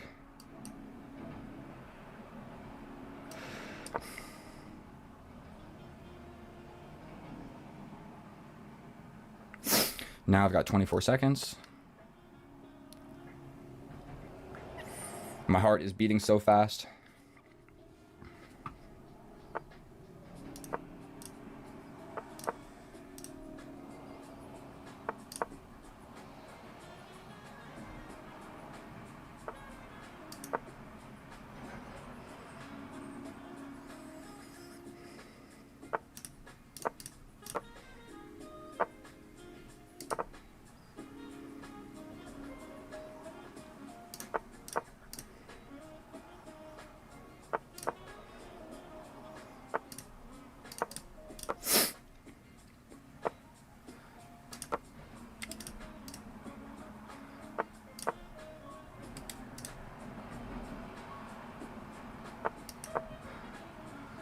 Where's this fork?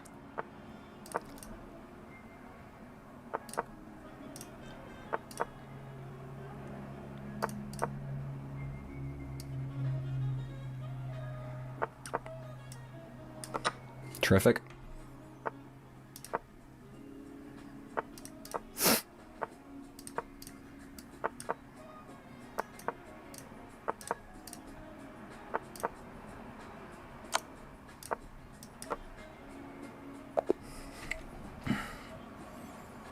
I wish I had my heart rate going, bro. Oh my god. Dude, I should put on my Apple Watch and check. Dude, my heart is gonna blow up. Oh my god.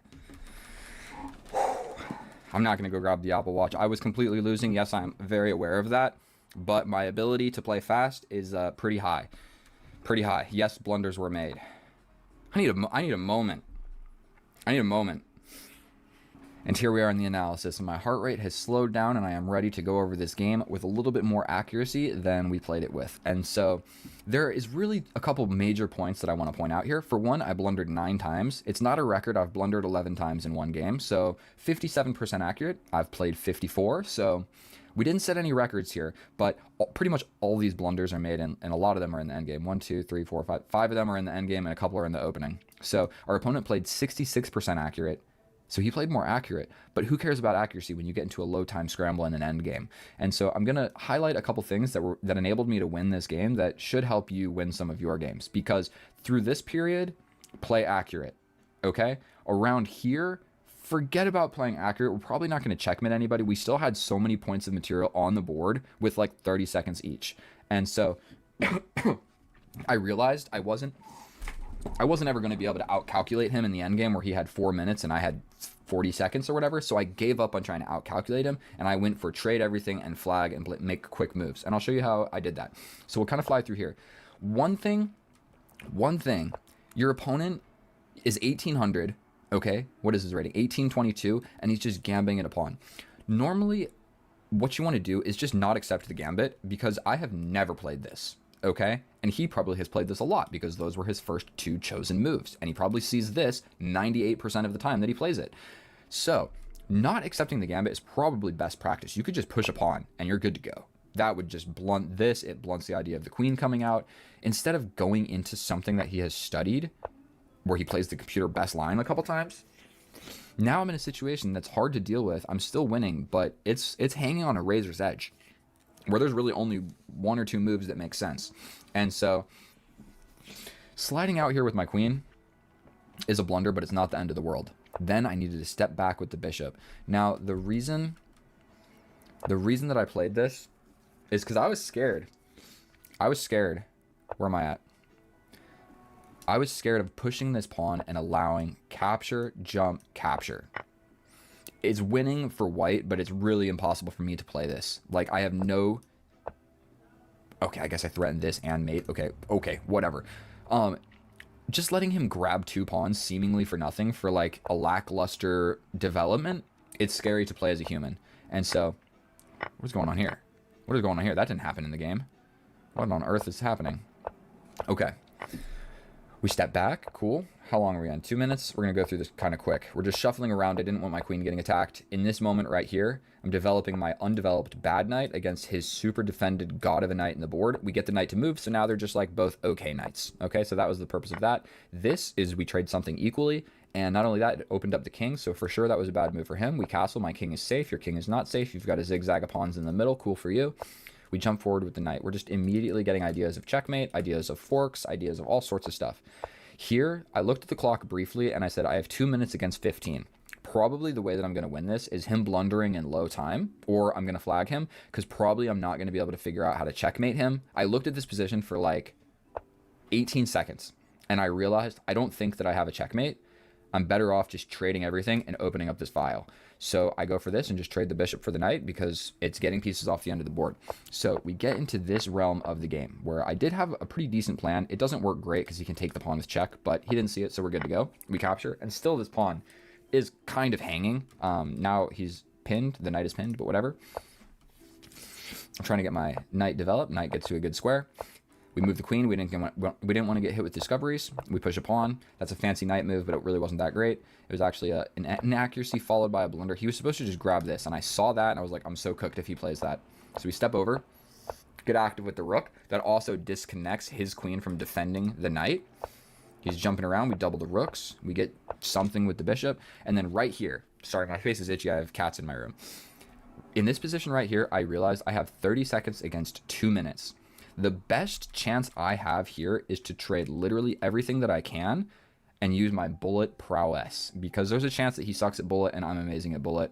We're both 1850 or whatever in rapid, but I'm good at bullet. And so we trade this, get some pieces off the board, and we start shuffling around and just making some moves. We defend this pawn, and we have a new beautiful station for my knight. Now, 2 things about this. I have 22 seconds against 50 seconds here. Okay, I don't think I'm going to checkmate him. His king is safe. All of his weaknesses are incredibly defended. My king is more or less safe. And so in this, I'm probably going to flag him more often than actually even winning.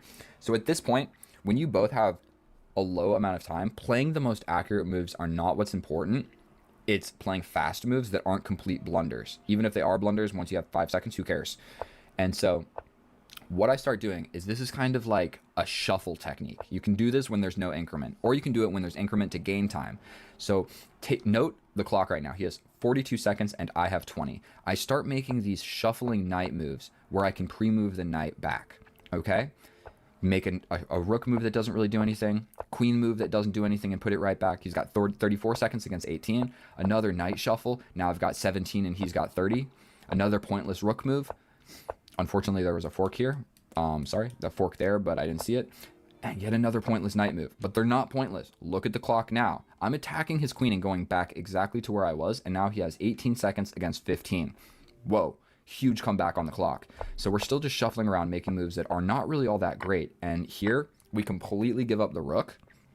Completely give up the rook for the knight. But look at the clock.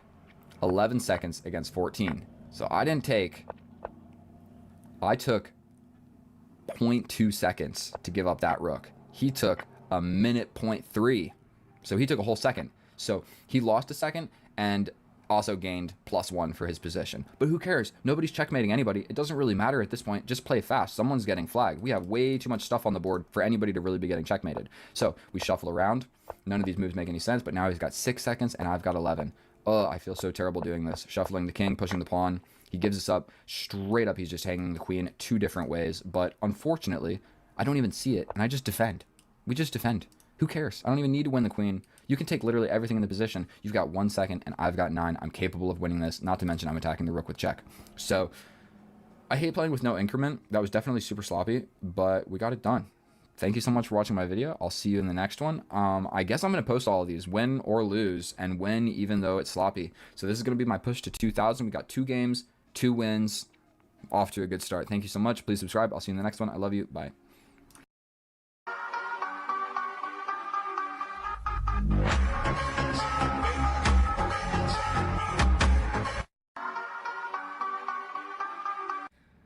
Oh, hello and welcome back, and thank you so much for clicking on my video, my fellow chess enthusiast. In today's episode, we're going to be doing what we always are doing, pushing towards the illustrious 2,000 rating on chess.com. Now, what this is a raw, uncut episode of real chess. This is not YouTube highlight chess. This is not grandmasters playing in a tournament. This is some dude that is 1,800 trying to become 2,000, and we are going to watch the process. So there are going to be inaccuracies, mistakes, and blunders, but I hope that that makes it more relatable to you, because most likely your rating is somewhere around mine.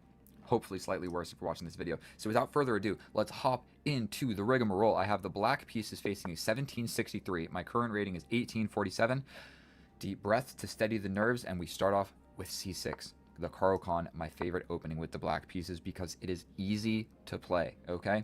I'm not a genius, and we're just going to go for basic development here. We've put a lot of pawns on light squares, so the goal is to put basically all of our pawns on light squares with our bishop on the outside. So essentially, this is a bad bishop. So if we're given the opportunity to trade our bishop, that is a bad bishop, for their bishop, which is a regular bishop, we trade. Bada boom, bada bing. The queen comes out, and we go for this pawn push. We are cracking at the center right now. But the main reason we're going for this pawn push right here is not because the bishop is defending it. The main reason is to vacate the c6 square for the knight, because we need to get the knight into the game. This is the natural development square for this knight, this knight, this knight, this knight. Okay, maybe I'll just draw the arrows. I don't know how good or bad you are at chess, but that's a bad arrow. Bad arrow. There we go. That's where the knights belong. And so now we are actually in a game of chess, and this dude is taking a moment. So sometimes what you want to do is go ahead and just click in the pre-move. Obviously, I'm recapturing with the bishop.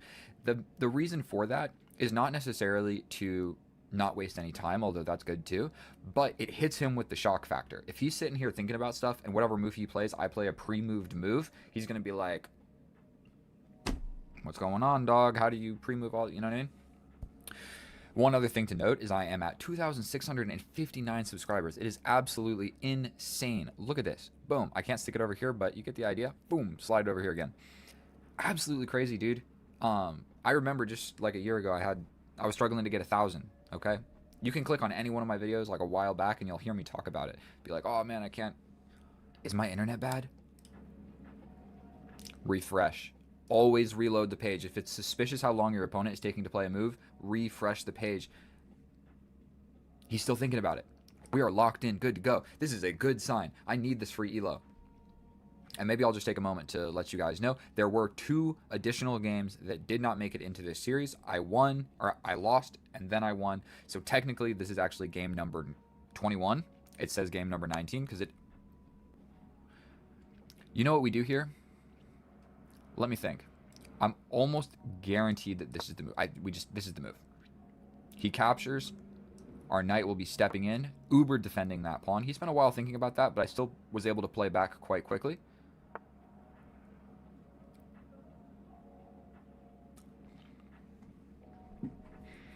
This is a tiny bit of an issue right now.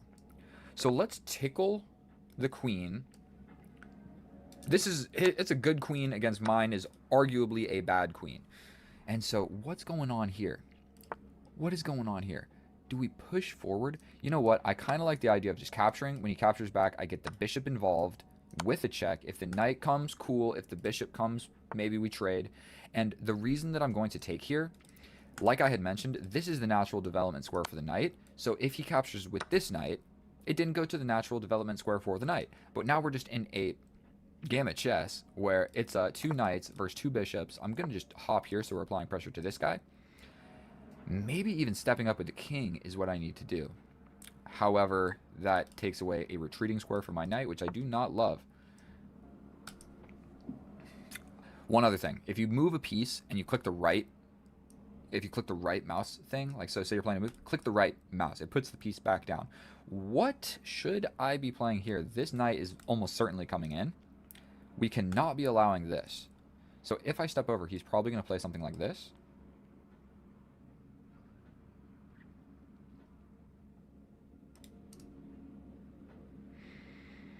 If I castle, he's coming in, which is just a pretty basic fork of this. So I actually do need to handle this correctly. What about jumping in? He gets in. We allow it? No, I lose a pawn doing that. I don't actually know what to do here. I think maybe I step over. He steps forward. I step over. He'll probably double up, in which case I can take. If he takes with the rook, we jump over here. It's a defensive move, but I'm not able to castle, and this is the open file in the position. I want a rook on it. I don't want to castle away from it and allow his rook to my 7th rank. So those are all of the reasons that I'm stepping over with the king. I'm not certain that that is an accurate move. That may or may not be an inaccuracy. Okay, so he attacks my knight immediately. Eeny, meeny, miny, mo. I have this, but he just steps forward, and that's defended. So without too much thinking, I'm just going to go here. That also defends this square. He's stepping in, stepping in, stepping in.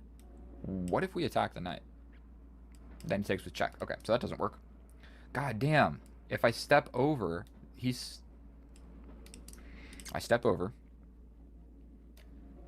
He steps in. I'm kind of overloaded at that point, so if I play this, if he captures...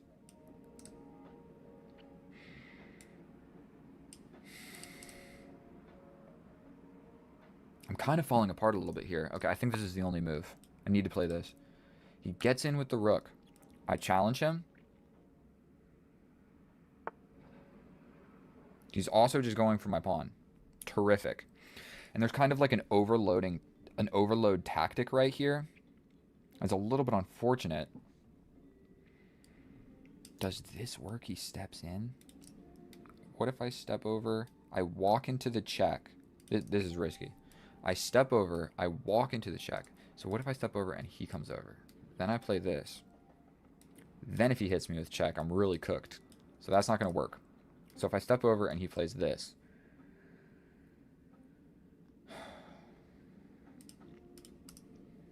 God damn it, dude. I need to think about this for a second. This isn't good.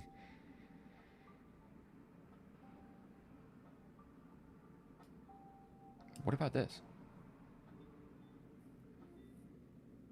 He grabs, I grab, he doubles.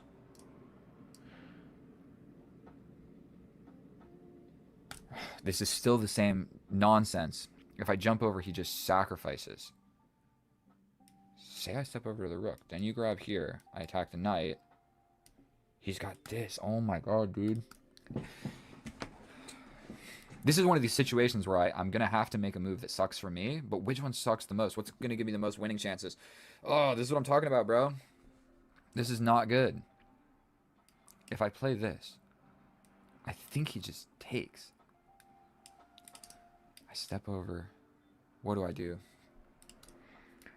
Here, sacrifice, take. Okay, what about boom, boom, here. The other rook comes in. I defend this. Like, you can take here, but I attack here. He comes back out. I attack this pawn. He steps forward like this. Maybe I go for a little pawn break. This is so unfortunate. I'm officially losing, by the way. I can almost guarantee you I am losing by a little bit. At the very least, he can grab this pawn.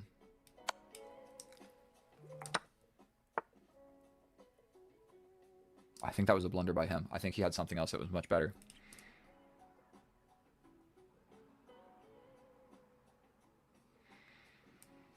Well, I have no way to defend these guys in a useful manner. So let's just go here. Again, he can slide in. I think at that point I attack this knight.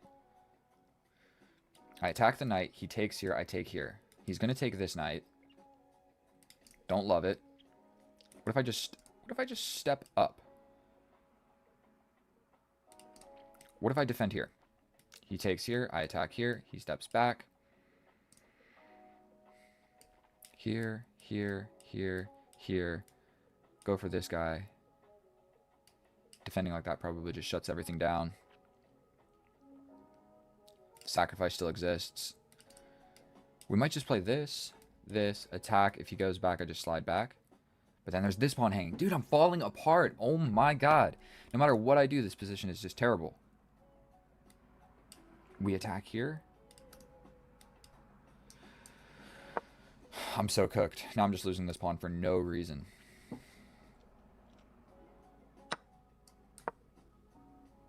He just goes back. He just grabs here, no?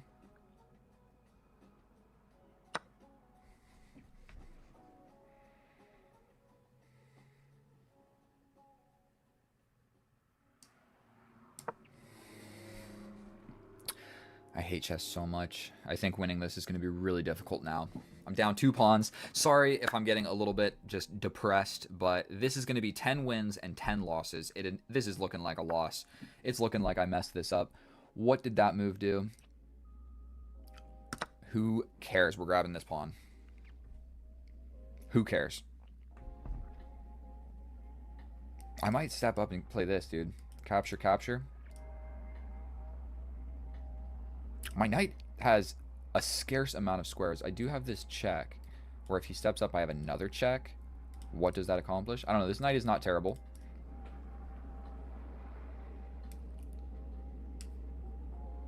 He can just go for this, dude. He's got a 2-on-1. At the end of the day, he's got a 2-on-1, and he's up a pawn.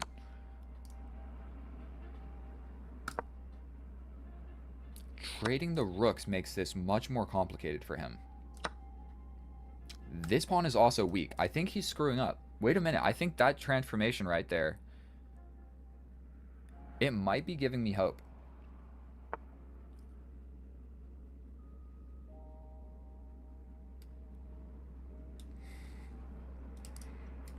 How are you going to defend this pawn? I step back attacking this. How do you defend that? This is your defending square. You don't have it anymore. I'm grabbing this pawn. Then we're equal. Let's go, dude. Let's go. He's still got the 2-on-1.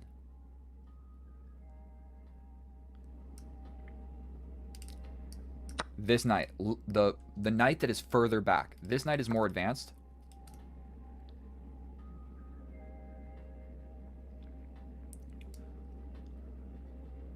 We're kind of just staring at each other.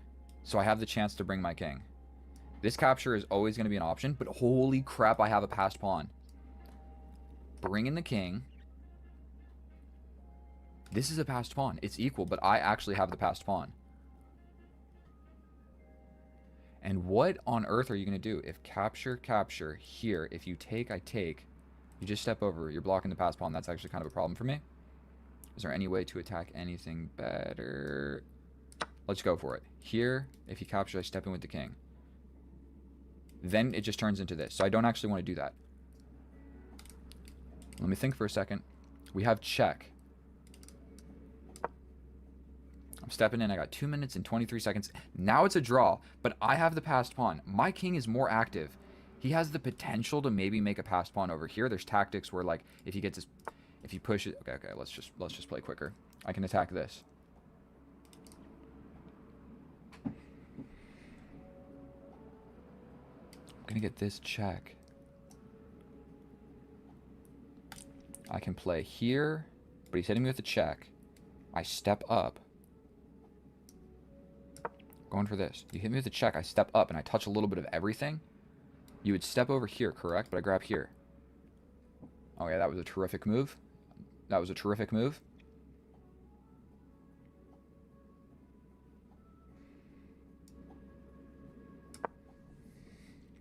He can get in. That is not fun. He can play something like this.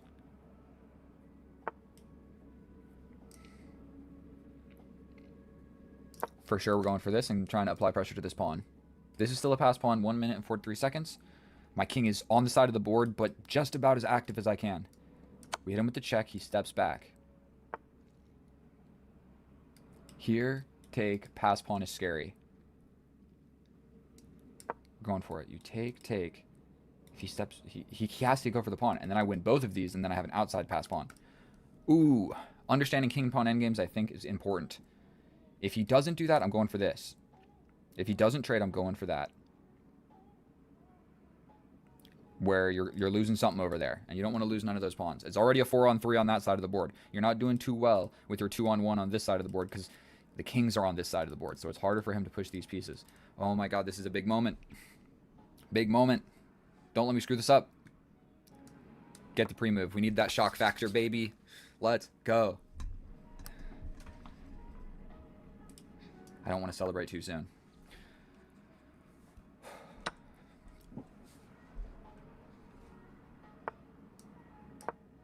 You gotta go for it.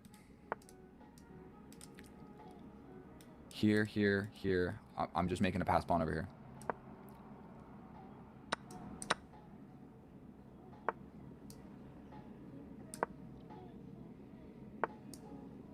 He can't shield me out, can he?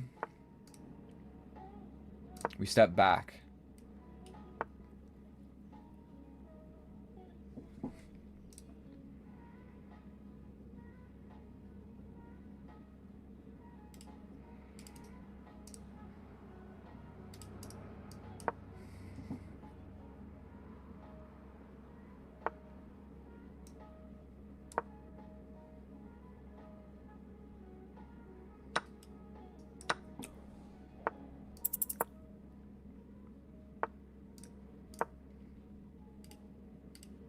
No, dude, did I...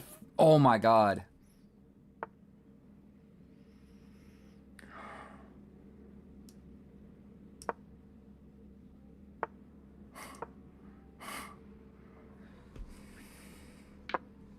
I'm teary-eyed, boys. I'm teary-eyed.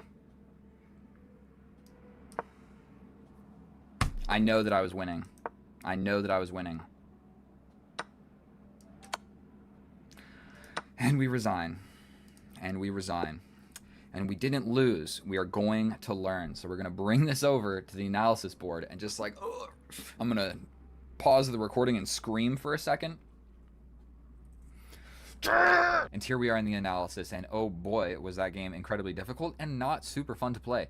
Even the moments where I felt where I made all those faces and was like, it was just a draw, bro. I was never winning.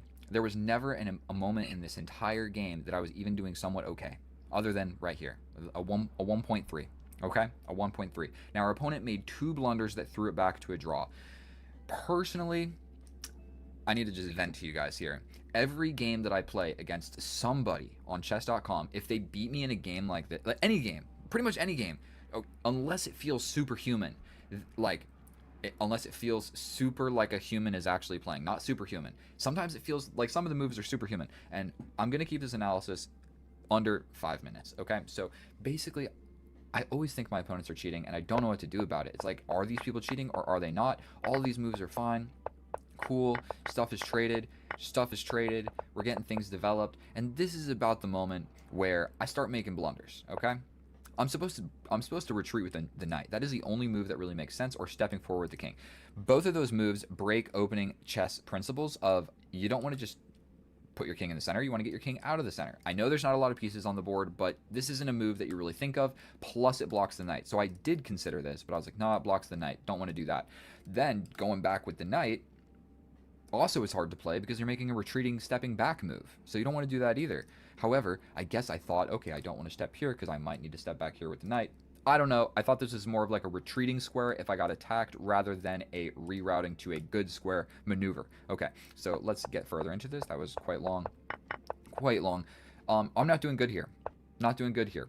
No matter what I do, it's not good. So we play some stuff and it's not good. I step over here and he goes for grabbing a pawn. I bring a knight. So grab another pawn. And he goes for this. Now, I'm super suspicious of people that I knew immediately that that was not a good move. And if this dude beat me in the game of chess, he is better at chess than me. So he knows that this is not what you want to do. Like in the game, I knew that you didn't want to trade the rooks. I felt good when he did that. So I know that he felt that too because he's better at chess than me. So the only reason that you would ever want to play a move like this is if you're cheating, play a bad move, throw it back to a draw, you're still fine. You're using the computer, even if it goes back to a draw, all you did was just lower your gameplay by like 5 or 6 or 7% or something. So that is good to play in terms of if you're cheating. So we play all this stuff, okay? Bringing the kings, inaccuracies, but it's still a draw. Every move back and forth, they were all still just a draw.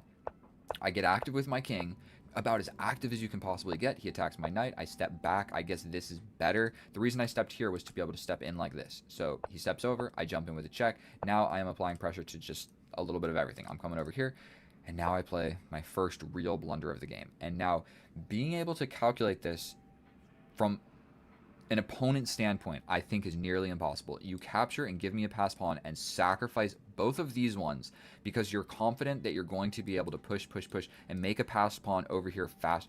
Dude, I think that's impossible to calculate. So he plays this. He spent 40 seconds, which means he really thought about it. He plays this move. And you're supposed to tell me, from a human standpoint, that you go into this position. No. Dude, I have a passed pawn that's 3 squares away from promoting. Your pawns are weak, and if these weak pawns, like, you just had to fully invest in this and be confident that you can make the pass pawn over here. And it starts by playing this move on the side of the board, A4 or H4. Dude, I don't believe it. White is completely winning. We play some more moves. Throws it back to a draw one more time. He threw it to a draw twice in one game. I don't know. And the reason for that is the move that I need to find is abandon this pawn and realize that this is so much stronger than I think. I need to abandon this pawn, screw that pawn. That pawn is a decoy for him to grab. I need to get my king all the way over like this to be able to save this draw, okay? I'll show you how it goes. So say he pushes. I really got to bring this king. He's going to start pushing stuff. I really got to bring this king. He comes over here. Cool. Now we go for something. If he goes for this, we have time. Actually, we're winning now because we can step over. We're going to stop. We're going to stop this passed pawn. So, I don't know, all the way back here, dude, in this position, to capture this, I don't believe it. Don't believe it. 2 things happened. He cheated or he just got lucky with just making a random capture. But trading the rooks, that's suspicious, and then trading these knights, also suspicious. We go all the way back here, and he throws it back to a draw. Again. And I need to just completely bail on this pawn and realize that his 3-on-3 is actually way better than mine because this is my potential pass pawn and this is his potential pass pawn, and we're on like closer to my side of the board. So sorry, that was 5 minutes and 33 seconds of your time, me yapping and complaining. This push to 2,000, it's rough, man. When I play on Lichess and I play casual games, I feel just so much better. I know that nobody's cheating. In these games, I feel like even if they didn't, it's not fun for me because I feel like they did. You know what I mean? And so when I lose, I don't take full ownership of the loss. I'm like, what are you going to do? Dude cheated. Which isn't a good way to approach chess. So, I don't know, bro. I don't know what I'm supposed to do about that. Do you guys feel the same? Do you feel like your opponents are always cheating? I do. I hate chess. I love you guys. Thank you so much for watching. Sorry for yapping, but I got to get it off my chest. Merry Christmas, and I'll see you in the next one.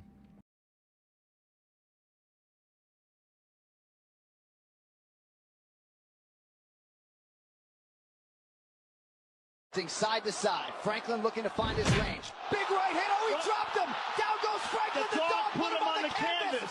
Damn, that would hurt. Anyway, welcome back. Today we are in episode number 4, game number 4, however you would like to call it, of the pursuit to 2,000 elo on chess.com. We will be playing a 10-minute rapid game, and win or lose, I will be posting this game. And so we are off to 3 wins and 1 loss, and we are facing a 19-22 with the Caro-Kann. Deep breath. Deep breath. Let's not panic. And we're going to be going into the exchange variation. I'm almost certain of it. And so this is probably the highest rated opponent that I have actually faced here on chess.com. And I'm a little bit scared. And so one thing that you need to be a little bit aware of in this line is the pawn push. The pawn push comes and it makes developing your bishop a little bit harder. So we're just going to get my bishop developed. He will not be launching the pawn. So that is a good thing for us because I understand this structure better than I do with all of this. Anything with this little c5 action, I hate it so much. c4, the explosive move. Now, general just chess principles, you kind of want to pin this knight or just activate this bishop before closing the pawn chain. So I think we play this. Hoping he kind of brings the bishop out, we just trade it off equally. Then we push the pawn. And I think we're going to do the same because I don't want him trading my light square bishop for his knight.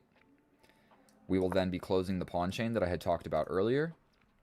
And all we really got to be worried about right now is this b4, b5. Man, I suck at these coordinates. You got to be a little bit scared of this b5 square because right now his bishop and his knight can access it. A simple pawn push can stop all of that. But I think we just develop our bishop. It's our last undeveloped minor piece, so now we've got the minor pieces developed. Almost certainly we see the bishop come out to either one of these squares. So he really just wants to lock it down.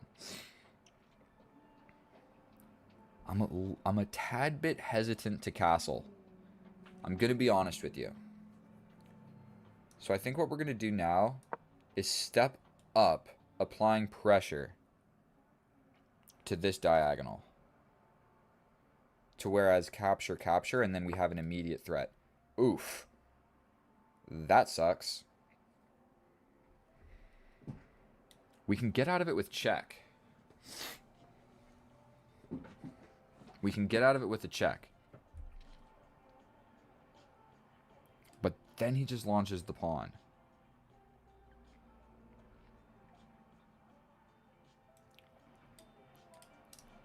So I don't think that's going to work. He just launches a pawn. I could sacrifice the knight or something. But then I'm just losing this with check.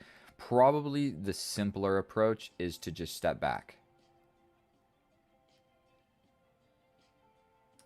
Yeah, we're going to just step back. I don't want to slip way too low on the clock. So right now I'm a minute below the opponent. So he does just take. We're going to take. And there's a lot of just stuff going on, potentially, on this side of the board. So I feel like castling this way, where there is slightly less stuff, I guess. So we can just tickle. If he takes, we take. I think we are going to just go for this. We also can jump into the middle. His bishop does kind of suck. It's doing the job of, like, defending pawns that don't really need to be defended. And then this whole idea of jumping in is also a little bit of an issue. So I'm thinking we jump in. We could just castle. That's probably the correct plan of action, if I'm being realistic. I could jump in. He steps here.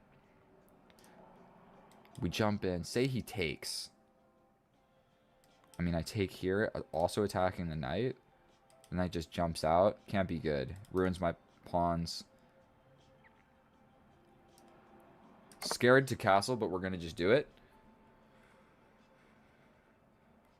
7 minutes and 20 seconds. I am slipping too slow. I am playing too slow. This attacks the rook immediately. He just gears up to attack me. In that situation, I am going to play this. Tempo on the rook.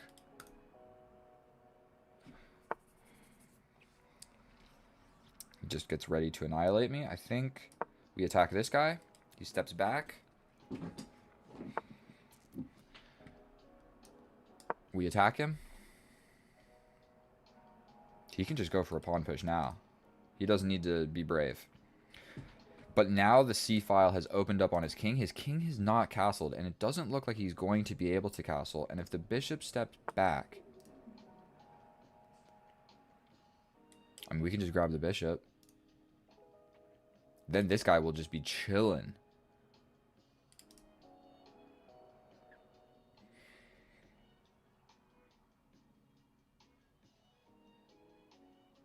We grab the bishop. We bring your queen over here. It has to be decent, right? The infiltration squares of this knight are also still blocked off.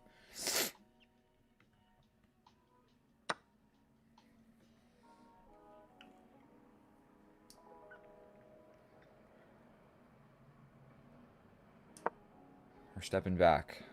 I'm also low on the clock, dude. I want to get into an endgame. Another tidbit of information that is good for you is... Oh, bro, you serious? We have to take, no? I'm gonna have this.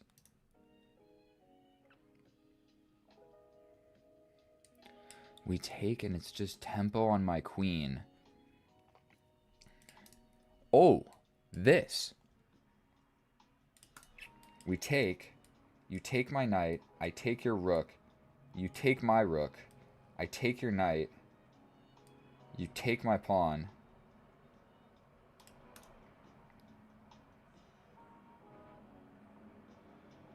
What about this? He's just going to take the knight. Say I step back. The rook needs to do something.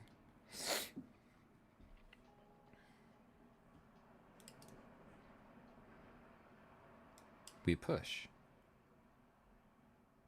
You jump in like this. I take your rook, you take my rook, I take your knight. I'm winning. So I push in. You have to take. I take your rook, you take my rook. I take your knight. I lose a pawn. I got nothing to show for it. So we push, you take, I just take.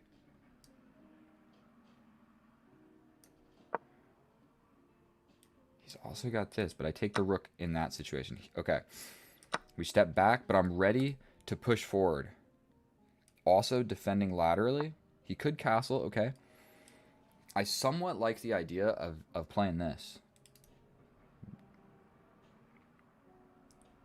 We just lock it down on these light squares. And then my bishop is better than his bishop, at least right now, temporarily. So he wants to infiltrate this way. So I think what we're going to do is slide over.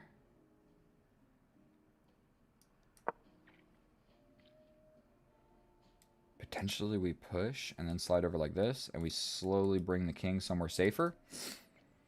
And he can't castle. He's already moved around a couple times, right? What about this?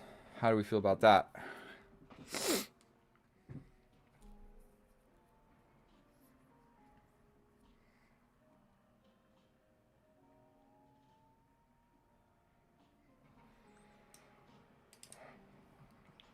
I need to play a good move. I can't screw this up. I like pushing. He pushes. I step up with the king. He pushes again. We push. Push. Push. Step up with the king. You push again. I go here. You take. Can't be good. Over here. That might be it. I'm trying to figure out how to get like a rook on this file is what we need. We could play this. He steps over. I slide over with the rook. You hit me with check. I step back. You take. I take here. And we alleviated a lot of pressure here. I don't think this guy is ever getting in. He still can't castle. He could step up and go for this, though.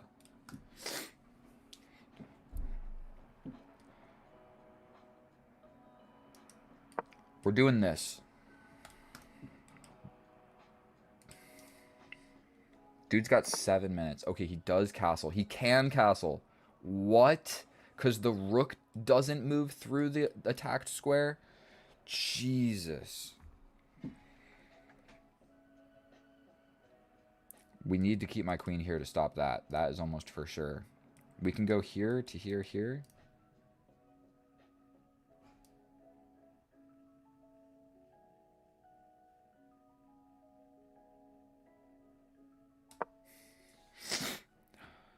I'm going for this, capture, capture, capture, and I'm just getting in. So I think...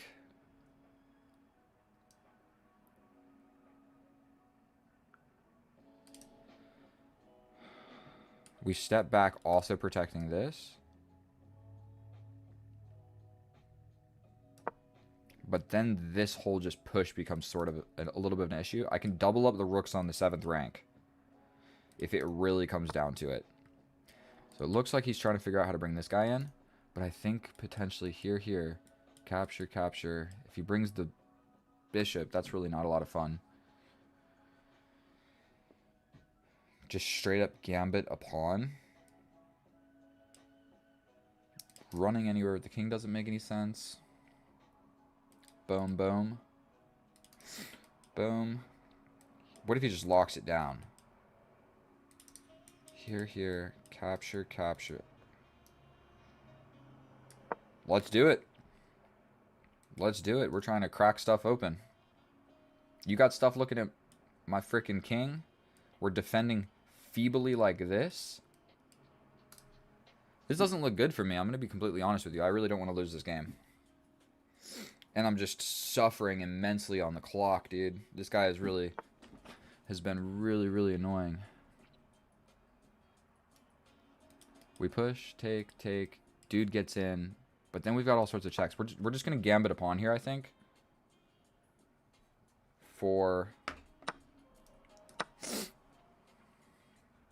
If you take with the bishop, I sacrifice. If you take back, I'm winning your queen. We just take the rook, no? We also have checks. That move looks scary. But how dangerous is this? Will I have a follow-up? Okay. Boom, boom, check. You have to go into check. Oh my god. You don't have to take. But if you take, I'm getting in. And you don't want that.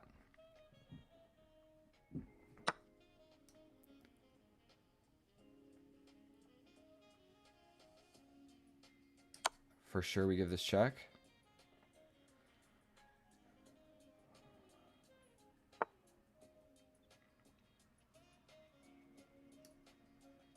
I mean, we take with check. You got to take back.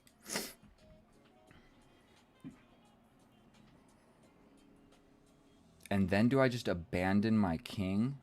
What do I do about that? We also have this check.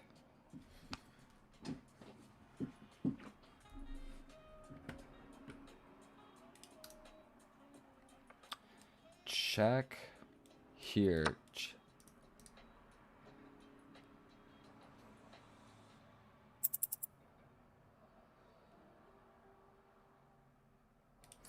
What if I step up? Can I just defend? Here. I push. And then he's got 2 passed pawns. I don't think that's good. Can I just...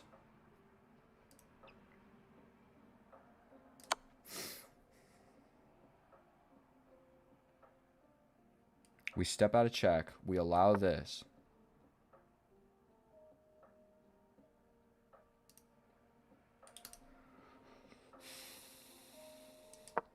"29 seconds, I'm going to get flagged, dude. God damn it. Check. It's not a check, but I take here. This is a problem. I've got an extra bishop, but everything is on dark squares, dude. This sucks. 29 seconds. Please don't let me blunder this away.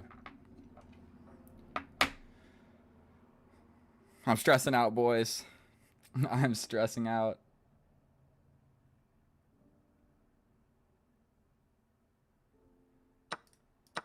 I'm going for it. Check up.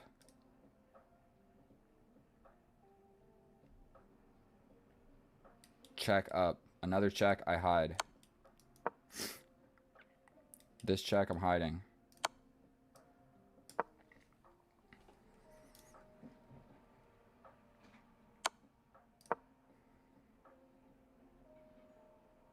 I'm gonna hide my king over here if I have to, bro.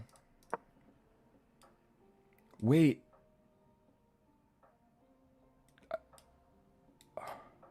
He could step somewhere with the king. I don't want to grab that pawn. I want to hide here, dude.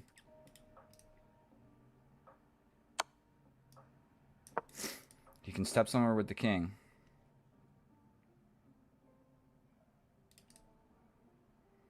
but I think I'm going to be able to mate him. He completely abandoned his king, and I've got a bishop and a queen. I don't think this. And there's this. Are you kidding me? Check. Here. Bro.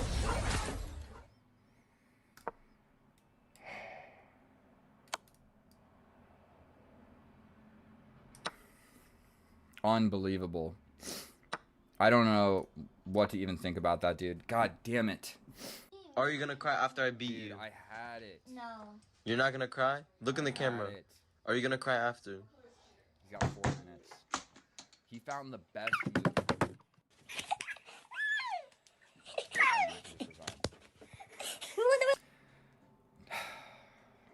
There's a 0% chance of winning this. Now, what really sucks about chess.com is you never know if your opponent cheated, and like 20% of the games you play, somebody does cheat. So it really sucks. Like, we're going to analyze, and here we are in the analysis, and that is absolutely heartbreaking to lose that game of chess. Now, it was not accurate by any means. I played 57% accurate, and I made 2 super fatal blunders. Well, one of them was more fatal than the other. But, a little bit of a problem, see? I mean, everything was going good. And then some dumbass junkie... Did what? Some dumbass junkie did what? You mean you fucked it up? What the fuck is wrong with you? You promised me that everything was gonna be okay, remember? I fucked that sleaze bag for you, then I put myself through fucking hell for you? There's nothing out there! I don't give a shit! You fucking loser! Now, my ability to calculate this. I calculated it and then rejected it because I said that it wasn't good. So I saw fork, take the rook, you take my rook, I take your knight, you take my pawn, and then what do I have to show for it? What I failed to see was there was going to be this check at the end, where for 1 I can win this pawn, and then for 2 I'm threatening the bishop. And not only that, all the way back here, the king didn't need to take, the rook could have taken. So then I would have had a rook on the open file. And so I saw all of this. Boom, boom. I saw this. Boom, boom, boom, boom. For whatever reason, I was recapturing with the king, which is still fine for black. I'm still winning. No, it's a draw. It's a draw. Okay, you take with the rook or the queen. And then he has to make this obscure queen move, which he's probably not going to do. He might, like, do something with the rook. It's really hard to say what he's going to try and do here. He could just castle, right? But then I just take this. I failed to see how good this was. I need to, like, what I did here, and the reason that I lost this game is I didn't even think for a second, what if? So what I do in my calculation is I just assume that I am playing the best move. Does that make sense? So, like, this is the best move, then this is the best move, this is the best move, this is the best move, and then for whatever reason, somewhere along the line in the calculation, I just assume king captures is the best move. And then I'm like evaluating the position as it stands after that move is made. I need to pause myself and say, well, dude, there's 3 different ways that I can capture. What about taking with my least active piece and putting it onto the potentially soon to be open file, also with pressure on it? Like, if I would have just paused for a second there, I would have won this game. And I still was winning this game. So we hop into all of this, make the wrong move.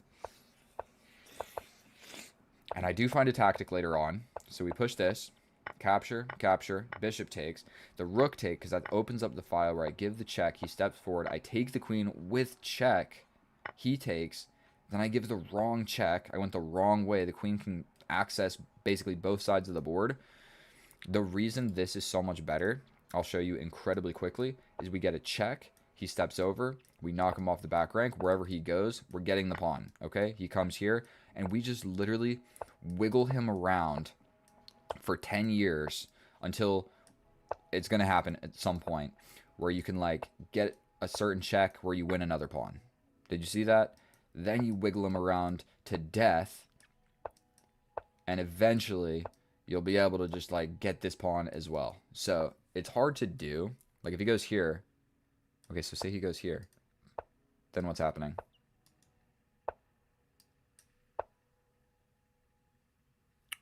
Now we step over with king? Okay, it's really hard to say. Then say he captures. I'm going to give a check. That's just mate. You threaten mate. Ugh. So I needed to go this way. I needed to go this way. And the reason for that was not simply because I'm going to win 2 pawns. But if you saw what happened to my king literally like went on a run all the way over here. I'm not sure if those were the correct squares or whatever, but I literally ran my king all the way over here where this to winning my queen over here was an option. So if I can get rid of these pawns, none of that is an issue.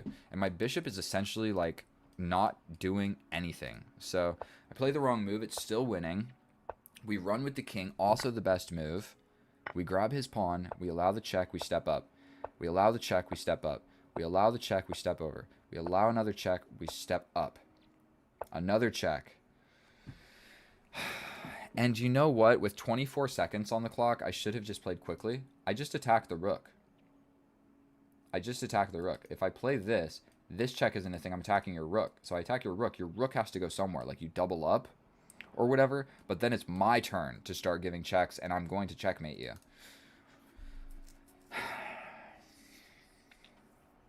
For whatever reason, I just assumed like this was a queen defending the rook, and this back rank thing was imminent, and I was going to have to hide. So right here, I blunder it away. I spent 2 seconds deciding what move to play. I spent 2 seconds, and then I'm just cooked. Really sucks. If I would have just looked at this, this is a very critical position. It's either like getting checkmated. It's either like winning or losing. If I would have just spent 2 more seconds, 3 more seconds here, and said, where's the mate, bro? Where's the mate? And he can double up or double up this way. But whatever he does, bro, it's my turn to start giving checks. And I'm going to figure out how to mate you somehow. Or at least give a million checks and take a bunch of pawns. At the end of the day, we can just, like, figure something out. Like, say he just runs. I'll chase him around forever. And we'll figure something out. We're going to win this pawn. We're going to just give this check. Maybe he runs this way. We grab this one. And then at this point, like, this is a very strong... Please subscribe. I love each and every one of you. I'll see you in the next video. Sorry I lost, but that was close. A 19-22 opponent. I do have what it takes, but I did not manage my time well. And there were 2 critical positions that I calculated incorrectly. I hope that analysis wasn't too long. Sorry. I love all of you. I'll see you in the next one. Subscribe. Bye.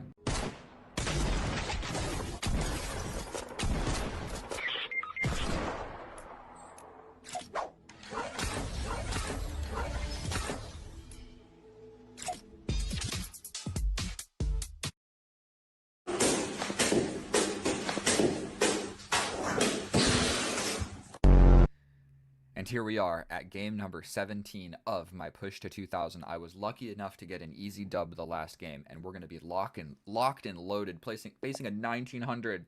Oh, god damn, we pre-moved c6. Wish me luck, boys. We have the Caro-Kann on the board.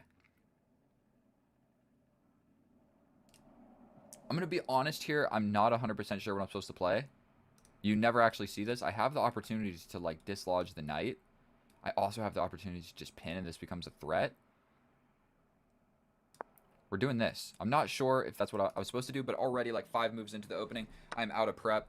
Wish me luck. We're just going to capture back. That opens up my diagonal towards my king, but we're not going to care about it too much. We're going to step back here. Chase me around, bro. Develop a knight.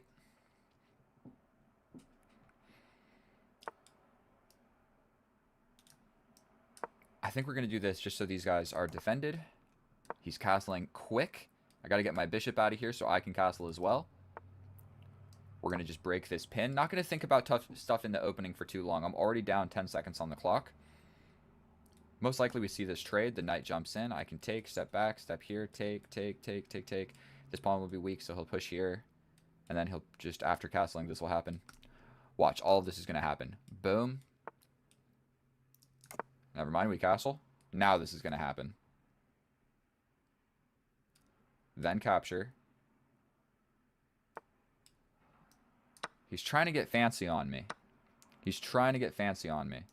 Let's tickle this guy. This knight is for sure coming. Okay, the knight is still coming. We got to defend against this, I believe. Still don't want to spend a huge amount of time. We can play this. Uh-huh. We're jumping in. He can get my bishop. He can jump to the middle. He can get my bishop. This pawn push isn't possible. And we're still pretty much equal on the clock, dude. This guy's 1900, so he's a serious chess player. I think that's like 1910 is the highest that I've ever faced. So, and I'm pretty sure I lost.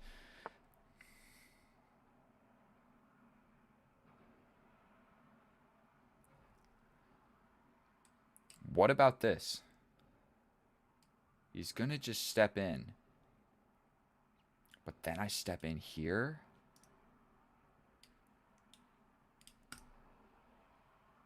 I'm thinking this, dude. That's a way to move forward. We move forward. This, I mean, he's just going to attack me. And then what am I doing?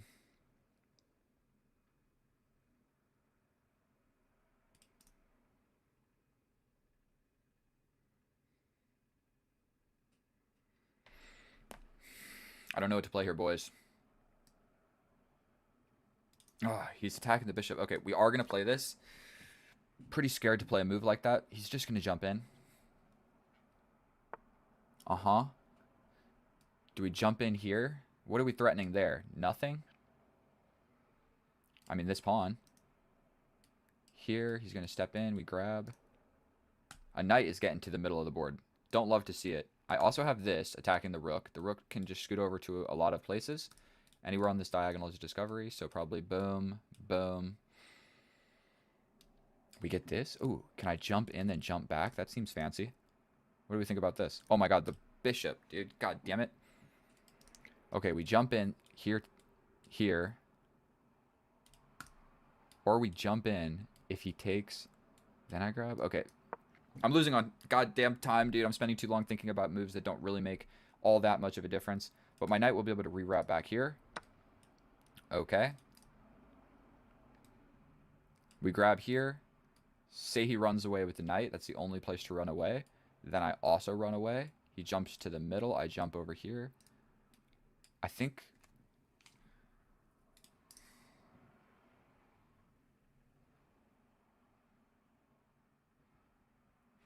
Hear me out. We grab the rook, and I'm up +2. If he captures, I capture, and then I'm winning. So if I go here...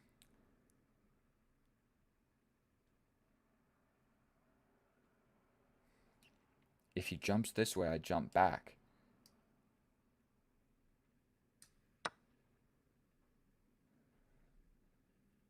This knight is undefended. I am attacking it. And the only way that he can run away is by going here. But then I save my knight. Yes, he would get his knight to the center. But then I plug the hole with my knight. And we're not scared about the queen. Plus, I would be able to get my queen over here. I think that I'm winning. Slightly, I think that I'm winning. I think that calculation actually was worth it. My losing on time. Because, yeah, if he just captures this, I capture here, and then I'm still up +2. Oh, shit.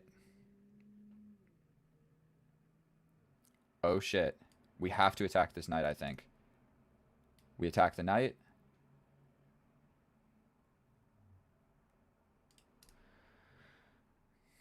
If we take... God damn it. God damn it. God damn it. Do we attack this knight? He jumps to the middle.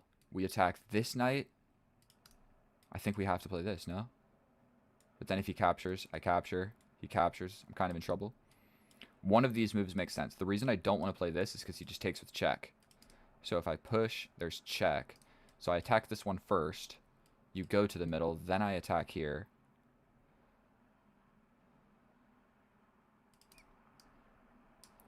We got to do something. I might lose a pawn here, but if he takes back with whatever, my rook is on this file. So knight to the middle.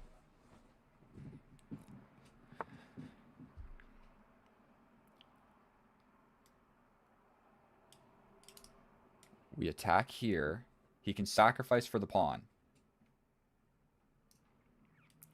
Because if he goes here, I take this. I attack here and he goes here. Oh my god. Oh my god, I fucked up.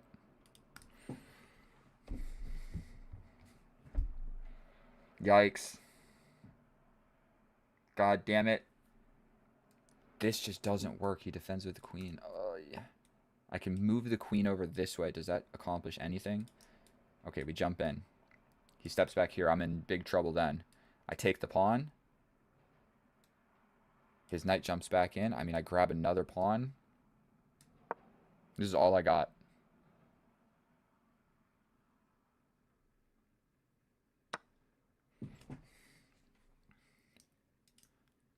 I like this. Actually, never mind. No, I don't. We take here. If he plays this, I am getting out. Oh my god, he jumps in this way. Dude, I fudged up, boys.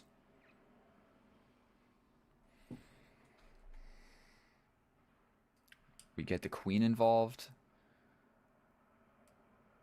Then he just takes. Okay, so we have to take like this. You can jump in, also tempo on the rook. Yep. I'm still up 2.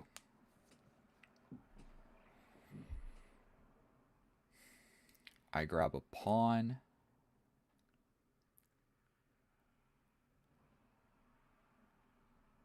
Probably you just grab back. Or you grab the rook. I step over. Then you grab. I would have time to defend. I also have, like, just push. I think this makes sense. I'm going to lose the knight anyway. So if I take, and he takes the rook, then I save this guy. You save your knight. So that's not going to happen. Okay, okay. God damn it, dude.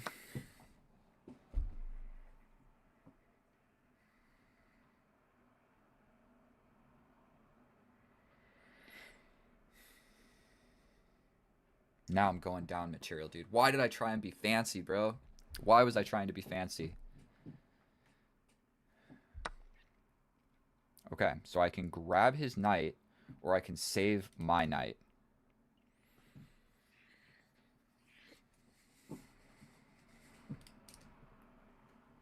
And he's up by 2. God damn it.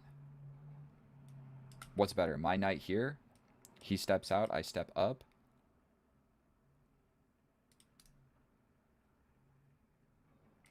Does this make any sense? No. Does this make sense? No, he just mates me.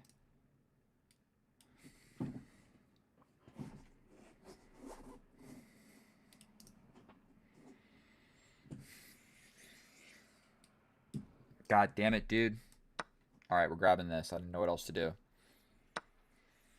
Pawn is hanging. We defend. I'm in big goddamn trouble, bro. Why?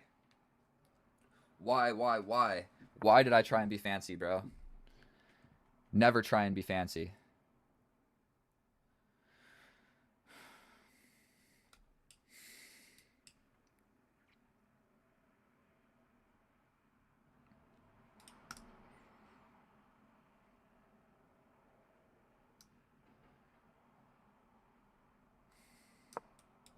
I got nothing, dude. I got nothing. He's got 7 minutes on the clock. I'm so sorry, guys. Dude, I guess I just don't have what it takes. Like, I literally just don't have what it takes, dude. I like to think that I'm getting better at chess, but I'm just really not.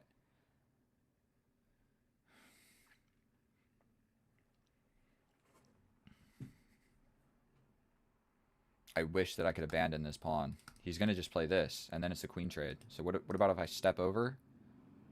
He steps over. I push. You have to take with the pawn, yes?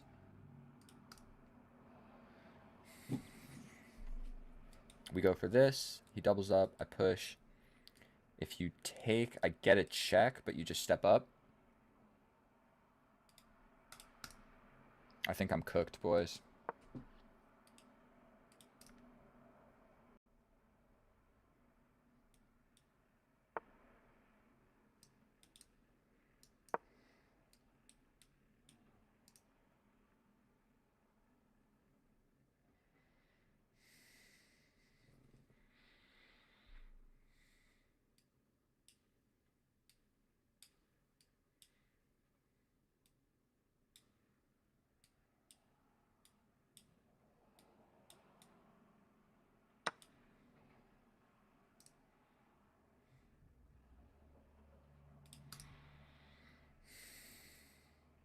I've got this, but that shuts down the diagonal, so we're giving this check. Giving this check.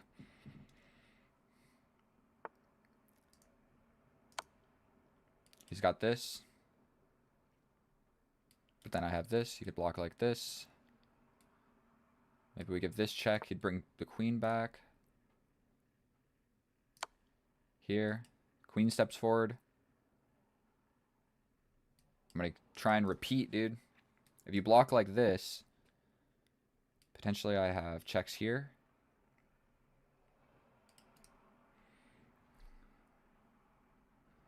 He's got this at some point, dude. I'm so cooked.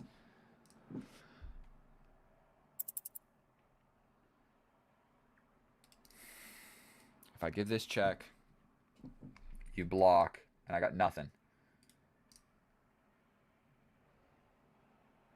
This check here. I'm cooked.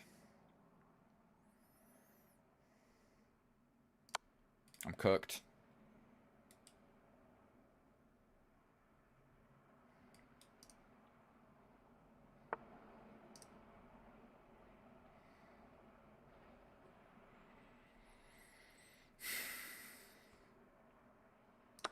I'm just getting mated, dude.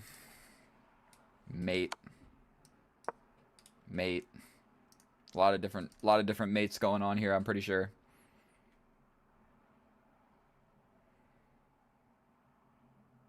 I've got no checks. I've got nothing.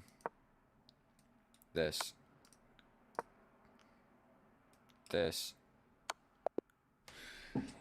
I mean, obviously I was getting mated, dude. God damn it. All right. Let's see where this went wrong.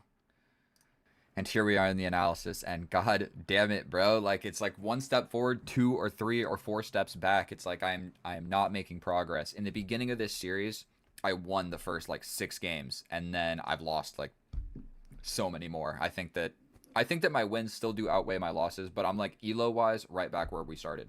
And so really the main thing that I can learn here is like against a higher rated opponent, don't try and be fancy. I tried to be fancy and he outcalculated me. I calculated something wrong. I could have very easily just like played a6 on the side of the board or something. So we're into the opening. I don't really know what I'm doing. But all of this is fine. Break the pin. Castle, trade,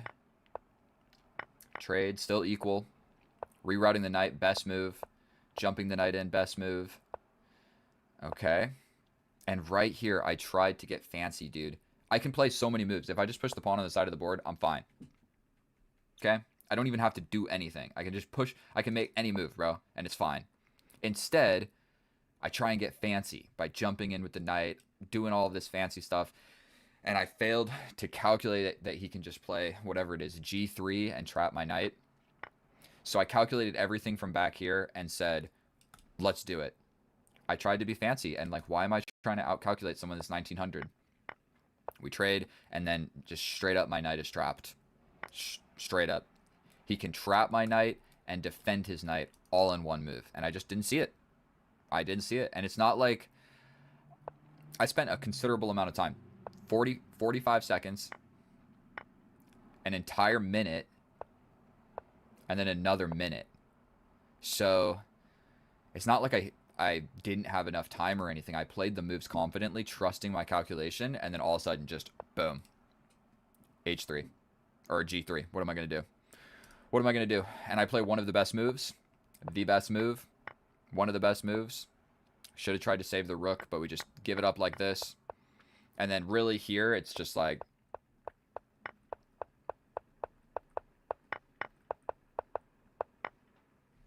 what you gonna do?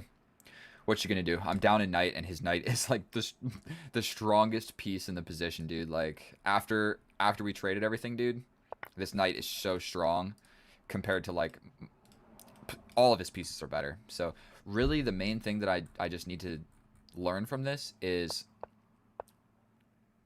don't try and be too fancy. I tried to be too fancy here, jumping in with the knight. I felt like it was a good idea. Even here, I should have just just take back, bro. Just take back. He attacks us. He attacks us. We step back. You go here. We trade evenly. We step back here with the queen. We're even. We're even. We go into a rook and pawn endgame or a queen and pawn endgame or...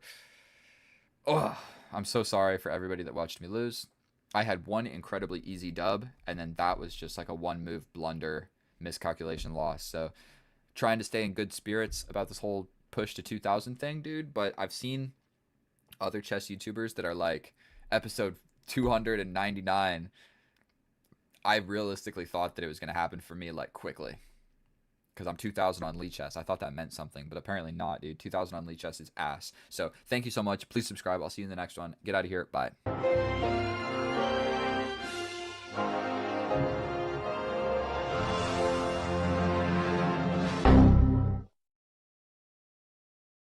See like 3, 4 niggas running through the crib, all black, mask on, running through the crib and shit. One nigga run to the front door. I hop out, I start shooting. Bow, bow, bow, bow, bow. Shot the nigga. Bow, shot his ass. Bow, bow, bow, bow. 1848 is about to play. I have the white pieces facing an 1848. We have the exact same rating, but I can tell you one thing. After this game, somebody is going to win and somebody is going to lose. And so this is the Sicilian. I believe I'm not really used to this setup right here, but I'm going to be honest. I don't want to just hop into this game not knowing what I'm doing, but we're going to be all right. I'm confident we're going to be all right. The knight develops. If the bishop comes, I think we capture. And then at some point, this pawn push is going to be a little bit... I didn't actually mean to play that. I was going to push it 2 squares. But we're going to make it work. We are going to make it work. Do we want to step back here and be passive and pinned? Or do we want to step up here and essentially lose to this check? Okay, so we're stepping this way. It's uncomfortable, but we're going to just make it work. Dude's playing way faster than I am as well, so that's definitely a cause for alarm. When people come out in the opening and they're playing incredibly quickly, that just lets you know that they play too much chess, bro. You've studied too much chess.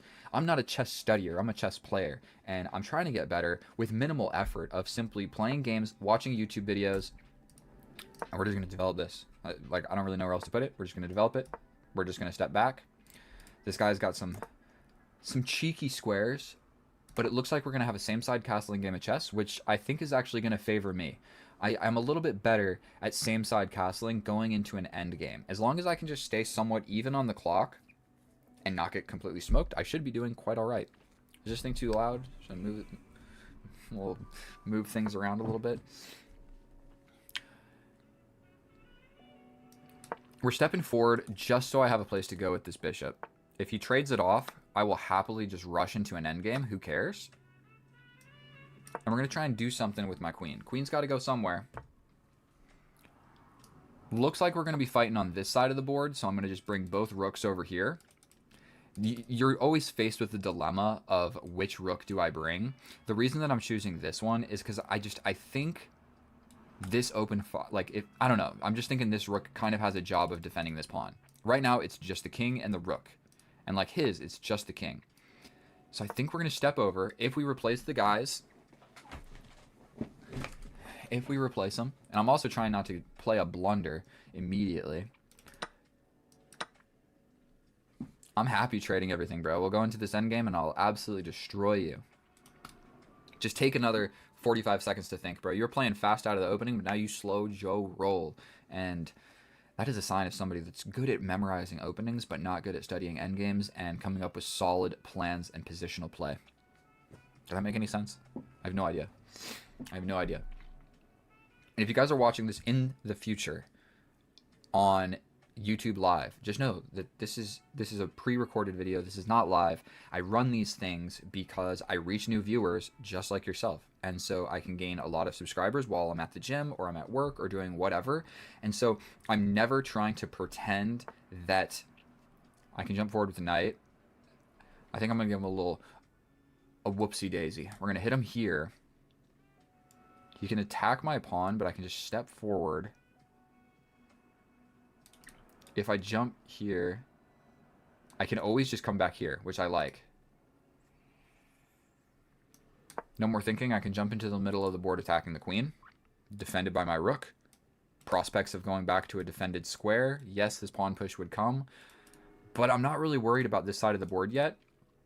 Like, it's just a 4-on-4. Okay, so this was the move that I saw coming.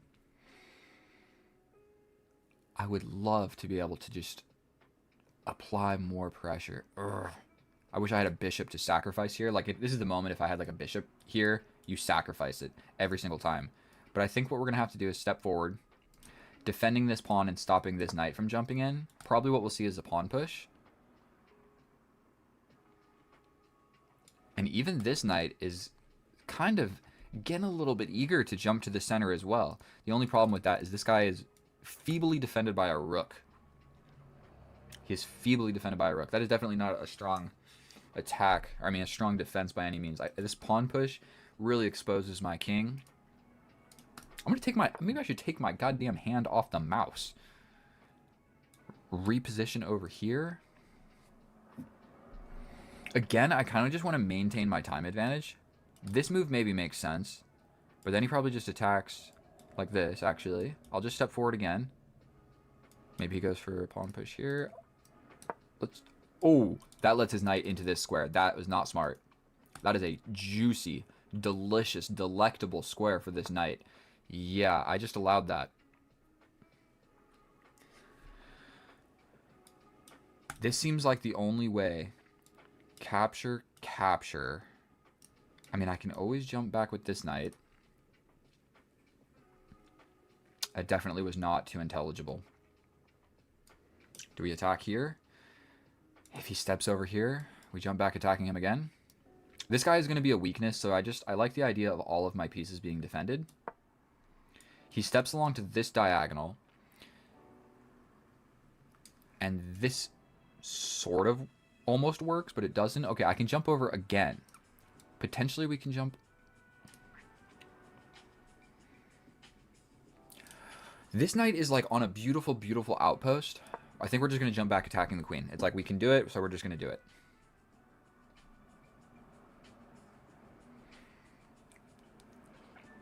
If he's not super careful, he is super careful.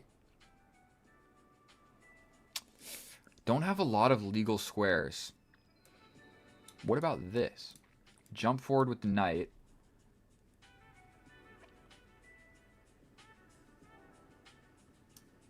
Playing it. I don't think it's a blunder. This is a 4 knights tango right now, is what this really is. I feel like the heavy pieces are just going to trade off. Like almost immediately. He can just bring the rook. He still needs to bring the rook. That's probably the move that needs to be played. You either bring the rook here, here, or here.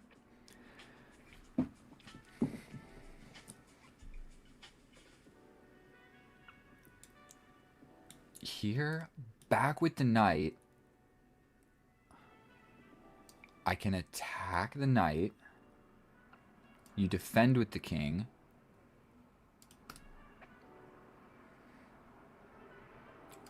We jump in like this. Oh, wait. That seems juicy. That seems juicy. It's just a knight on his side of the board. So weakly defended. He's got this. But he's got to play 2 moves to make that happen, dude. I think we play this. Or do we trade? He steps back. No. We're going for this. 5 minutes and 57 seconds. Yet again, I need to stay at least even on the clock. I'm not going to go... If I'm unable to calculate like the winning line or whatever, I'm just going to play a move that is okay. I'm so sick and tired of losing on the clock. Or like getting really low on the clock. He can jump in like this. Oh my god. And then we really just have the 4 knights tango. That is absolutely insane. Like his knight defending his knight. Like my knight's defending my knight. It's a little yin and yang symbol made out of these knights. And like this knight is beautifully stationed. But actually, like how important are all of these squares that it attacks? Those are like a lot of squares that I don't really care too much about. The other squares, now I do kind of care about all of these ones.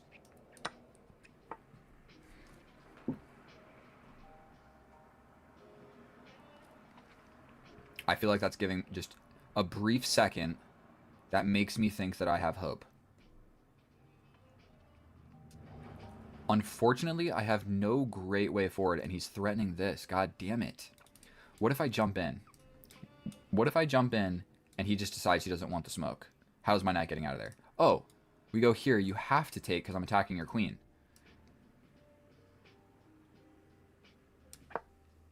We go for it. We're attacking the queen. Back rank fork. Those are quite rare, actually. You don't see those every day. little back rank fork. You always got to look for those types of things where the knight gets in and gets a fork. It doesn't happen every game. But I mean, like, okay, his knight captures. I hit you with the check. He steps up. I would draw, but it cancels the pre-move because chess.com sucks. What did that do?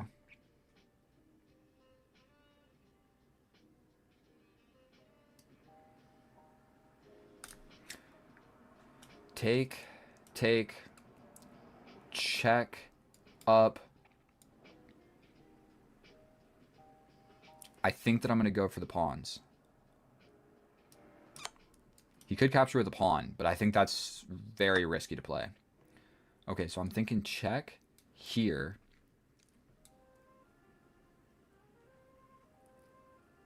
I go here. I mean, he can hit me with a check, but I just don't believe in it. Even if he hits me with this check. 4 minutes and 30 seconds. I don't want to blunder. I mean, this check has to be the correct move, does it not? He's still going for this. But what if I attack? No, he defends like this. What if I attack like this? You launch forward, take. I just invest everything on this pawn.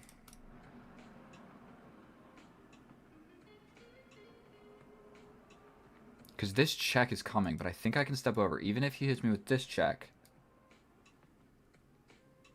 I could step over. He hits me with this check. I run to the corner. I think we play this. 3 minutes and 50 seconds. I spent 1 minute thinking about that. God damn it, I need to play faster. I know you guys are watching this right now. Like, dude, why are you thinking for so long? Sometimes I just gotta play a move. This is coming. God damn it. Comes in with tempo on my knight. Ugh. So I jump in. I'm attacking this. He's going to hit me with this check. This is the most active. He hits me with the check. I step this way. He hits me with this check. I step this way. He hits me with this check. All right. We're jumping in. Stepping over. What is better, dude? If I go here, here, here. Let's just go to the corner. I don't see what he's supposed to do here. He can defend with the king. That's what he's supposed to do, I think. But if he goes this way with the king, I'm hitting you with this fork, so that's not going to happen. If he goes this way, I'm hitting you with this fork. Ooh, I think I might be able to grab this pawn. The only counterplay that he really has is he can play something like this, big threats here, where even if I push, this pawn is falling. But whose king is really weaker, bro? Whose king is weaker? We both got 3 minutes. God damn it, I don't want to lose this game of chess. I'm also threatening this pawn. As long as I'm not an idiot, I should be able to grab a pawn. If I can grab a pawn and trade the queens, I feel really, really good about this game. 100%. I'm trying to win this for you guys. I've been on an absolute losing streak recently, and it sucks. He hung this pawn. Oh, my God. Threatening.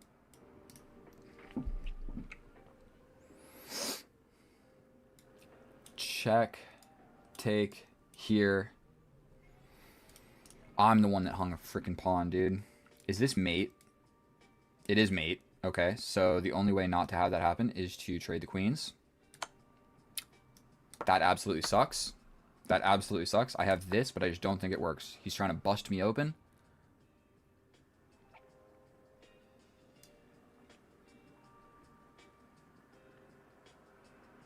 Going for something with this knight. I gotta win something. If he takes this way and I take this way, oh my God, then he's got a passed pawn. Okay, he takes this way. Surely we have to take back. He's got a check to wiggle out of here. Terrific. But I can grab this one. Gotta grab something. 3 minutes against 2 minutes. God damn it. Now both of our kings need to run around. Can I put my knight anywhere where it defends both? Probably not. So that's scary. here, here, and then I'm just threatening a fork. I mean, he's got the same exact fork. His pawns are way more advanced than mine. I don't think I'm actually close enough to do anything meaningful.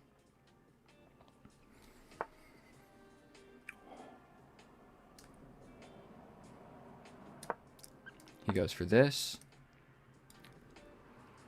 Take, take, step over. My king is closer, right?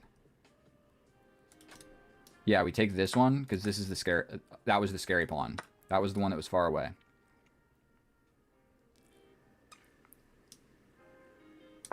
Now we're going for your pawn. You just go for my pawn, probably. There's no way to save it. But we're going straight towards a draw, but we both got low time. God damn it.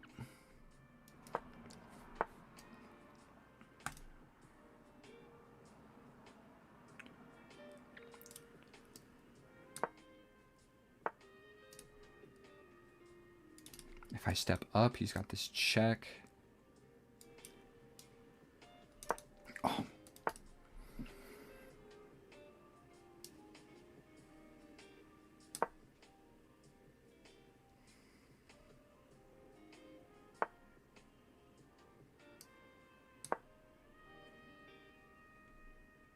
Maybe I should have played this.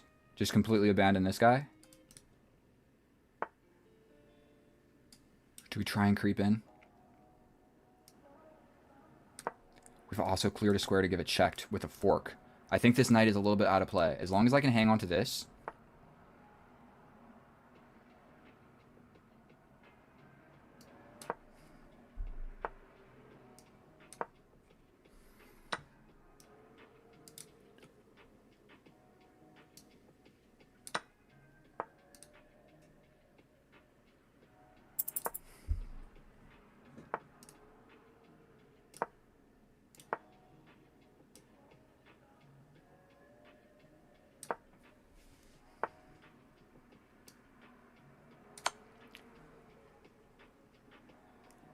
I think I just blundered. Here, here, here. We have to go for it.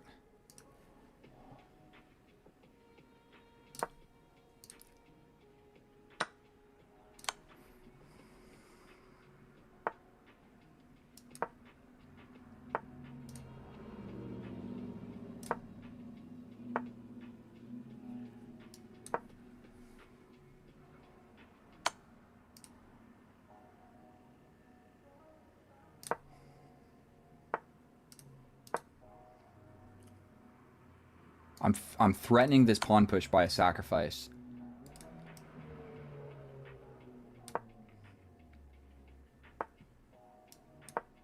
God damn it, 16 seconds.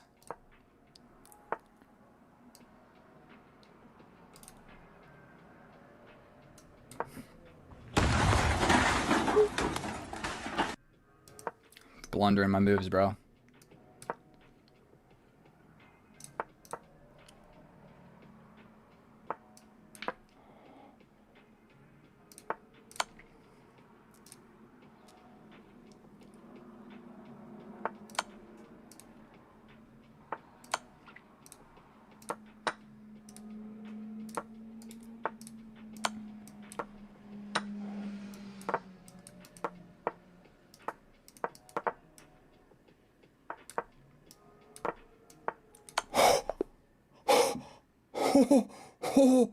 Oh my god.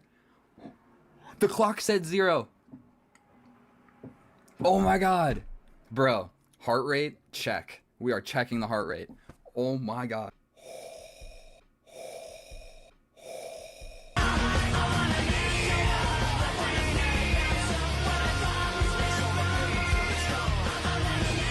We're at 115. God damn it. 115.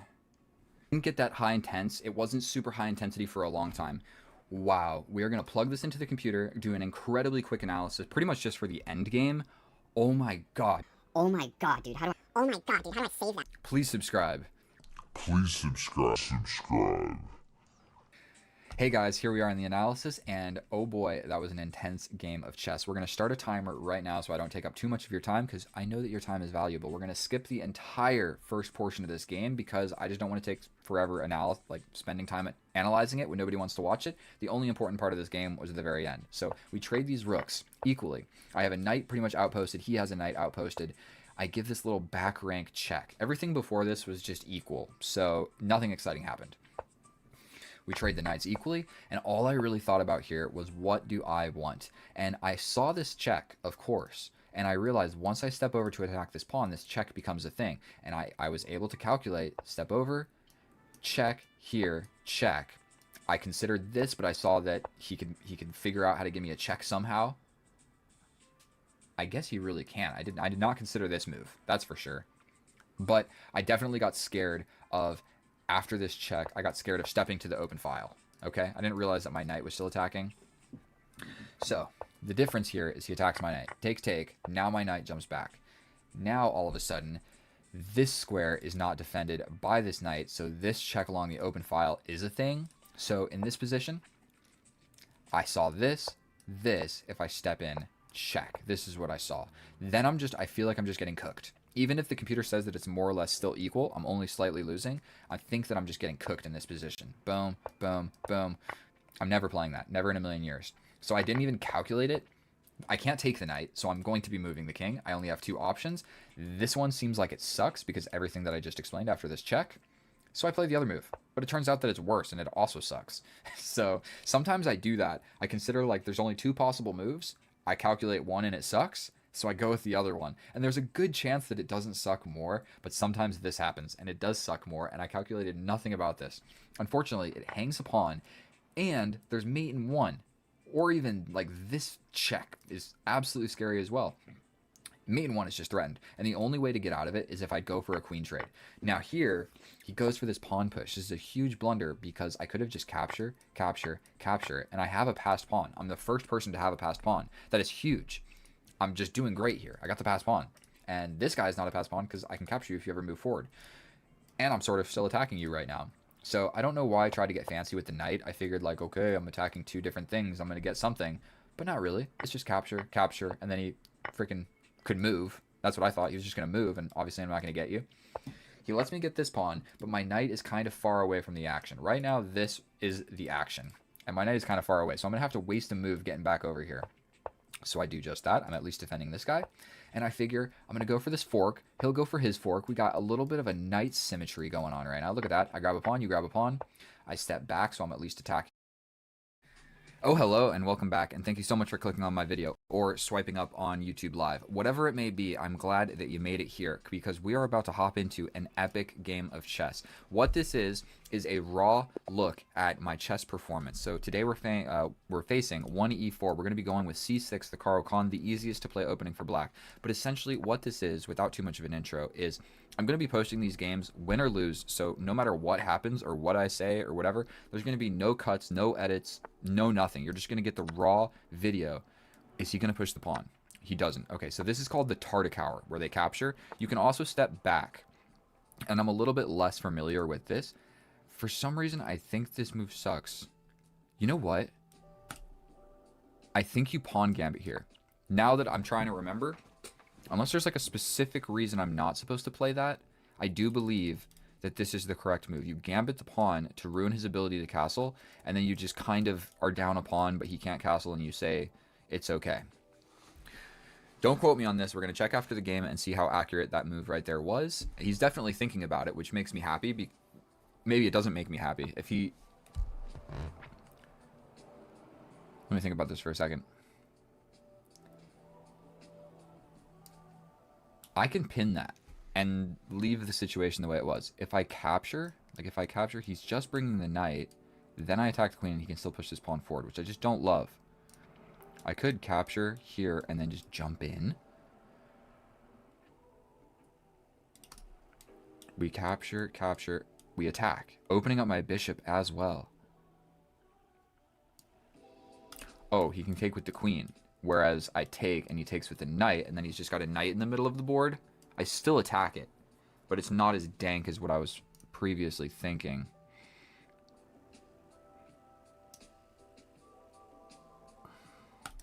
He's gonna bring this bishop with check. Gambiting a pawn, bro. I'm not a big pawn gambiter, if we're gonna be completely honest. I'm just gonna level with you guys. I play like solid chess. This dude's rated 1889. What country is this? Myanmar, Burma. I had a 3-day relationship with a girl from Burma. A little insight into my life. Take your time, Mr. Dude from Burma. And then also something funny.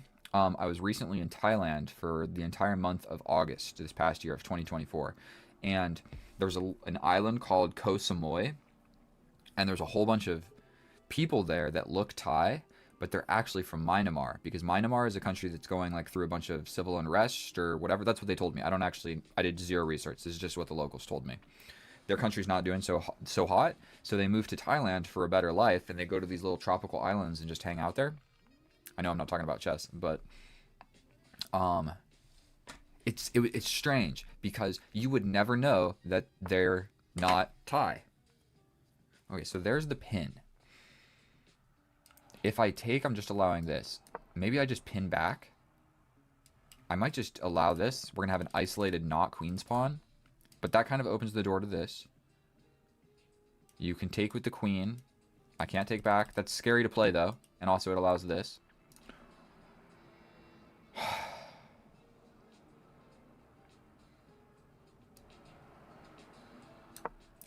We need to play this. What a basic, stupid thing for me to fall for, dude.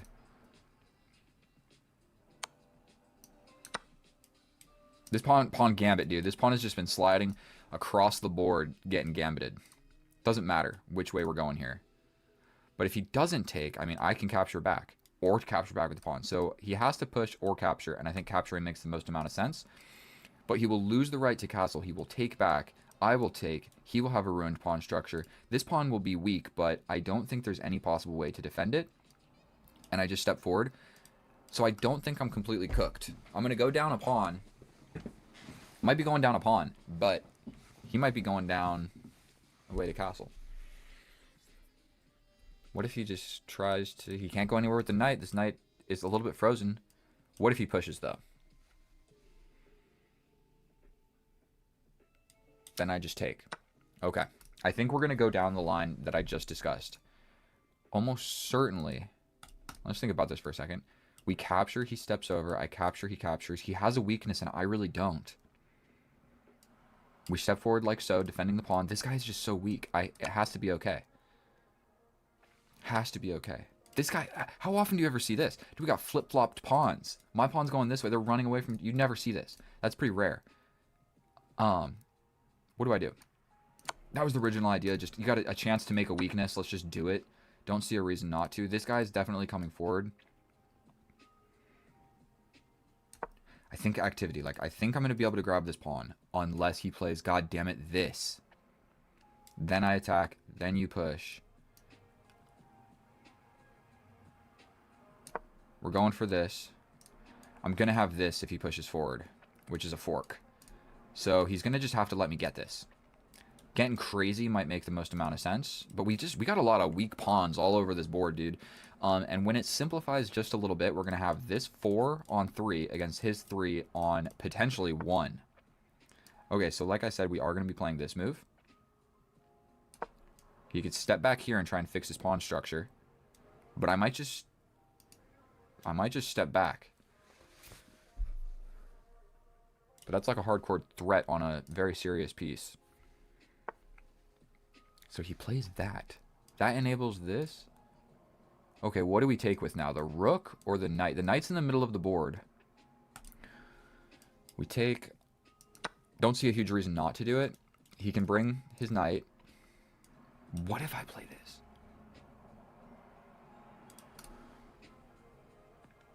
Here, I step back. If you launch... I'm just going to do this. It seems like it makes sense. Oh, I gave him a passed pawn. He has to play this. I gave him a passed pawn. That definitely wasn't incredibly smart.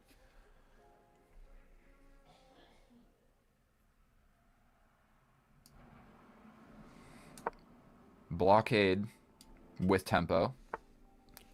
He blockades. Now do I castle? He's stepping over here to attack my bishop. That is definitely happening. So I'm thinking potentially I step forward. He's going to jump in. I could go all the way back, bishop versus knight. I think...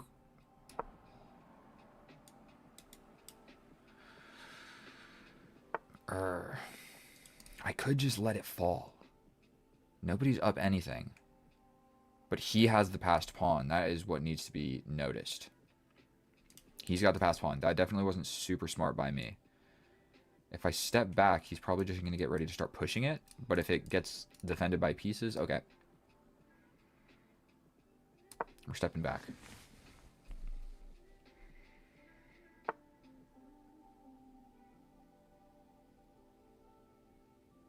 I can kick this dude out of here. He'll step over here. I can chase him out of here.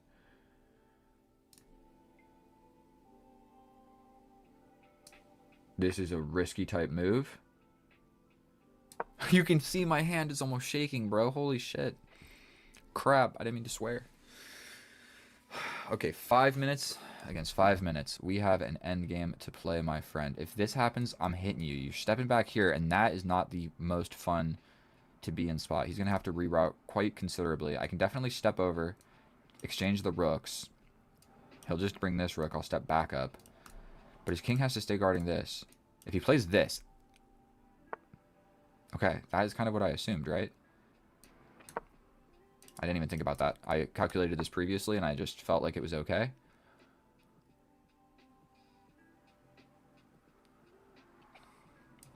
Why does this move feel okay? Capture, capture, check. I step up. I mean, I can't let him just have the open file.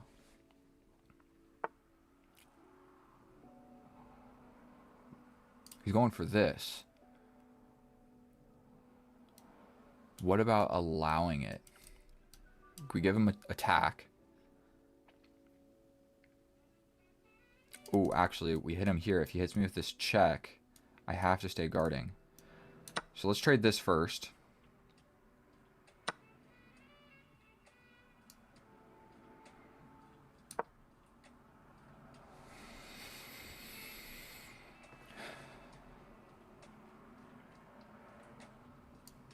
This might be a way in. Just unless it's not. No! That's a pawn. Not only just a pawn, it's this one. And those are the most important pawns. Damn it. He grabs this. I grab here. He takes here. I take this. He takes this. I think that I'm just losing. I push in, go here. I go here. Damn it, dude. I can kick. God damn it. I think I just threw it away, guys. Why did I just... All I needed to do is push this pawn forward, and then I can go for the pin.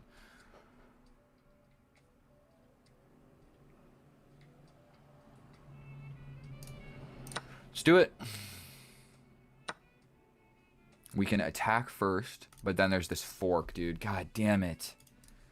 I can't. All right, we have to grab this. But he grabs this, and then he's got a 3 on nothing, and I'm cooked. I think we have to go for this, this, push. You take, I take. This guy's never going to make it. I think he can just start pushing this.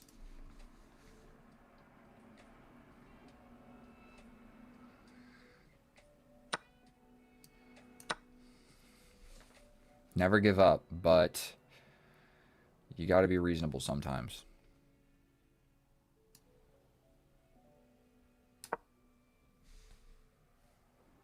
What just happened? Unfortunately, I'm not sure. His king is going to get frozen over here. If he pushes here, he can attack, but I push forward, and then these guys cement each other in. But the king will be here. This pawn's never going to do anything. I could start pushing this one.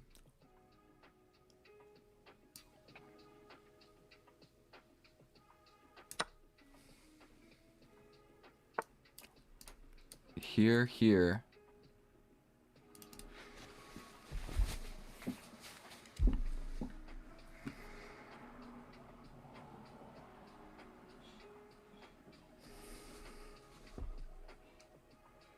got tense real quick. What if I step over? I think I need to start pushing. We push here, but then my bishop loses all of his scope. What about this? This? Where is he going? Here? Then I push, then you push, then I push, then you push. Then I push with check, you take. I take here, you take here. I step here. I don't think that's winning. God damn it, what do I do?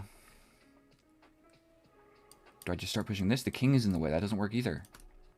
Do I try and run in? He hits me with a check. I step. Here, check. Here, check. Here, forward more. Dude, I don't think I can stop him.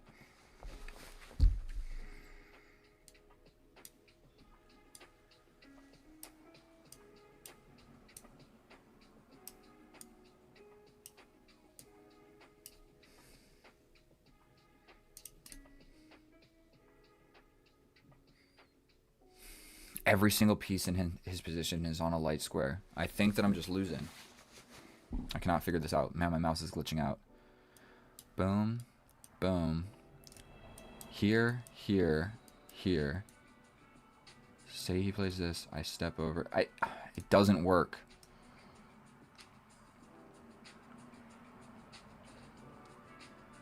I can't decide what to do, dude. I don't know what's the right move.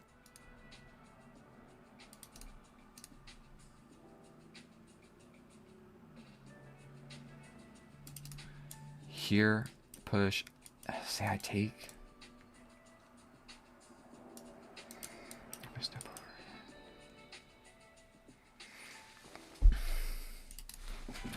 over. Sorry guys, I'm really stressing out right now. I don't know what to do.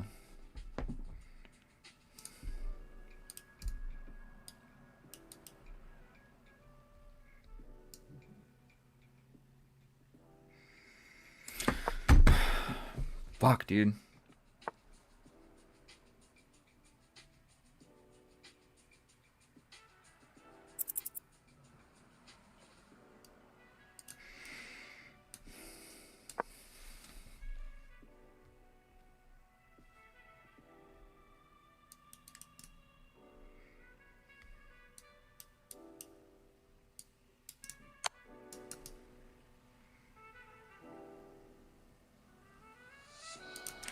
I go here, here.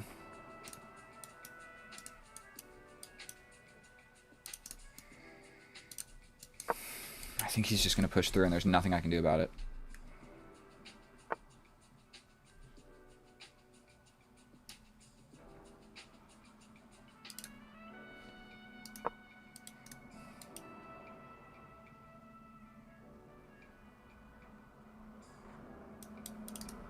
What if he just attacks?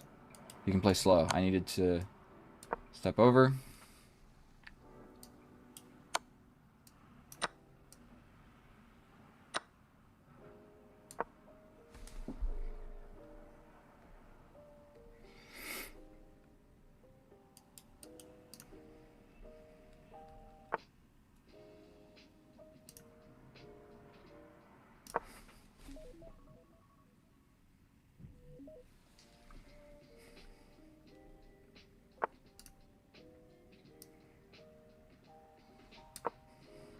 Just got this.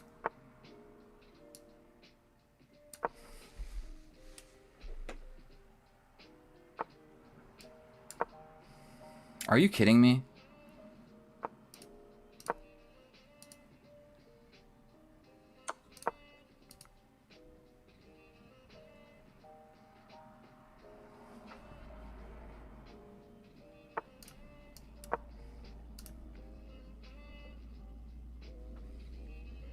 I'm calling nonsense on this.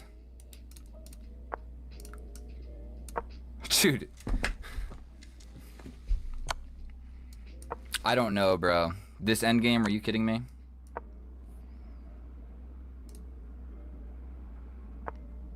I was a little too accurate in that endgame, bro.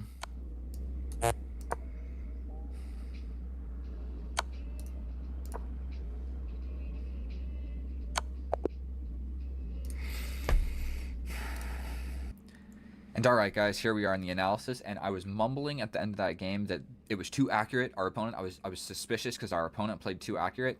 Dude, I don't know how accurate we were playing. Are you kidding me? What am I talking about? We both played not that accurate. He played 84% and it was equal the entire game, and then all of a sudden at the end I started screwing up pretty bad. So let's hop through the beginning. I almost know for certain that our opponent did not cheat this game. I felt suspicious because in the end game it felt like no matter what moves I made, he had like a perfect response that solved the problem 5 moves down the line. I don't know how to explain it, but it just felt like super human. But this move right here is a pretty simple fork. He does not have the natural knight development to defend the bishop, so this check straight up just picks up the bishop. He has to block the check, and I grab the bishop. We both missed that. Normally, this doesn't work. Like, you're pretty used to this pin coming in, but it normally doesn't work because they can just develop the knight to block the check and defend the bishop all in one. So I wasn't even looking for this. Neither of us were. But he had both knights on the other side of the board.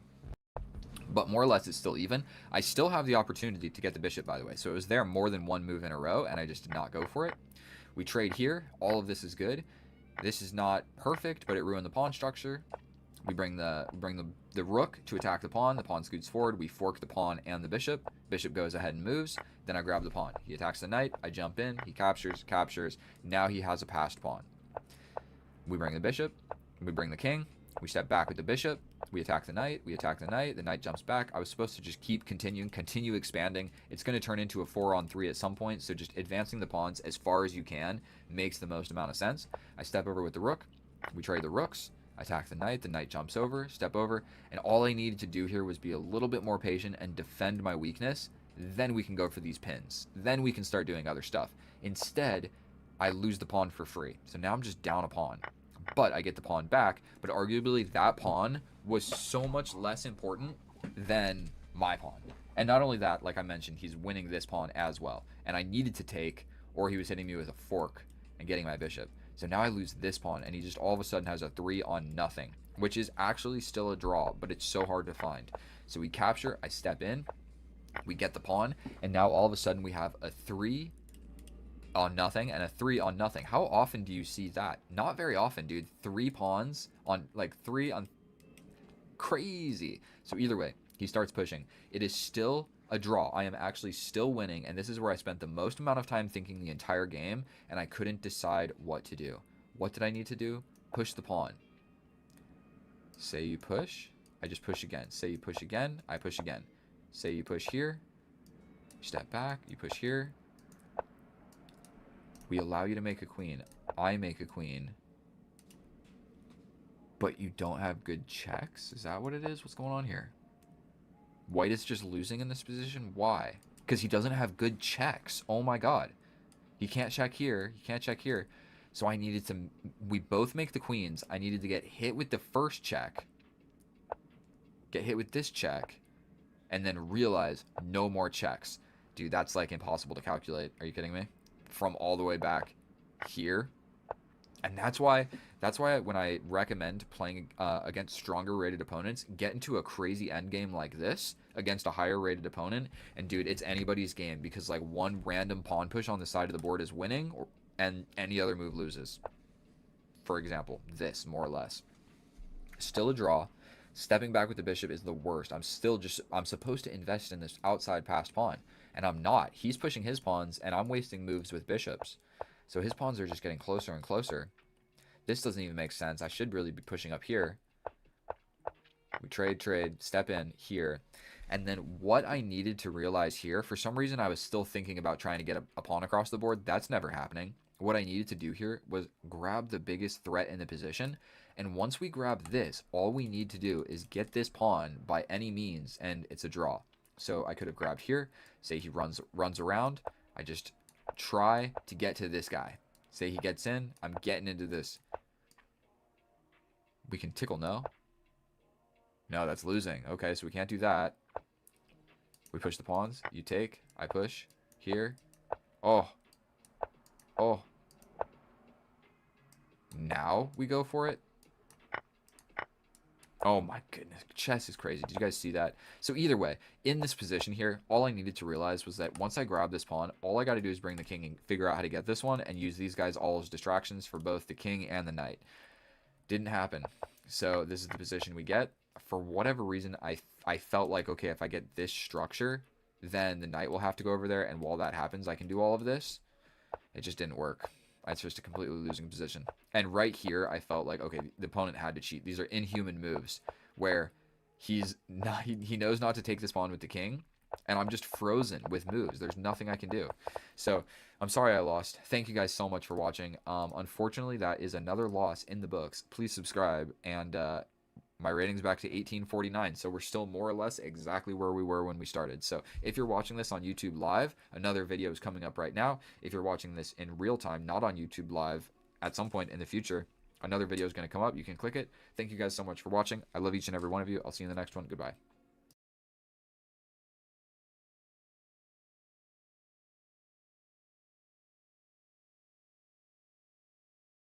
Side to side. Franklin looking to find his range. Big right hand. Oh, he dropped him. Down goes Franklin. The dog put him on the canvas. Damn, that would hurt. Anyway, welcome back. Today we are in episode number 4, game number 4, however you would like to call it, of the Pursuit to 2000 ELO on chess.com. We will be playing a 10-minute rapid game, and win or lose, I will be posting this game. And so we are off to 3 wins and 1 loss, and we are facing a 1922 with the Caro-Kann. Deep breath. Deep breath. Let's not panic. And we're going to be going into the exchange variation. I'm almost certain of it. And so this is probably the highest rated opponent that I have actually faced here on chess.com. And I'm a little bit scared.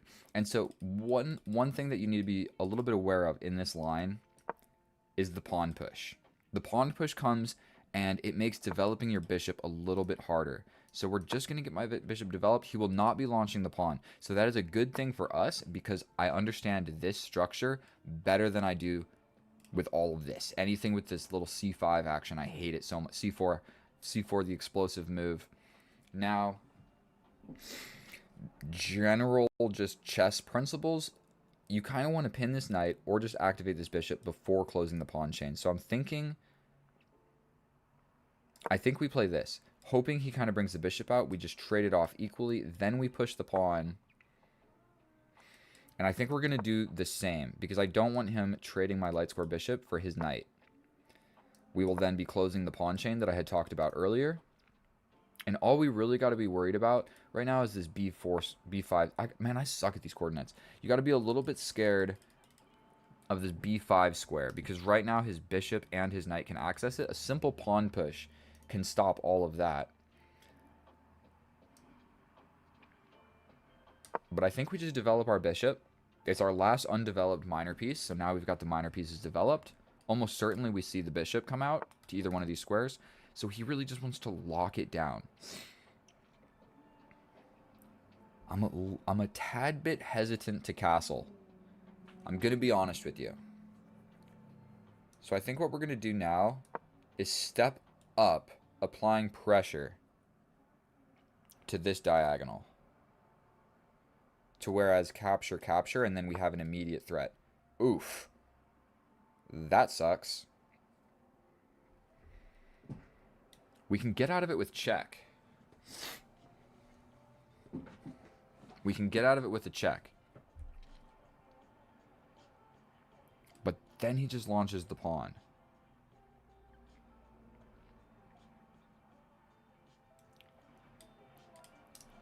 So I don't think that's going to work. He just launches a pawn.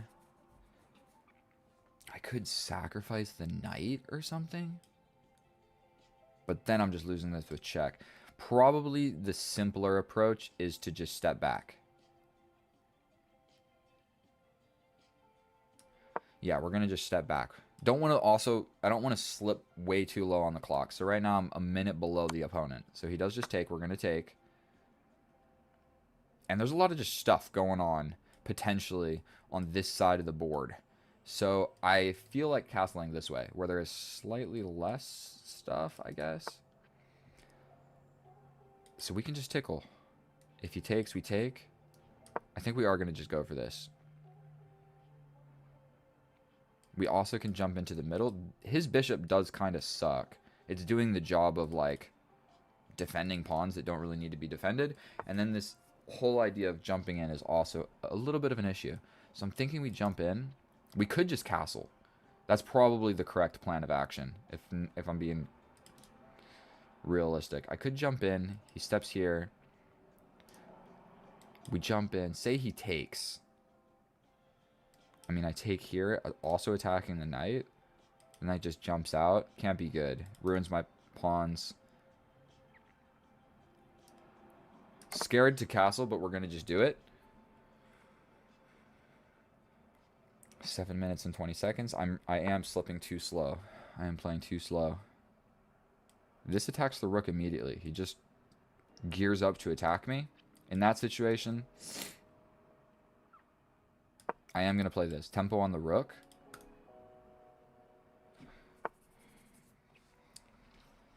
He just gets ready to annihilate me. I think we attack this guy. He steps back. We attack him. He can just go for a pawn push now. He doesn't need to be brave. But now the c-file has opened up on his king. His king has not castled, and it doesn't look like he's going to be able to castle. And if the bishop steps back... I mean, we can just grab the bishop. Then this guy will just be chilling.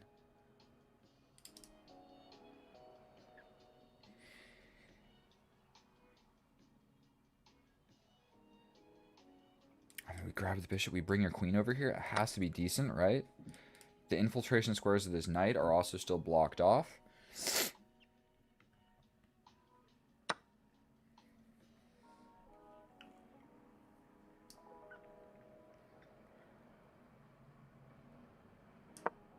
We're stepping back. I'm also low on the clock, dude. I want to get into an endgame. Another tidbit of information that is good for you is... Oh, bro, are you serious? We have to take, no? I'm gonna have this.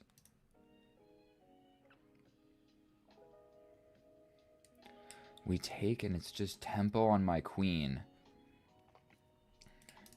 Oh, this.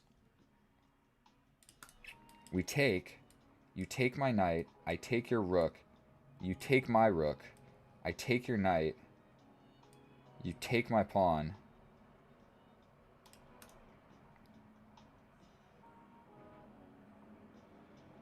What about this? He's just going to take the knight. Say I step back. The rook needs to do something.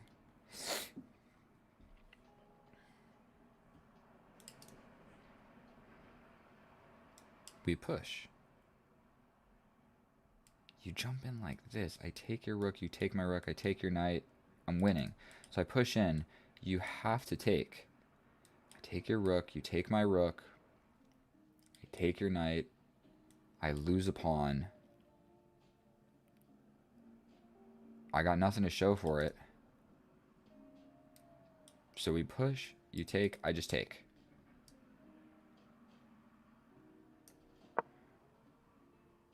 He's also got this, but I take the rook in that situation. Okay. We step back, but I'm ready to push forward. Also defending laterally. He could castle, okay. I somewhat like the idea of playing this. We just lock it down on these light squares. And then my bishop is better than his bishop, at least right now, temporarily. So he wants to infiltrate this way. So I think what we're going to do is slide over.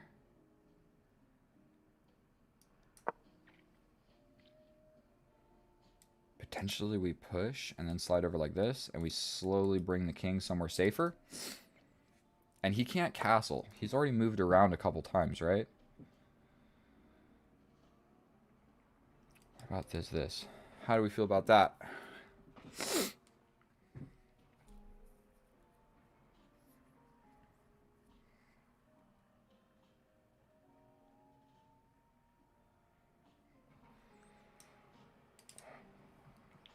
I need to play a good move. I can't screw this up. I like pushing. He pushes. I step up with the king. He pushes again. We push. Push. Push. Step up with the king. You push again. I go here. You take... Can't be good. Over here. That might be it. I'm trying to figure out how to get, like, a rook on this file is what we need. We could play this. He steps over. I slide over with the rook. You hit me with check. I step back. You take. I take here. And we alleviated a lot of pressure here. I don't think this guy is ever getting in. He still can't castle. He could step up and go for this, though.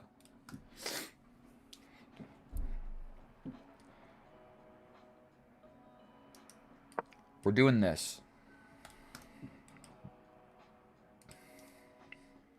Dude's got 7 minutes. Okay, he does castle. He can castle. What? Because the rook doesn't move through the attacked square? Jesus.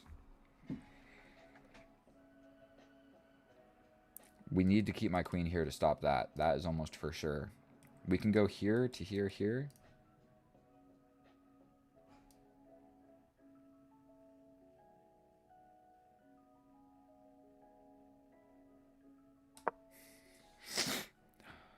I'm going for this, capture, capture, capture, and I'm just getting in. So I think...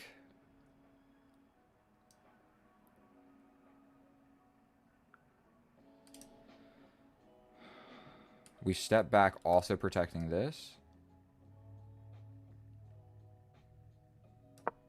But then this whole just push becomes sort of a little bit of an issue. I can double up the rooks on the 7th rank if it really comes down to it. So it looks like he's trying to figure out how to bring this guy in. But I think potentially here, here, capture, capture. If he brings the bishop, that's really not a lot of fun. Just straight up gambit a pawn. Running anywhere with the king doesn't make any sense. Boom, boom. Boom. What if he just locks it down? Here, here. Capture, capture. Let's do it. Let's do it. We're trying to crack stuff open. You got stuff looking at my freaking king? We're defending feebly like this? This doesn't look good for me. I'm going to be completely honest with you. I really don't want to lose this game. And I'm just suffering immensely on the clock, dude. This guy has been really, really annoying. We push, take, take. Dude gets in. But then we've got all sorts of checks. We're just going to gambit a pawn here, I think. For... if you take with the bishop, I sacrifice. I sacrifice. If you take back, I'm winning your queen. We just take the rook, no? We also have checks. That move looks scary. But how dangerous is this? Will I have a follow-up? Okay, okay. Boom, boom, check. You have to go into check. Oh my god. You don't have to take. But if you take, I'm getting in. And you don't want that.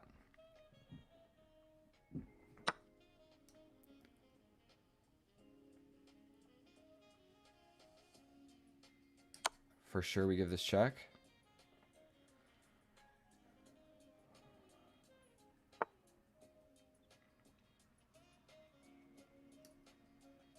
I mean, we take with check. You got to take back.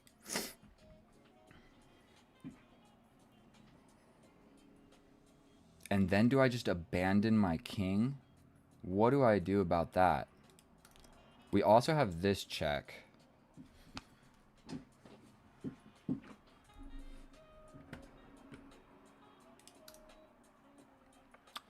Check here.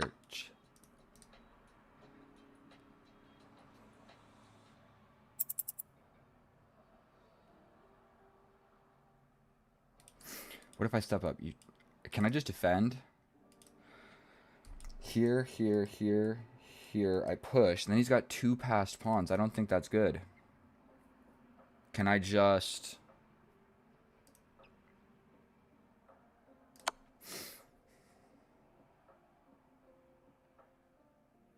we step out of check. We allow this.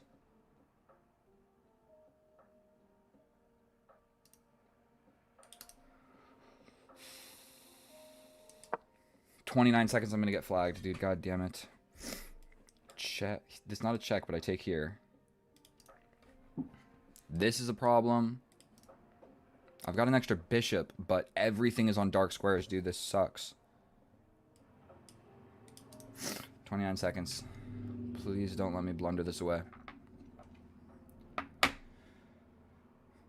I'm stressing out, boys. I'm stressing out.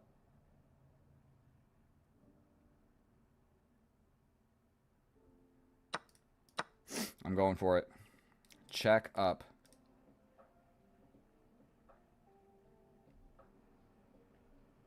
Check up. Another check, I hide. This check, I'm hiding.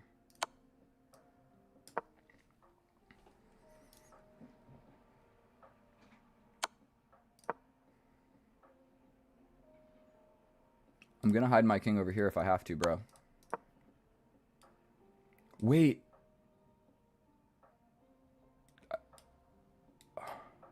He could step somewhere with the king.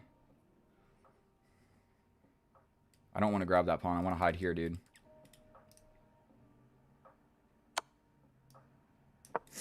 He can step somewhere with the king.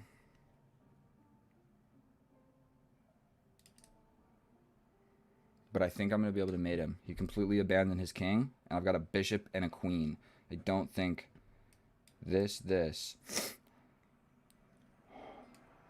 there's this. Are you kidding me?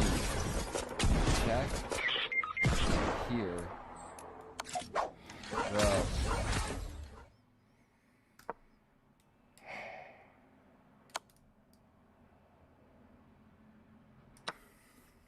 Unbelievable. I don't know what to even think about that, dude. God damn it. Are you gonna cry after I beat you? I had it. No. You're not gonna cry? Look in the camera. Are you gonna cry after? He's got 4 minutes. He found the best move.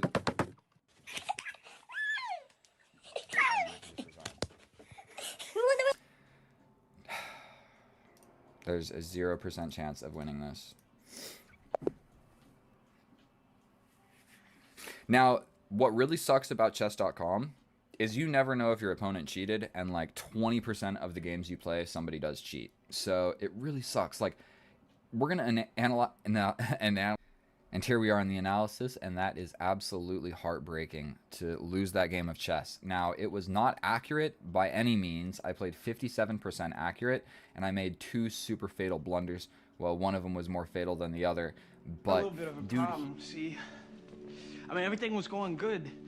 And then some dumbass junkie... Did what? Some dumbass junkie did what? You mean you fucked it up? What the fuck is wrong with you? You promised me that everything was gonna be okay, remember? I fucked that sleazebag for you, then I put myself through fucking hell for you? There's nothing out there! I don't give a shit! You fucking loser! Now, my ability to calculate this. I calculated it and then rejected it because I said that it wasn't good. So I saw fork, take the rook, you take my rook, I take your knight, you take my pawn, and then what do I have to show for it? What I failed to see was there was going to be this check at the end, where for 1 I can win this pawn, and then for 2 I'm threatening the bishop. And not only that, all the way back here, the king didn't need to take, the rook could have taken. So then I would have had a rook on the open file. And so I saw all of this. Boom, boom. I saw this. Boom, boom, boom, boom. For whatever reason, I was recapturing with the king, which is still fine for black. I'm still winning. No, it's a draw. It's a draw. Okay, you take with the rook or the queen. And then he has to make this obscure queen move, which he's probably not going to do. He might, like, do something with the rook. It's really hard to say what he's going to try and do here. He could just castle, right? But then I just take this. I failed to see how good this was. I need to, like, what I